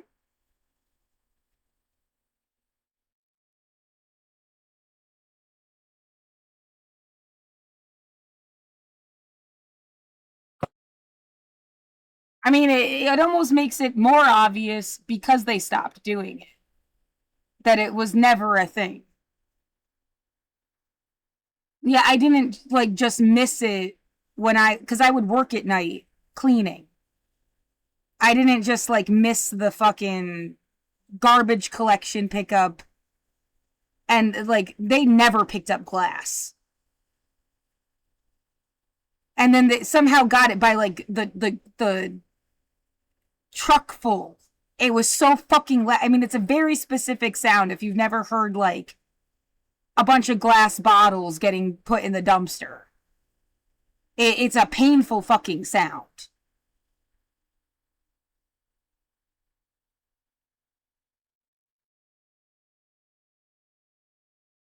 Yeah, it feels a lot like a anti-Semitic joke or something.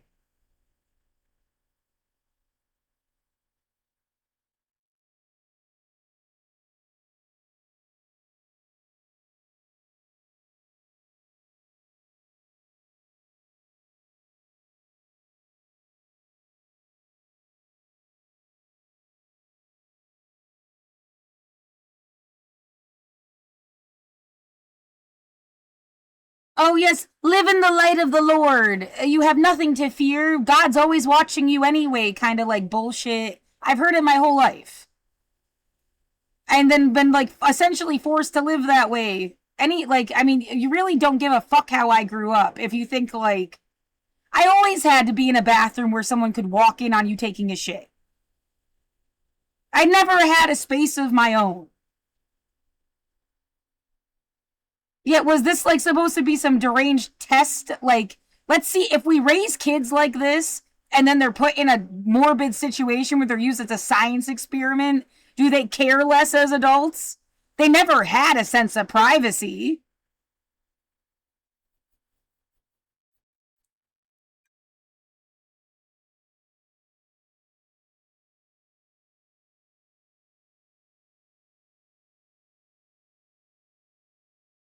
This is fucking wrong.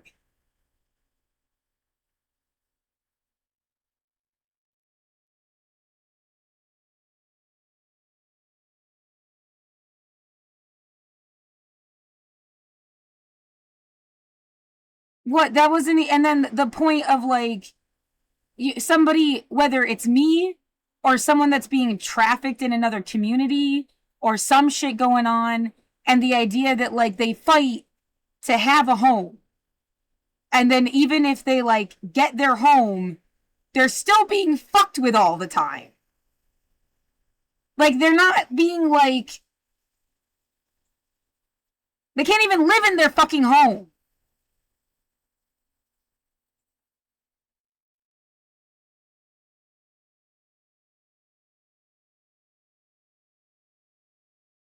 Yeah, again, the image of people literally yelling, get out, go home outside. And the idea, what, they wanted you to go live with your fucking mother and sister? Why would I? And then, like, they wanted you guys stuck together in this, like, bullshit situation. And then they wanted to, like, do fucked up things to you while you were all stuck. They hate all of you and just wanted you, like, stuck together. And then you drive each other fucking crazy or something till something bad happened. And someone wanted to, like, force this, like, fucking dynamic. And that's all they were trying to do. And because they couldn't get their way, they fucked with you here. Almost to give you like a simulated experience of what it would be like. Because like wherever the fuck you went, they were gonna fuck with you and not leave you alone.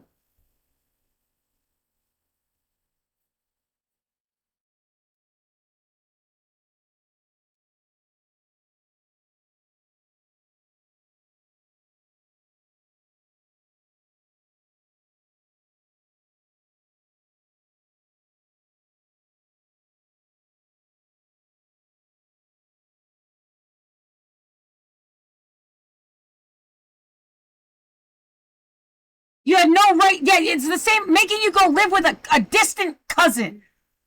You met him once when you were 7. You're gonna go live with him now. No, I'm fucking not. You will either be dying on the streets of Portland, getting killed when they try to fucking evict you. End of story. I'm not going anywhere.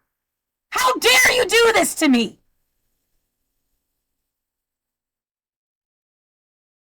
Right, we just wanted to make it seem like you guys were something I'm not.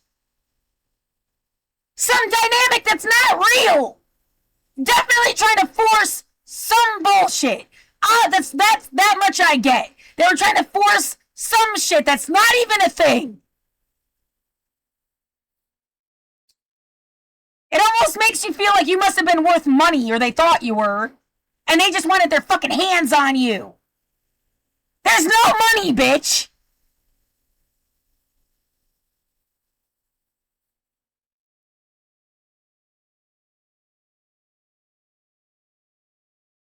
That's all anybody gave a fuck about. They didn't care about human rights or anything important. They wanted to go shopping. So, yeah.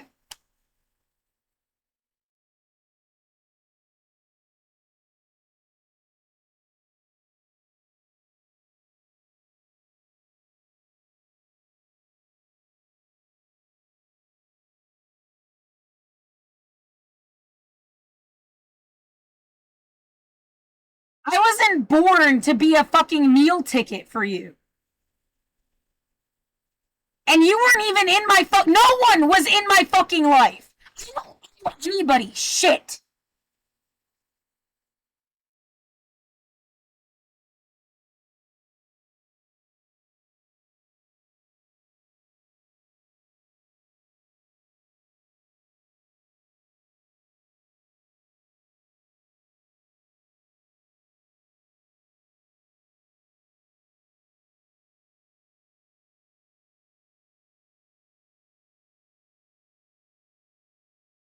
I feel violated, grossed out, fucked with. Nobody cares. I don't understand how they don't fucking care.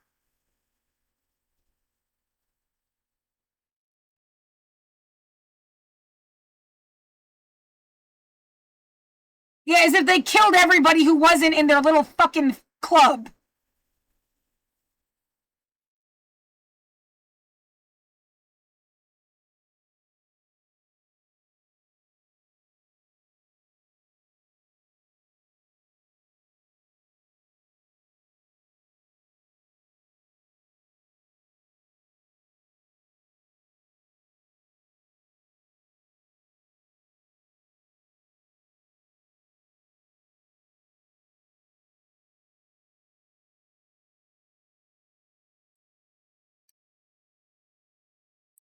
What the fuck? No, I'm not the one telling people where they're supposed to be. I'm saying don't fuck with me. You don't have a right to fuck with me. I never said where somebody was allowed to live or not. Like I said, the same people were the neighbors next door, upstairs from 2015 through 2020. They said the guy upstairs moved out in like 2022, which I find dubious because somebody kept fucking with my room after they said this guy moved out. Like that's some kind of cover shit. But it's been definitely the same lady next door.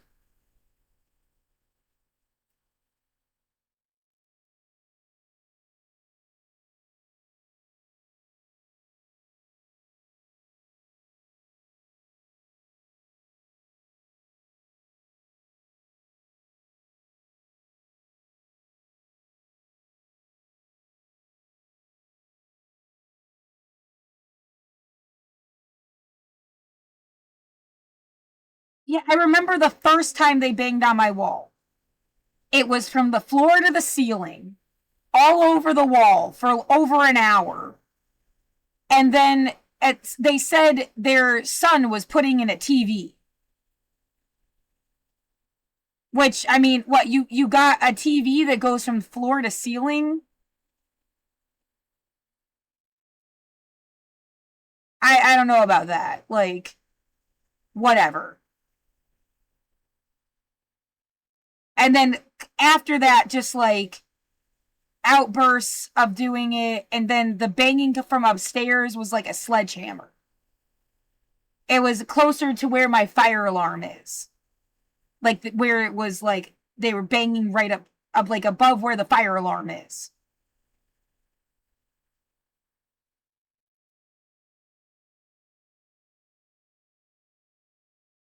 Now, if like they weren't together in on it, why the fuck didn't one complain about the other one?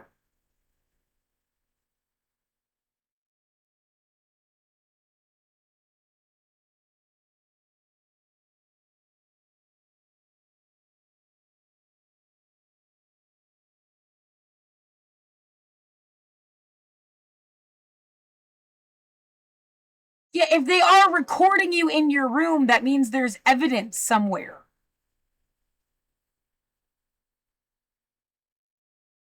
Somebody has to, like who did you do it for? If it was a bunch of people, someone has to say something. Like, a truth will come out somewhere. You can't just, like, fucking expect... at this shit. There's gotta be evidence. Am I supposed to think this is the fucking CIA? Because otherwise, there's gotta be somebody that has jurisdiction that's like, oh no, bitch, you can't do that stuff. It doesn't matter how many people hated the police. We're not gonna just let you, like, fuck over this girl's life.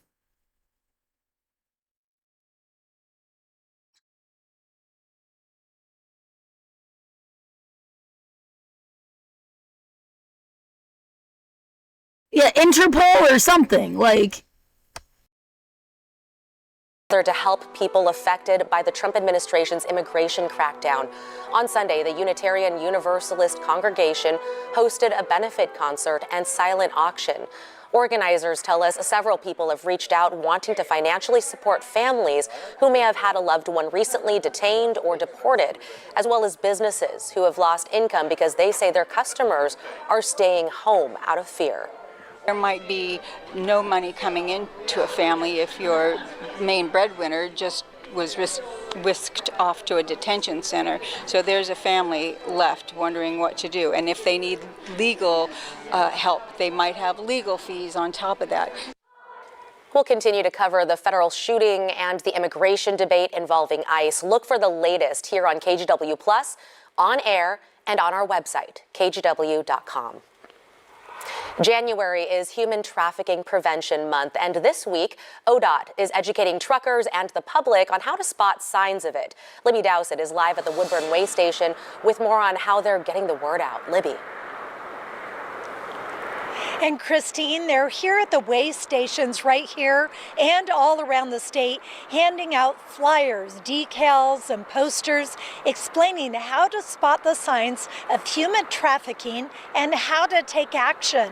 Now, many of these drivers out here, the truck drivers, consider themselves the eyes and ears of the open road.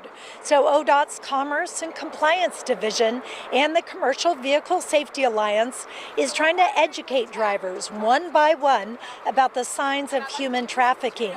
They're hoping by getting this information to the drivers, they will be able to spot potential victims, including individuals who don't seem to know what town they're in or those who aren't allowed to handle their own money. Truckers will have those information cards or window decals with the National Human Trafficking Hotline number listed. We pass those cards out with every inspection and every citation, every warning, and every conversation we have with the truck driver. And you can search for the National Human Trafficking Hotline, which is 1-888-373-7888.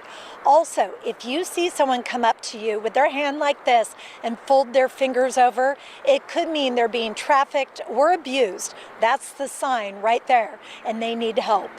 Back to you guys. Yeah, what an important tip, and very important to stay aware. Thank you, Libby. A 64-year-old woman has died after a house fire this morning in northeast Portland. It happened around 7 in the Piedmont neighborhood. Investigators say the woman did not escape the fire in time. She went to the hospital in critical condition but did not survive. Investigators believe an extension cord attached to a portable space heater started that fire. Officials say any large appliance should be plugged directly into a grounded wall outlet, never a power strip or extension cord. Fire crews say they also couldn't hear any smoke alarms when they arrived. Iranians in our area gathered at Pioneer Courthouse Square over the weekend to show their support for people in Iran who are pushing back against the government there. We spoke to one woman who moved to Portland from Iran in the 80s.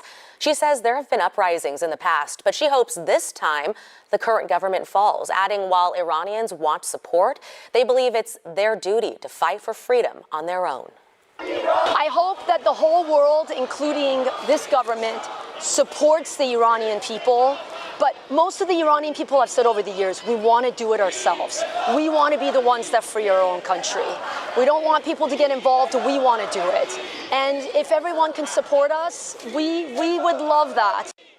At least 646 people have been killed in Iran as security forces try to squash those protests. Turning to technology headlines now, artificial intelligence and chatbots are becoming an increasingly regular part of our lives, but that is also raising mental health concerns, particularly for teens. Michael Yoshida has more on what adults need to know. This new artificial intelligence is here to stay, and much like social media, there's no putting the genie back in the bottle. So we spoke with experts about how families can try and navigate this new world. AI chatbots are becoming a bigger part of teens' lives. Last year, nearly 3 in 10 teens reported using them, quote, almost constantly, according to a Pew Research Center study. AI chatbots are very much our new reality. They're being used by everybody for every imaginable purpose. AI may seem like it knows just about everything, but experts say that isn't the case. These AI chatbots are not Oracle.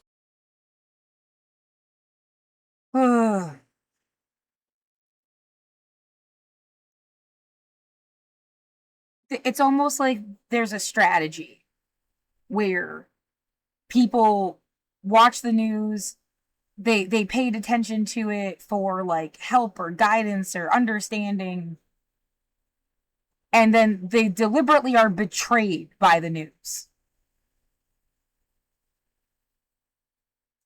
They actually didn't want you to pay attention. They want to get paid. I get, so like they continue doing their jobs. They don't just like quit. They want to control what's the inflow and outflow of information or something. But like they don't really want you to care that much. They want you to think it's bogus. They want you to feel like betrayed by them.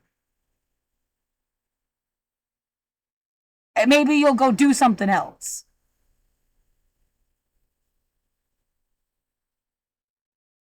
Because I just constantly feel like betrayed by the news instead of helped. Do you think truck drivers were part of this fucking weird scenario? Again, it's just like a feeling as if people were using my fucking room like a drive-in movie theater. I don't know. Or some kind of sick joke. Like,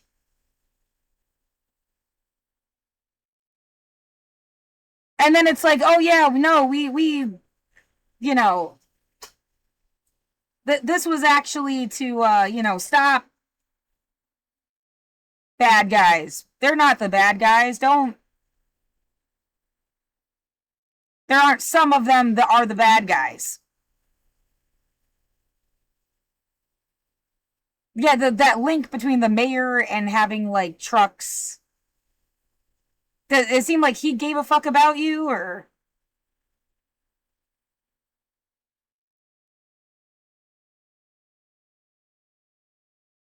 Yeah, all of the revving engines and all this other shit, like stuff that like feels like it's vibrating your whole fucking apartment.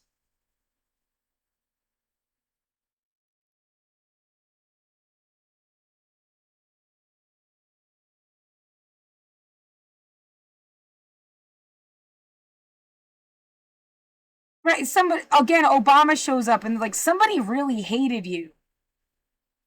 They had a lot of friends. You became their favorite joke to kick around. Yeah, the world's saddest pinata. And it's like, can you do anything about it? Like, I obviously can. Like, seems like everybody has weird little hints about what the fuck, and they just don't say it.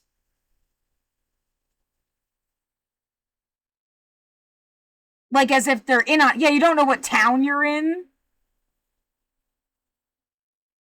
Sounded weird from in the bathroom. Like...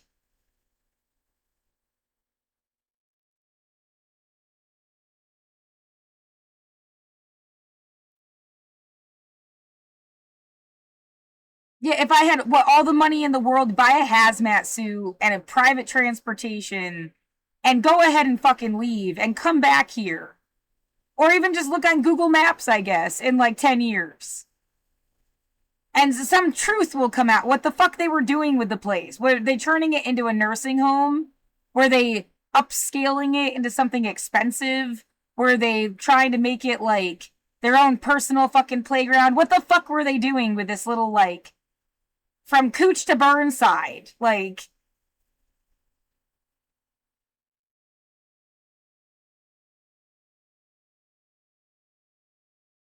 You know, they wanted you to fucking leave so bad. Why? Find out if they ever put another human being in this goddamn room and they torture them too.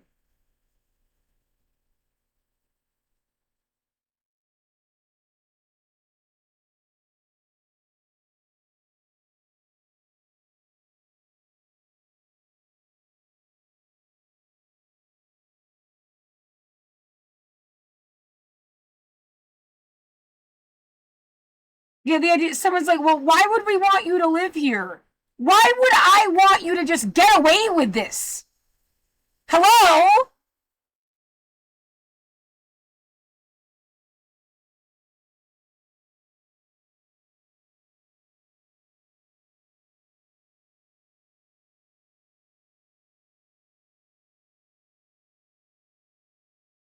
Of truth. They can get information wrong more often than you may think. They're also friendly and designed for engagement, which CNET's Caitlin Shadrawi warns it may just tell you what you want to hear. When people express worldviews that are potentially harmful or dangerous, these chatbots do not have the ability to effectively push back against those worldviews. This can be particularly harmful to young people who are still developing emotionally and intellectually and may believe what the bot says, even if its response is wrong or its advice is dangerous. Our use of social media tells a story of what happens when we're not mindful of how these technologies can influence children and their development. Pediatrician Joanna Parga-Balinki says there are ways parents can help their kids adapt to this new tech. Think about your family values and what works for your family. Be curious and open-minded. Learn how and where your child uses chatbots for school, fun, or something else. Understand what they like or enjoy and try them together. See what kind of responses it comes back with. And when you do that and you engage with the child, that allows for teachable moments with this type of technology.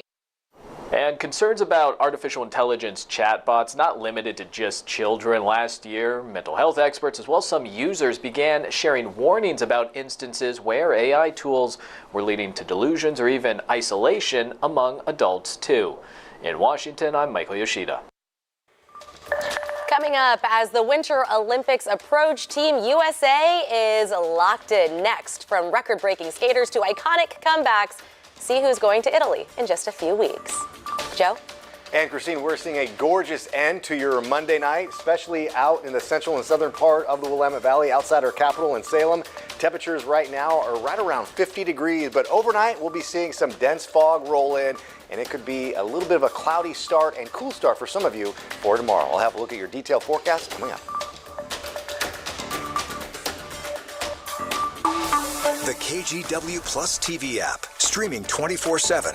Local news from the team you trust on your time. Track how the weather will impact your day. Certainly becoming increasingly hazardous. Extended, continuous coverage of breaking news live from the scene. That snowpack is still heavy. Go deeper with in-depth interviews and exclusive reporting. All the local news you need, live or on demand. KGW Plus. Download on your TV and watch for free.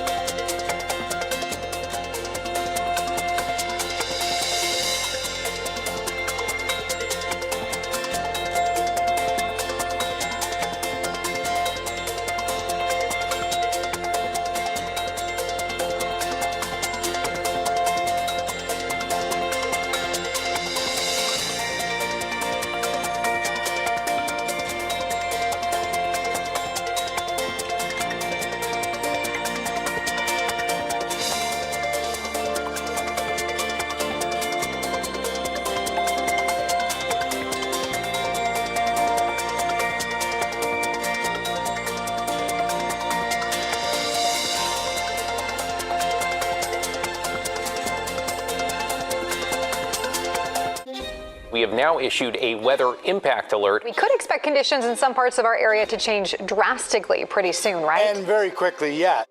This is significant rainfall coming our way. You'll definitely want to be extra cautious. Certainly becoming increasingly hazardous. We've got the potential for some tree limbs or even trees or power lines to come down. Of course, when you hear thunder, it's always best to take cover. Man, the thought process of like, who was the most powerful people on the planet, Laura? Was it the medical? Was it the military? Was it the law? Was it the... When was the last time you heard of somebody suing a TV station? Suing a news anchor?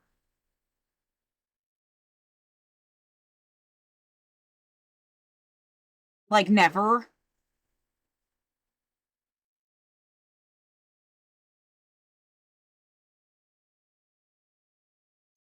And I mean, what was the only way that 99% of people got like any information? There was no way to know anything else.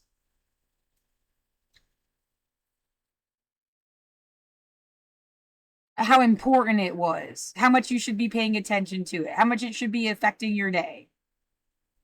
I imagine like that judge from court must listen to the news.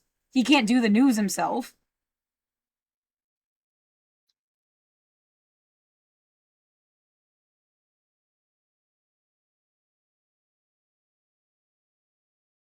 Yeah, whether or not, how much and whether or not people needed to care about COVID or anything else that will ever happen, or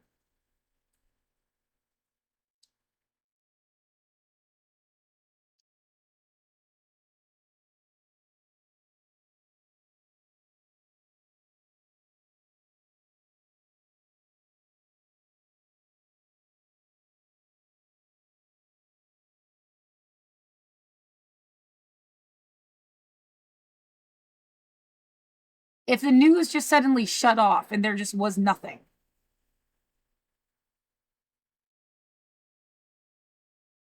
The intellectual strandedness, like,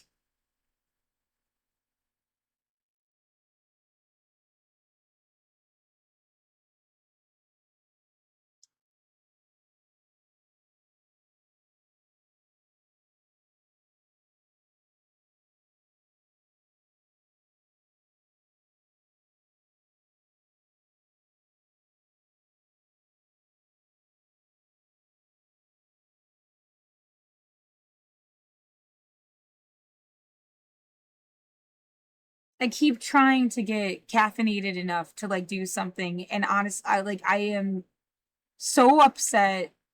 It's like I'm internally fighting how pissed I am that I would even have to like put my stuff in a bag.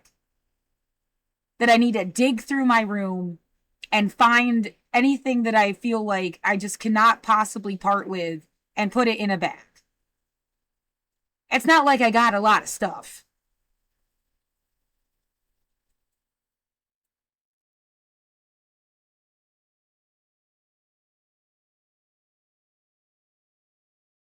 Yeah, double bag it, in case it gets rained on.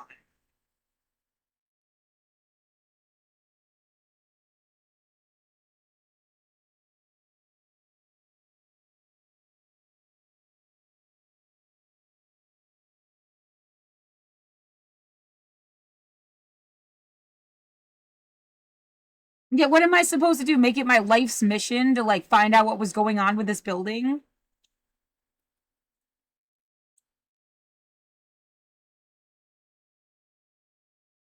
They expect you to just disappear? Again, they must be intending on killing you.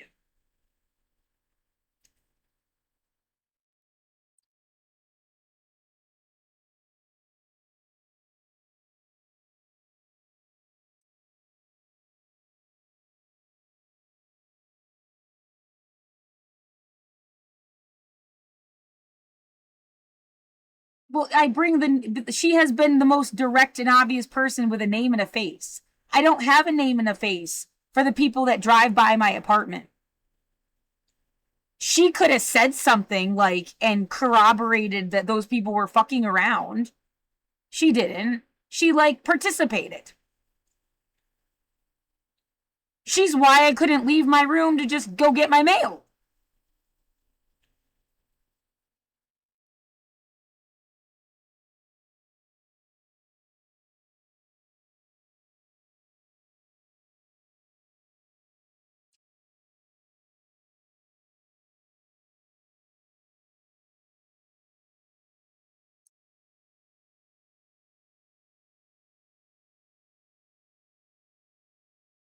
Yeah, the term deprived of life, liberty, and property. When I say that, do you just laugh at me? It's a joke to somebody else for some reason.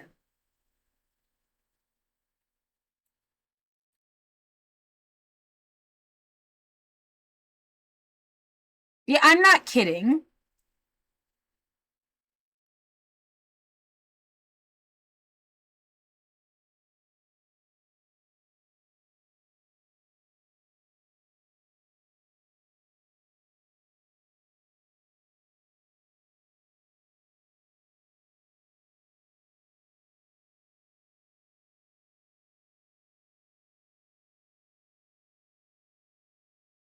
Yeah, there's that thought again. A bunch of people, they wanted the world to end. They wanted to be the last people and they wanted it to end.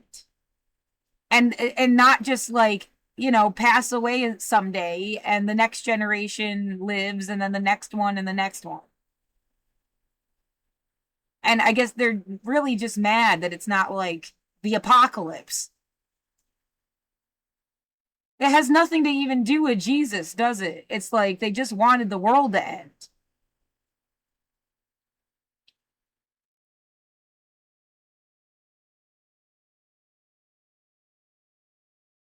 Well, I mean, if they're religious, which she's indicated she is, like, wouldn't you just think you're going to heaven anyway? Why would you need it to be the fucking apocalypse?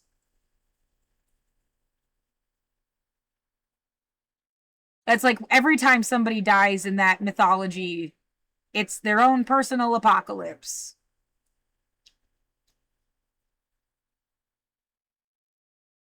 I've never heard some other story that's like, no, they needed, that thing about needing the Jews to go to Israel so that they could have the second coming of Jesus or some shit.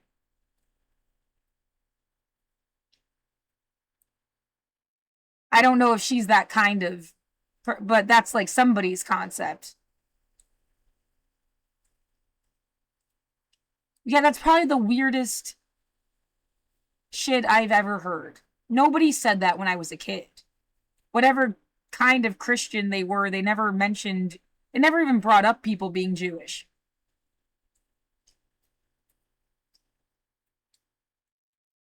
Yeah, I was like totally invisible in that way. And again, I'm a humanist. But there's this frustrating like being a Jewish person isn't just a religion.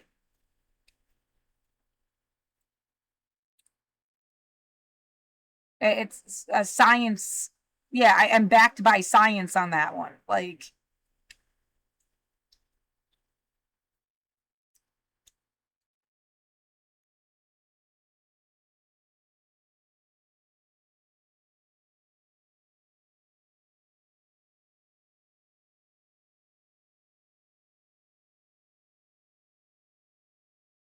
I don't know what to do.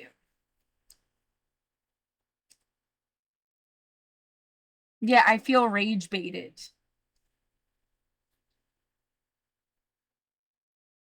I don't get that someone just thinks shit is funny.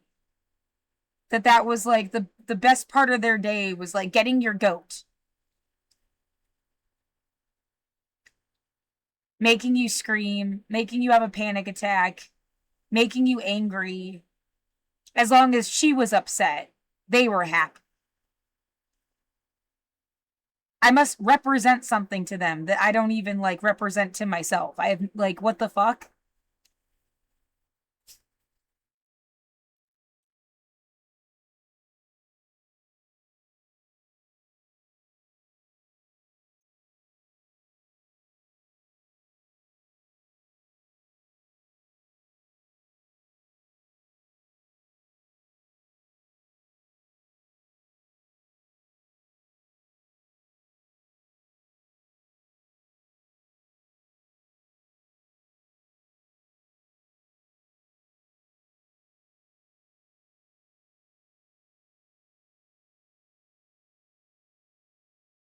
I did feel like I was supposed to help everybody. Like, that's not just like some life mission religious concept. It's like a human thing.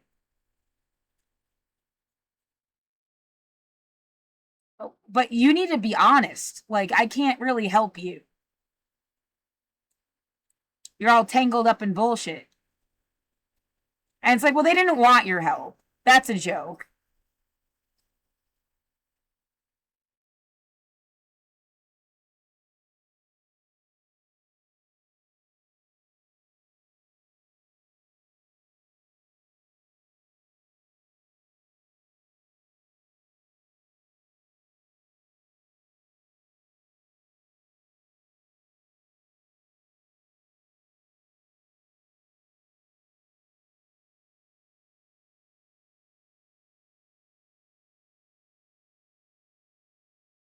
I don't like, yeah, there I have no plan. Like, should I if I submit a motion every day, will it stop them from fucking with me?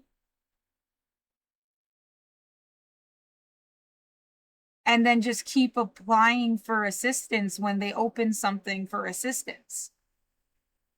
Which also gives this like, well, they're gonna get paid. At the end of the day, the message you send is that they'll get their fucking money somehow.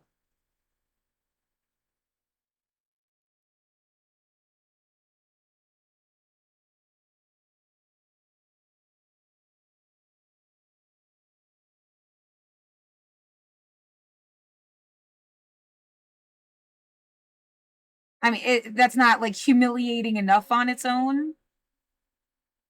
That is some kind of like sick slavery dynamic. I don't know what to call it though. Like coerced, under duress. Like, you don't just get to live in a place. You're going to get your ass kicked one way or another, and then you still have to give them money.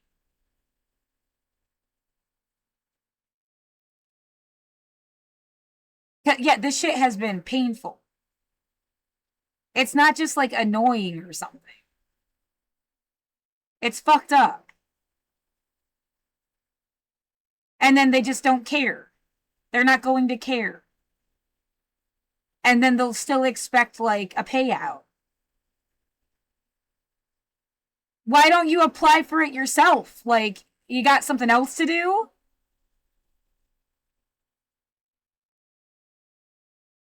And then you'll definitely get your fucking money, right? Because, like, you knew, like, you might know. Yeah, they should know assistance programs that, like, before I do. It's their job. They could, like, not have you live in this room and just pretend someone lives here and apply for assistance programs. Which would be illegal, but, like, do they give a fuck? I mean,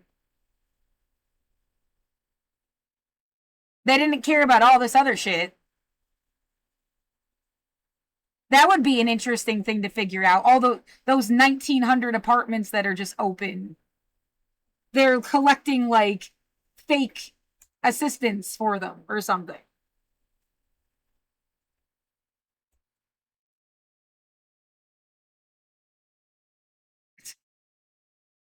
Just sits empty. They don't have to worry about a tenant. They don't have to repair anything. No one lives there.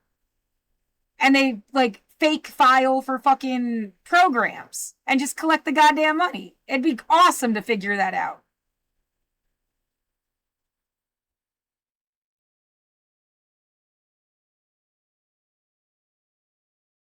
Yeah, that's why they keep upping the rent. That they get more money when they up the rent and no one even lives there.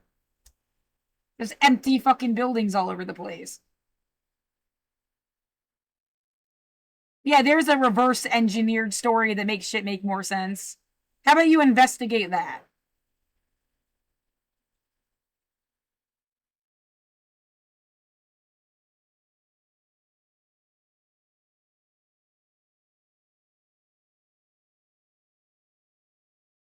Yeah, would they get caught? I mean, like, why wouldn't they? I mean, well, who's gonna check that there's a person there? Don't you have to put your social security number on shit? Yeah, and then there's a terrorizing idea. They murder you, Laura. They kill you, and they already have all your fucking information. You had to figure shit out. Like, you have to give them research every year. They've been had all of your fucking personal information. They'll just kill you and pretend you still live there. There's gonna be a record I died. It depends.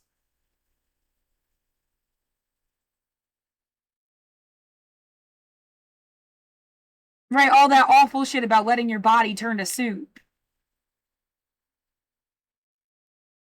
Yeah, what, you hope MHS would, like, notice eventually or something? Yeah, too bad you can't, like, be sure they gave a fuck about you. And aren't just more than happy that you're not a problem for them.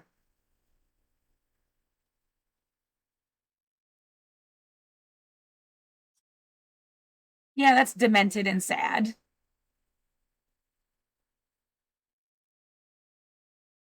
Why even say anything? I don't know, just in case. Like,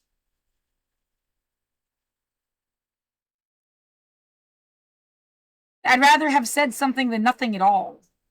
There was never even a hint or a clue that maybe something like that was going on.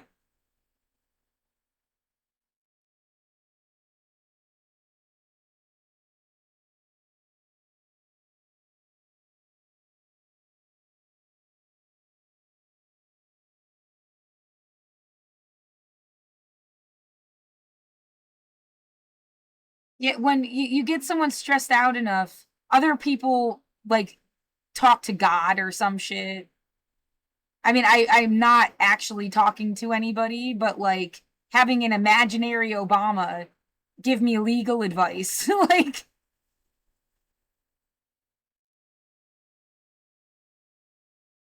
it's like, I know that it's not real. I'm not, like, totally delusional, but you see the coping mechanism there, like.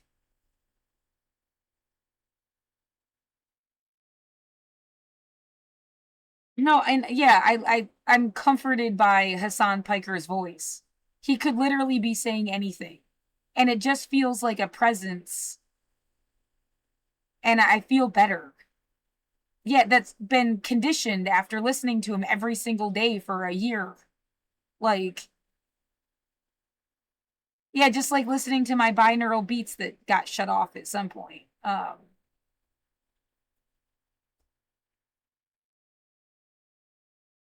Speaking of which.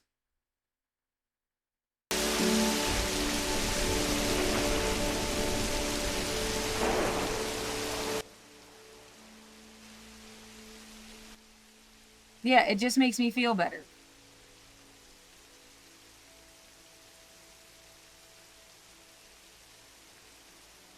Can barely hear it. Yeah, but, well, I just realized... I mean, you can barely hear my voice on the fucking... It looks like it's better now. It needs to be up closer to that yellow... The 30 and the 25. Like, I really should be speaking into it like this.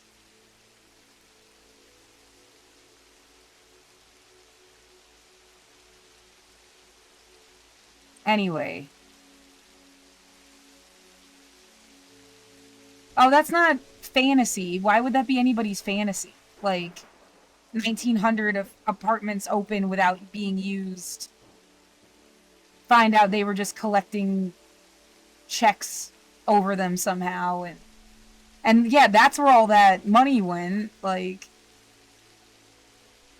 nobody knew to even care. They didn't even have a hint. It didn't cross their fucking mind. I mean, if I saved anything, that would be cool. Laura saved the world. Yay.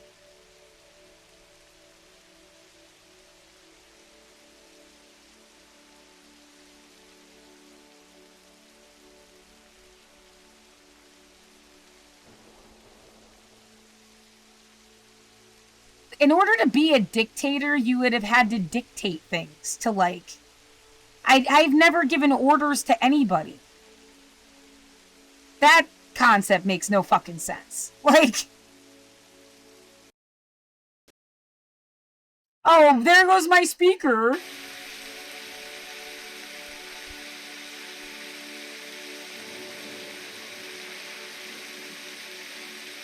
Fucking asshole. Yeah, just another way of violating you. They shut my speaker off somehow. Again, it's like, is it a universal remote? Because, like, that's the only thing that makes any sense to me. Some kind of, like, universal remote thing.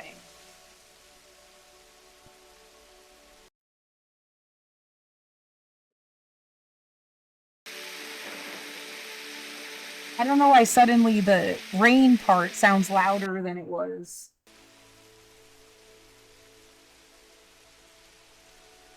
There, now it's whatever.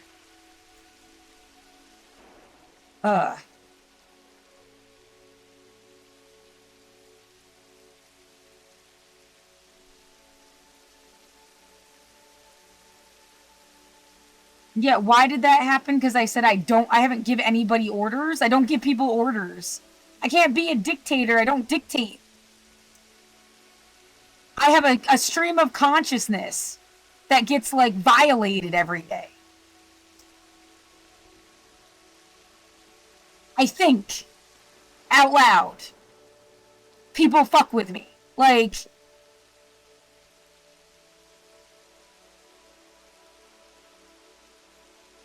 Yeah, again, it just proves that somebody had, like, a sick agenda. They're mad at me saying that. Like...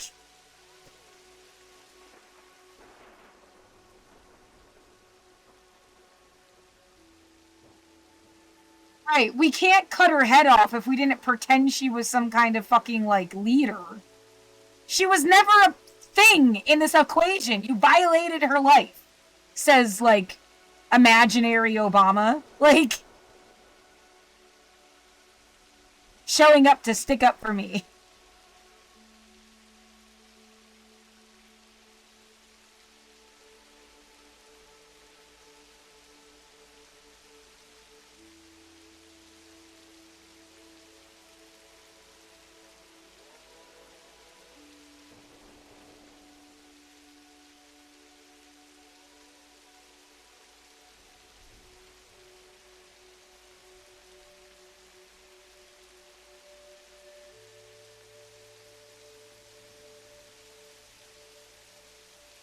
Yeah, I want to know the actual truth, and it's like, how unlikely is that? They are never gonna admit what the fuck they were doing. Who the fuck they are, what the fuck they work for, and what the fuck they were doing. They're gonna just be full of shit. The rest of their fucking lives. and then one day they'll pass away.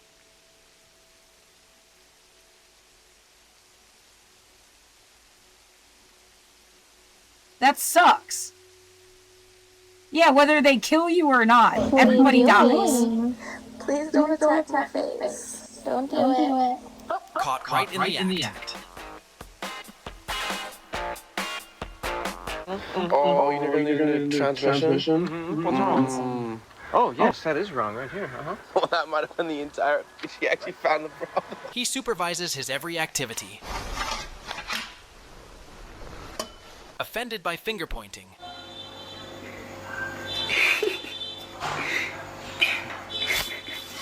Alright, toss out my line. We're just catfishing. Oh, already got the damn bite. Woo! The laziest way to drink.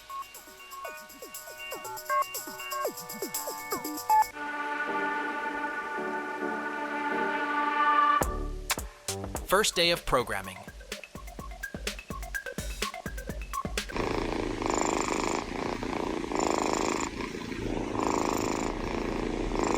What are you doing? Please don't attack my face. I miss my cat. Yeah, there's also that concept. Like, why would you think I would ever let this go? Psycho bitch. Like...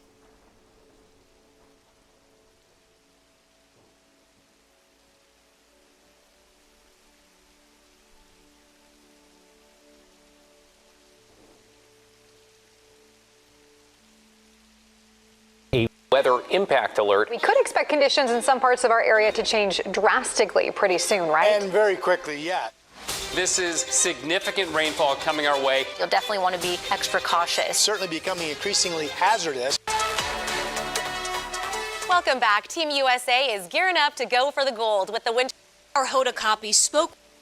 And ours were one miss. BC News. So be prepared for that. You're seeing a temperature tomorrow morning, picking up a little bit throughout the, at least. Order that could have changed how and when ballots are counted. What this could mean for Northwest voters. Increasingly hazardous. Stay informed. Requirements nationwide. Critics say the move could have disrupted vote-by-mail system.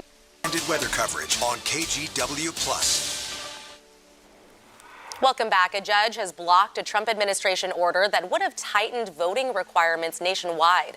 Critics say the move could have disrupted vote-by-mail systems in Oregon and Washington. Thomas Schultz looks at what else the judge had to say. The judge ruled that President Trump overstepped his authority with this order. It would have mandated that all mail-in ballots arrive by Election Day. The order would have also required proof of U.S. citizenship to vote. Those changes could have had a significant impact here in Oregon and up in Washington. Both states sued to block the order, arguing it could disenfranchise tens of thousands of voters. The court says the Constitution gives Congress and the states, not the president, the authority to regulate federal elections. Still, President Trump pushed to end mail-in voting due to concerns over costs and election integrity. We're going to end mail-in voting. It's a fraud. You know that we're the only country in the world, I believe, I may be wrong, but just about the only country in the world that uses them. He's wrong. Voting by mail in Oregon, which is, by the way, done with paper ballots, is less expensive than votes that require someone to show up at a specific place at a specific time. The judge noted that voting by non-U.S. citizens is rare and illegal, adding that states could not be threatened with the loss of federal funding by not abiding by this order, meaning that mail-in voting in Washington and Oregon will continue as it has for quite some time. In downtown Portland, Thomas Schultz, KGW News. I want to plug my fucking Universal Human Rights tablet thing. Because you would use it to vote. Yeah, and it wouldn't even be mail-in. It's better than mail-in. Like, it just requires that someday that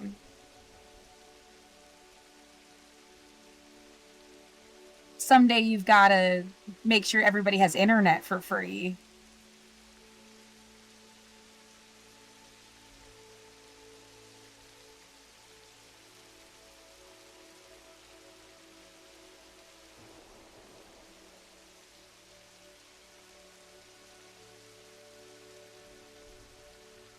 isn't it?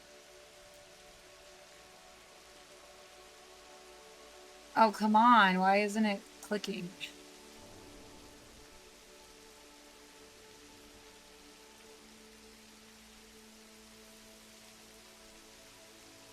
I am so nervous that I don't feel good.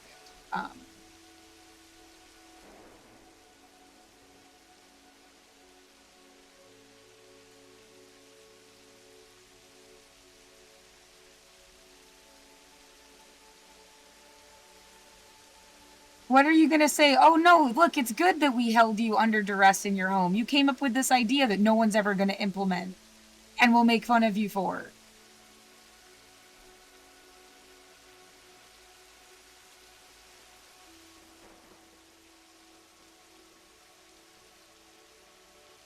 You just had so many good ideas that we could make fun of you for.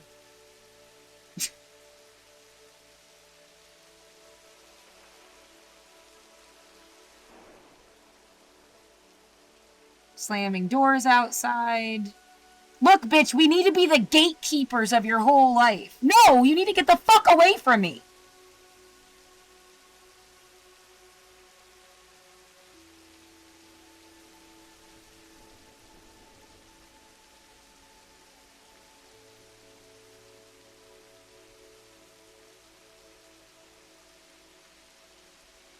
So, yeah, it's supposed to be directly linked to your ID. It, is your ID. Yeah, there will be IDs, and you'll have a name. It's the fuck ever. Sick of playing this sick goddamn story,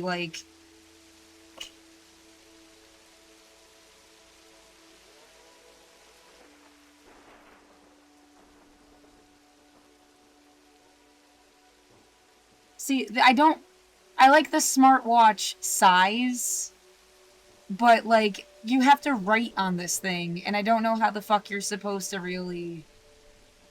You'd have to, attach an external keyboard or something. I was thinking more at least, the size of my phone. And yeah, I got somebody that went to jail got in trouble because they had a smartwatch. And then and part of this idea is that you wouldn't even take this away from somebody if they went to jail.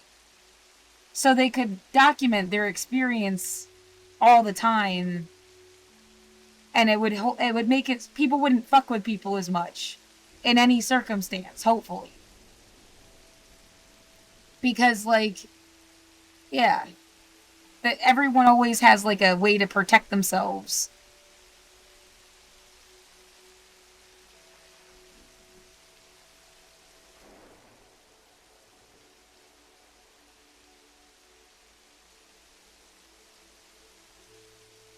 You know how hard you have to slam your fucking door for me to hear it? So hard.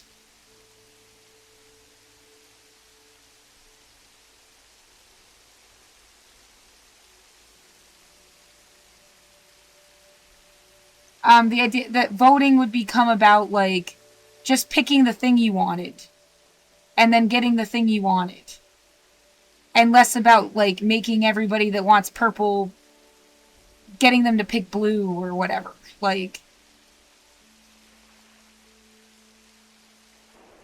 As a metaphor, everything would be universal human rights based. So, yeah, no one, votes for slavery or something.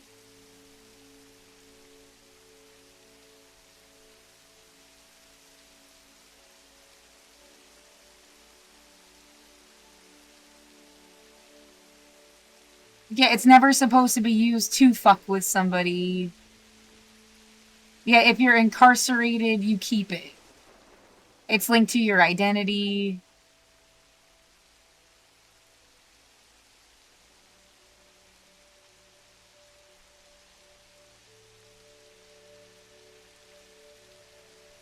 No, some people had their way. They'd have you give up your ID and your name, and then what? Then you mysteriously disappear and get sex trafficked somewhere? No fucking thank you.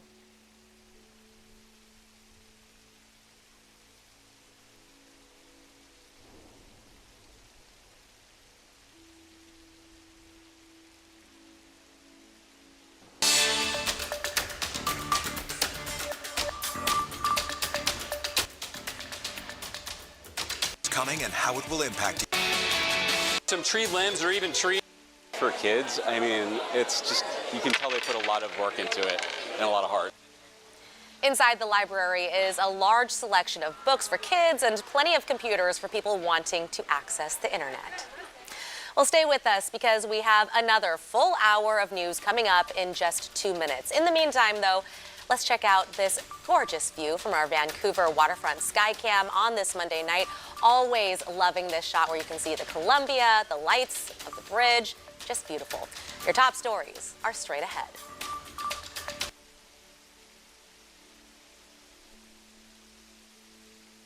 Welcome to Democracy Now!, democracynow.org, The War and Peace Report. I'm Amy Goodman.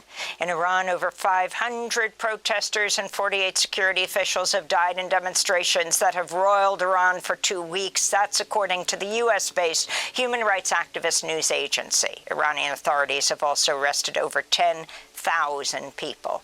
Videos circulating online show the graphic deaths of protesters and corpses lined up in body bags outside hospitals. Iranian officials have shut off the internet and limited phone calls inside the country. Over the weekend, President Trump repeatedly threatened to attack Iran. U.S. security officials are reportedly weighing cyber attacks and direct strikes. This is President Trump speaking to reporters Friday. I've made the statement very strongly that if they start killing people like they have in the past, we will get involved. We'll be hitting them very hard where it hurts. And that doesn't mean boots on the ground, but it means hitting them very, very hard where it hurts. In response, Iran's foreign minister, Abbas Araghchi, blamed the U.S. and Israel for the protests, insisted the situation inside Iran is under control. Both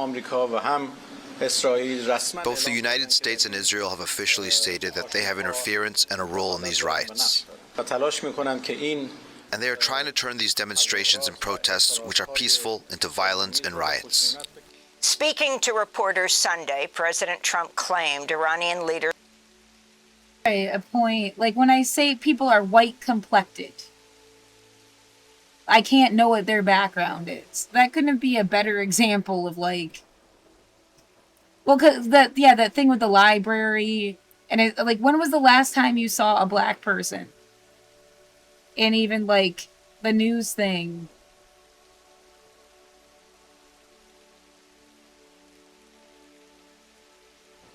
I didn't have like a false impression about how many people were here in 2020 just by like watching. I didn't go outside. I watched every day. But there were like so many more like, yeah, where's that? The one video of fists.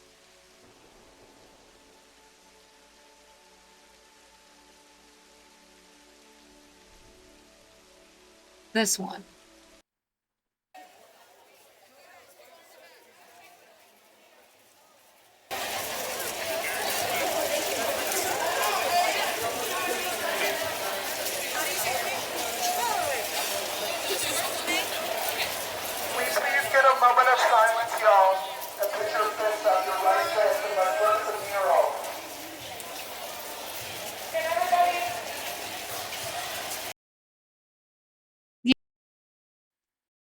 God fucking damn it.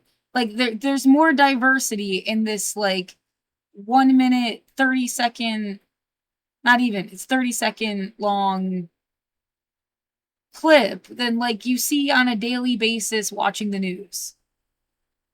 And it gives this feel like people are fucking missing. They have been spun out of existence. They're held under duress somewhere. They got arrested, like, for protesting. They're being, like, whatever the fuck is going on with me, they're doing it to somebody else. Like, you don't see them.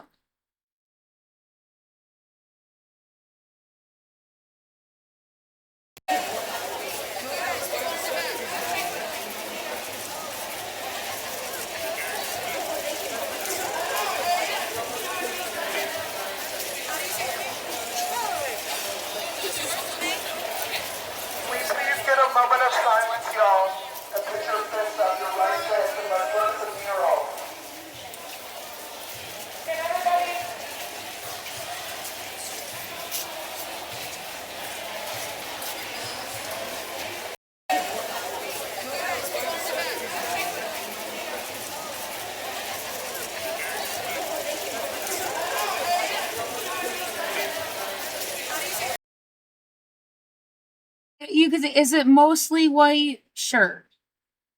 But it's not just only white. Regardless of what anybody's actual background is. Like, again, it's just going based on complexion. Who knows what their ethnicity is? But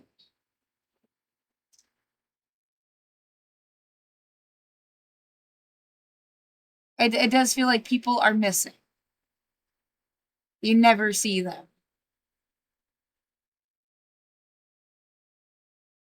Speaking to reporters Sunday, President Trump claimed Iranian leaders called him to negotiate, but the U.S. may take action before a meeting. We'll have more on this story after headlines. Israeli Prime Minister Benjamin Netanyahu expressed his support for the Iranian protesters in a speech to the Israeli cabinet Sunday. Israel is closely monitoring developments in Iran. The demonstrations for freedom have spread across the country. The people of Israel and the entire world are in awe of the immense courage of Iranians. Yeah, I want to go back to that library thing while I'm on the subject. Stream extended coverage on KGW+. Welcome back. A brand new library is now open in Northwest Portland. Dozens of families attended the grand opening over the weekend. The new library on Northwest Pettygrove is more than twice the size of the library that it's replacing, which was on Thurman Street, a few blocks away. Oh, it's awesome. Just the structure and the fact that they used a lot of reclaimed materials and the stuff they put together for kids. I mean, it's just, you can tell they put a lot of work into it and a lot of heart. Inside the library is a large selection of books for kids and plenty of computers for people wanting to access the internet. Well, stay with us because we Wait, where was the...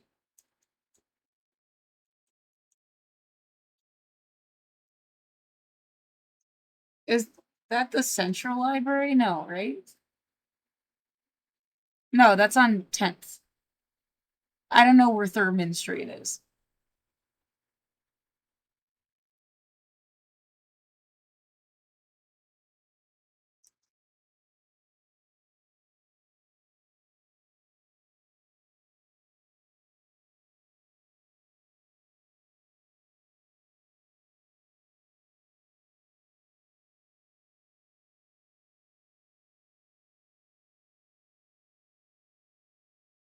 Oh, it's I would have called that Stumptown, I think.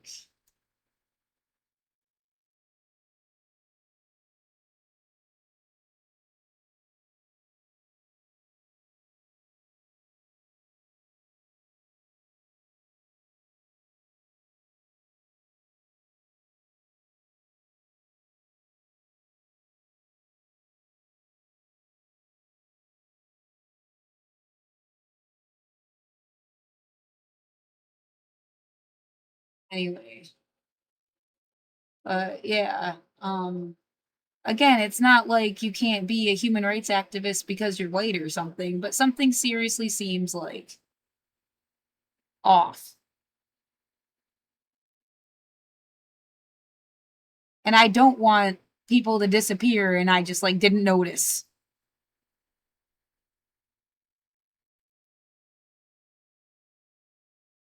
Welcome to Democracy Now!, democracynow.org, The War and Peace Report. I'm Amy Goodman.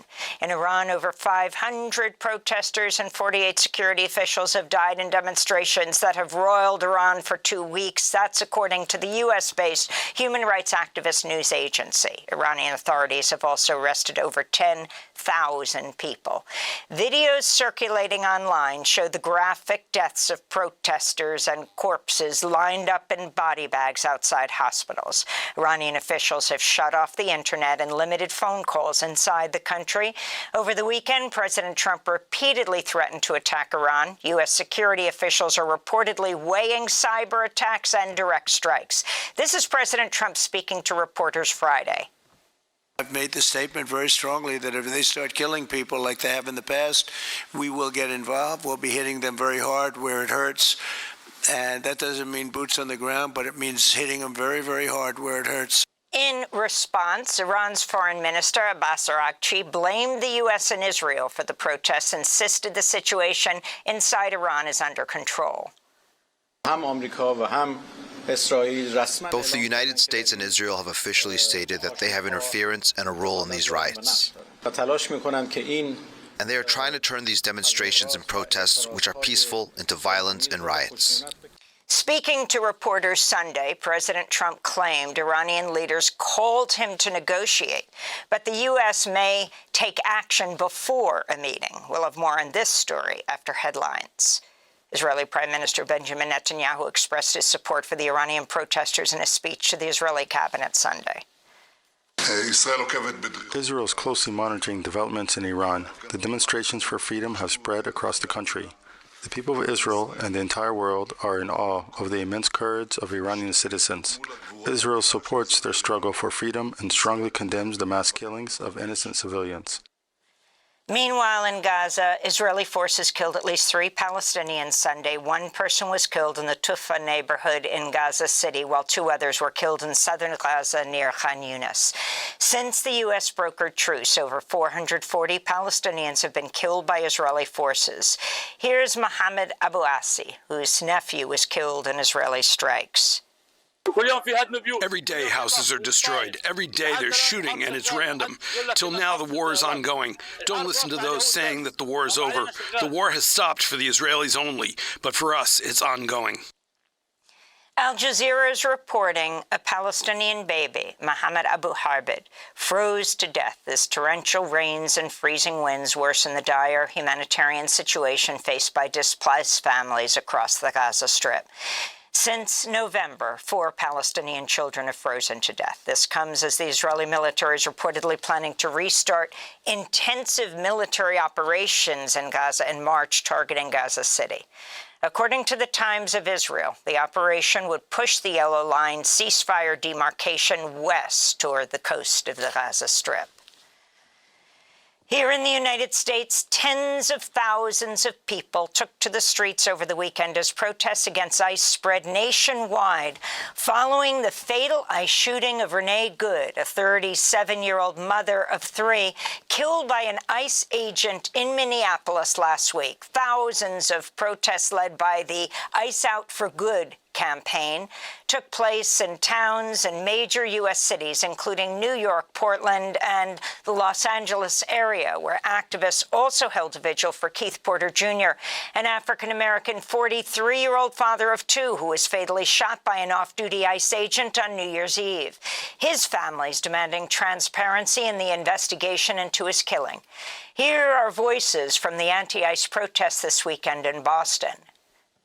It infuriates me. It breaks my heart to see another woman, killed, and to see so many families torn apart. And I can't be quiet about that. So neither can I. Yeah, of course. The line was George Floyd, and Renee Good's murder is just showing how far we have crossed that line, and I think that these men need to be held accountable. This comes as Homeland Security Secretary Kristi Noem has vowed to deploy hundreds more federal agents in Minneapolis in response to the protests. Meanwhile, more video footage has emerged depicting the minutes before Renee Good was fatally shot. In what appears to be cell phone footage recorded by an ICE agent, Good is seen sitting in her car as the agent circles around her vehicle in the middle of the road. Good tells the agent, quote, "That's fine, I'm not mad at you," right before she was shot dead. Good's wife is also seen recording the encounter on her cell phone. One agent is heard saying, quote, "effing bitch." Renee Good's wife, Becca Good, released her first statement following the fatal shooting. She described her partner as kind, saying, quote, "Renee was a Christian who knew that all religions teach the same essential truth. We're here to love each other, care for each other, and keep each other safe and whole," unquote. About their encounter with ICE, she said, quote, "We had whistles, they had guns," unquote. At the Golden Globe Awards last night, a number of attendees wore pins with the messages, "Be good" and "Ice out." We'll have more on this story later in the broadcast. Venezuela's interim president, Delcy Rodriguez, has requested help from the U.S. military to retrieve an oil tanker that departed Venezuela without permission. That's according to the New York Times, which reported what is the first known military collaboration between Venezuela and the U.S. since the kidnapping of Nicolas Maduro. On Friday, President Trump signed an executive order declaring a national emergency to ensure revenue from Venezuelan oil held by the U.S. Treasury is protected from being seized in lawsuits or creditor claims. The move would prevent the use of Venezuelan oil revenue from being used in judicial proceedings ahead of Maduro's anticipated trial on narco-terrorism charges. This comes as President Trump posted on Truth Social a fake image of a Wikipedia page labeling him as the acting president of Venezuela. On Friday, President Trump met with oil executives at the White House, including ExxonMobil, ConocoPhillips, and Chevron, urging them to invest $100 billion in Venezuela's oil production. This is President Trump speaking to Chevron's Vice Chair, Mark Nelson. I remember 6 months ago I told you to stay, just stay. Things are going to happen. You'll be very happy. I didn't know they were going to happen this fast or this conclusively. One thing I think everyone has to know is that if we didn't do this, China or Russia would have done it. The Nobel Institute has rejected an offer by right-wing Venezuelan opposition figure Maria Corina Machado to share her Nobel Peace Prize with President Trump. Once a Nobel Prize is announced, it cannot be revoked, shared, or transferred to others, the Institute said. In response, the White House said in a statement, Trump, quote, deserves the Nobel Peace Prize many times over, unquote. Trump said in an interview with Fox News last week that it, quote, would be a great honor to receive the prize from Machado, who said in a separate Fox interview that presenting the prize to Trump would be an act of gratitude from the Venezuelan people for the ouster of Nicolas Maduro. The Washington Post reported President Trump was not willing to support Machado because she accepted the Peace Prize. The source said, quote, if she had turned it down and said, I can't accept it because it's Donald Trump, she'd be president of Venezuela today, unquote. Machado is scheduled to meet with President Trump in Washington, D.C. this week. Cuba's President Miguel Diaz-Canel has rejected threats by President Trump, who on Sunday said the island would no longer receive oil or aid from Venezuela and that it should strike a deal with Washington. Trump wrote on Truth Social, quote, there will be no more oil or money going to Cuba, zero. I strongly suggest they make a deal before it's too late, unquote. Diaz-Canel responded saying, quote, Cuba's a free, independent, and sovereign nation. Nobody dictates what we do. Cuba does not attack. It has been attacked by the U.S. for 66 years, and it does not threaten. It prepares, ready to defend the homeland to the last drop of blood, unquote. Denmark's Prime Minister, Mette Frederiksen, said her country is at a fateful moment over President Trump's repeated threats to take over Greenland, the autonomous territory controlled by Denmark. Speaking at a political rally, she said, quote, what is at stake is bigger than what the eye can see, because if what we experience from the Americans is that they're actually turning their backs on the Western alliance, that they are turning their backs on our NATO cooperation by threatening an ally, which we have not experienced before, then everything will stop, she said. Her comments came in response to President Trump's latest remarks threatening force against Greenland.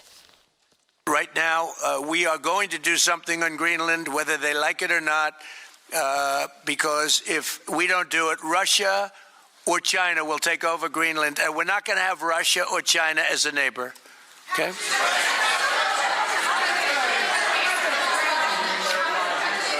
I would like to make a deal, you know, the easy way, but if we don't do it the easy way, we're going to do it the hard way. Is that supposed to be a joke about not knowing basic geography? They are already your neighbor. Alaska? It's a joke, right? The world ended in jokes. I don't know what else. Like, if I could just be cryogenically frozen and you wake me up 100 years from now. Please.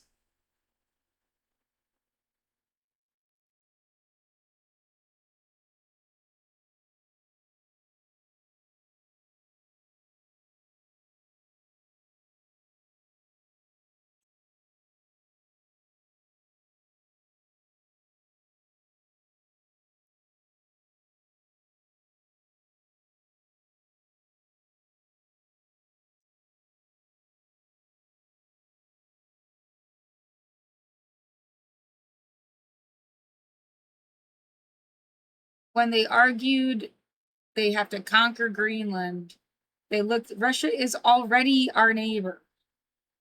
I mean, I'm not the only person that was like, what the fuck? It's the most obvious what the fuck. Only, like, kids might be confused. And then this was a way for them to learn basic geography.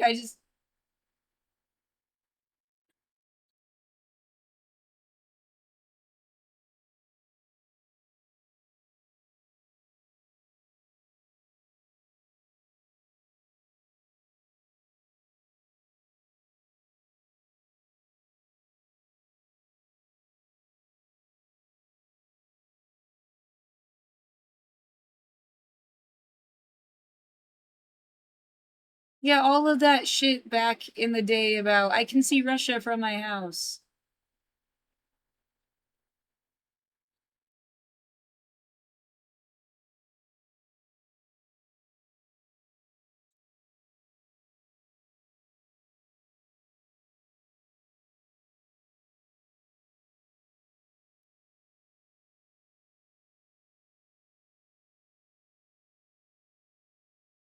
I think making you scared of any given person you could ever meet from another country is a violation of human rights.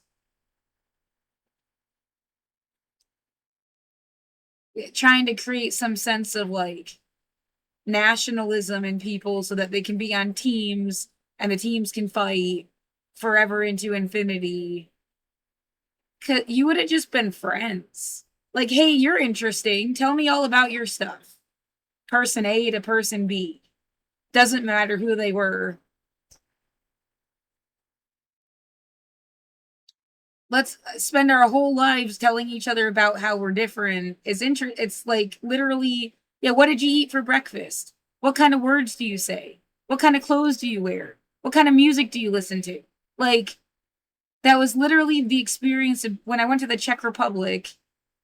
I met somebody from every country in the EU. And you always had something to talk about because you just go back to, like, basic shit and compare and contrast. Like, nobody's, like, scary because they come from a different fucking country.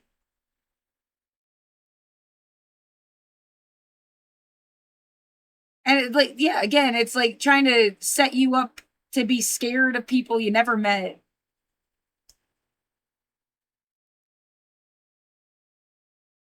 That's what, like, nationalism does to people. You see yourself as a country instead of a individual from a country.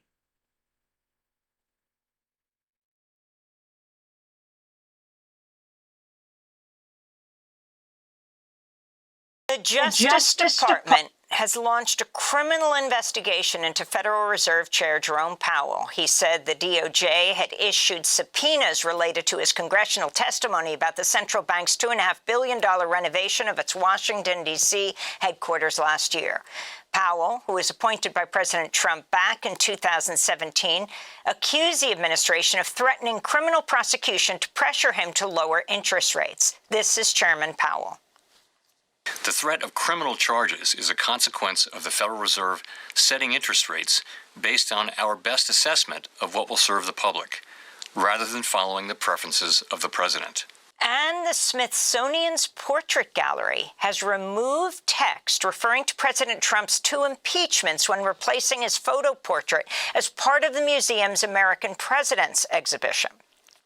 The text that was taken down read that President Trump was, quote, impeached twice on charges of abuse of power and incitement of insurrection after supporters attacked the U.S. Capitol on January 6, 2021. He was acquitted by the Senate in both trials, unquote. Last year, President Trump ordered Smithsonian officials to review all exhibits before the 250th anniversary of the Declaration of Independence, July 4th. Before the review, President Trump had fired the head archivist of the National Archives and tried to fire the National Portrait Gallery's director, Kim Saget, but the board resisted. She later resigned. And those are some of the headlines. This is Democracy Now!, democracynow.org, The War and Peace Report. I'm Amy Goodman. Thanks for watching Democracy Now! On YouTube. Subscribe to the channel and turn on notifications to make sure you never miss a video. And for more of our audience-supported journalism, go to democracynow.org, where you can download our news app, sign up for our newsletter, subscribe to the daily podcast, and so much more. President Trump's repeated his threat to attack Iran over Iranian security forces using violence to crush anti-government protests. Speaking to reporters Sunday night, President Trump claimed Iranian leaders called him to negotiate, but Trump said the U.S. may take military action before a possible meeting. Iran called to negotiate. Yesterday. The leaders of Iran called they want to negotiate. I think they're tired of being beat up by the United States. Can you share any details on that call? Iran wants to negotiate, yes. Negotiate what? We may meet with them. I mean, a meeting is being set up. But we may have to act because of what's happening before the meeting. Right. But a meeting is being set up. Iran called, they want to negotiate. According to the U.S.-based human rights activist news agency, over 500 Iranian protesters and 48 security officials have died in demonstrations that began over 2 weeks ago over Iran's economic crisis. The death toll has not been confirmed, in part because Iranian officials have shut off the internet and have limited phone calls inside Iran. Earlier today, tens of thousands of people took part in a pro-government rally in Tehran. Iran's Foreign Minister Abbas Araghchi blamed the U.S. and Israel for the anti-government protests, insisting the situation inside Iran is under control. On Sunday, Iran's parliament speaker warned the U.S. and Israel any military intervention will be met with retaliation. Know that in the case of an attack on Iran, the occupied lands as well as the U.S. military bases in the region will be our legitimate targets. And with all those clear confessions that you made about invading Iran, we will not limit ourselves to a reaction. We will act based on signs of threats. It was necessary to say this to you and all your allies in the region to avoid miscalculation. Otherwise, it will be too late to regret. We're joined now by two guests. Hamidreza Mohammadi is the youngest brother of the Nobel Peace Laureate Narges Mohammadi, who was detained in Iran once again last month. He works closely with the Narges Foundation. He's joining us from Oslo, Norway. And in Washington, D.C., we're joined by Narges Bajogli, Associate Professor of Anthropology and Middle East Studies at Johns Hopkins University. She's the co-author of How Sanctions Work, Iran and the Impact of Economic Warfare, also the author of Iran Reframed, Anxieties of Power in the Islamic Republic. I want to begin with Hamidreza Mohammadi, the brother of the Nobel Peace Laureate who's in jail. Can you describe what's happening on the ground? Hi. As you know, there's a complete blackout, information blackout in Iran. So we don't get a lot of news. But via Starlink, some people have been able to post videos of demonstrations and, unfortunately, videos of a lot of bodies piled on one another in the hospitals or in the morgues. So it is, as expected, the supreme leader of Iran made two speeches threatening the demonstrators. And it was a clear sign that it was a blank card for killing people, as many as they could, to frighten people. And it has happened. We don't know exactly how many people have been killed in the demonstrations, but the videos show that the number is very high. And it is very worrisome that in the lack of internet and telephone communication, the regime has been able to kill a lot of people to crack down the demonstration. We're seeing these horrific pictures of body bags outside of hospitals. It's expected there are hundreds of them. The estimates are 500, possibly 10,000 people arrested. I I'm wondering if by any chance you've heard anything from your sister, from Nargis Mohammadi, who has been re-imprisoned. She was let out because of her health, then spoke at the funeral of a man who died in prison, and now she's been re-imprisoned. Where is she, Hamid Reza? Do you know? Someone is making rumbling sounds outside. I'm just gonna make a note of it. I don't see like why you choose that timing. It's not scary enough on its own. They shouldn't be able to hear me. I'm sick of that fucking like misconception. Like, in order to be like responding to me,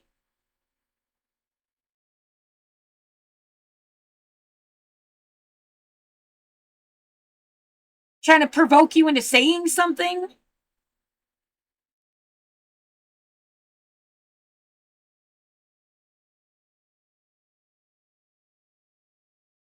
When you say fucking body bags outside of hospitals, yeah, I think of COVID. I think of the image of them pushing body bags out of windows during fucking COVID.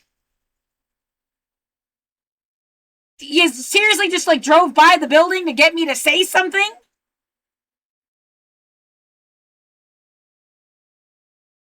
What the fuck is the point of this?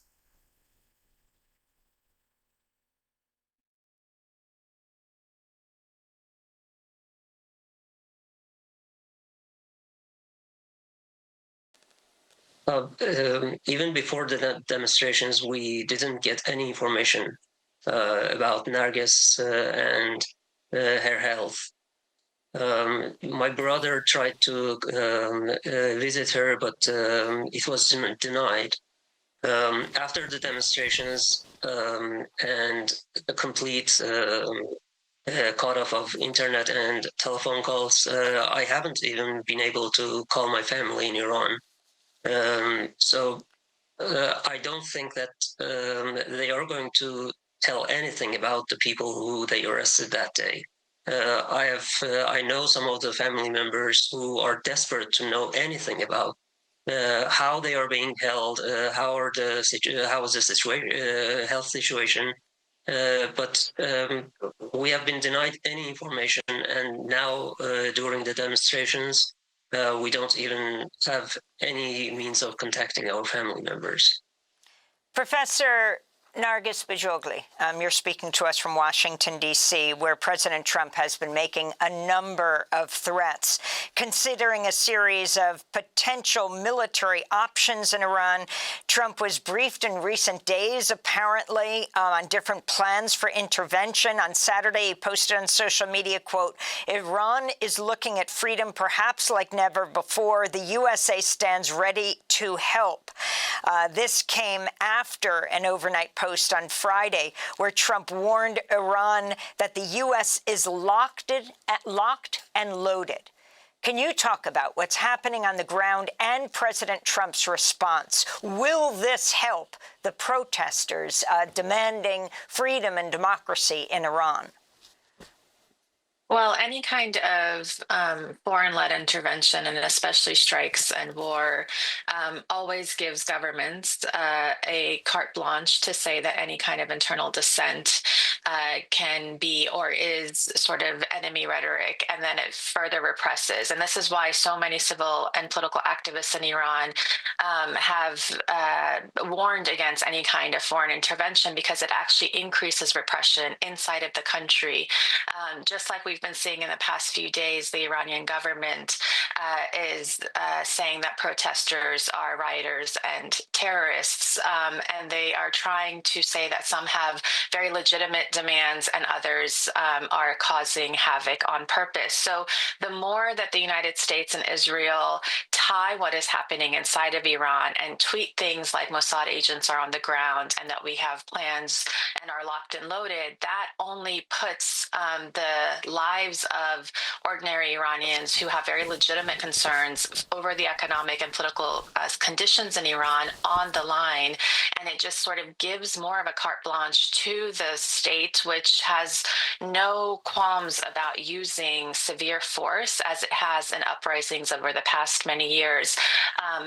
But to have the U.S. and Israel be so blunt about Mossad being on the streets and the potential of further intervention only makes situation on the ground for those much worse.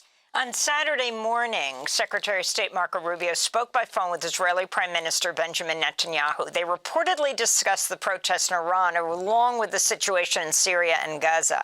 On Sunday, the Israeli military said it's monitoring developments in Iran, and the Prime Minister Netanyahu voiced support for the Iranian protesters during a cabinet address. Israel is closely monitoring developments in Iran. The demonstrations for freedom have spread across the country. The people of Israel and the entire world are in awe of the immense courage of Iranian citizens. Israel supports their struggle for freedom and strongly condemns the mass killings of innocent civilians. We all hope that the Persian nation will soon be freed from the yoke of tyranny. And when that day comes, Israel and Iran will once again be loyal partners in building a future of prosperity and peace for both peoples. If you could respond, Professor Nargis Bajogli. You know, Iranians inside of Iran have been watching the same footage that has come out of Gaza and across the Middle East, that Israel has waged either genocide in Gaza, the continued bombardment of southern Lebanon, West Bank. And so when Bibi Netanyahu says such things, it comes across to many Iranians as not legitimate and as very much sort of using Israel's own national interests and its geopolitical analysis. The concept of fight me. We want to pass the baton of power to somebody, but they have to fight us. Because you got to keep it established that you fight for freedom. You can't just say, no, fuck that. I am free. You're not my God. And ignore them. No, you've got to have a violent action. And then that maintains a military system and excuses to kill people they don't like. And all these other terms and conditions, so to speak.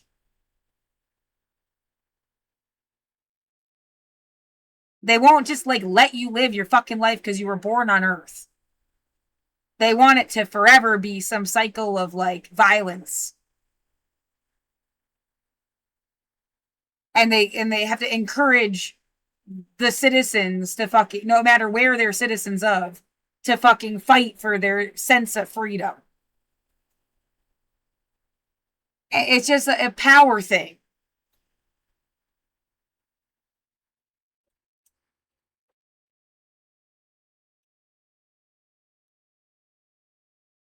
And its geopolitical desires, and using the Iranian protesters as a way to try to get to further weaken the Iranian regime.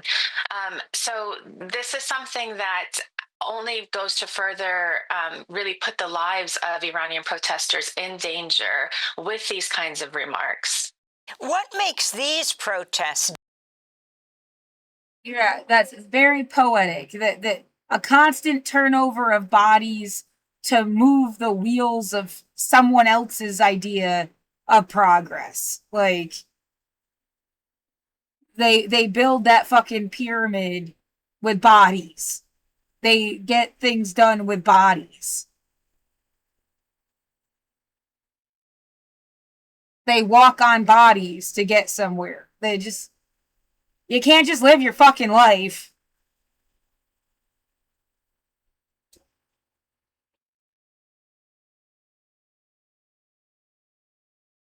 Yeah, sure, exactly. It's not paved with gold, it's paved with dead people.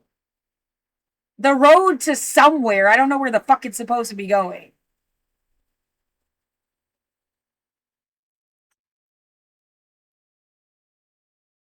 Different from the 2022 protests following Masa Amini's death, the young woman, and the the call by people throughout Iran for women, life, and freedom? That movement had a much clearer vision of what it was trying to accomplish. And that movement was one in which the women's rights movement in Iran has been very long lasting. And it's been the biggest thorn in the side of the Islamic Republic since pretty much from the beginning of its existence. Because of that, there's a lot of civil society organizations, a lot of political activists on the ground who are involved in that movement, and therefore are able to get not only a lot of folks onto the streets, but more importantly, they were able to, from the very get-go of that movement, get people involved in everyday acts of civil disobedience. And therefore, that movement has led to some of the most fundamental shifts in Iran society in many, many decades. I mean, today, the mandatory hijab is de facto not a part of everyday life in many parts of the country. This movement is one in which, or this recent uprisings is one in which it was caused by a severe currency crash, which is connected to U.S. sanctions.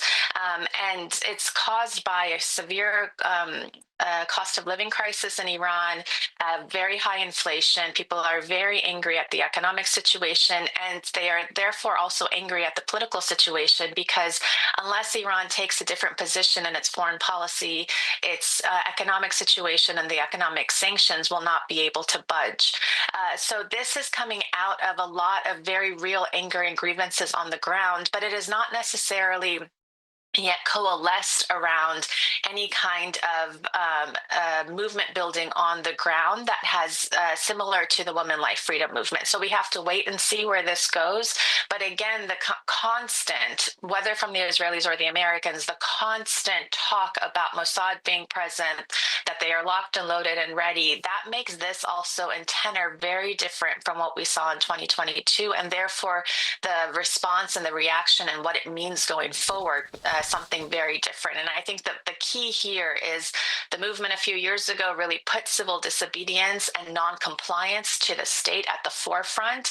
And this one has come out much more both been met by violence and has seemed to have a lot more willingness to burn certain things on the ground and things like that. And that is making the situation extremely heated.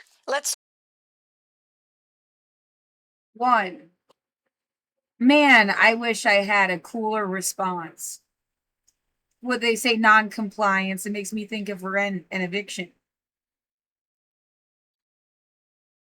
It's like, they're gonna kill you anyway. You couldn't, say something cool when they fucking pulled this legal shit on you. And then the next thing is about Minnesota, kind of. But, you're not gonna hear anything about that SNAP shit, are you? Where they just denied SNAP to the entire state. And there's no uprising, they're not talking about it. It's like they didn't kill a woman so that it would almost diffuse a potential movement because of SNAP, right? Just how expensive are things getting that it would cause a revolution in Iran?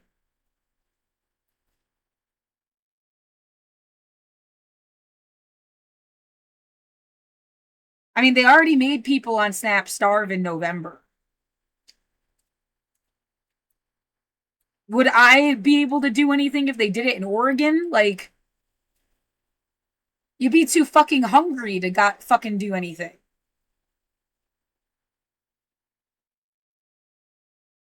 Yeah, I wonder, just what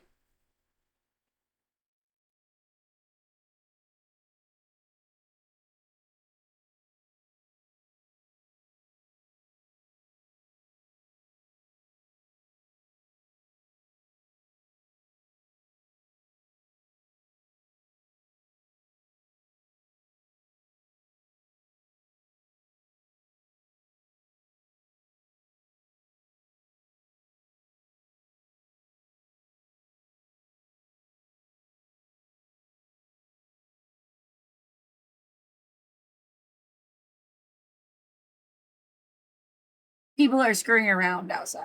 Yeah. I'm never going to be able to live anywhere again and not feel fucked with, am I? There's that, too.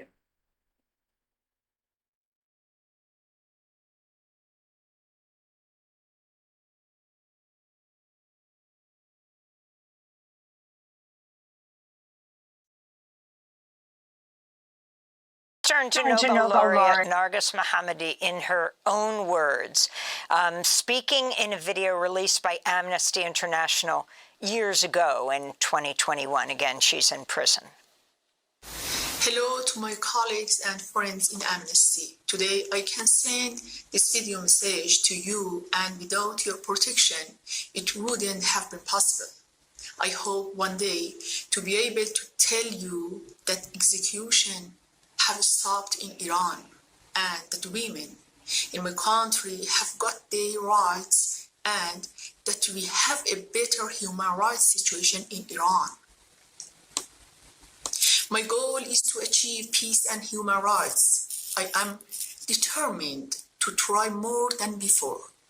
I'm sure with our efforts, perseverance in Iran, and with your human rights colleagues' protections, we will win, all together for peace and human rights. So that was Narges Mohammadi speaking when she was freed after years in prison, freed for health reasons. She has been re-imprisoned. Her brother, Hamid Reza Mohammadi, with us. Your final words on, one, you said your brother tried to visit her in prison. Have you heard from him since? And what the people on the ground are demanding right now, Hamid Reza? See, as I told you, we have heard nothing from our family members in Iran since they closed all kind of means of communication. But people in Iran simply want a different system, and they don't want to be enslaved by this regime for its ideological purposes. They want freedom, as it was a slogan in 2022. Women, life, freedom. They want equal rights for everyone, including women, and they want freedom. And I think it is a kind of injustice to say that this time the regime is acting this way because of the threats of the United States or Israel, because it overlooks the agency of the United. Finding out who the most articulate intellectuals are, exhausting people, picking from favorites, having babies, repeating a cycle, calling it freedom. Let's see who's really spicy.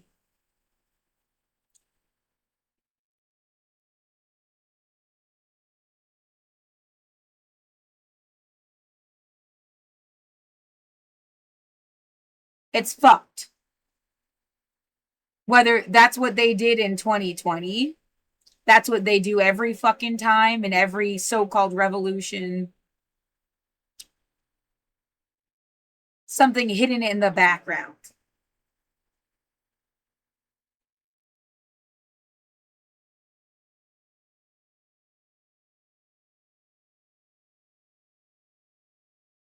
Yeah, you would think you were part of progress.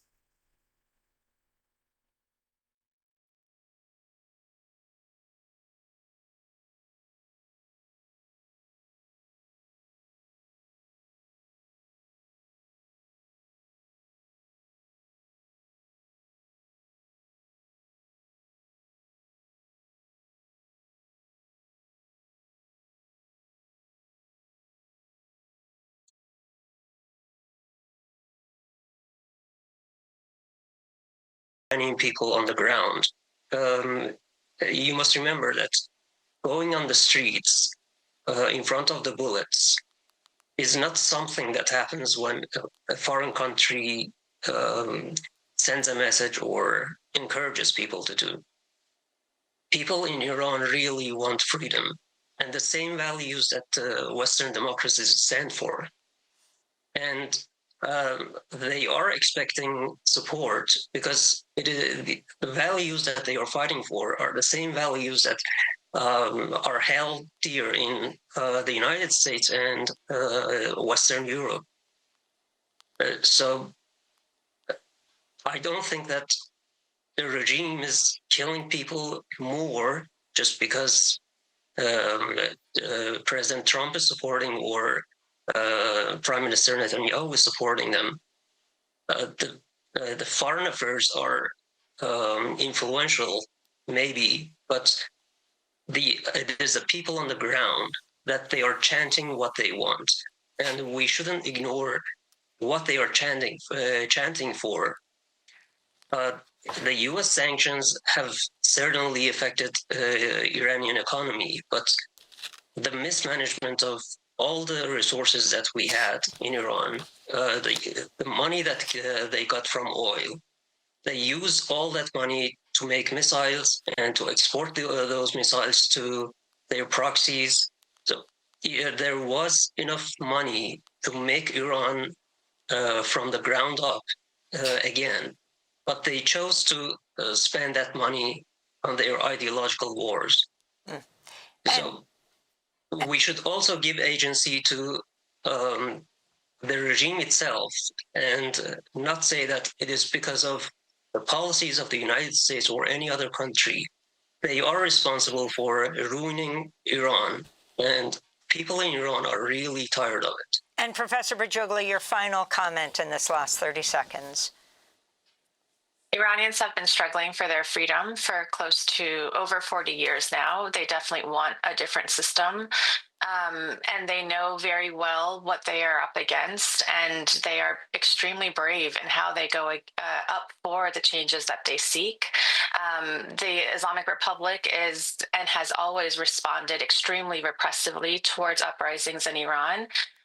But it is a fact that the more that the United States and Israel make these kinds of claims of intervention and having agents on the ground, it only continues to up the ante, and it completely erases a lot of the very legitimate grievances and demands that Iranians on the ground have, and it just escalates this entire thing into a geopolitical war instead of continuing to listen to what those folks on the ground are demanding. Johns Hopkins University professor Narges Bajoglu teaches anthropology and Middle East studies, co-author of How Sanctions Work, Iran and the Impact of Economic Warfare, speaking to us from Washington, D.C., and Ahmadreza Mohammadi, brother of the Nobel Peace Laureate Narges Mohammadi, who once again was imprisoned last month. He works closely with the Narges Foundation, speaking to us from Oslo, Norway. Thank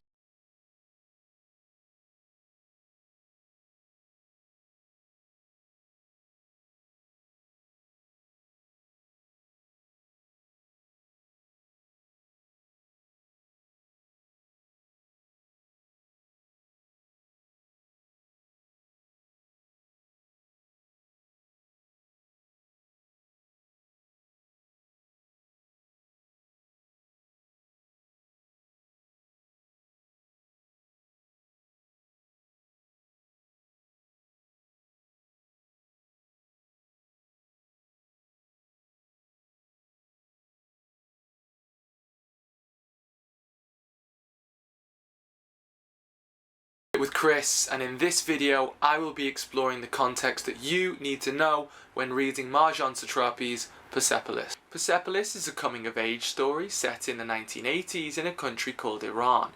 This means that there's a number of political, religious and social issues, all of which are being dealt with and understood through the perspective of a young girl. Whilst a fascinating insight in what it's like to live through a revolution, this book was the freshman year seminar for college.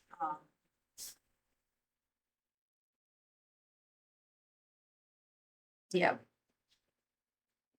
Everybody my freshman year of college. It was required reading. Anyway. A war and be able to escape it all, there are certain background information that is alluded to in the book that might need further explanation in order for us to understand how it affected Marjan's childhood. Therefore, in this video, I will attempt to outline the important background information that you need to know to thoroughly enjoy this brilliant graphic novel. Starting in the second chapter, the first political force we come across in the book is Mohammad Reza Pahlavi, the last Shah of Iran. Shah in this case refers to the monarch or the king who rules Iran. From the outset, the Shah is portrayed as an individual who is unpopular with the general public, owing to his overly westernized outlook and capitalist tendencies. Many of his critics decried the lack of religious morals in the ancient country, as well as the soaring amounts of poverty and illiteracy amongst the working classes. The early chapters of the book chart the Shah's downfall and history of profligate leadership and grandiose exhibitions of power. The Shah is criticised through the lens of Marjan's socialist upbringing. Her mother and father are among many of the citizens that dislike the Shah's abandonment of traditional Persian culture in favour of those that resembled European countries or the United States of America. However, despite the obvious criticism that a left-wing family such as the satrapies would have for such a hierarchical and deeply divided society, there was also a common feeling across all sections of Iranian society. Although the main agents in his removal were religious groups and left-wing activists, Satrapi depicts the Shah's unpopularity to be almost ubiquitous. Right, I'm already a little, because there's like a different idea of what left means. But anyway. As the book and Marjan details, the Shah is soon forced into exile due to constant and increasingly violent demonstrations from citizens inside and outside Tehran. Whilst many were in jubilant mood and elated for what Iran could become, many now look back on the Shah's time and note the positive impact that he had on women's rights and access to education for middle and lower middle class students. These civil liberties would quickly become eroded in the years to come after the Shah's departure to Switzerland and the rise of the Ayatollah.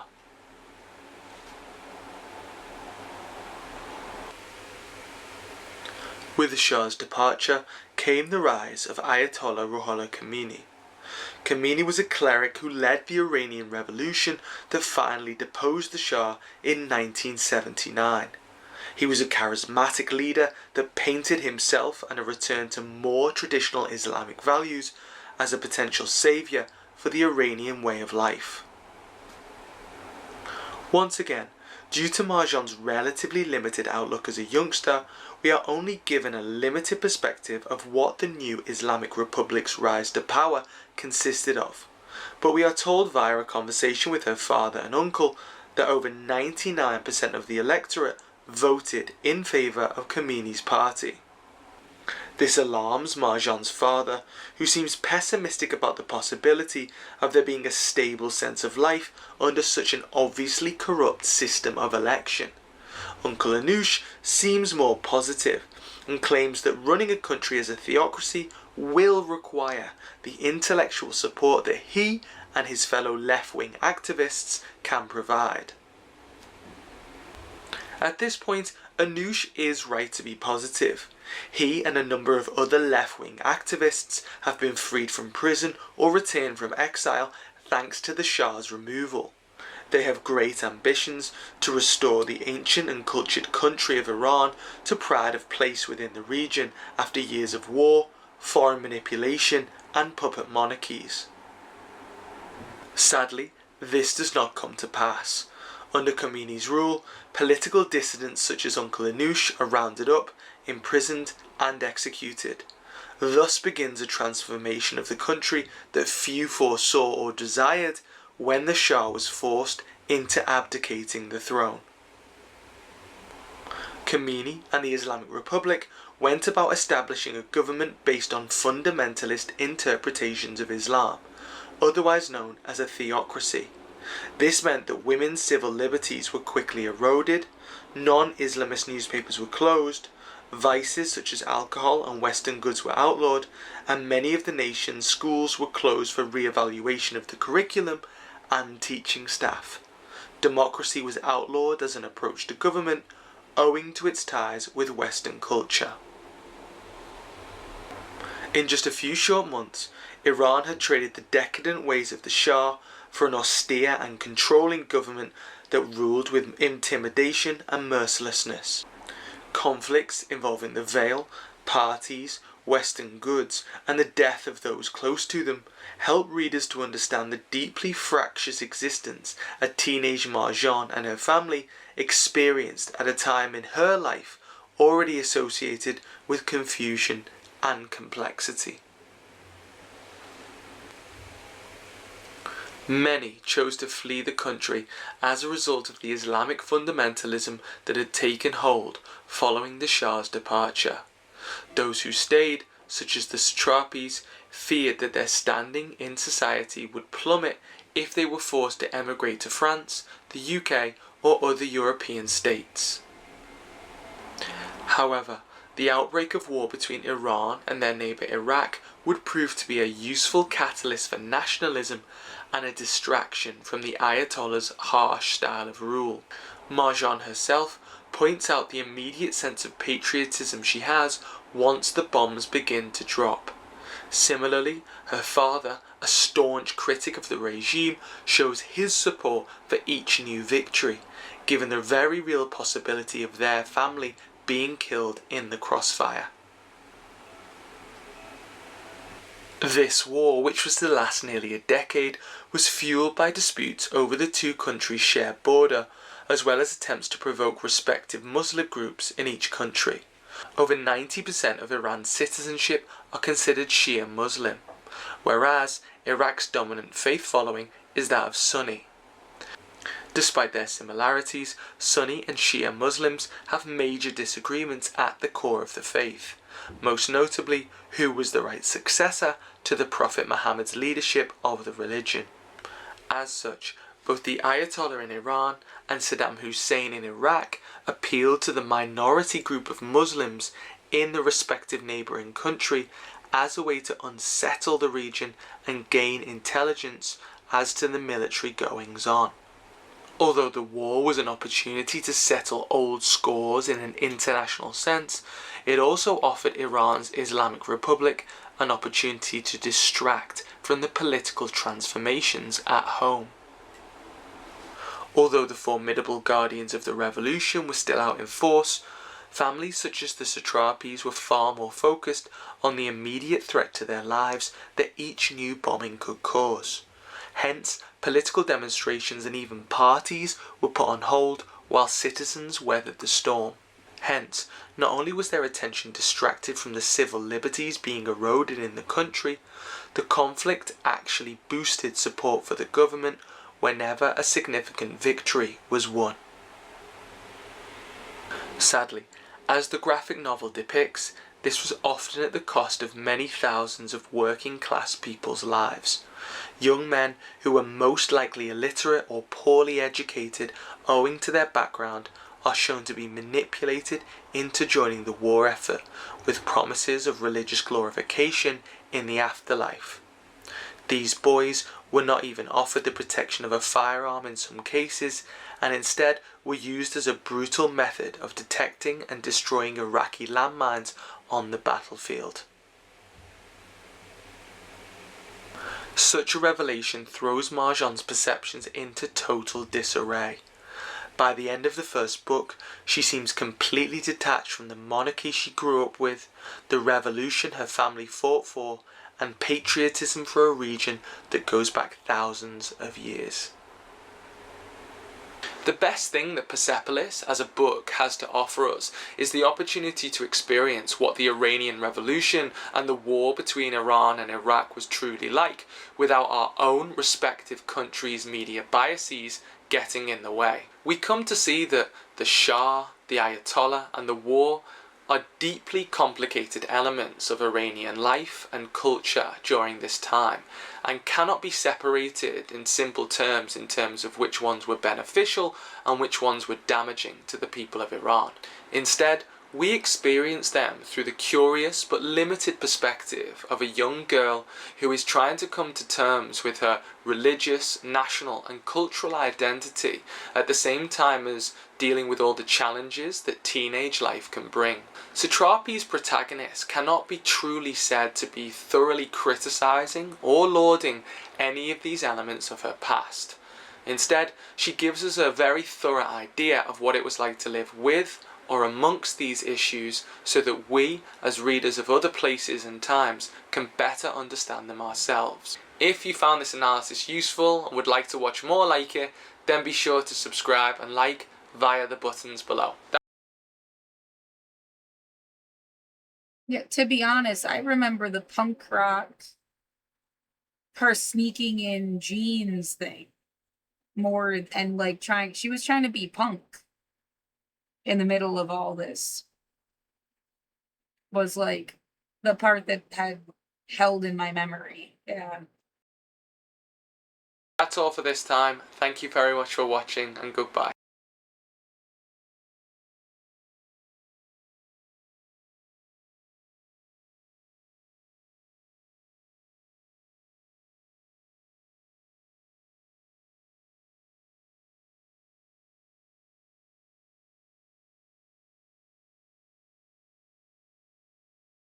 Summary of Persepolis by Marjane Satrapi. The story of Persepolis starts right after the Iranian Revolution of 1979, which brings down the Shah of Iran, an oppressive tyrant supported by the United States, and makes way for the rise of religious extremists who create the Islamic Republic.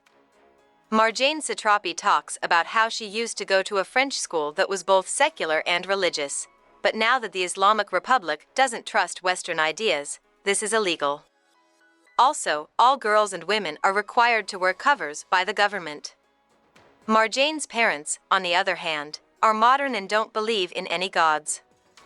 They backed the revolution against the Shah because he was a cruel leader, but they are worried and upset about how fundamentalist the new Islamic Republic has become. Marjane has to grow up quickly, so she starts to learn about Iran's past and the many invaders and rulers it has had over the centuries. Under the Shah's rules, her grandpa was a Persian prince who was jailed and abused a lot. She also learns that there are different social groups and that this is one reason why there is a lot of pain and tension in the country. Many political prisoners are freed after the revolution is over and the Shah is removed from power. Ciacab and Mohsen, two revolutionaries who had been in jail for years, are among them. They talk about the torture they went through and the deaths they saw. Marjane is still upset that her own father is not a hero and that no one else in her family is either, even though she sees these two men as heroes. Though, she is thrilled to meet her uncle Anush, who ran away from Iran to the USSR to avoid being caught for working against the Shah. When he got back to Iran, though, his cover wasn't good enough to keep him out of jail, where he was treated very badly. They give her a bread swan that he made while he was in jail because she thinks he is a hero. Soon after, though, the country became more radicalized under the strict government. This meant that the former political prisoners who were freed became targets again, and Mohsen was killed while Ciacab managed to get out of the country. Anush is caught, and Marjane only gets to see him once before he is put to death. At this point, Marjane turns away from God. Marjane's family and friends leave the country, but the Satrapis choose to stay because they can make more money there. Soon after, men start to bother Marjane's mother because she isn't wearing her veil. Marjane, her family, and her friends then go on their last protest against the veil, which turns very violent. The Iraq-Iran war starts soon after. At this point in the war, Marjane is very patriotic because she really wants Iran to beat its enemy. But as the war goes on, she starts to understand the price of war, heroism, and so-called martyrdom, which is something the government regime values, when her friend Paradis' father dies while bombing Baghdad. A lot of people from southern Iran are forced to leave their homes and move to Tehran because of the new war. A lot of young boys also join the army. They are given plastic keys that have been painted gold to represent how easy it is to get into heaven after dying for your country. This disgusting lie is only told to poor people, which makes Marjane and her family think it is even worse. During the war, the country's police are stricter with its citizens, and the satrapi's stock of wine is almost discovered because people are still having parties to try to keep things normal. There are 2 women in the Guardians of the Revolution who almost arrest Marjane when her parents bring back pictures and sneakers from Turkey that are from the West for her. The Iraqis are now firing very damaging ballistic missiles at Tehran. One day, the home of the satrapi's Jewish neighbors is destroyed, though Marjane at first thought her own house had been hit. Even so, Marjane is horrified when she finds her friend Nada's cut arm under the rubble of her house. Marjane is already very wild, but she gets even more so. She gets so brave that she slaps her school's director, and she is immediately kicked out.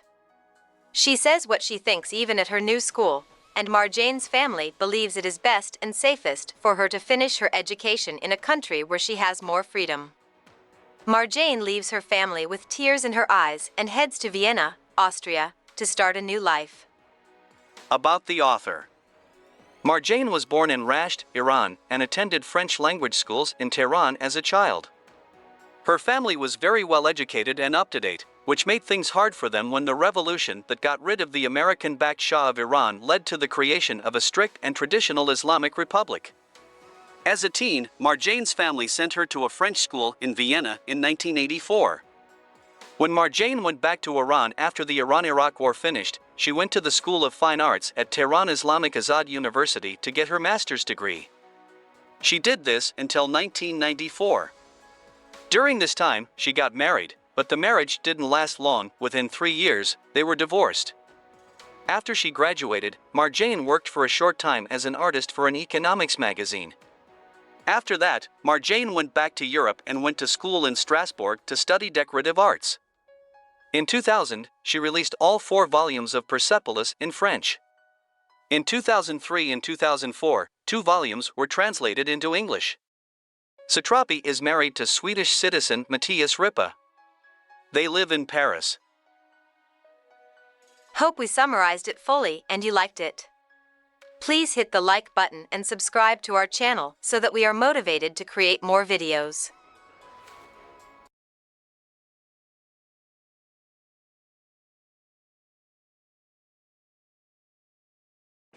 Marjane Satrapi's Persepolis won international acclaim as an autobiographical tale told first in the form of a graphic novel and later turned into a film of a young girl's coming of age amid the 1979 Islamic Revolution in Iran.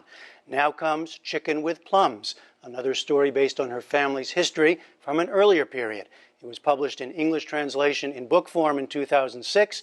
The film version, co-directed by Satrapi and Vincent Parano, opens in theaters later this month. Here's a short excerpt. Tu me le dis, hein, si je t'ennuie. Non, non. On m'a cassé mon violon. Nom de Dieu, mais qui t'a fait ça? Quelle importance? Tu es allé voir Mirza? Il a des instruments magnifiques. T'es scroll. Il a essayé de me rouler, tous ces violons sont pourris. De toute façon, tel père, tel fils, c'est une famille de dégénérés. C'est foutu maintenant. J'arriverai plus jamais à jouer. Mais attends. Le mois dernier, j'étais chez un vieil ami à Rasht. Tu devineras jamais ce qu'il avait.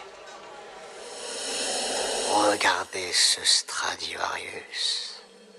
Il a appartenu à Wolfgang Amadeus Mozart.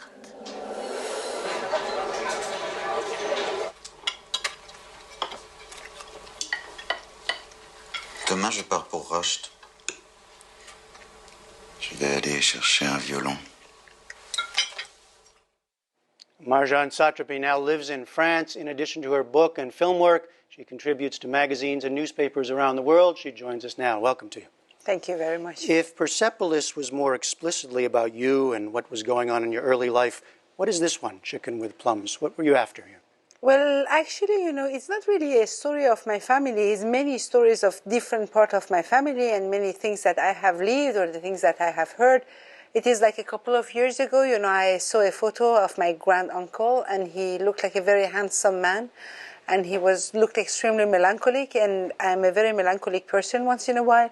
But that was a moment that I had all this question about what was life and death and love and art, and I made a projection of just myself. the little things, right? Just the little things, yeah. And I just wanted to make a story about all these things that I was very concerned with. So I used him, and I made a projection of myself on this very handsome man. Well, so the man is named Nasser Ali. He's a celebrated musician, as we see. He loses his violin, and then he sort of loses his purpose.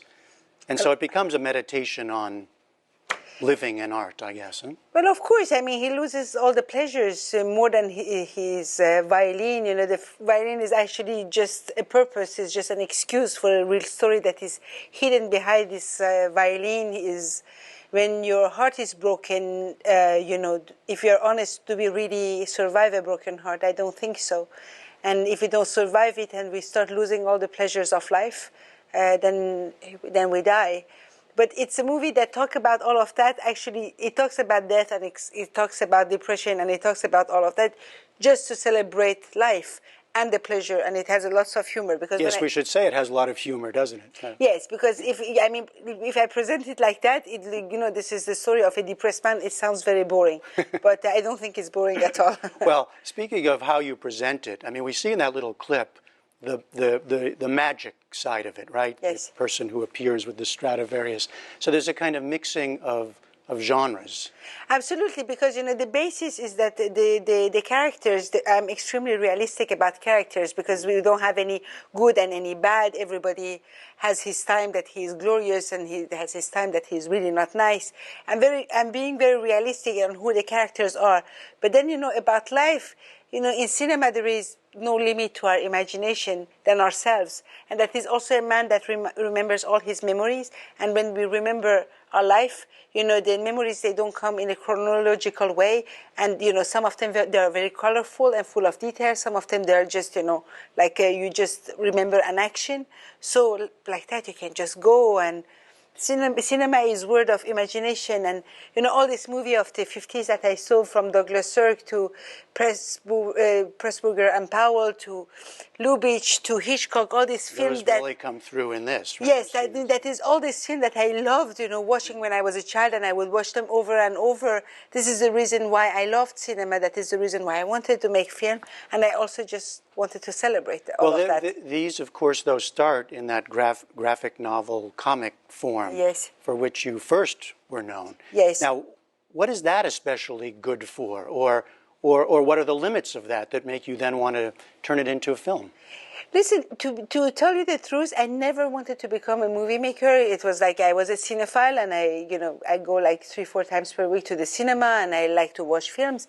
But Persepolis, it was a friend of mine who wanted to become a producer, and I really thought it was the worst idea in the world to turn Persepolis to a film. Mm-hmm. Because first of all, the adaptation, they're never good. If the author wants to make it, it's even worse. So I was like, no.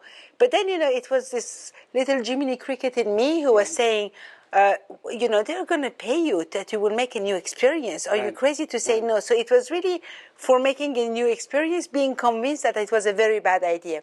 Then Chicken with Plum is another story that I love, obviously, since I wrote it. I think it's a very good story.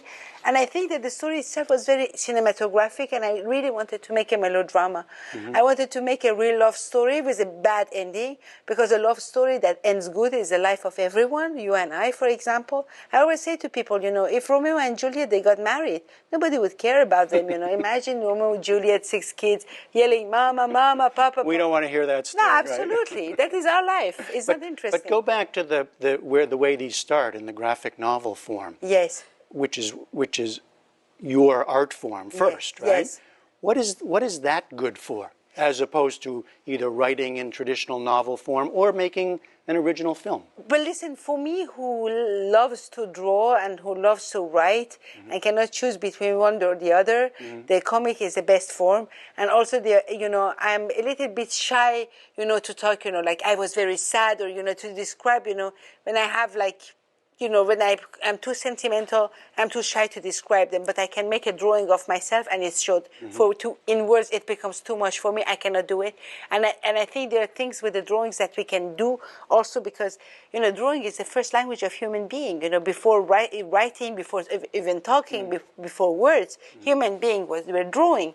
So it is a form that fitted me very well, but it's a very solitarian work. And I am an only child who has been always solitarian. And I found suddenly the joy of collaborating with other people when I make movies. And I think it's lots of fun to make movies. And right now I feel like making movies. Maybe later on I will come back to my comic books again. Persepolis opened a window for many people on a time and place, Iran, right? This opens a very different sort of window. Absolutely. But the same place. And I wonder, you're in our world, and here we are at a news program, we see Iran in the daily news all the time. We don't see that history, I guess, or culture that you lived and write about. Absolutely. Unfortunately, Iran is reduced, to veil and beard and nuclear weapon, and nobody veil and beard and nuclear weapons. Yes, and nobody talks about our great poets and our great philosopher and our thousands of years of history and culture. And this is really sad because, this country is not just this 30 past years, it's 4,000 years. And, it was a very close relationship, for example, between United States and Iran. I mean, people, they say we didn't know it, and that was old people. Of course they know it. They just forgotten it. And when I make a film like that, of course, I don't think that with a film you can change the life or the world, etc., etc. But beyond the beautiful love story, if people they can go and watch this film and to say, in this country that we don't know anything about and we think is an abstract notion of axis of evil or whatever. A man died because of a love of a woman. And I think that is just as much important as anything else. Because if we talk about the news program, the difficulty, the problem, when we did reduce people to, or a country to a notion, then they become abstract.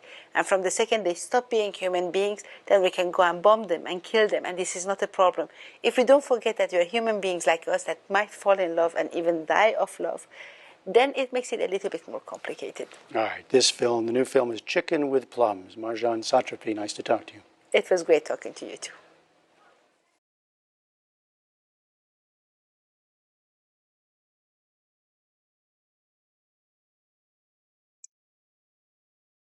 That was almost a little too poetic. You know what I mean?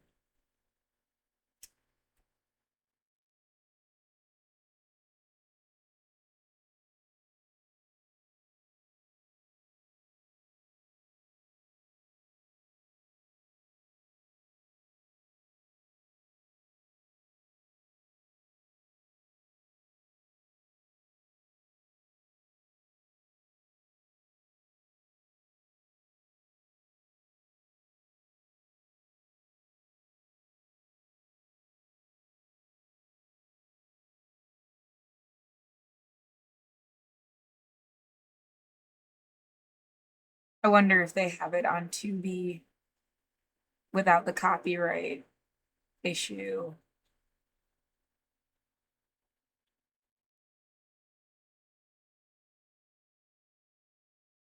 Or I can continue the news. They're going to talk about Renee Good.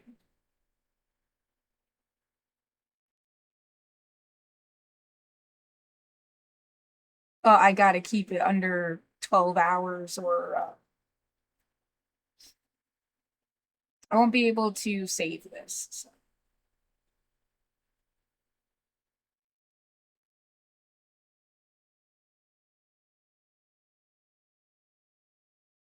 Let's continue forward.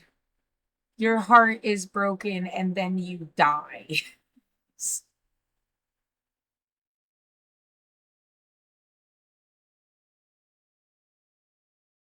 Something like that.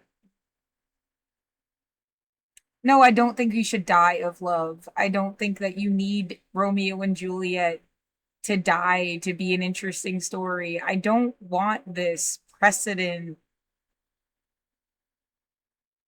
I want a story where it does work out. Ever. I want stories where it works out and it's something that you'd actually have wanted and it's not bogus or a fairy tale or like some kind of trick. It's like a real story and it really did. Yeah, they aren't bound by God. It's not like they would have given up on each other a long time ago if they hadn't been like unable to divorce or something. They don't even have to get married. Yeah, the do that like 4 weddings and a funeral shit, but they never get married.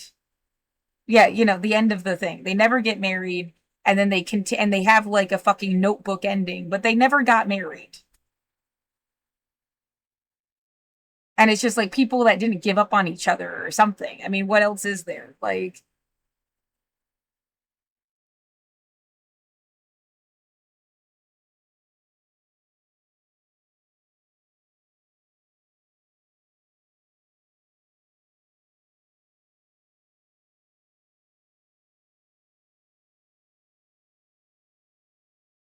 yet love is the only thing worth shit.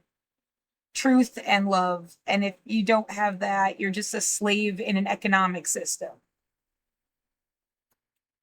What's the point? You make somebody money.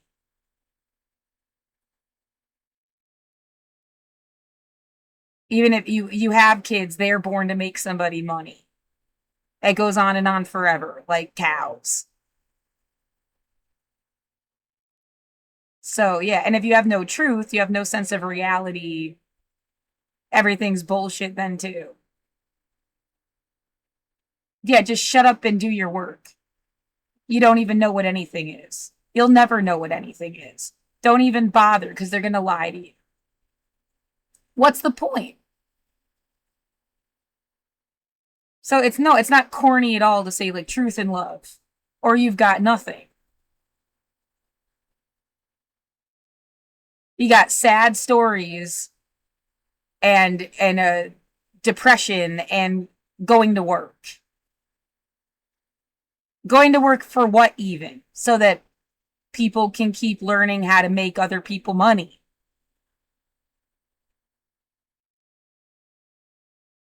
Whoop-de-doo. Yeah, go learn how to bash somebody's head in. Go learn how to like have power and domination and scare the shit out of people. Like, that's all there is.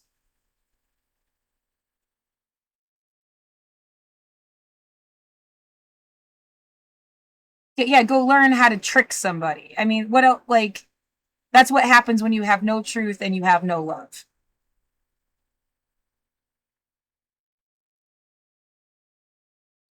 Thanks for watching Democracy Now! On YouTube. Subscribe to the channel and turn on notifications to make sure you never miss a video. And for more of our audience-supported journalism, go to democracynow.org, where you can download our news app, sign up for our newsletter, subscribe to the daily podcast, and so much more.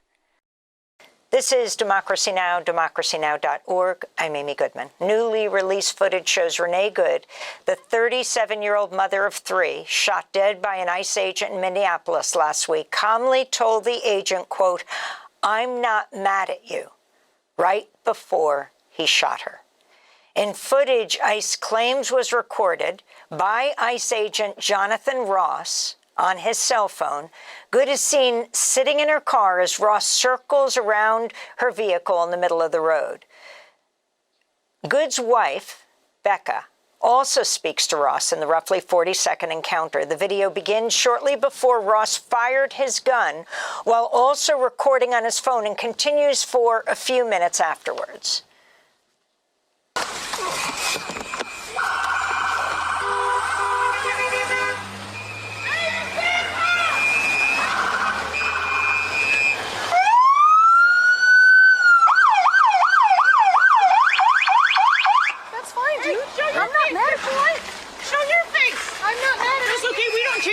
Every morning, just so you know. It'll be the same plate when you come talk to us later. That's fine. U.S. citizen. You want to come at us? You want to come at us? I say go get yourself some lunch, big boy. Go ahead. Out the car. Get out of the Get out of the Oh! Good. After ICE agent Jonathan Ross shot Renee Good, a male voice, possibly Ross's, is heard in the video saying effing bitch. The Minnesota Star Tribune reports Ross is a firearms instructor who appears to have defended white supremacists online. He was deployed to Iraq in 2004 and 5 before joining Border Patrol and then ICE. His family and friends reportedly describe him as a hardcore conservative Christian and MAGA supporter.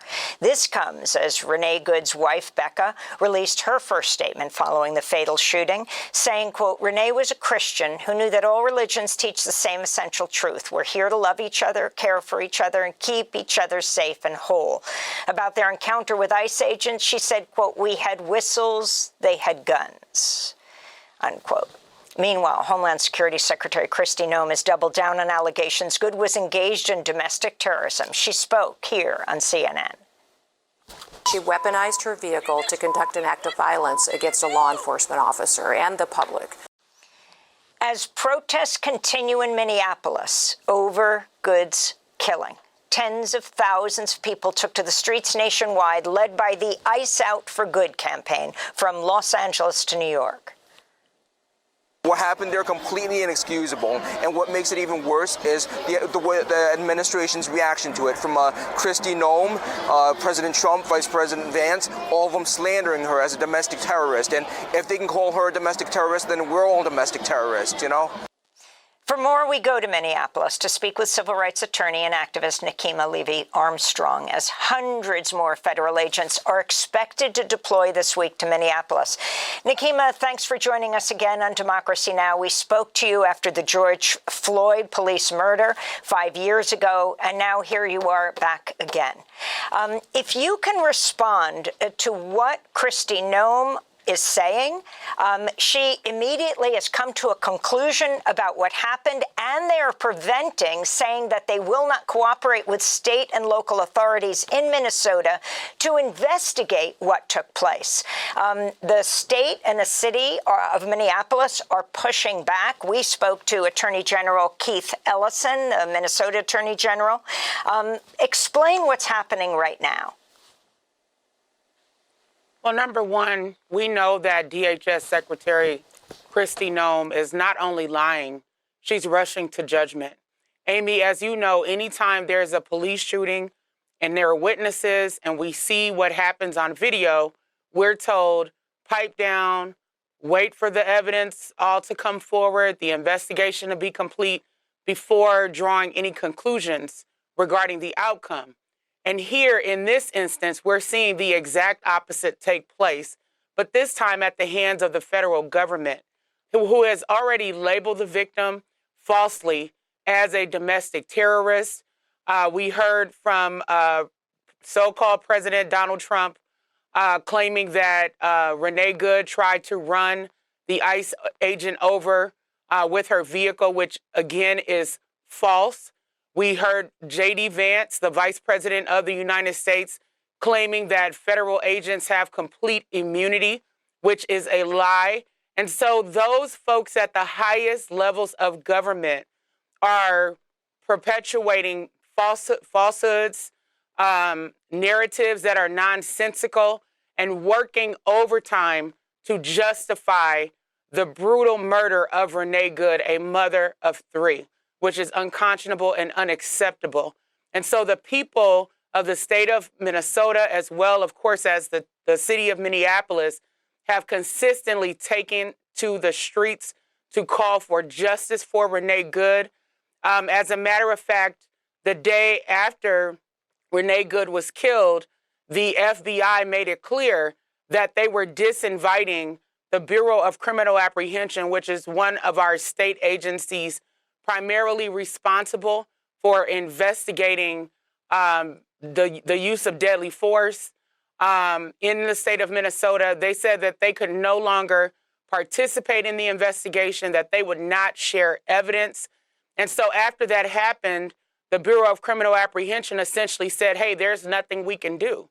And there was silence on the part of a lot of our elected officials, many of whom are Democratic in terms of running the city of Minneapolis, as well as our governor, Tim Walz, who was a Democrat.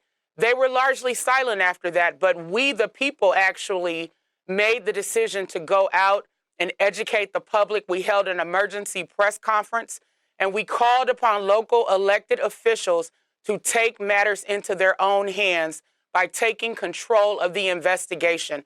We said, under the law, you are able to charge and arrest Jonathan Ross for the murder of Renee Good. We've all seen the videos. We know that there are plenty of witnesses. That should be sufficient evidence to demonstrate probable cause for the arrest of Jonathan Ross. And I'm saying this in contrast to what happens if, let's say, a young black man commits a crime. Imagine a young black man standing in front of a person's vehicle and opening fire and shooting them in the head. That person would have been arrested immediately. So there should not be a double standard for law enforcement, particularly when it comes to ICE agents who are acting with a reckless disregard for human life, and they are also violating the law, but they are not being held accountable. I'm wondering, Nikema Levy-Armstrong, if you have a comment on your local home paper, Minnesota Star-Tribune, reporting Jonathan Ross, a firearms instructor, appears to have defended white supremacists online, deployed to Iraq in 2004 and 5 before joining Border Patrol and ICE. Friends and family describe him as a hardcore conservative Christian and MAGA supporter. His sister took him on in a Facebook post, but saying, "I love you, Jonathan, you're my brother, but I'm not going to have this fight on Facebook." Your response? Well, I'm glad that the Star-Tribune is doing its part in reporting the truth. As a matter of fact, one of the demands that we made when we held our press conference was for the release of the name of the ICE agent to come forward. And the Star-Tribune was actually the paper that was the first to release Jonathan Ross's name. And that's how we found out that he is actually a resident of the state of Minnesota. He is also married to a Filipino immigrant. And so there are so many contradictions, with regard to his background. The fact that he would be married to an immigrant and harbor such hateful views, and the way in which he treated Renee Good, from my perspective, demonstrated hate towards women.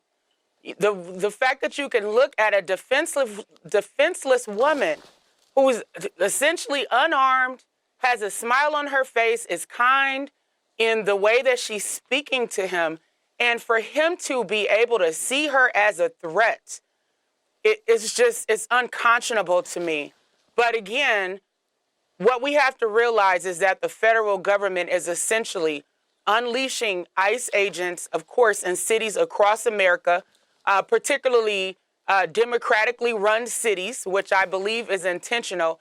And with regard to what is happening in Minnesota, the largest deployment of ICE agents in U.S. history, it's not a coincidence that this is happening. And we believe in retaliation for our governor running to become the vice president of the United States and taking on Donald Trump and MAGA, and, speaking the truth around the issues that are happening. And in response to that, what's going on? We're seeing retaliation. We're seeing hellhounds being. Look, there's something as if there's only like 5 places in the whole fucking country. As if there is a cast of characters. And this was like, I feel it's got to be more than a coincidence. Something is fucked. I mean, I can't put words to it with any kind of evidence, but something is fucked.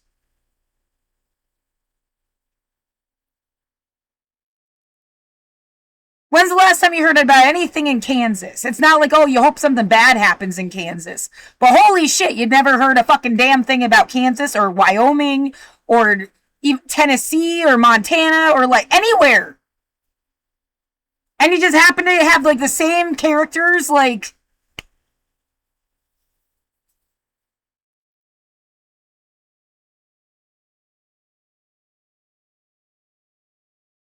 Yeah, somebody could have explained something about where attention goes, energy flows, or some such metaphysics thing.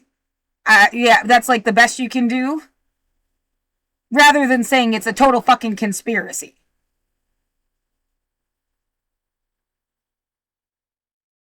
And again, like, someone's actually dead, right? Every time they say someone is dead, they're actually dead. Whether something was coordinated around them or what is like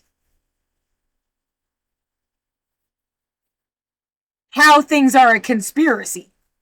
Yeah, you're not hearing a fucking thing about Minnesota taking away SNAP.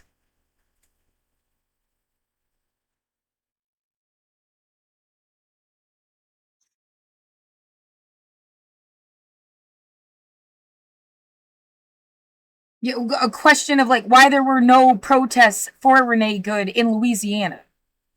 And those ICE agents went to Minneapolis.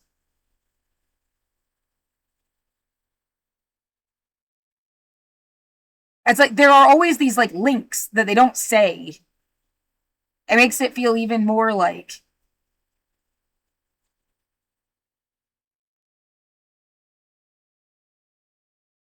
can you name the governor of like any other state? Yeah, Louisiana, for instance.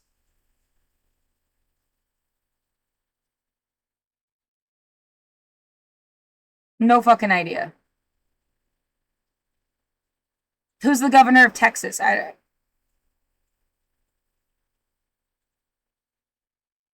When's the last time that you ever even heard him say anything? Like, there must be a million things that happen every fucking day. Again, it's not to take away from this particular incident or downplay it. It's like,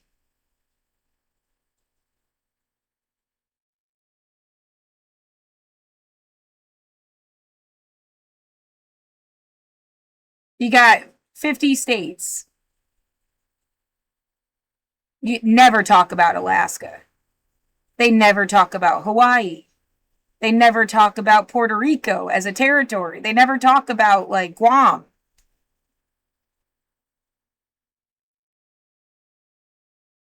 You'd forget that's even, like, part of the U.S. somehow.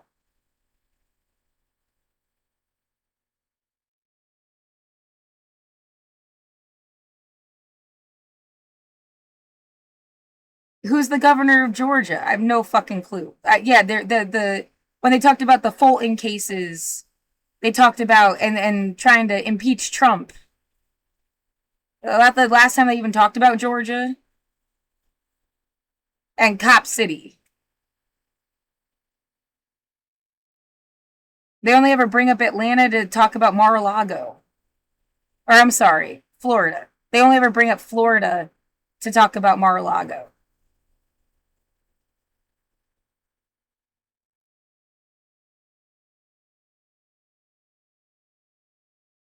It could make you feel like the rest of the country isn't even there.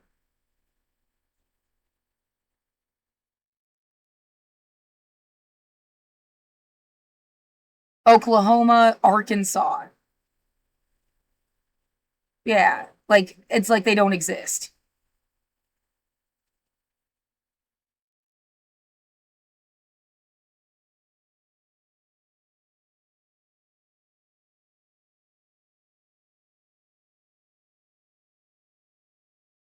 Yeah, and bringing up Tim, did you know who the fuck Tim Walz was before he ran with Kamala Harris?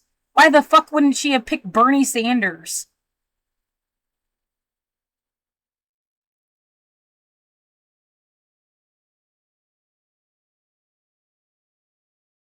And yeah, I'm kind of pissed because, like, I would have voted for her if I could have voted. I couldn't vote. I was scared of my fucking neighbor. I haven't gone to get my fucking mail. So I didn't vote in that election, but I probably would have voted for her. Because you're scared of Trump winning again.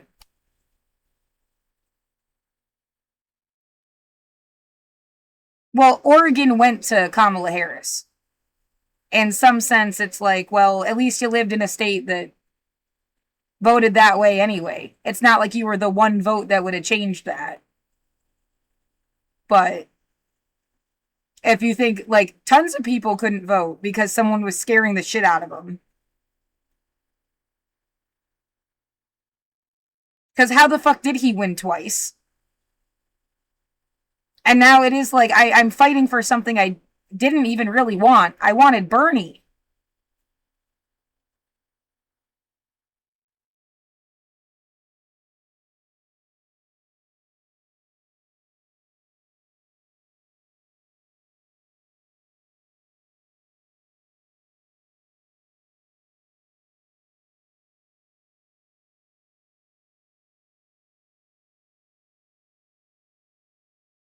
Unleashed in the city of Minneapolis, and claiming to have federal authority to do the things that they're doing, dragging people out of their cars, busting down people's doors, kicking in people's doors, showing up at local Target stores and arresting employees. It's outrageous. The churches aren't safe.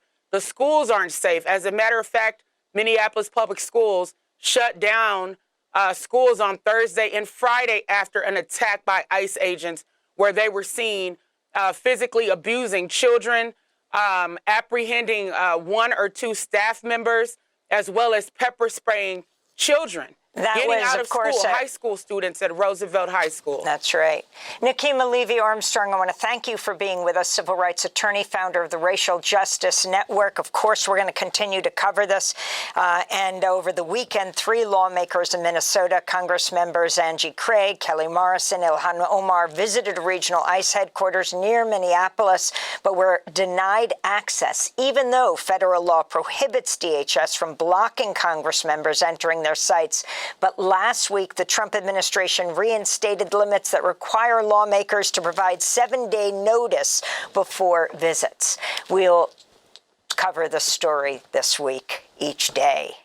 Thanks for watching Democracy Now! On YouTube. Subscribe to the channel and turn on notifications to make sure you never miss a video.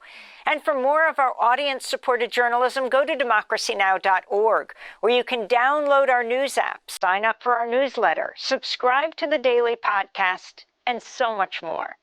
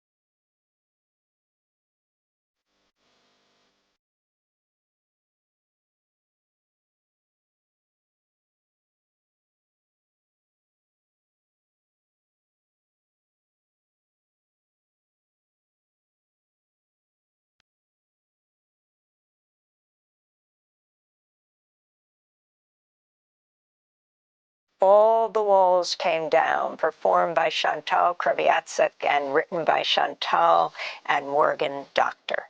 This is Democracy Now!, democracynow.org. I'm Amy Goodman. We end today's show continuing our look back at last year's devastating fires in Los Angeles. 1 year ago, the historic Palisades Fire and Eaton Fire ripped through the region. More than 30 people died, over 100,000 displaced, some 16,000 buildings and homes were destroyed. We turn now to the short documentary, All the Walls Came Down, directed by filmmaker Andi Timoner. The fires destroyed her home and left her beloved town of Altadena and its historically black neighborhood in ruins. The film follows Altadena community activist Heavenly Hughes. It's been shortlisted for an Oscar. This is the trailer. Here it is. Wow. It says unsafe, but it says it right there. You see it? This is how we have to go home now. We're home in a hazmat outfit. There's no home here. We got married right here. Amen. Just beyond belief. Yeah. I don't know if we can live here. Morgan really doesn't want to live here. But I also don't want to abandon my community. I mean, Altadena is my community, so I don't know what to do. What would you do?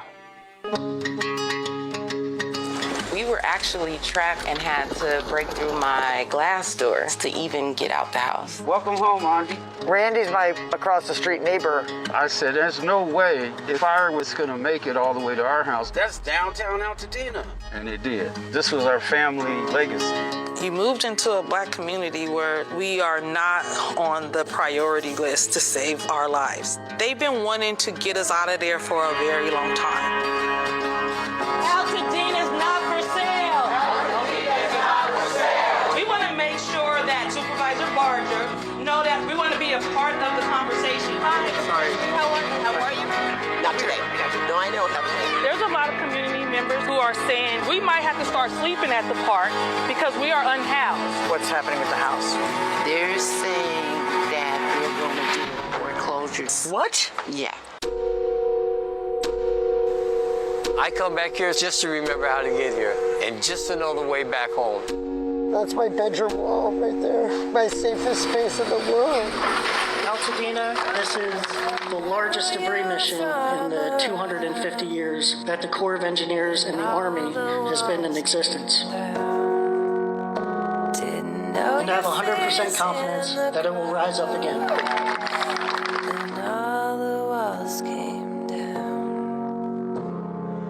All the walls came down. The trailer for All the Walls Came Down. Let's go to another clip featuring community activist Heavenly Hughes, founder of the group My Tribe Rise. Despite living next to each other, exchanging occasional hellos and waves from a distance, it's only after the walls came down and my neighbors and I are displaced and dispersed that our bonds of connection truly form. We have luncheons where we invite Altadenians throughout the community who's been impacted by the fire. We call them our power luncheons. Hello, how are you? Blessings, good to see you.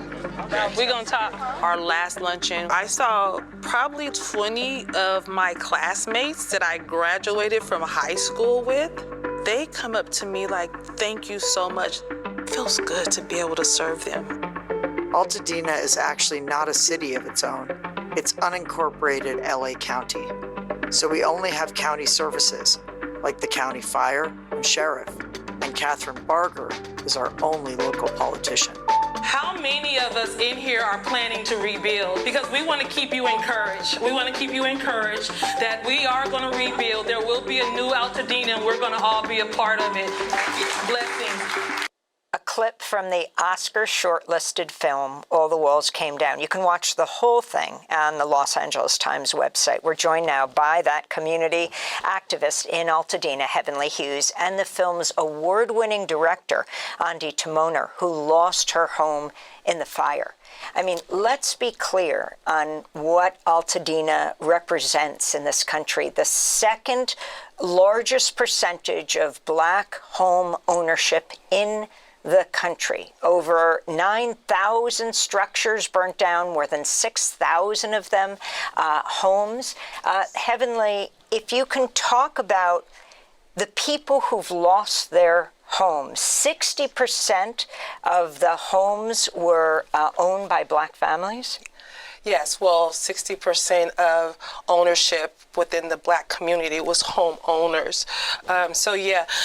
Thank you so much, of course, for having us here. We truly appreciate keeping the message out about what has happened in Altadena. This catastrophe has been a hardship that we are still struggling to overcome.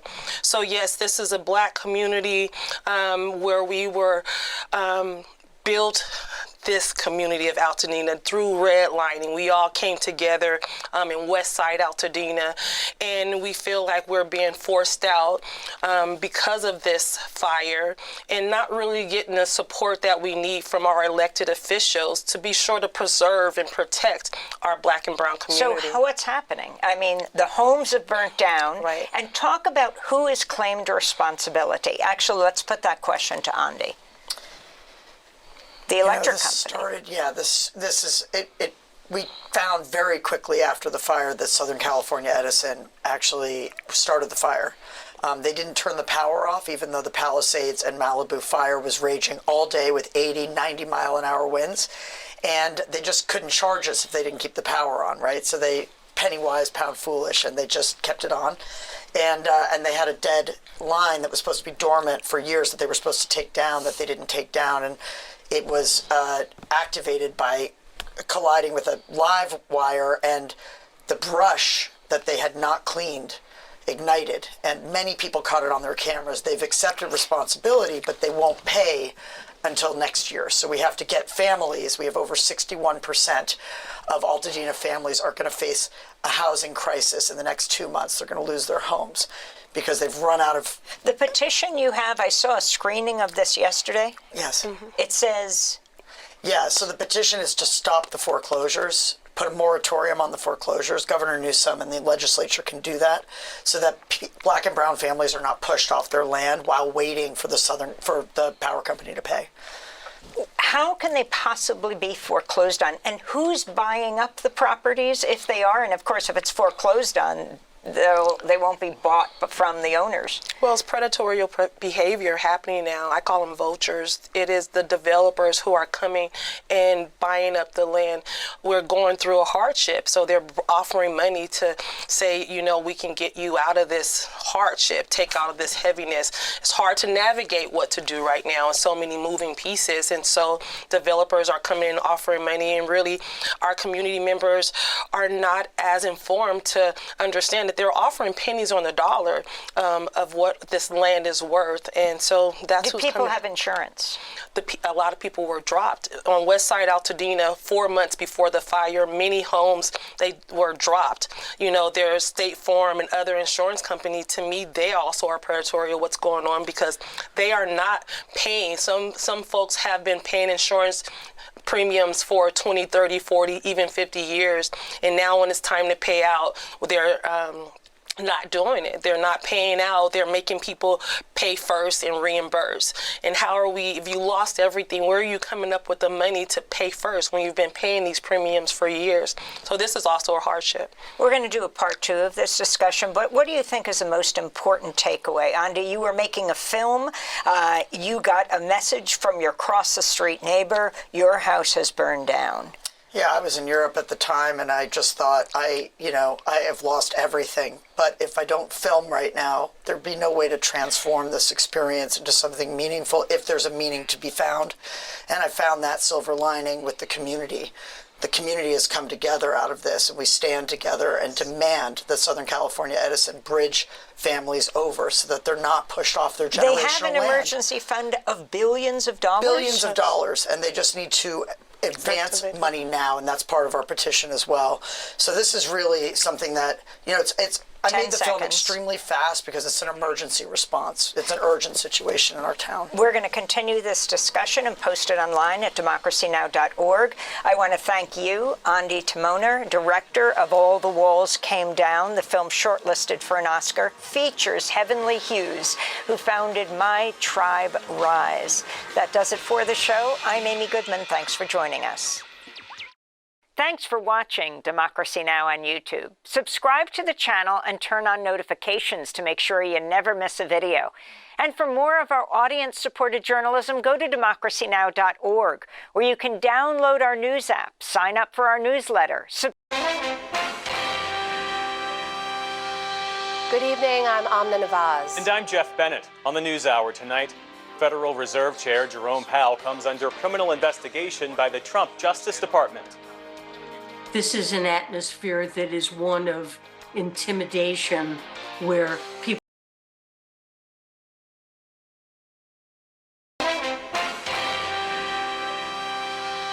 Good evening, I'm Amna Nawaz. And I'm Jeff Bennett. On the NewsHour tonight, Federal Reserve Chair Jerome Powell comes under criminal investigation by the Trump Justice Department. This is an atmosphere that is one of intimidation, where people will feel pressured to do what the president wants. Protests grow in Iran, and so does the death toll as the regime cracks down on dissent. And how the Trump administration. That fucking fire shit is 10,000 kinds of suspicious. Oh my God. I don't know enough. I don't like what it means. Like, they own their home. They owned the land the home was on.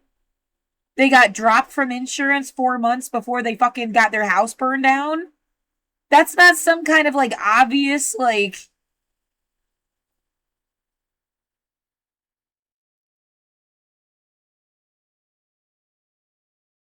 And should I also, that you know, what those 2 other fires they were talking about? They didn't do a documentary about the people that got their shit burned down there too, right? It seems like a very affluent community. I don't know what the fuck to think. Like, some people were rich and some people were poor. There's hidden people you're never gonna hear about because they're. She's gonna win an Oscar. Is it gonna get them, like... Yeah, genuine... Like, that seems suspicious as fuck. She said it. They just can't, like, connect the dot there. Like, it's just like a side eye. You know, they got dropped 4 months before. How do you rebuild everything when you've got nothing? That's a sick... Like, how can anybody not be, like, breaking down every 5 minutes? I don't even have a house. And I'm gonna have a fucking aneurysm just fucking thinking about it. Like, what the fuck?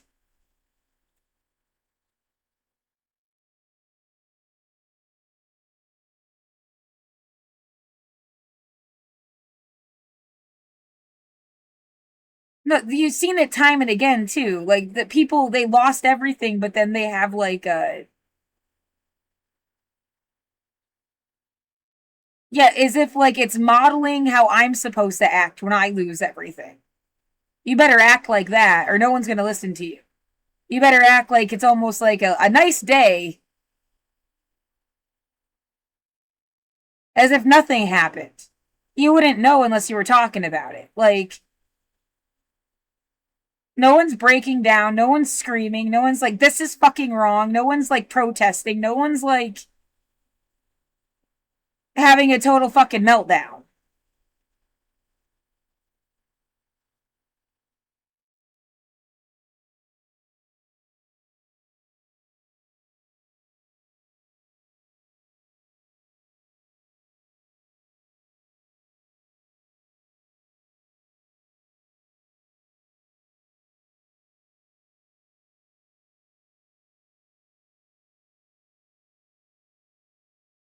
Yeah, maybe you just didn't get to see them. They weren't going to do that on camera. Yeah, well, in some way, I wish you would almost, because it's like it creates like this desensitized, like the worst things happen and everything's always okay, kinda. They, you know, enough to like keep on, like.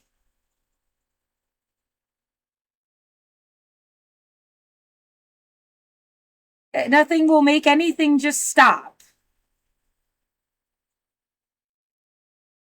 Nothing is ever bad enough. Yeah, a nuclear fucking holocaust and it wouldn't stop.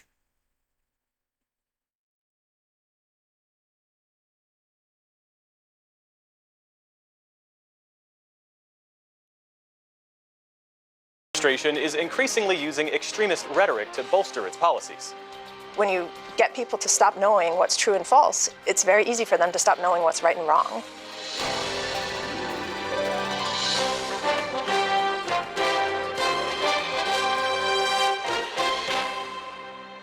Major funding for the PBS NewsHour has been provided by...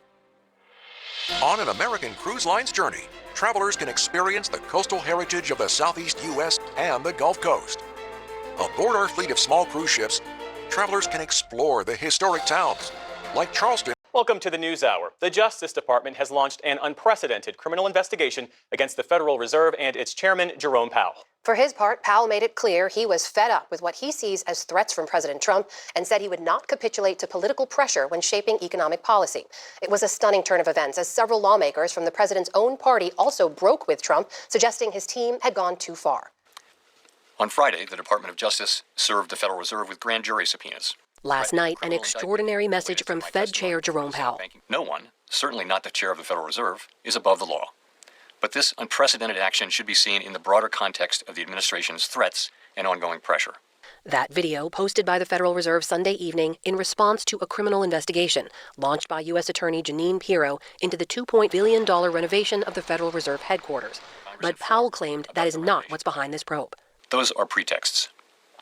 The threat of criminal charges is a consequence of the Federal Reserve setting interest rates based on our best assessment of what will serve the public, rather than following the preferences of the president. Since returning to office, President Trump has consistently and frequently attacked Powell. No, he's a political hack, not very good. He's not a smart guy. Threatening to fire him. He's got some real mental problems. No, he's something wrong with him. It's just, I'd be honest, I'd love to fire his.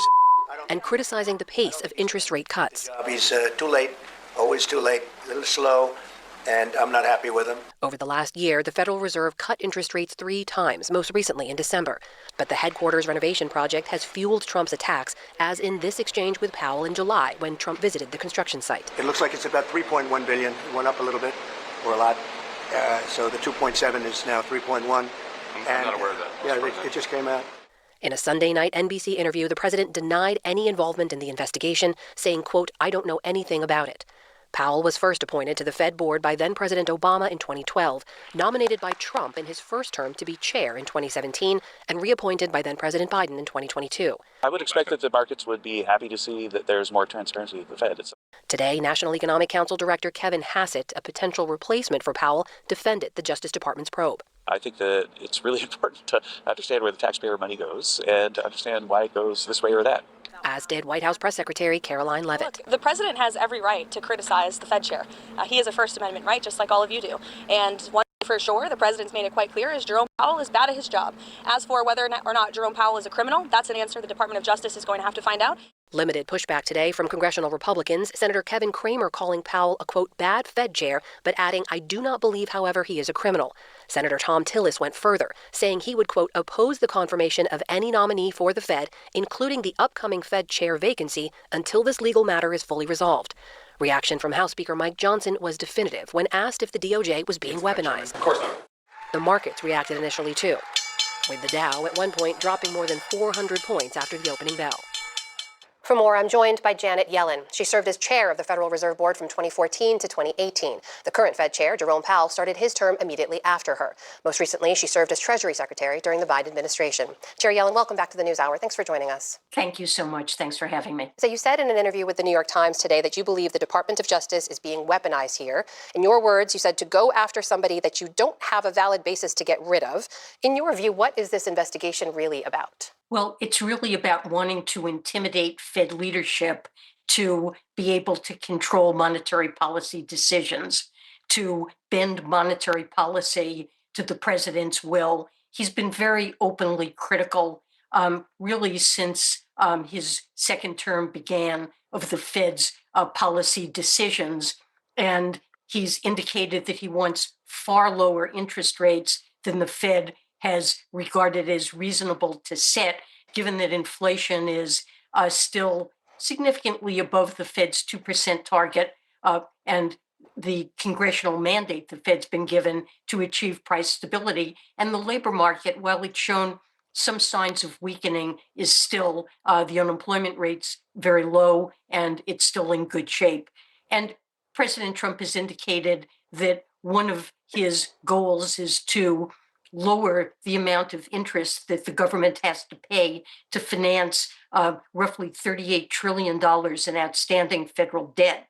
Now, that is not one of the goals that Congress has assigned to the Federal Reserve. And that's a very dangerous thing to hear a president say he thinks is an appropriate goal for monetary policy, because it's when central banks lose their independence and are forced to help governments finance deficits, that's when we see that's always a precondition for high and even hyperinflation.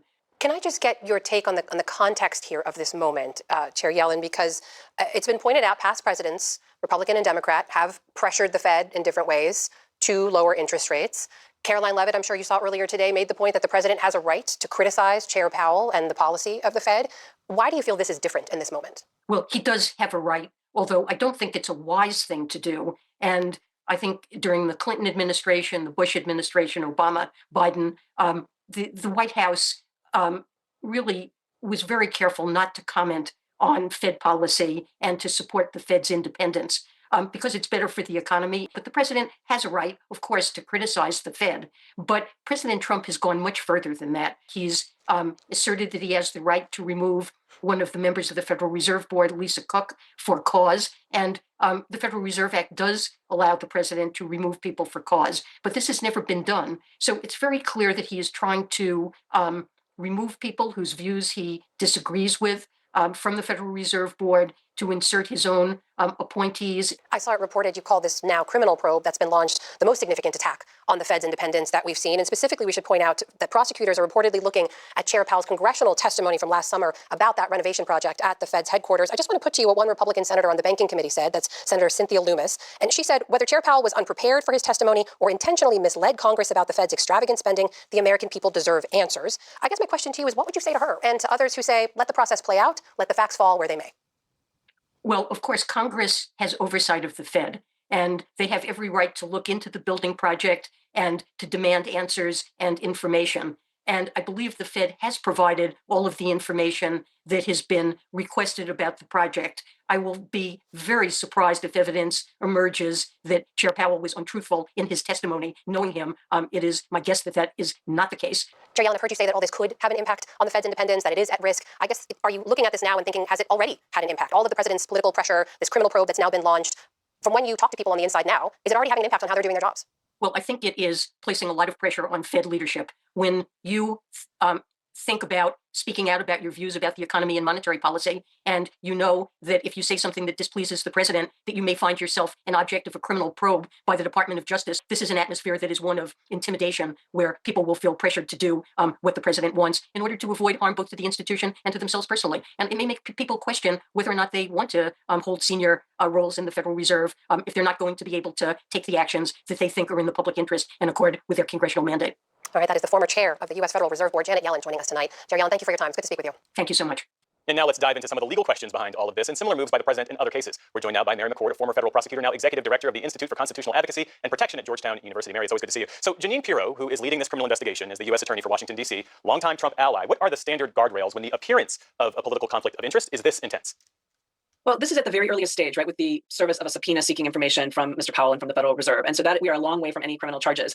If the office determines that they've got evidence sufficient to seek a grand jury indictment, they would then have to go before a grand jury, and the grand jury would have to vote. At least 12 members of the grand jury out of up to 23 would have to vote to return an indictment. And then if that were to happen, the case would be brought into federal court. There would be opportunities for Mr. Powell to make motions to dismiss the case, including, I would expect here, on grounds of vindictiveness, because this is because of what you've just been talking about, this program, about the pattern of pressure on Jerome Powell to cause the board to lower interest rates, and then the really awful things that the president has said about him and criticized him, all very suspicious timing with the bringing of these of this investigation. So there'd be an opportunity for him to make motions based on that and other things. And ultimately, if his motions were denied, he would go to trial. And then, of course, a jury of 12 would have to find unanimously, beyond a reasonable doubt, that every element of the offense has been proved. And I would note that with respect to the offenses that potentially are under investigation here, false statements to Congress and perjury, these are the things that Representative Luna referred to the Attorney General for potential investigation. It doesn't mean that that's exactly what they're investigating, but that's what the indications are. Those charges require willfully and knowingly making false statements. And there's just nothing that I've heard so far based on Mr. Powell's testimony in June, Chairman Powell's testimony in June, that would suggest a basis for some willful and willfully false statement about a material fact. And the Trump administration also tried to remove Fed Governor Lisa Cook over unproven allegations of mortgage fraud. The Supreme Court has allowed her to remain on the board for now.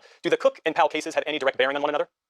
Well, the Cook case is going to be heard by the Supreme Court next week, and I actually think the timing of this revelation of this criminal investigation against Mr. Powell, while not technically related to the case in front of the court, I think it is something that lends credence to an argument that the attempt to get rid of board member Lisa Cook, is not based in, it's not well grounded. I mean, the president offered his version of cause, meaning these allegations that again are just allegations of some sort of mortgage fraud that many of those who have looked carefully at the facts think don't stand up. And so, in that environment of pressure, in the middle also, remember, of President Trump removing Democratic appointed board members from other multi-member independent commissions like the FTC, the NLRB, the CFPB. We could do alphabet soup here. I mean, this is has been a year of removals of Democrats or those appointed by Democrats in favor of having boards made up of all of his own appointees. So I think the context of adding this real lever of power, potential criminal investigation, needs to be thought of in the context of everything else happening, and including looking at the attempted firing of Lisa Cook. And after the tossed indictments against James Comey and Letitia James, what does it mean institutionally that the Trump Justice Department is even pursuing this case against Powell, regardless of whether it ever results in charges?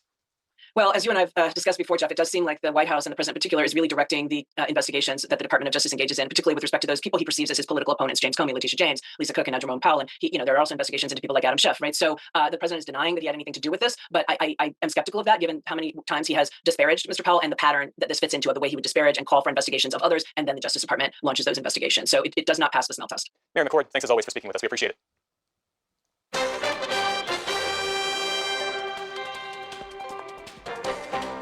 We start the day's other headlines in Minnesota. State and city officials are suing the federal government to try to stop the surge of immigration enforcement in Minneapolis and St. Paul. It comes just days after a 37-year-old woman, Renee Good, was shot and killed by an ICE agent in Minneapolis. The Department of Homeland Security says it's pushing more than 2,000 immigration officers into Minnesota as part of a crackdown targeting fraud in the state. This afternoon, Minnesota's Attorney General said the increased action is jeopardizing community safety. Thousands of poorly trained, aggressive, and armed agents of the state, of the federal government, have rolled into our communities, overwhelmed our local police departments, and law enforcement agencies should be focused on our public safety, but instead, many are dealing with the aftermath of DHS agents' chaos and violence. Meantime, another tense scene unfolded between neighborhood activists and federal officers just blocks from where Good was shot. This crowd formed after ICE agents reportedly rear-ended a bystander's car. Officers then fired tear gas to disperse the protesters. Also today, Illinois state officials in the city of Chicago sued the Department of Homeland Security over what they called unlawful and dangerous tactics carried out by federal agents. Federal officials have defended their work in both Illinois and Minnesota, saying it's necessary to carry out President Trump's immigration agenda. Arizona Senator Mark Kelly is suing the Pentagon over its attempts to punish him for urging members of the military to refuse illegal orders. In his lawsuit, the former U.S. Navy pilot argued that the First Amendment forbids the government and its officials from punishing disfavored expression or retaliating against protected speech. Defense Secretary Pete Hegseth announced last week that he was censuring Kelly, a procedural step that could lead to a demotion and a cut in retirement pay. In November, Kelly and 5 other Democrats released a video calling on troops not to follow orders if they are unlawful. Greenland is asserting its place inside of the NATO military alliance as President Trump continues to push the idea of a U.S. takeover. The government pay. In November, Kelly and 5 other Democrats released a video calling on troops not to follow orders if they are unlawful. Pay. In November, Kelly and 5 other Democrats released a video calling on troops not to follow orders if they are unlawful. Pay. In November, Kelly and 5 other Democrats released a video calling on troops not to follow orders if they are unlawful. Greenland is asserting its place inside of the NATO military alliance as President Trump continues to push the idea of a U.S. takeover. The government there released a statement today saying, as part of the Danish Commonwealth, Greenland is a member of NATO, and the defense of Greenland must therefore be through NATO. It comes after President Trump told reporters last night that the U.S. would have Greenland one way or another. But NATO Secretary General Mark Rutte today chose to focus on what he sees as cooperation, not conflict. And I applaud the fact that our colleagues who are bordering on the Arctic have come together, have worked together, and have decided to get NATO more and more involved. That's the United States, that's Canada, that's Iceland, Denmark, and the other European countries bordering on IMORs also, but of course with the whole of the alliance. Meantime, China also weighed in today, pushing back on President Trump's claims that the U.S. needs to take Greenland to prevent China or Russia from doing so. A Chinese foreign ministry spokesperson said the U.S. should not use other countries, in their words, as a pretext for pursuing its own interests. Venezuela's interim government said today it had released more than 100 political prisoners, though human rights groups say the number is far lower. That comes as opposition leader and Nobel Peace Prize winner Maria Corina Machado asked Pope Leo today for his help in securing more prisoner releases. She's due to meet with President Trump on Thursday. Separately, Mr. Trump says he's inclined to freeze ExxonMobil out of Venezuela's oil market after its CEO called the Venezuelan market uninvestable.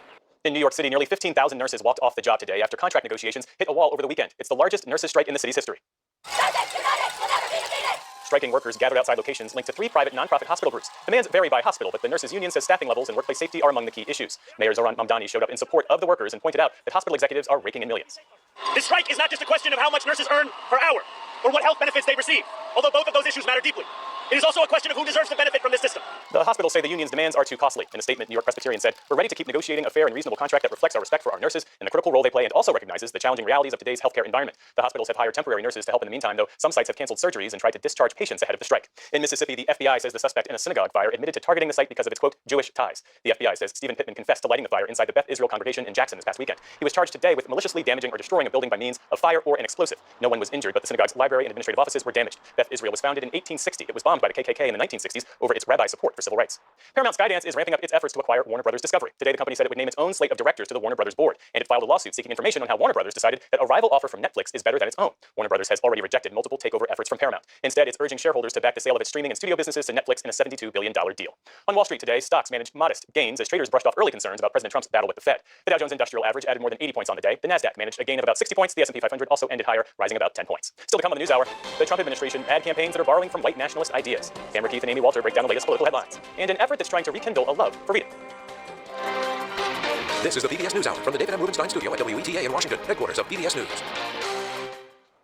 Protests in Iran continued to grow today and over the weekend, as has the death toll, with security forces now estimated to have killed at least 500 protesters, perhaps many more. In addition to renewed military threats from President Trump, late today he issued another threat saying any country doing business with Iran will pay a tariff of 25% on any and all business being done with the United States. It is unclear what sectors the president is designating. Nick Schifrin reports now, and a warning, some images in this story are disturbing.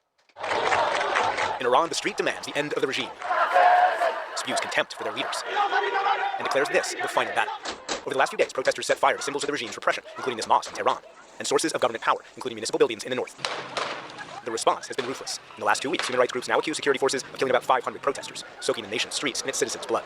And now new footage of the aftermath of a massacre. Rows of body bags, all believed to be protesters who fought and died demanding freedom, line the floor of the Harizak morgue outside of Tehran. So many bodies, they overflowed outside, where family members were beleaguered by loss. The regime called these victims, all lined up for their loved ones to find, armed terrorists. The toll so high, morgue officials cycled through images of the dead so they could be identified. Today, the government gathered its own march, tens of thousands, led by President Masoud Pezeshkian, who this weekend accused Iran's unnamed enemies of bringing, quote, trained terrorists into Iran. Today, Foreign Minister Abbas Aranchi aimed his comments directly at the U.S. We do not seek war, but we are fully prepared for it. At the same time, as I've repeatedly said, we are also ready for negotiations.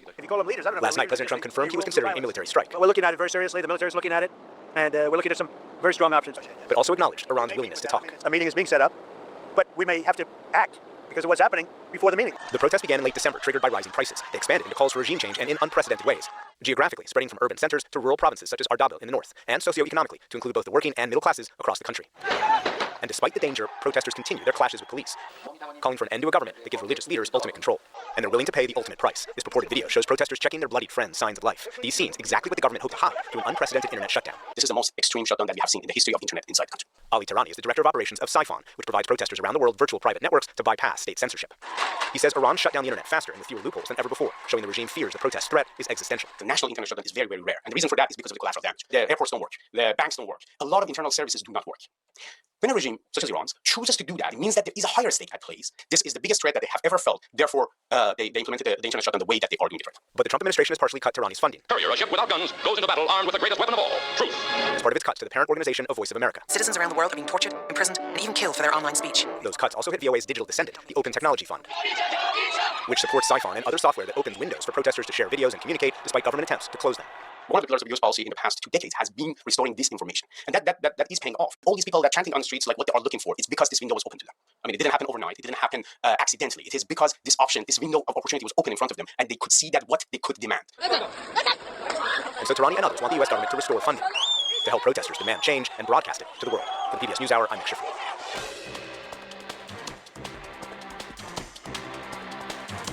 Just weeks into the new year, the Trump administration has surged ICE agents to American cities, overthrown a foreign head of state, threatened a military takeover of Greenland, and rewritten the history of January 6th. As Liz Landers reports, the administration has rolled out a campaign across departments that draws on images and ideas borrowed from right-wing and white nationalist circles. From the U.S. Department of Labor, a message. One homeland, one people, one heritage. Remember who you are, American.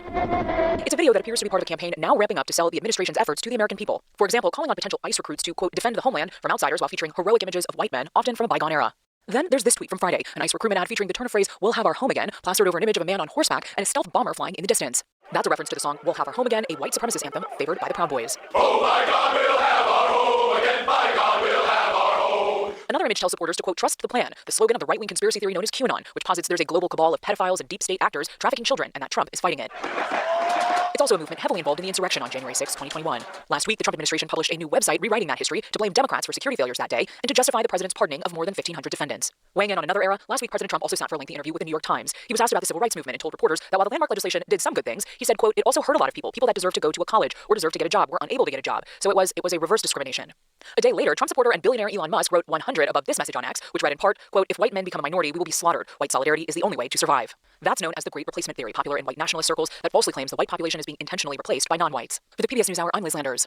For more context on what some of these images and posts mean and why the Trump administration is using them, we turn now to Cynthia Miller-Idris, director of the Polarization and Extremism Research Innovation Lab at American University. Welcome back. Thanks for being here. Thanks for having me. So we've seen some of these messages before, but this ramping up of their delivery and from multiple official administration accounts, what does all that signal to you at this point, nearly 1 year into this administration? Yeah, it does feel like a turning point in the propaganda campaign, if you will, in the shift to try to change people's minds about what's happening. I think they feel we're at a moment when ICE has a 57% disapproval rating, I heard today, where it's the second least liked federal agency, only after the IRS. And so, we have a moment when the American public is seeing what's happening, are watching abuses, are watching cell phone video, especially the recent murder of a protester. That, I think, is why we're seeing this kind of campaign to try to position what ICE is doing as in the public interest, as safety, and of course with a lot of dog whistles, or sometimes not even dog whistles, making racist and conspiratorial claims about what would happen if they don't do it. Let's take just a closer look at some of the examples that Liz was just citing there, because some people will look at this and say, I don't see anything wrong with this. There's the painting, for example, this 1870s painting called American Progress, was posted by Homeland Security. It features a sort of manifest destiny tableau, talks about a heritage worth protecting. Why is that significant? Why this reliance on this sort of old imagery and this messaging, this language? Yeah, so, propaganda messaging relies on people's memories of other images that they might associate with positive things even. So we'll see even terrorist groups use things like civil rights iconographic messaging or women's rights iconography to sort of position themselves as a liberating force from oppressors. We see in that particular image, not just a woman flying over, a white woman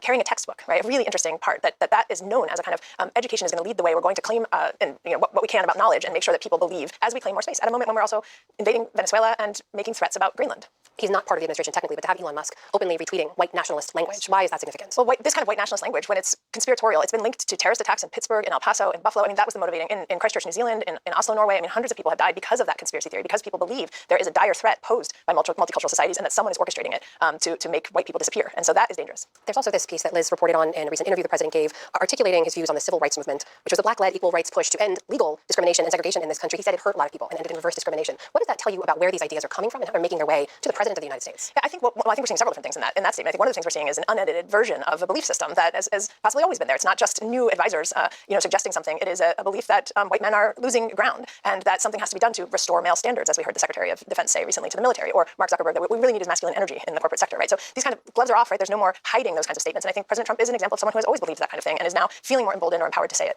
You know, these are ideas, as you've noted and tracked, they've long been simmering below the surface. Now they're sort of out in the open. You also cited a number of other big things that are going on the planet right now. And as a result of U.S. policy, when you see historically these kinds of campaigns, propaganda pushes, is it because they're trying to get a message out or is it distraction from something else? It's both. So one of the things we see is that one of the very first things undemocratic leaders do is to try to confuse people, to say there's alternative facts, there are other ways of seeing the world, to undermine journalism, the media, academics, expertise, scientists, to basically say this isn't true, whether that's about vaccines or about what we saw in a video with who shot and why a woman who was protesting. So that kind of confusion is what Hannah Arendt said about the Nazis, that when you get people to stop knowing what's true and false, it's very easy for them to stop knowing what's right and wrong. And so I think that's one of the first things we see is that confuse, and then flood the zone with a lot of different things happening all at once.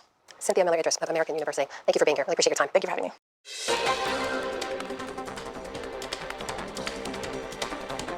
It is only Monday, and it is shaping up to be a busy week as tensions continue to rise in Minneapolis after the ICE shooting, and some Republicans push back against the president's threats to the Federal Reserve and the strike in Venezuela. A lot to talk about with our Politics Monday team. That's Amy Walter of the Cook Political Report with Amy Walter and Tamara Keith of NPR. It's good to see you both. So let's start with that headline. Last night, the DOJ launching an investigation into the Federal Reserve and its chair, Jerome Powell, amid President Trump's now long-running pressure campaign to lower interest rates. Tam, I mean, so far there are just a handful of Republicans, Lisa Murkowski of Alaska, Tom Tillis of North Carolina, who's not running again, who say this crosses a line. Yeah, and then there are a few others who say, well, this is a distraction, or they'd like to see this resolved before the president's nominee for a new Fed chair comes through.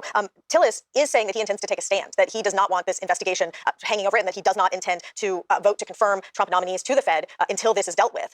But this is still, in terms of pushback, it's still pretty tepid. You have the Speaker of the House saying he doesn't really have a problem with it. You have a lot of people just not commenting on the investigation and bashing Powell, which is essentially what President Trump did as well, saying, oh, I don't know anything about that, but he's not good at his job, and he's not good at building buildings, because, of course, the underlying premise here is that there are cost overruns in the construction or reconstruction of the Federal Reserve building. This is part of a long pressure campaign from President Trump. In July, he toured the Fed headquarters to get his eyes on it and said he would fire somebody if that person was as over budget as this project is. And as recently as December, he was saying he was going to sue Powell for, quote, incompetence. And then, of course, there is Lisa Cook, the other Fed governor, who is about to be argued, her case is about to be argued before the Supreme Court about whether Trump can fire her for cause when, in fact, there has been no cause proven. And Amy, you have these 2 or 3 Republicans who are speaking out on this issue, combined with the 5 Senate Republicans who voted with all the Democrats on that war resolution to rein in President Trump's actions in Venezuela. How do you read all that? Yeah, I think Tam had the right word, which was tepid. Many of the people who have come out on the War Powers Act, who come out speaking out about Powell, are also the people who we see the sort of the usual suspects. They're the same people over and over again. Murkowski being one of them from Alaska. Tillis, as you noted, is leaving. And then you have some of the other moderates like Susan Collins from Maine, or Rand Paul, from Kentucky, who is sort of eclectic. He's been on the other side of Trump for some time now. So you're not seeing like a concentrated force of Republicans in any of these measures coming out against what the president's doing. Even as we see, for example, there was a vote to try to overturn a veto of 2 very popular, uncontroversial bills that had passed earlier in the year. The president is upset about certain things happening in Colorado. He's upset about certain things not happening in Florida. He said, I'm going to veto this non-controversial legislation. Only about 25, 30 Republicans agreed to go back and try to overturn that veto. The one thing that Congress has stood up, I will say, is on the filibuster, where Republican senators, those who are big fans of the president and those who maybe aren't, are all seemingly in agreement that they do not want to follow Trump's admonition to get rid of that filibuster. Let's shift our focus to Minnesota because protests continued there over the weekend. Kristi Noem continued to double down on the administration's defense, even surging more federal law enforcement to the city. Tam, why has the administration chosen such an aggressive posture here, even after the fatal shooting of a U.S. citizen in the street, even in the face of all this mounting backlash? This administration has one gear, and that is just charge forward, never apologize, go forward. And they are driven by the view that they are doing what they were elected to do, that this is what Trump's base wants. Now, if you look at polling on any number of topics, including immigration enforcement, including on the Fed, what you see is that the president has lost independence, and he never had Democrats, but he is losing independence on a bunch of these issues. And this is just another case of him really governing for his voters versus governing for a broader swath of the country. And Amy, there can be an appreciation for tough positions on crime, tough positions on illegal immigration, even while there's broad concern about overreach and unilateral power. Right. How are Americans, just based on the data, how are Americans viewing all of this? Well, I mean, I think Tam has that correct, that overwhelmingly where Americans seem to sit is kind of in this middle place, not surprisingly, which is to say we want to see enforcement on the border. We want to see enforcement of our laws. If they go over the line, we would like to see accountability for those things. And what's interesting is watching Democrats try to also figure out this moment and at this time. If you remember back in the first administration, there were a lot of Democrats after the family separation policy who came out and said we should abolish ICE. there was some backlash among Democrats after that election that was too, they went too far, and it gave Republicans the opportunity to own the crime and safety issue. You're not hearing Democrats talk about it as much this time around. And in fact, there's really not much appetite from leadership to hold government funding over DHS to once again shut the government down over an issue like this. So even as there is backlash to what Republicans, what the administration is doing and saying, there's not necessarily an appetite for Democrats to go all in to say, let's get rid of ICE altogether or let's hold off their funding. To your point that the White House is doing what they believe the American people elected them to do. 2 weeks ago we were talking about the Epstein files. Now we're talking about Venezuela, Greenland, what happened in Minnesota. Is this the conversation Republicans want to be having in an election year? Well, President Trump tomorrow is going to Detroit to deliver a speech at the Economic Club of Detroit. He's going to tour a Ford F-150 plant. That is what the administration keeps telling us they want to be talking about. I will be very interested to see whether this speech weaves, like almost every speech the president gives, or whether he stays on message on the economy. What Republicans want is the president to focus on affordability and convince the American public that things are getting better. But often what they're getting is a lot of everything else. And next week the president's going to go to Davos and talk about housing affordability in Davos, which is a little discordant. Tamara Keith, Amy Walter, thanks as always. You're welcome.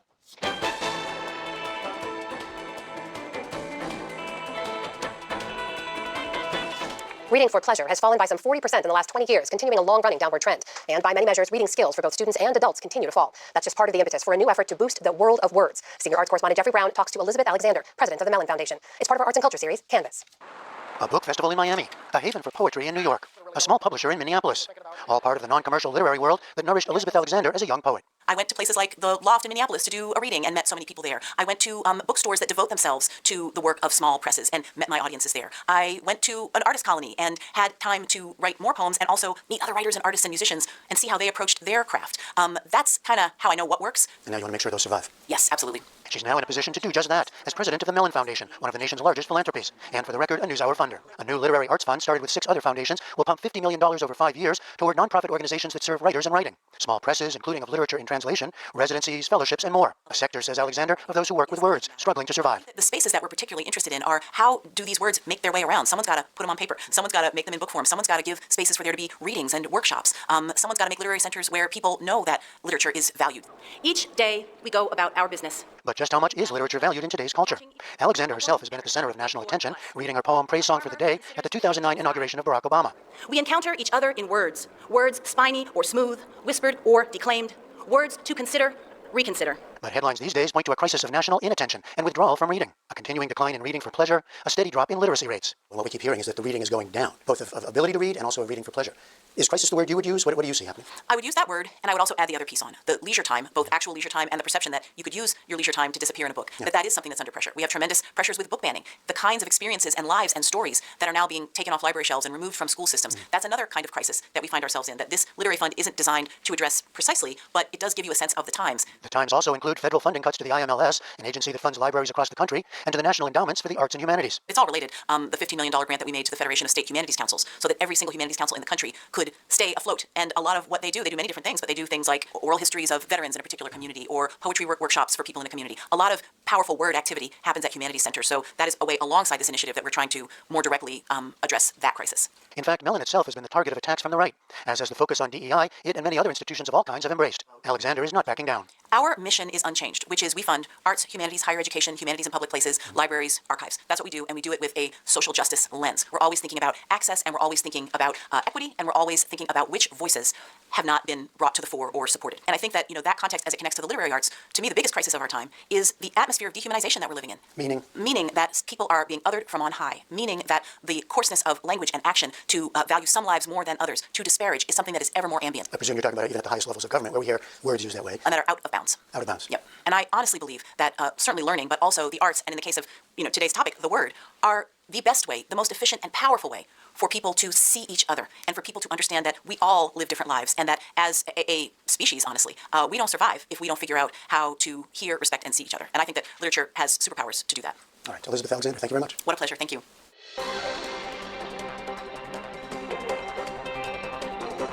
And that is the NewsHour for tonight. I'm Amna Navaz. And I'm Jeff Bennett. For all of us here at the NewsHour, thanks for spending part of your evening with us. Major funding for the PBS NewsHour has been provided by friends of the NewsHour, including Robert S. I'm completely freaked out. Yeah, maybe when they started talking at a normal pace, all of that fast kind of did something to me psychologically, and it's like speaking to the panic attack that is going on inside of me, and I can't handle this.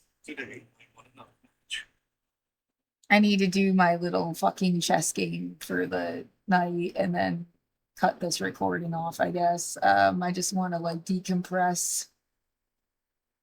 I can always just keep streaming, but it has to be under 12 hours to upload.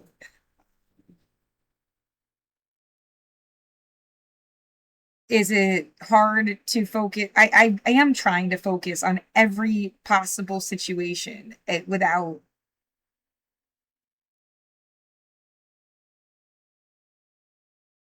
How do you want to put it? Bias or like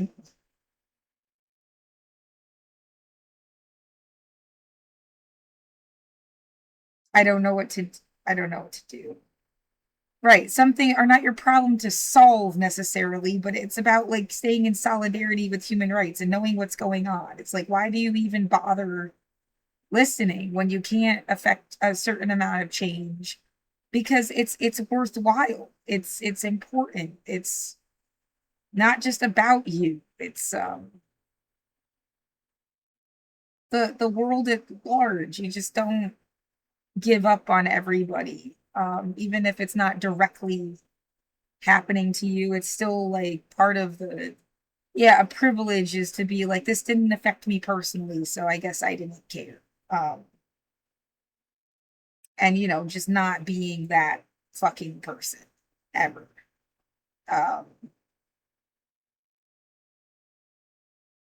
Who first found some reason to just not care.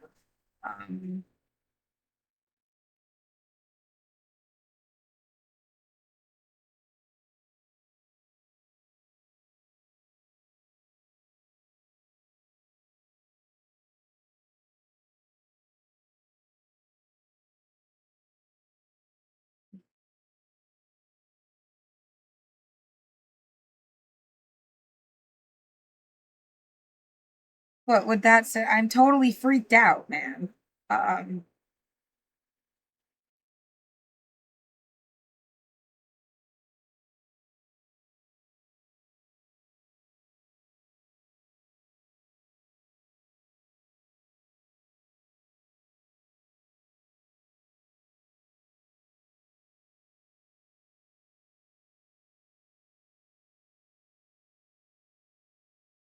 But I got 10 minutes left to say something. I don't know what the fuck to say.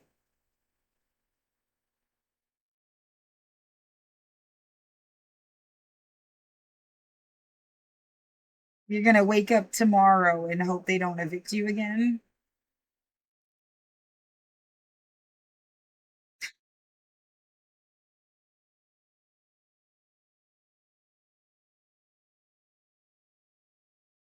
Every day is a fucking panic attack. I can't.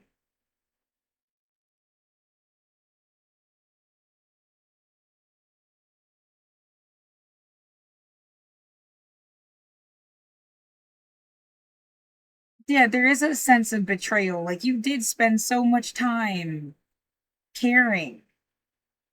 Was that part of somebody's idea of a fucking joke? Call you a bleeding heart or some shit. They've been doing that crap for decades. They think it's funny.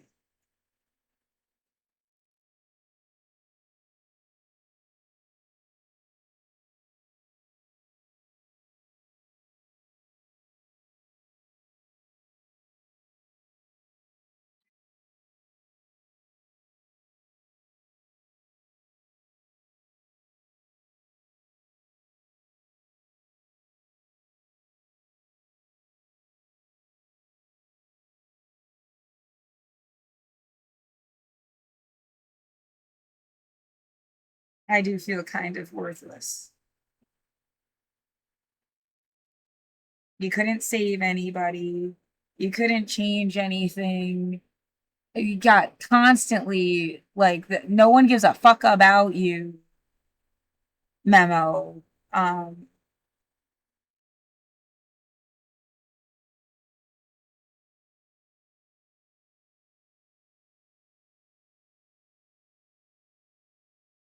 They were just trying to see if you had any money and then let you die.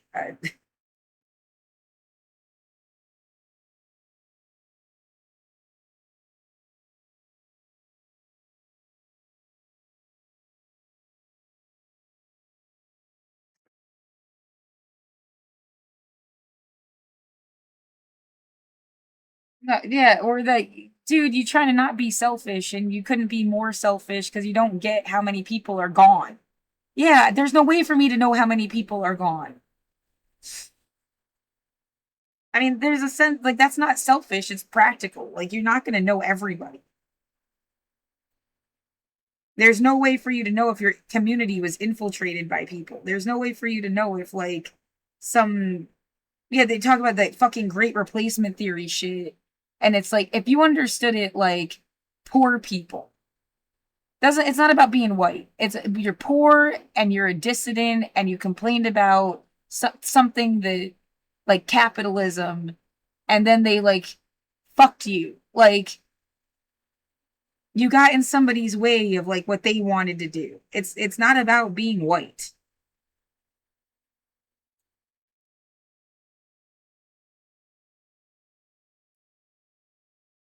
Yeah, the idea that if people were religious and you could count on that meant they were, like, gonna be nice to you, but that's not even, like, a thing.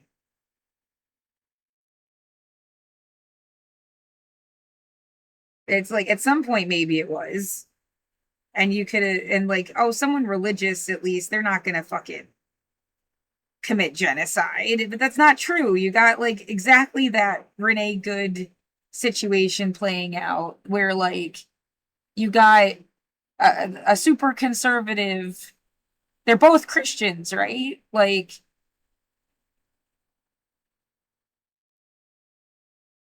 I mean, no matter what the fuck you say, Renee Good did not have a gun pointed at that guy. The way that she came in, like, him being here and her being there with the car. You know, they got out of their vehicle, came to her vehicle. If they had been 5 steps away from the car the whole time, you couldn't have even pretended she was trying to run him over. They got, like, right up on the car. Man, yeah, don't you wish there was just another angle? Somebody has to have another angle of this fucking situation that shows exactly, like, how he was not in danger of getting run over. They have video of ICE agents literally, like, running and dragging people with a car.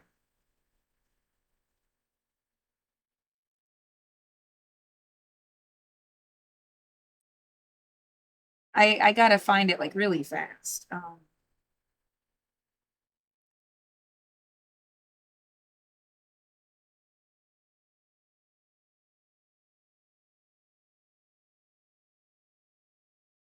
It was like a compilation-y looking thing.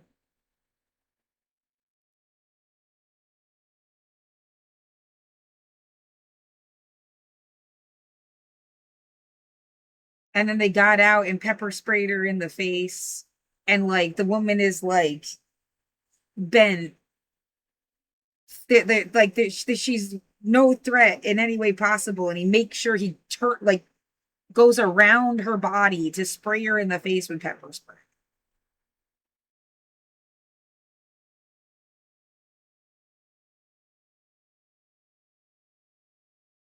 It was a different incident. Yeah.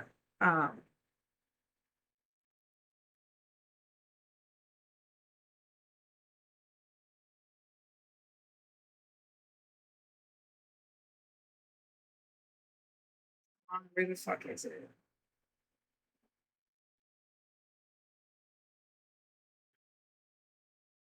Yeah, I would have earmarked it or something.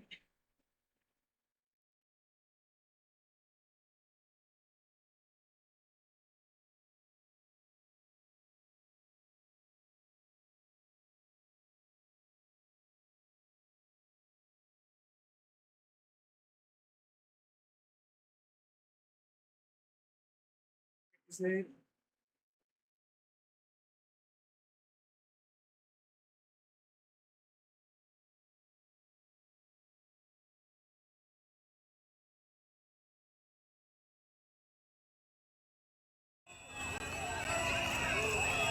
It's the Roosevelt High School situation.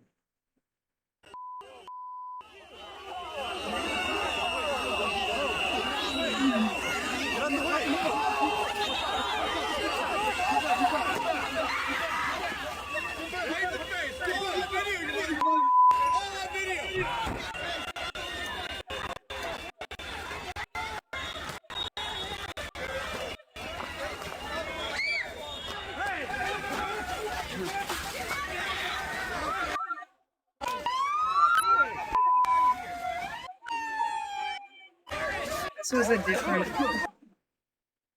That's different than what I was looking for.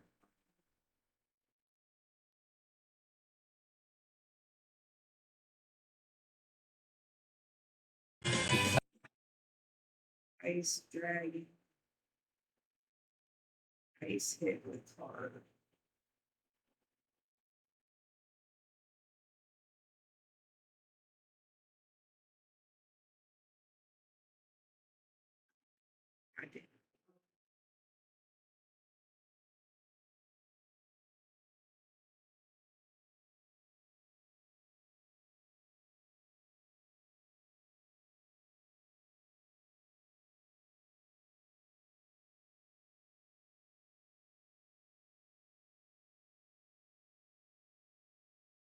I'm not gonna find the exact fucking thing I'm looking for anyway.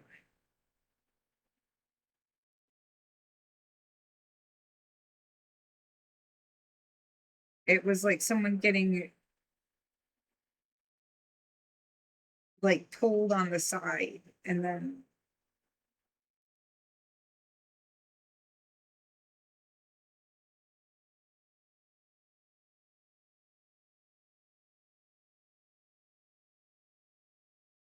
oh my god, I hate how you just can't find it when you're looking for it.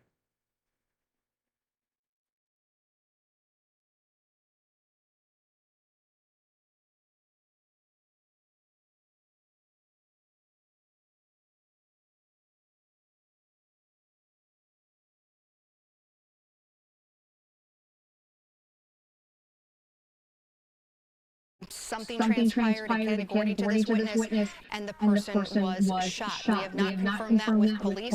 All we have confirmed with police and but choppers and maybe some repercussions for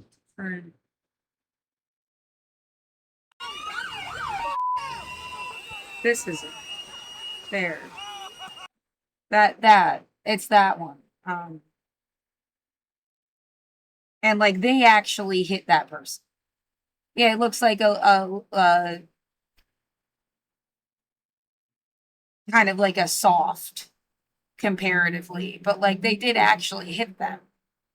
And they're more in the way of the side of that vehicle than the agent was that killed Renee Good.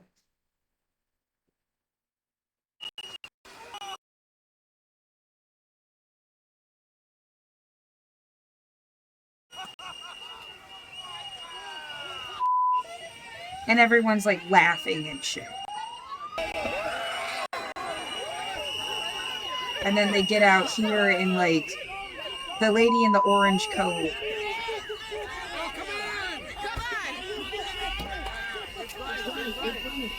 She just says something to him. They spray her in the face, get out of the car, come her, and make sure they spray her in the face again.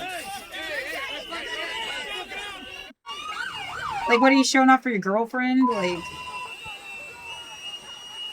but yeah, that right there is more in the way of the car than the agent was.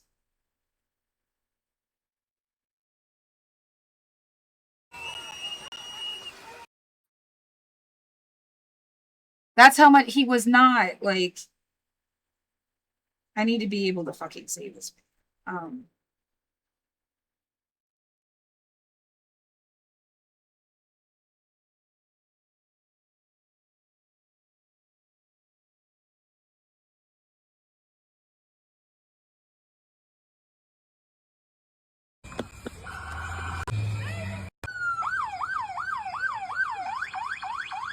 that's fine, dude. I'm not mad at you. Again, I have to, like, hurry up. Like there is Yeah, I need to cut this video.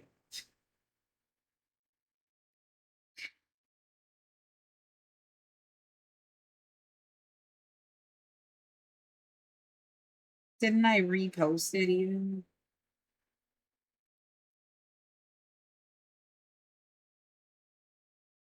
The person that does the slow motion.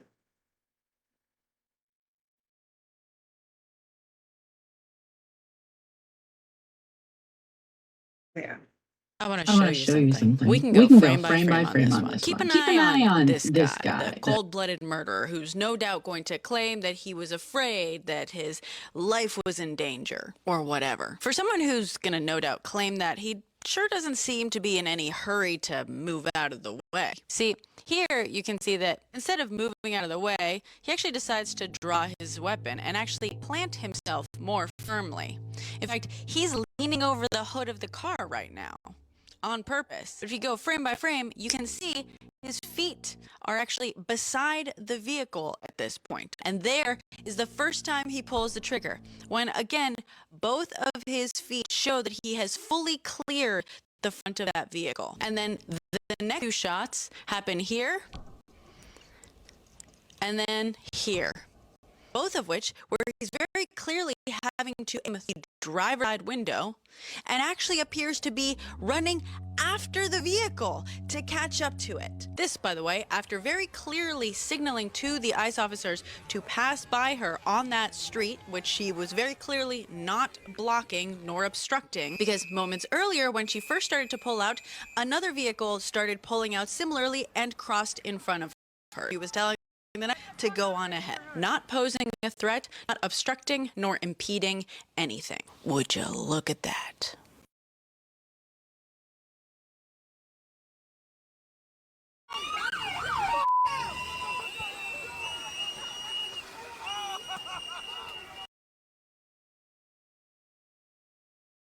I guess I will end on that note and start a new video. Universal human rights, everything's bullshit. 11:30 p.m.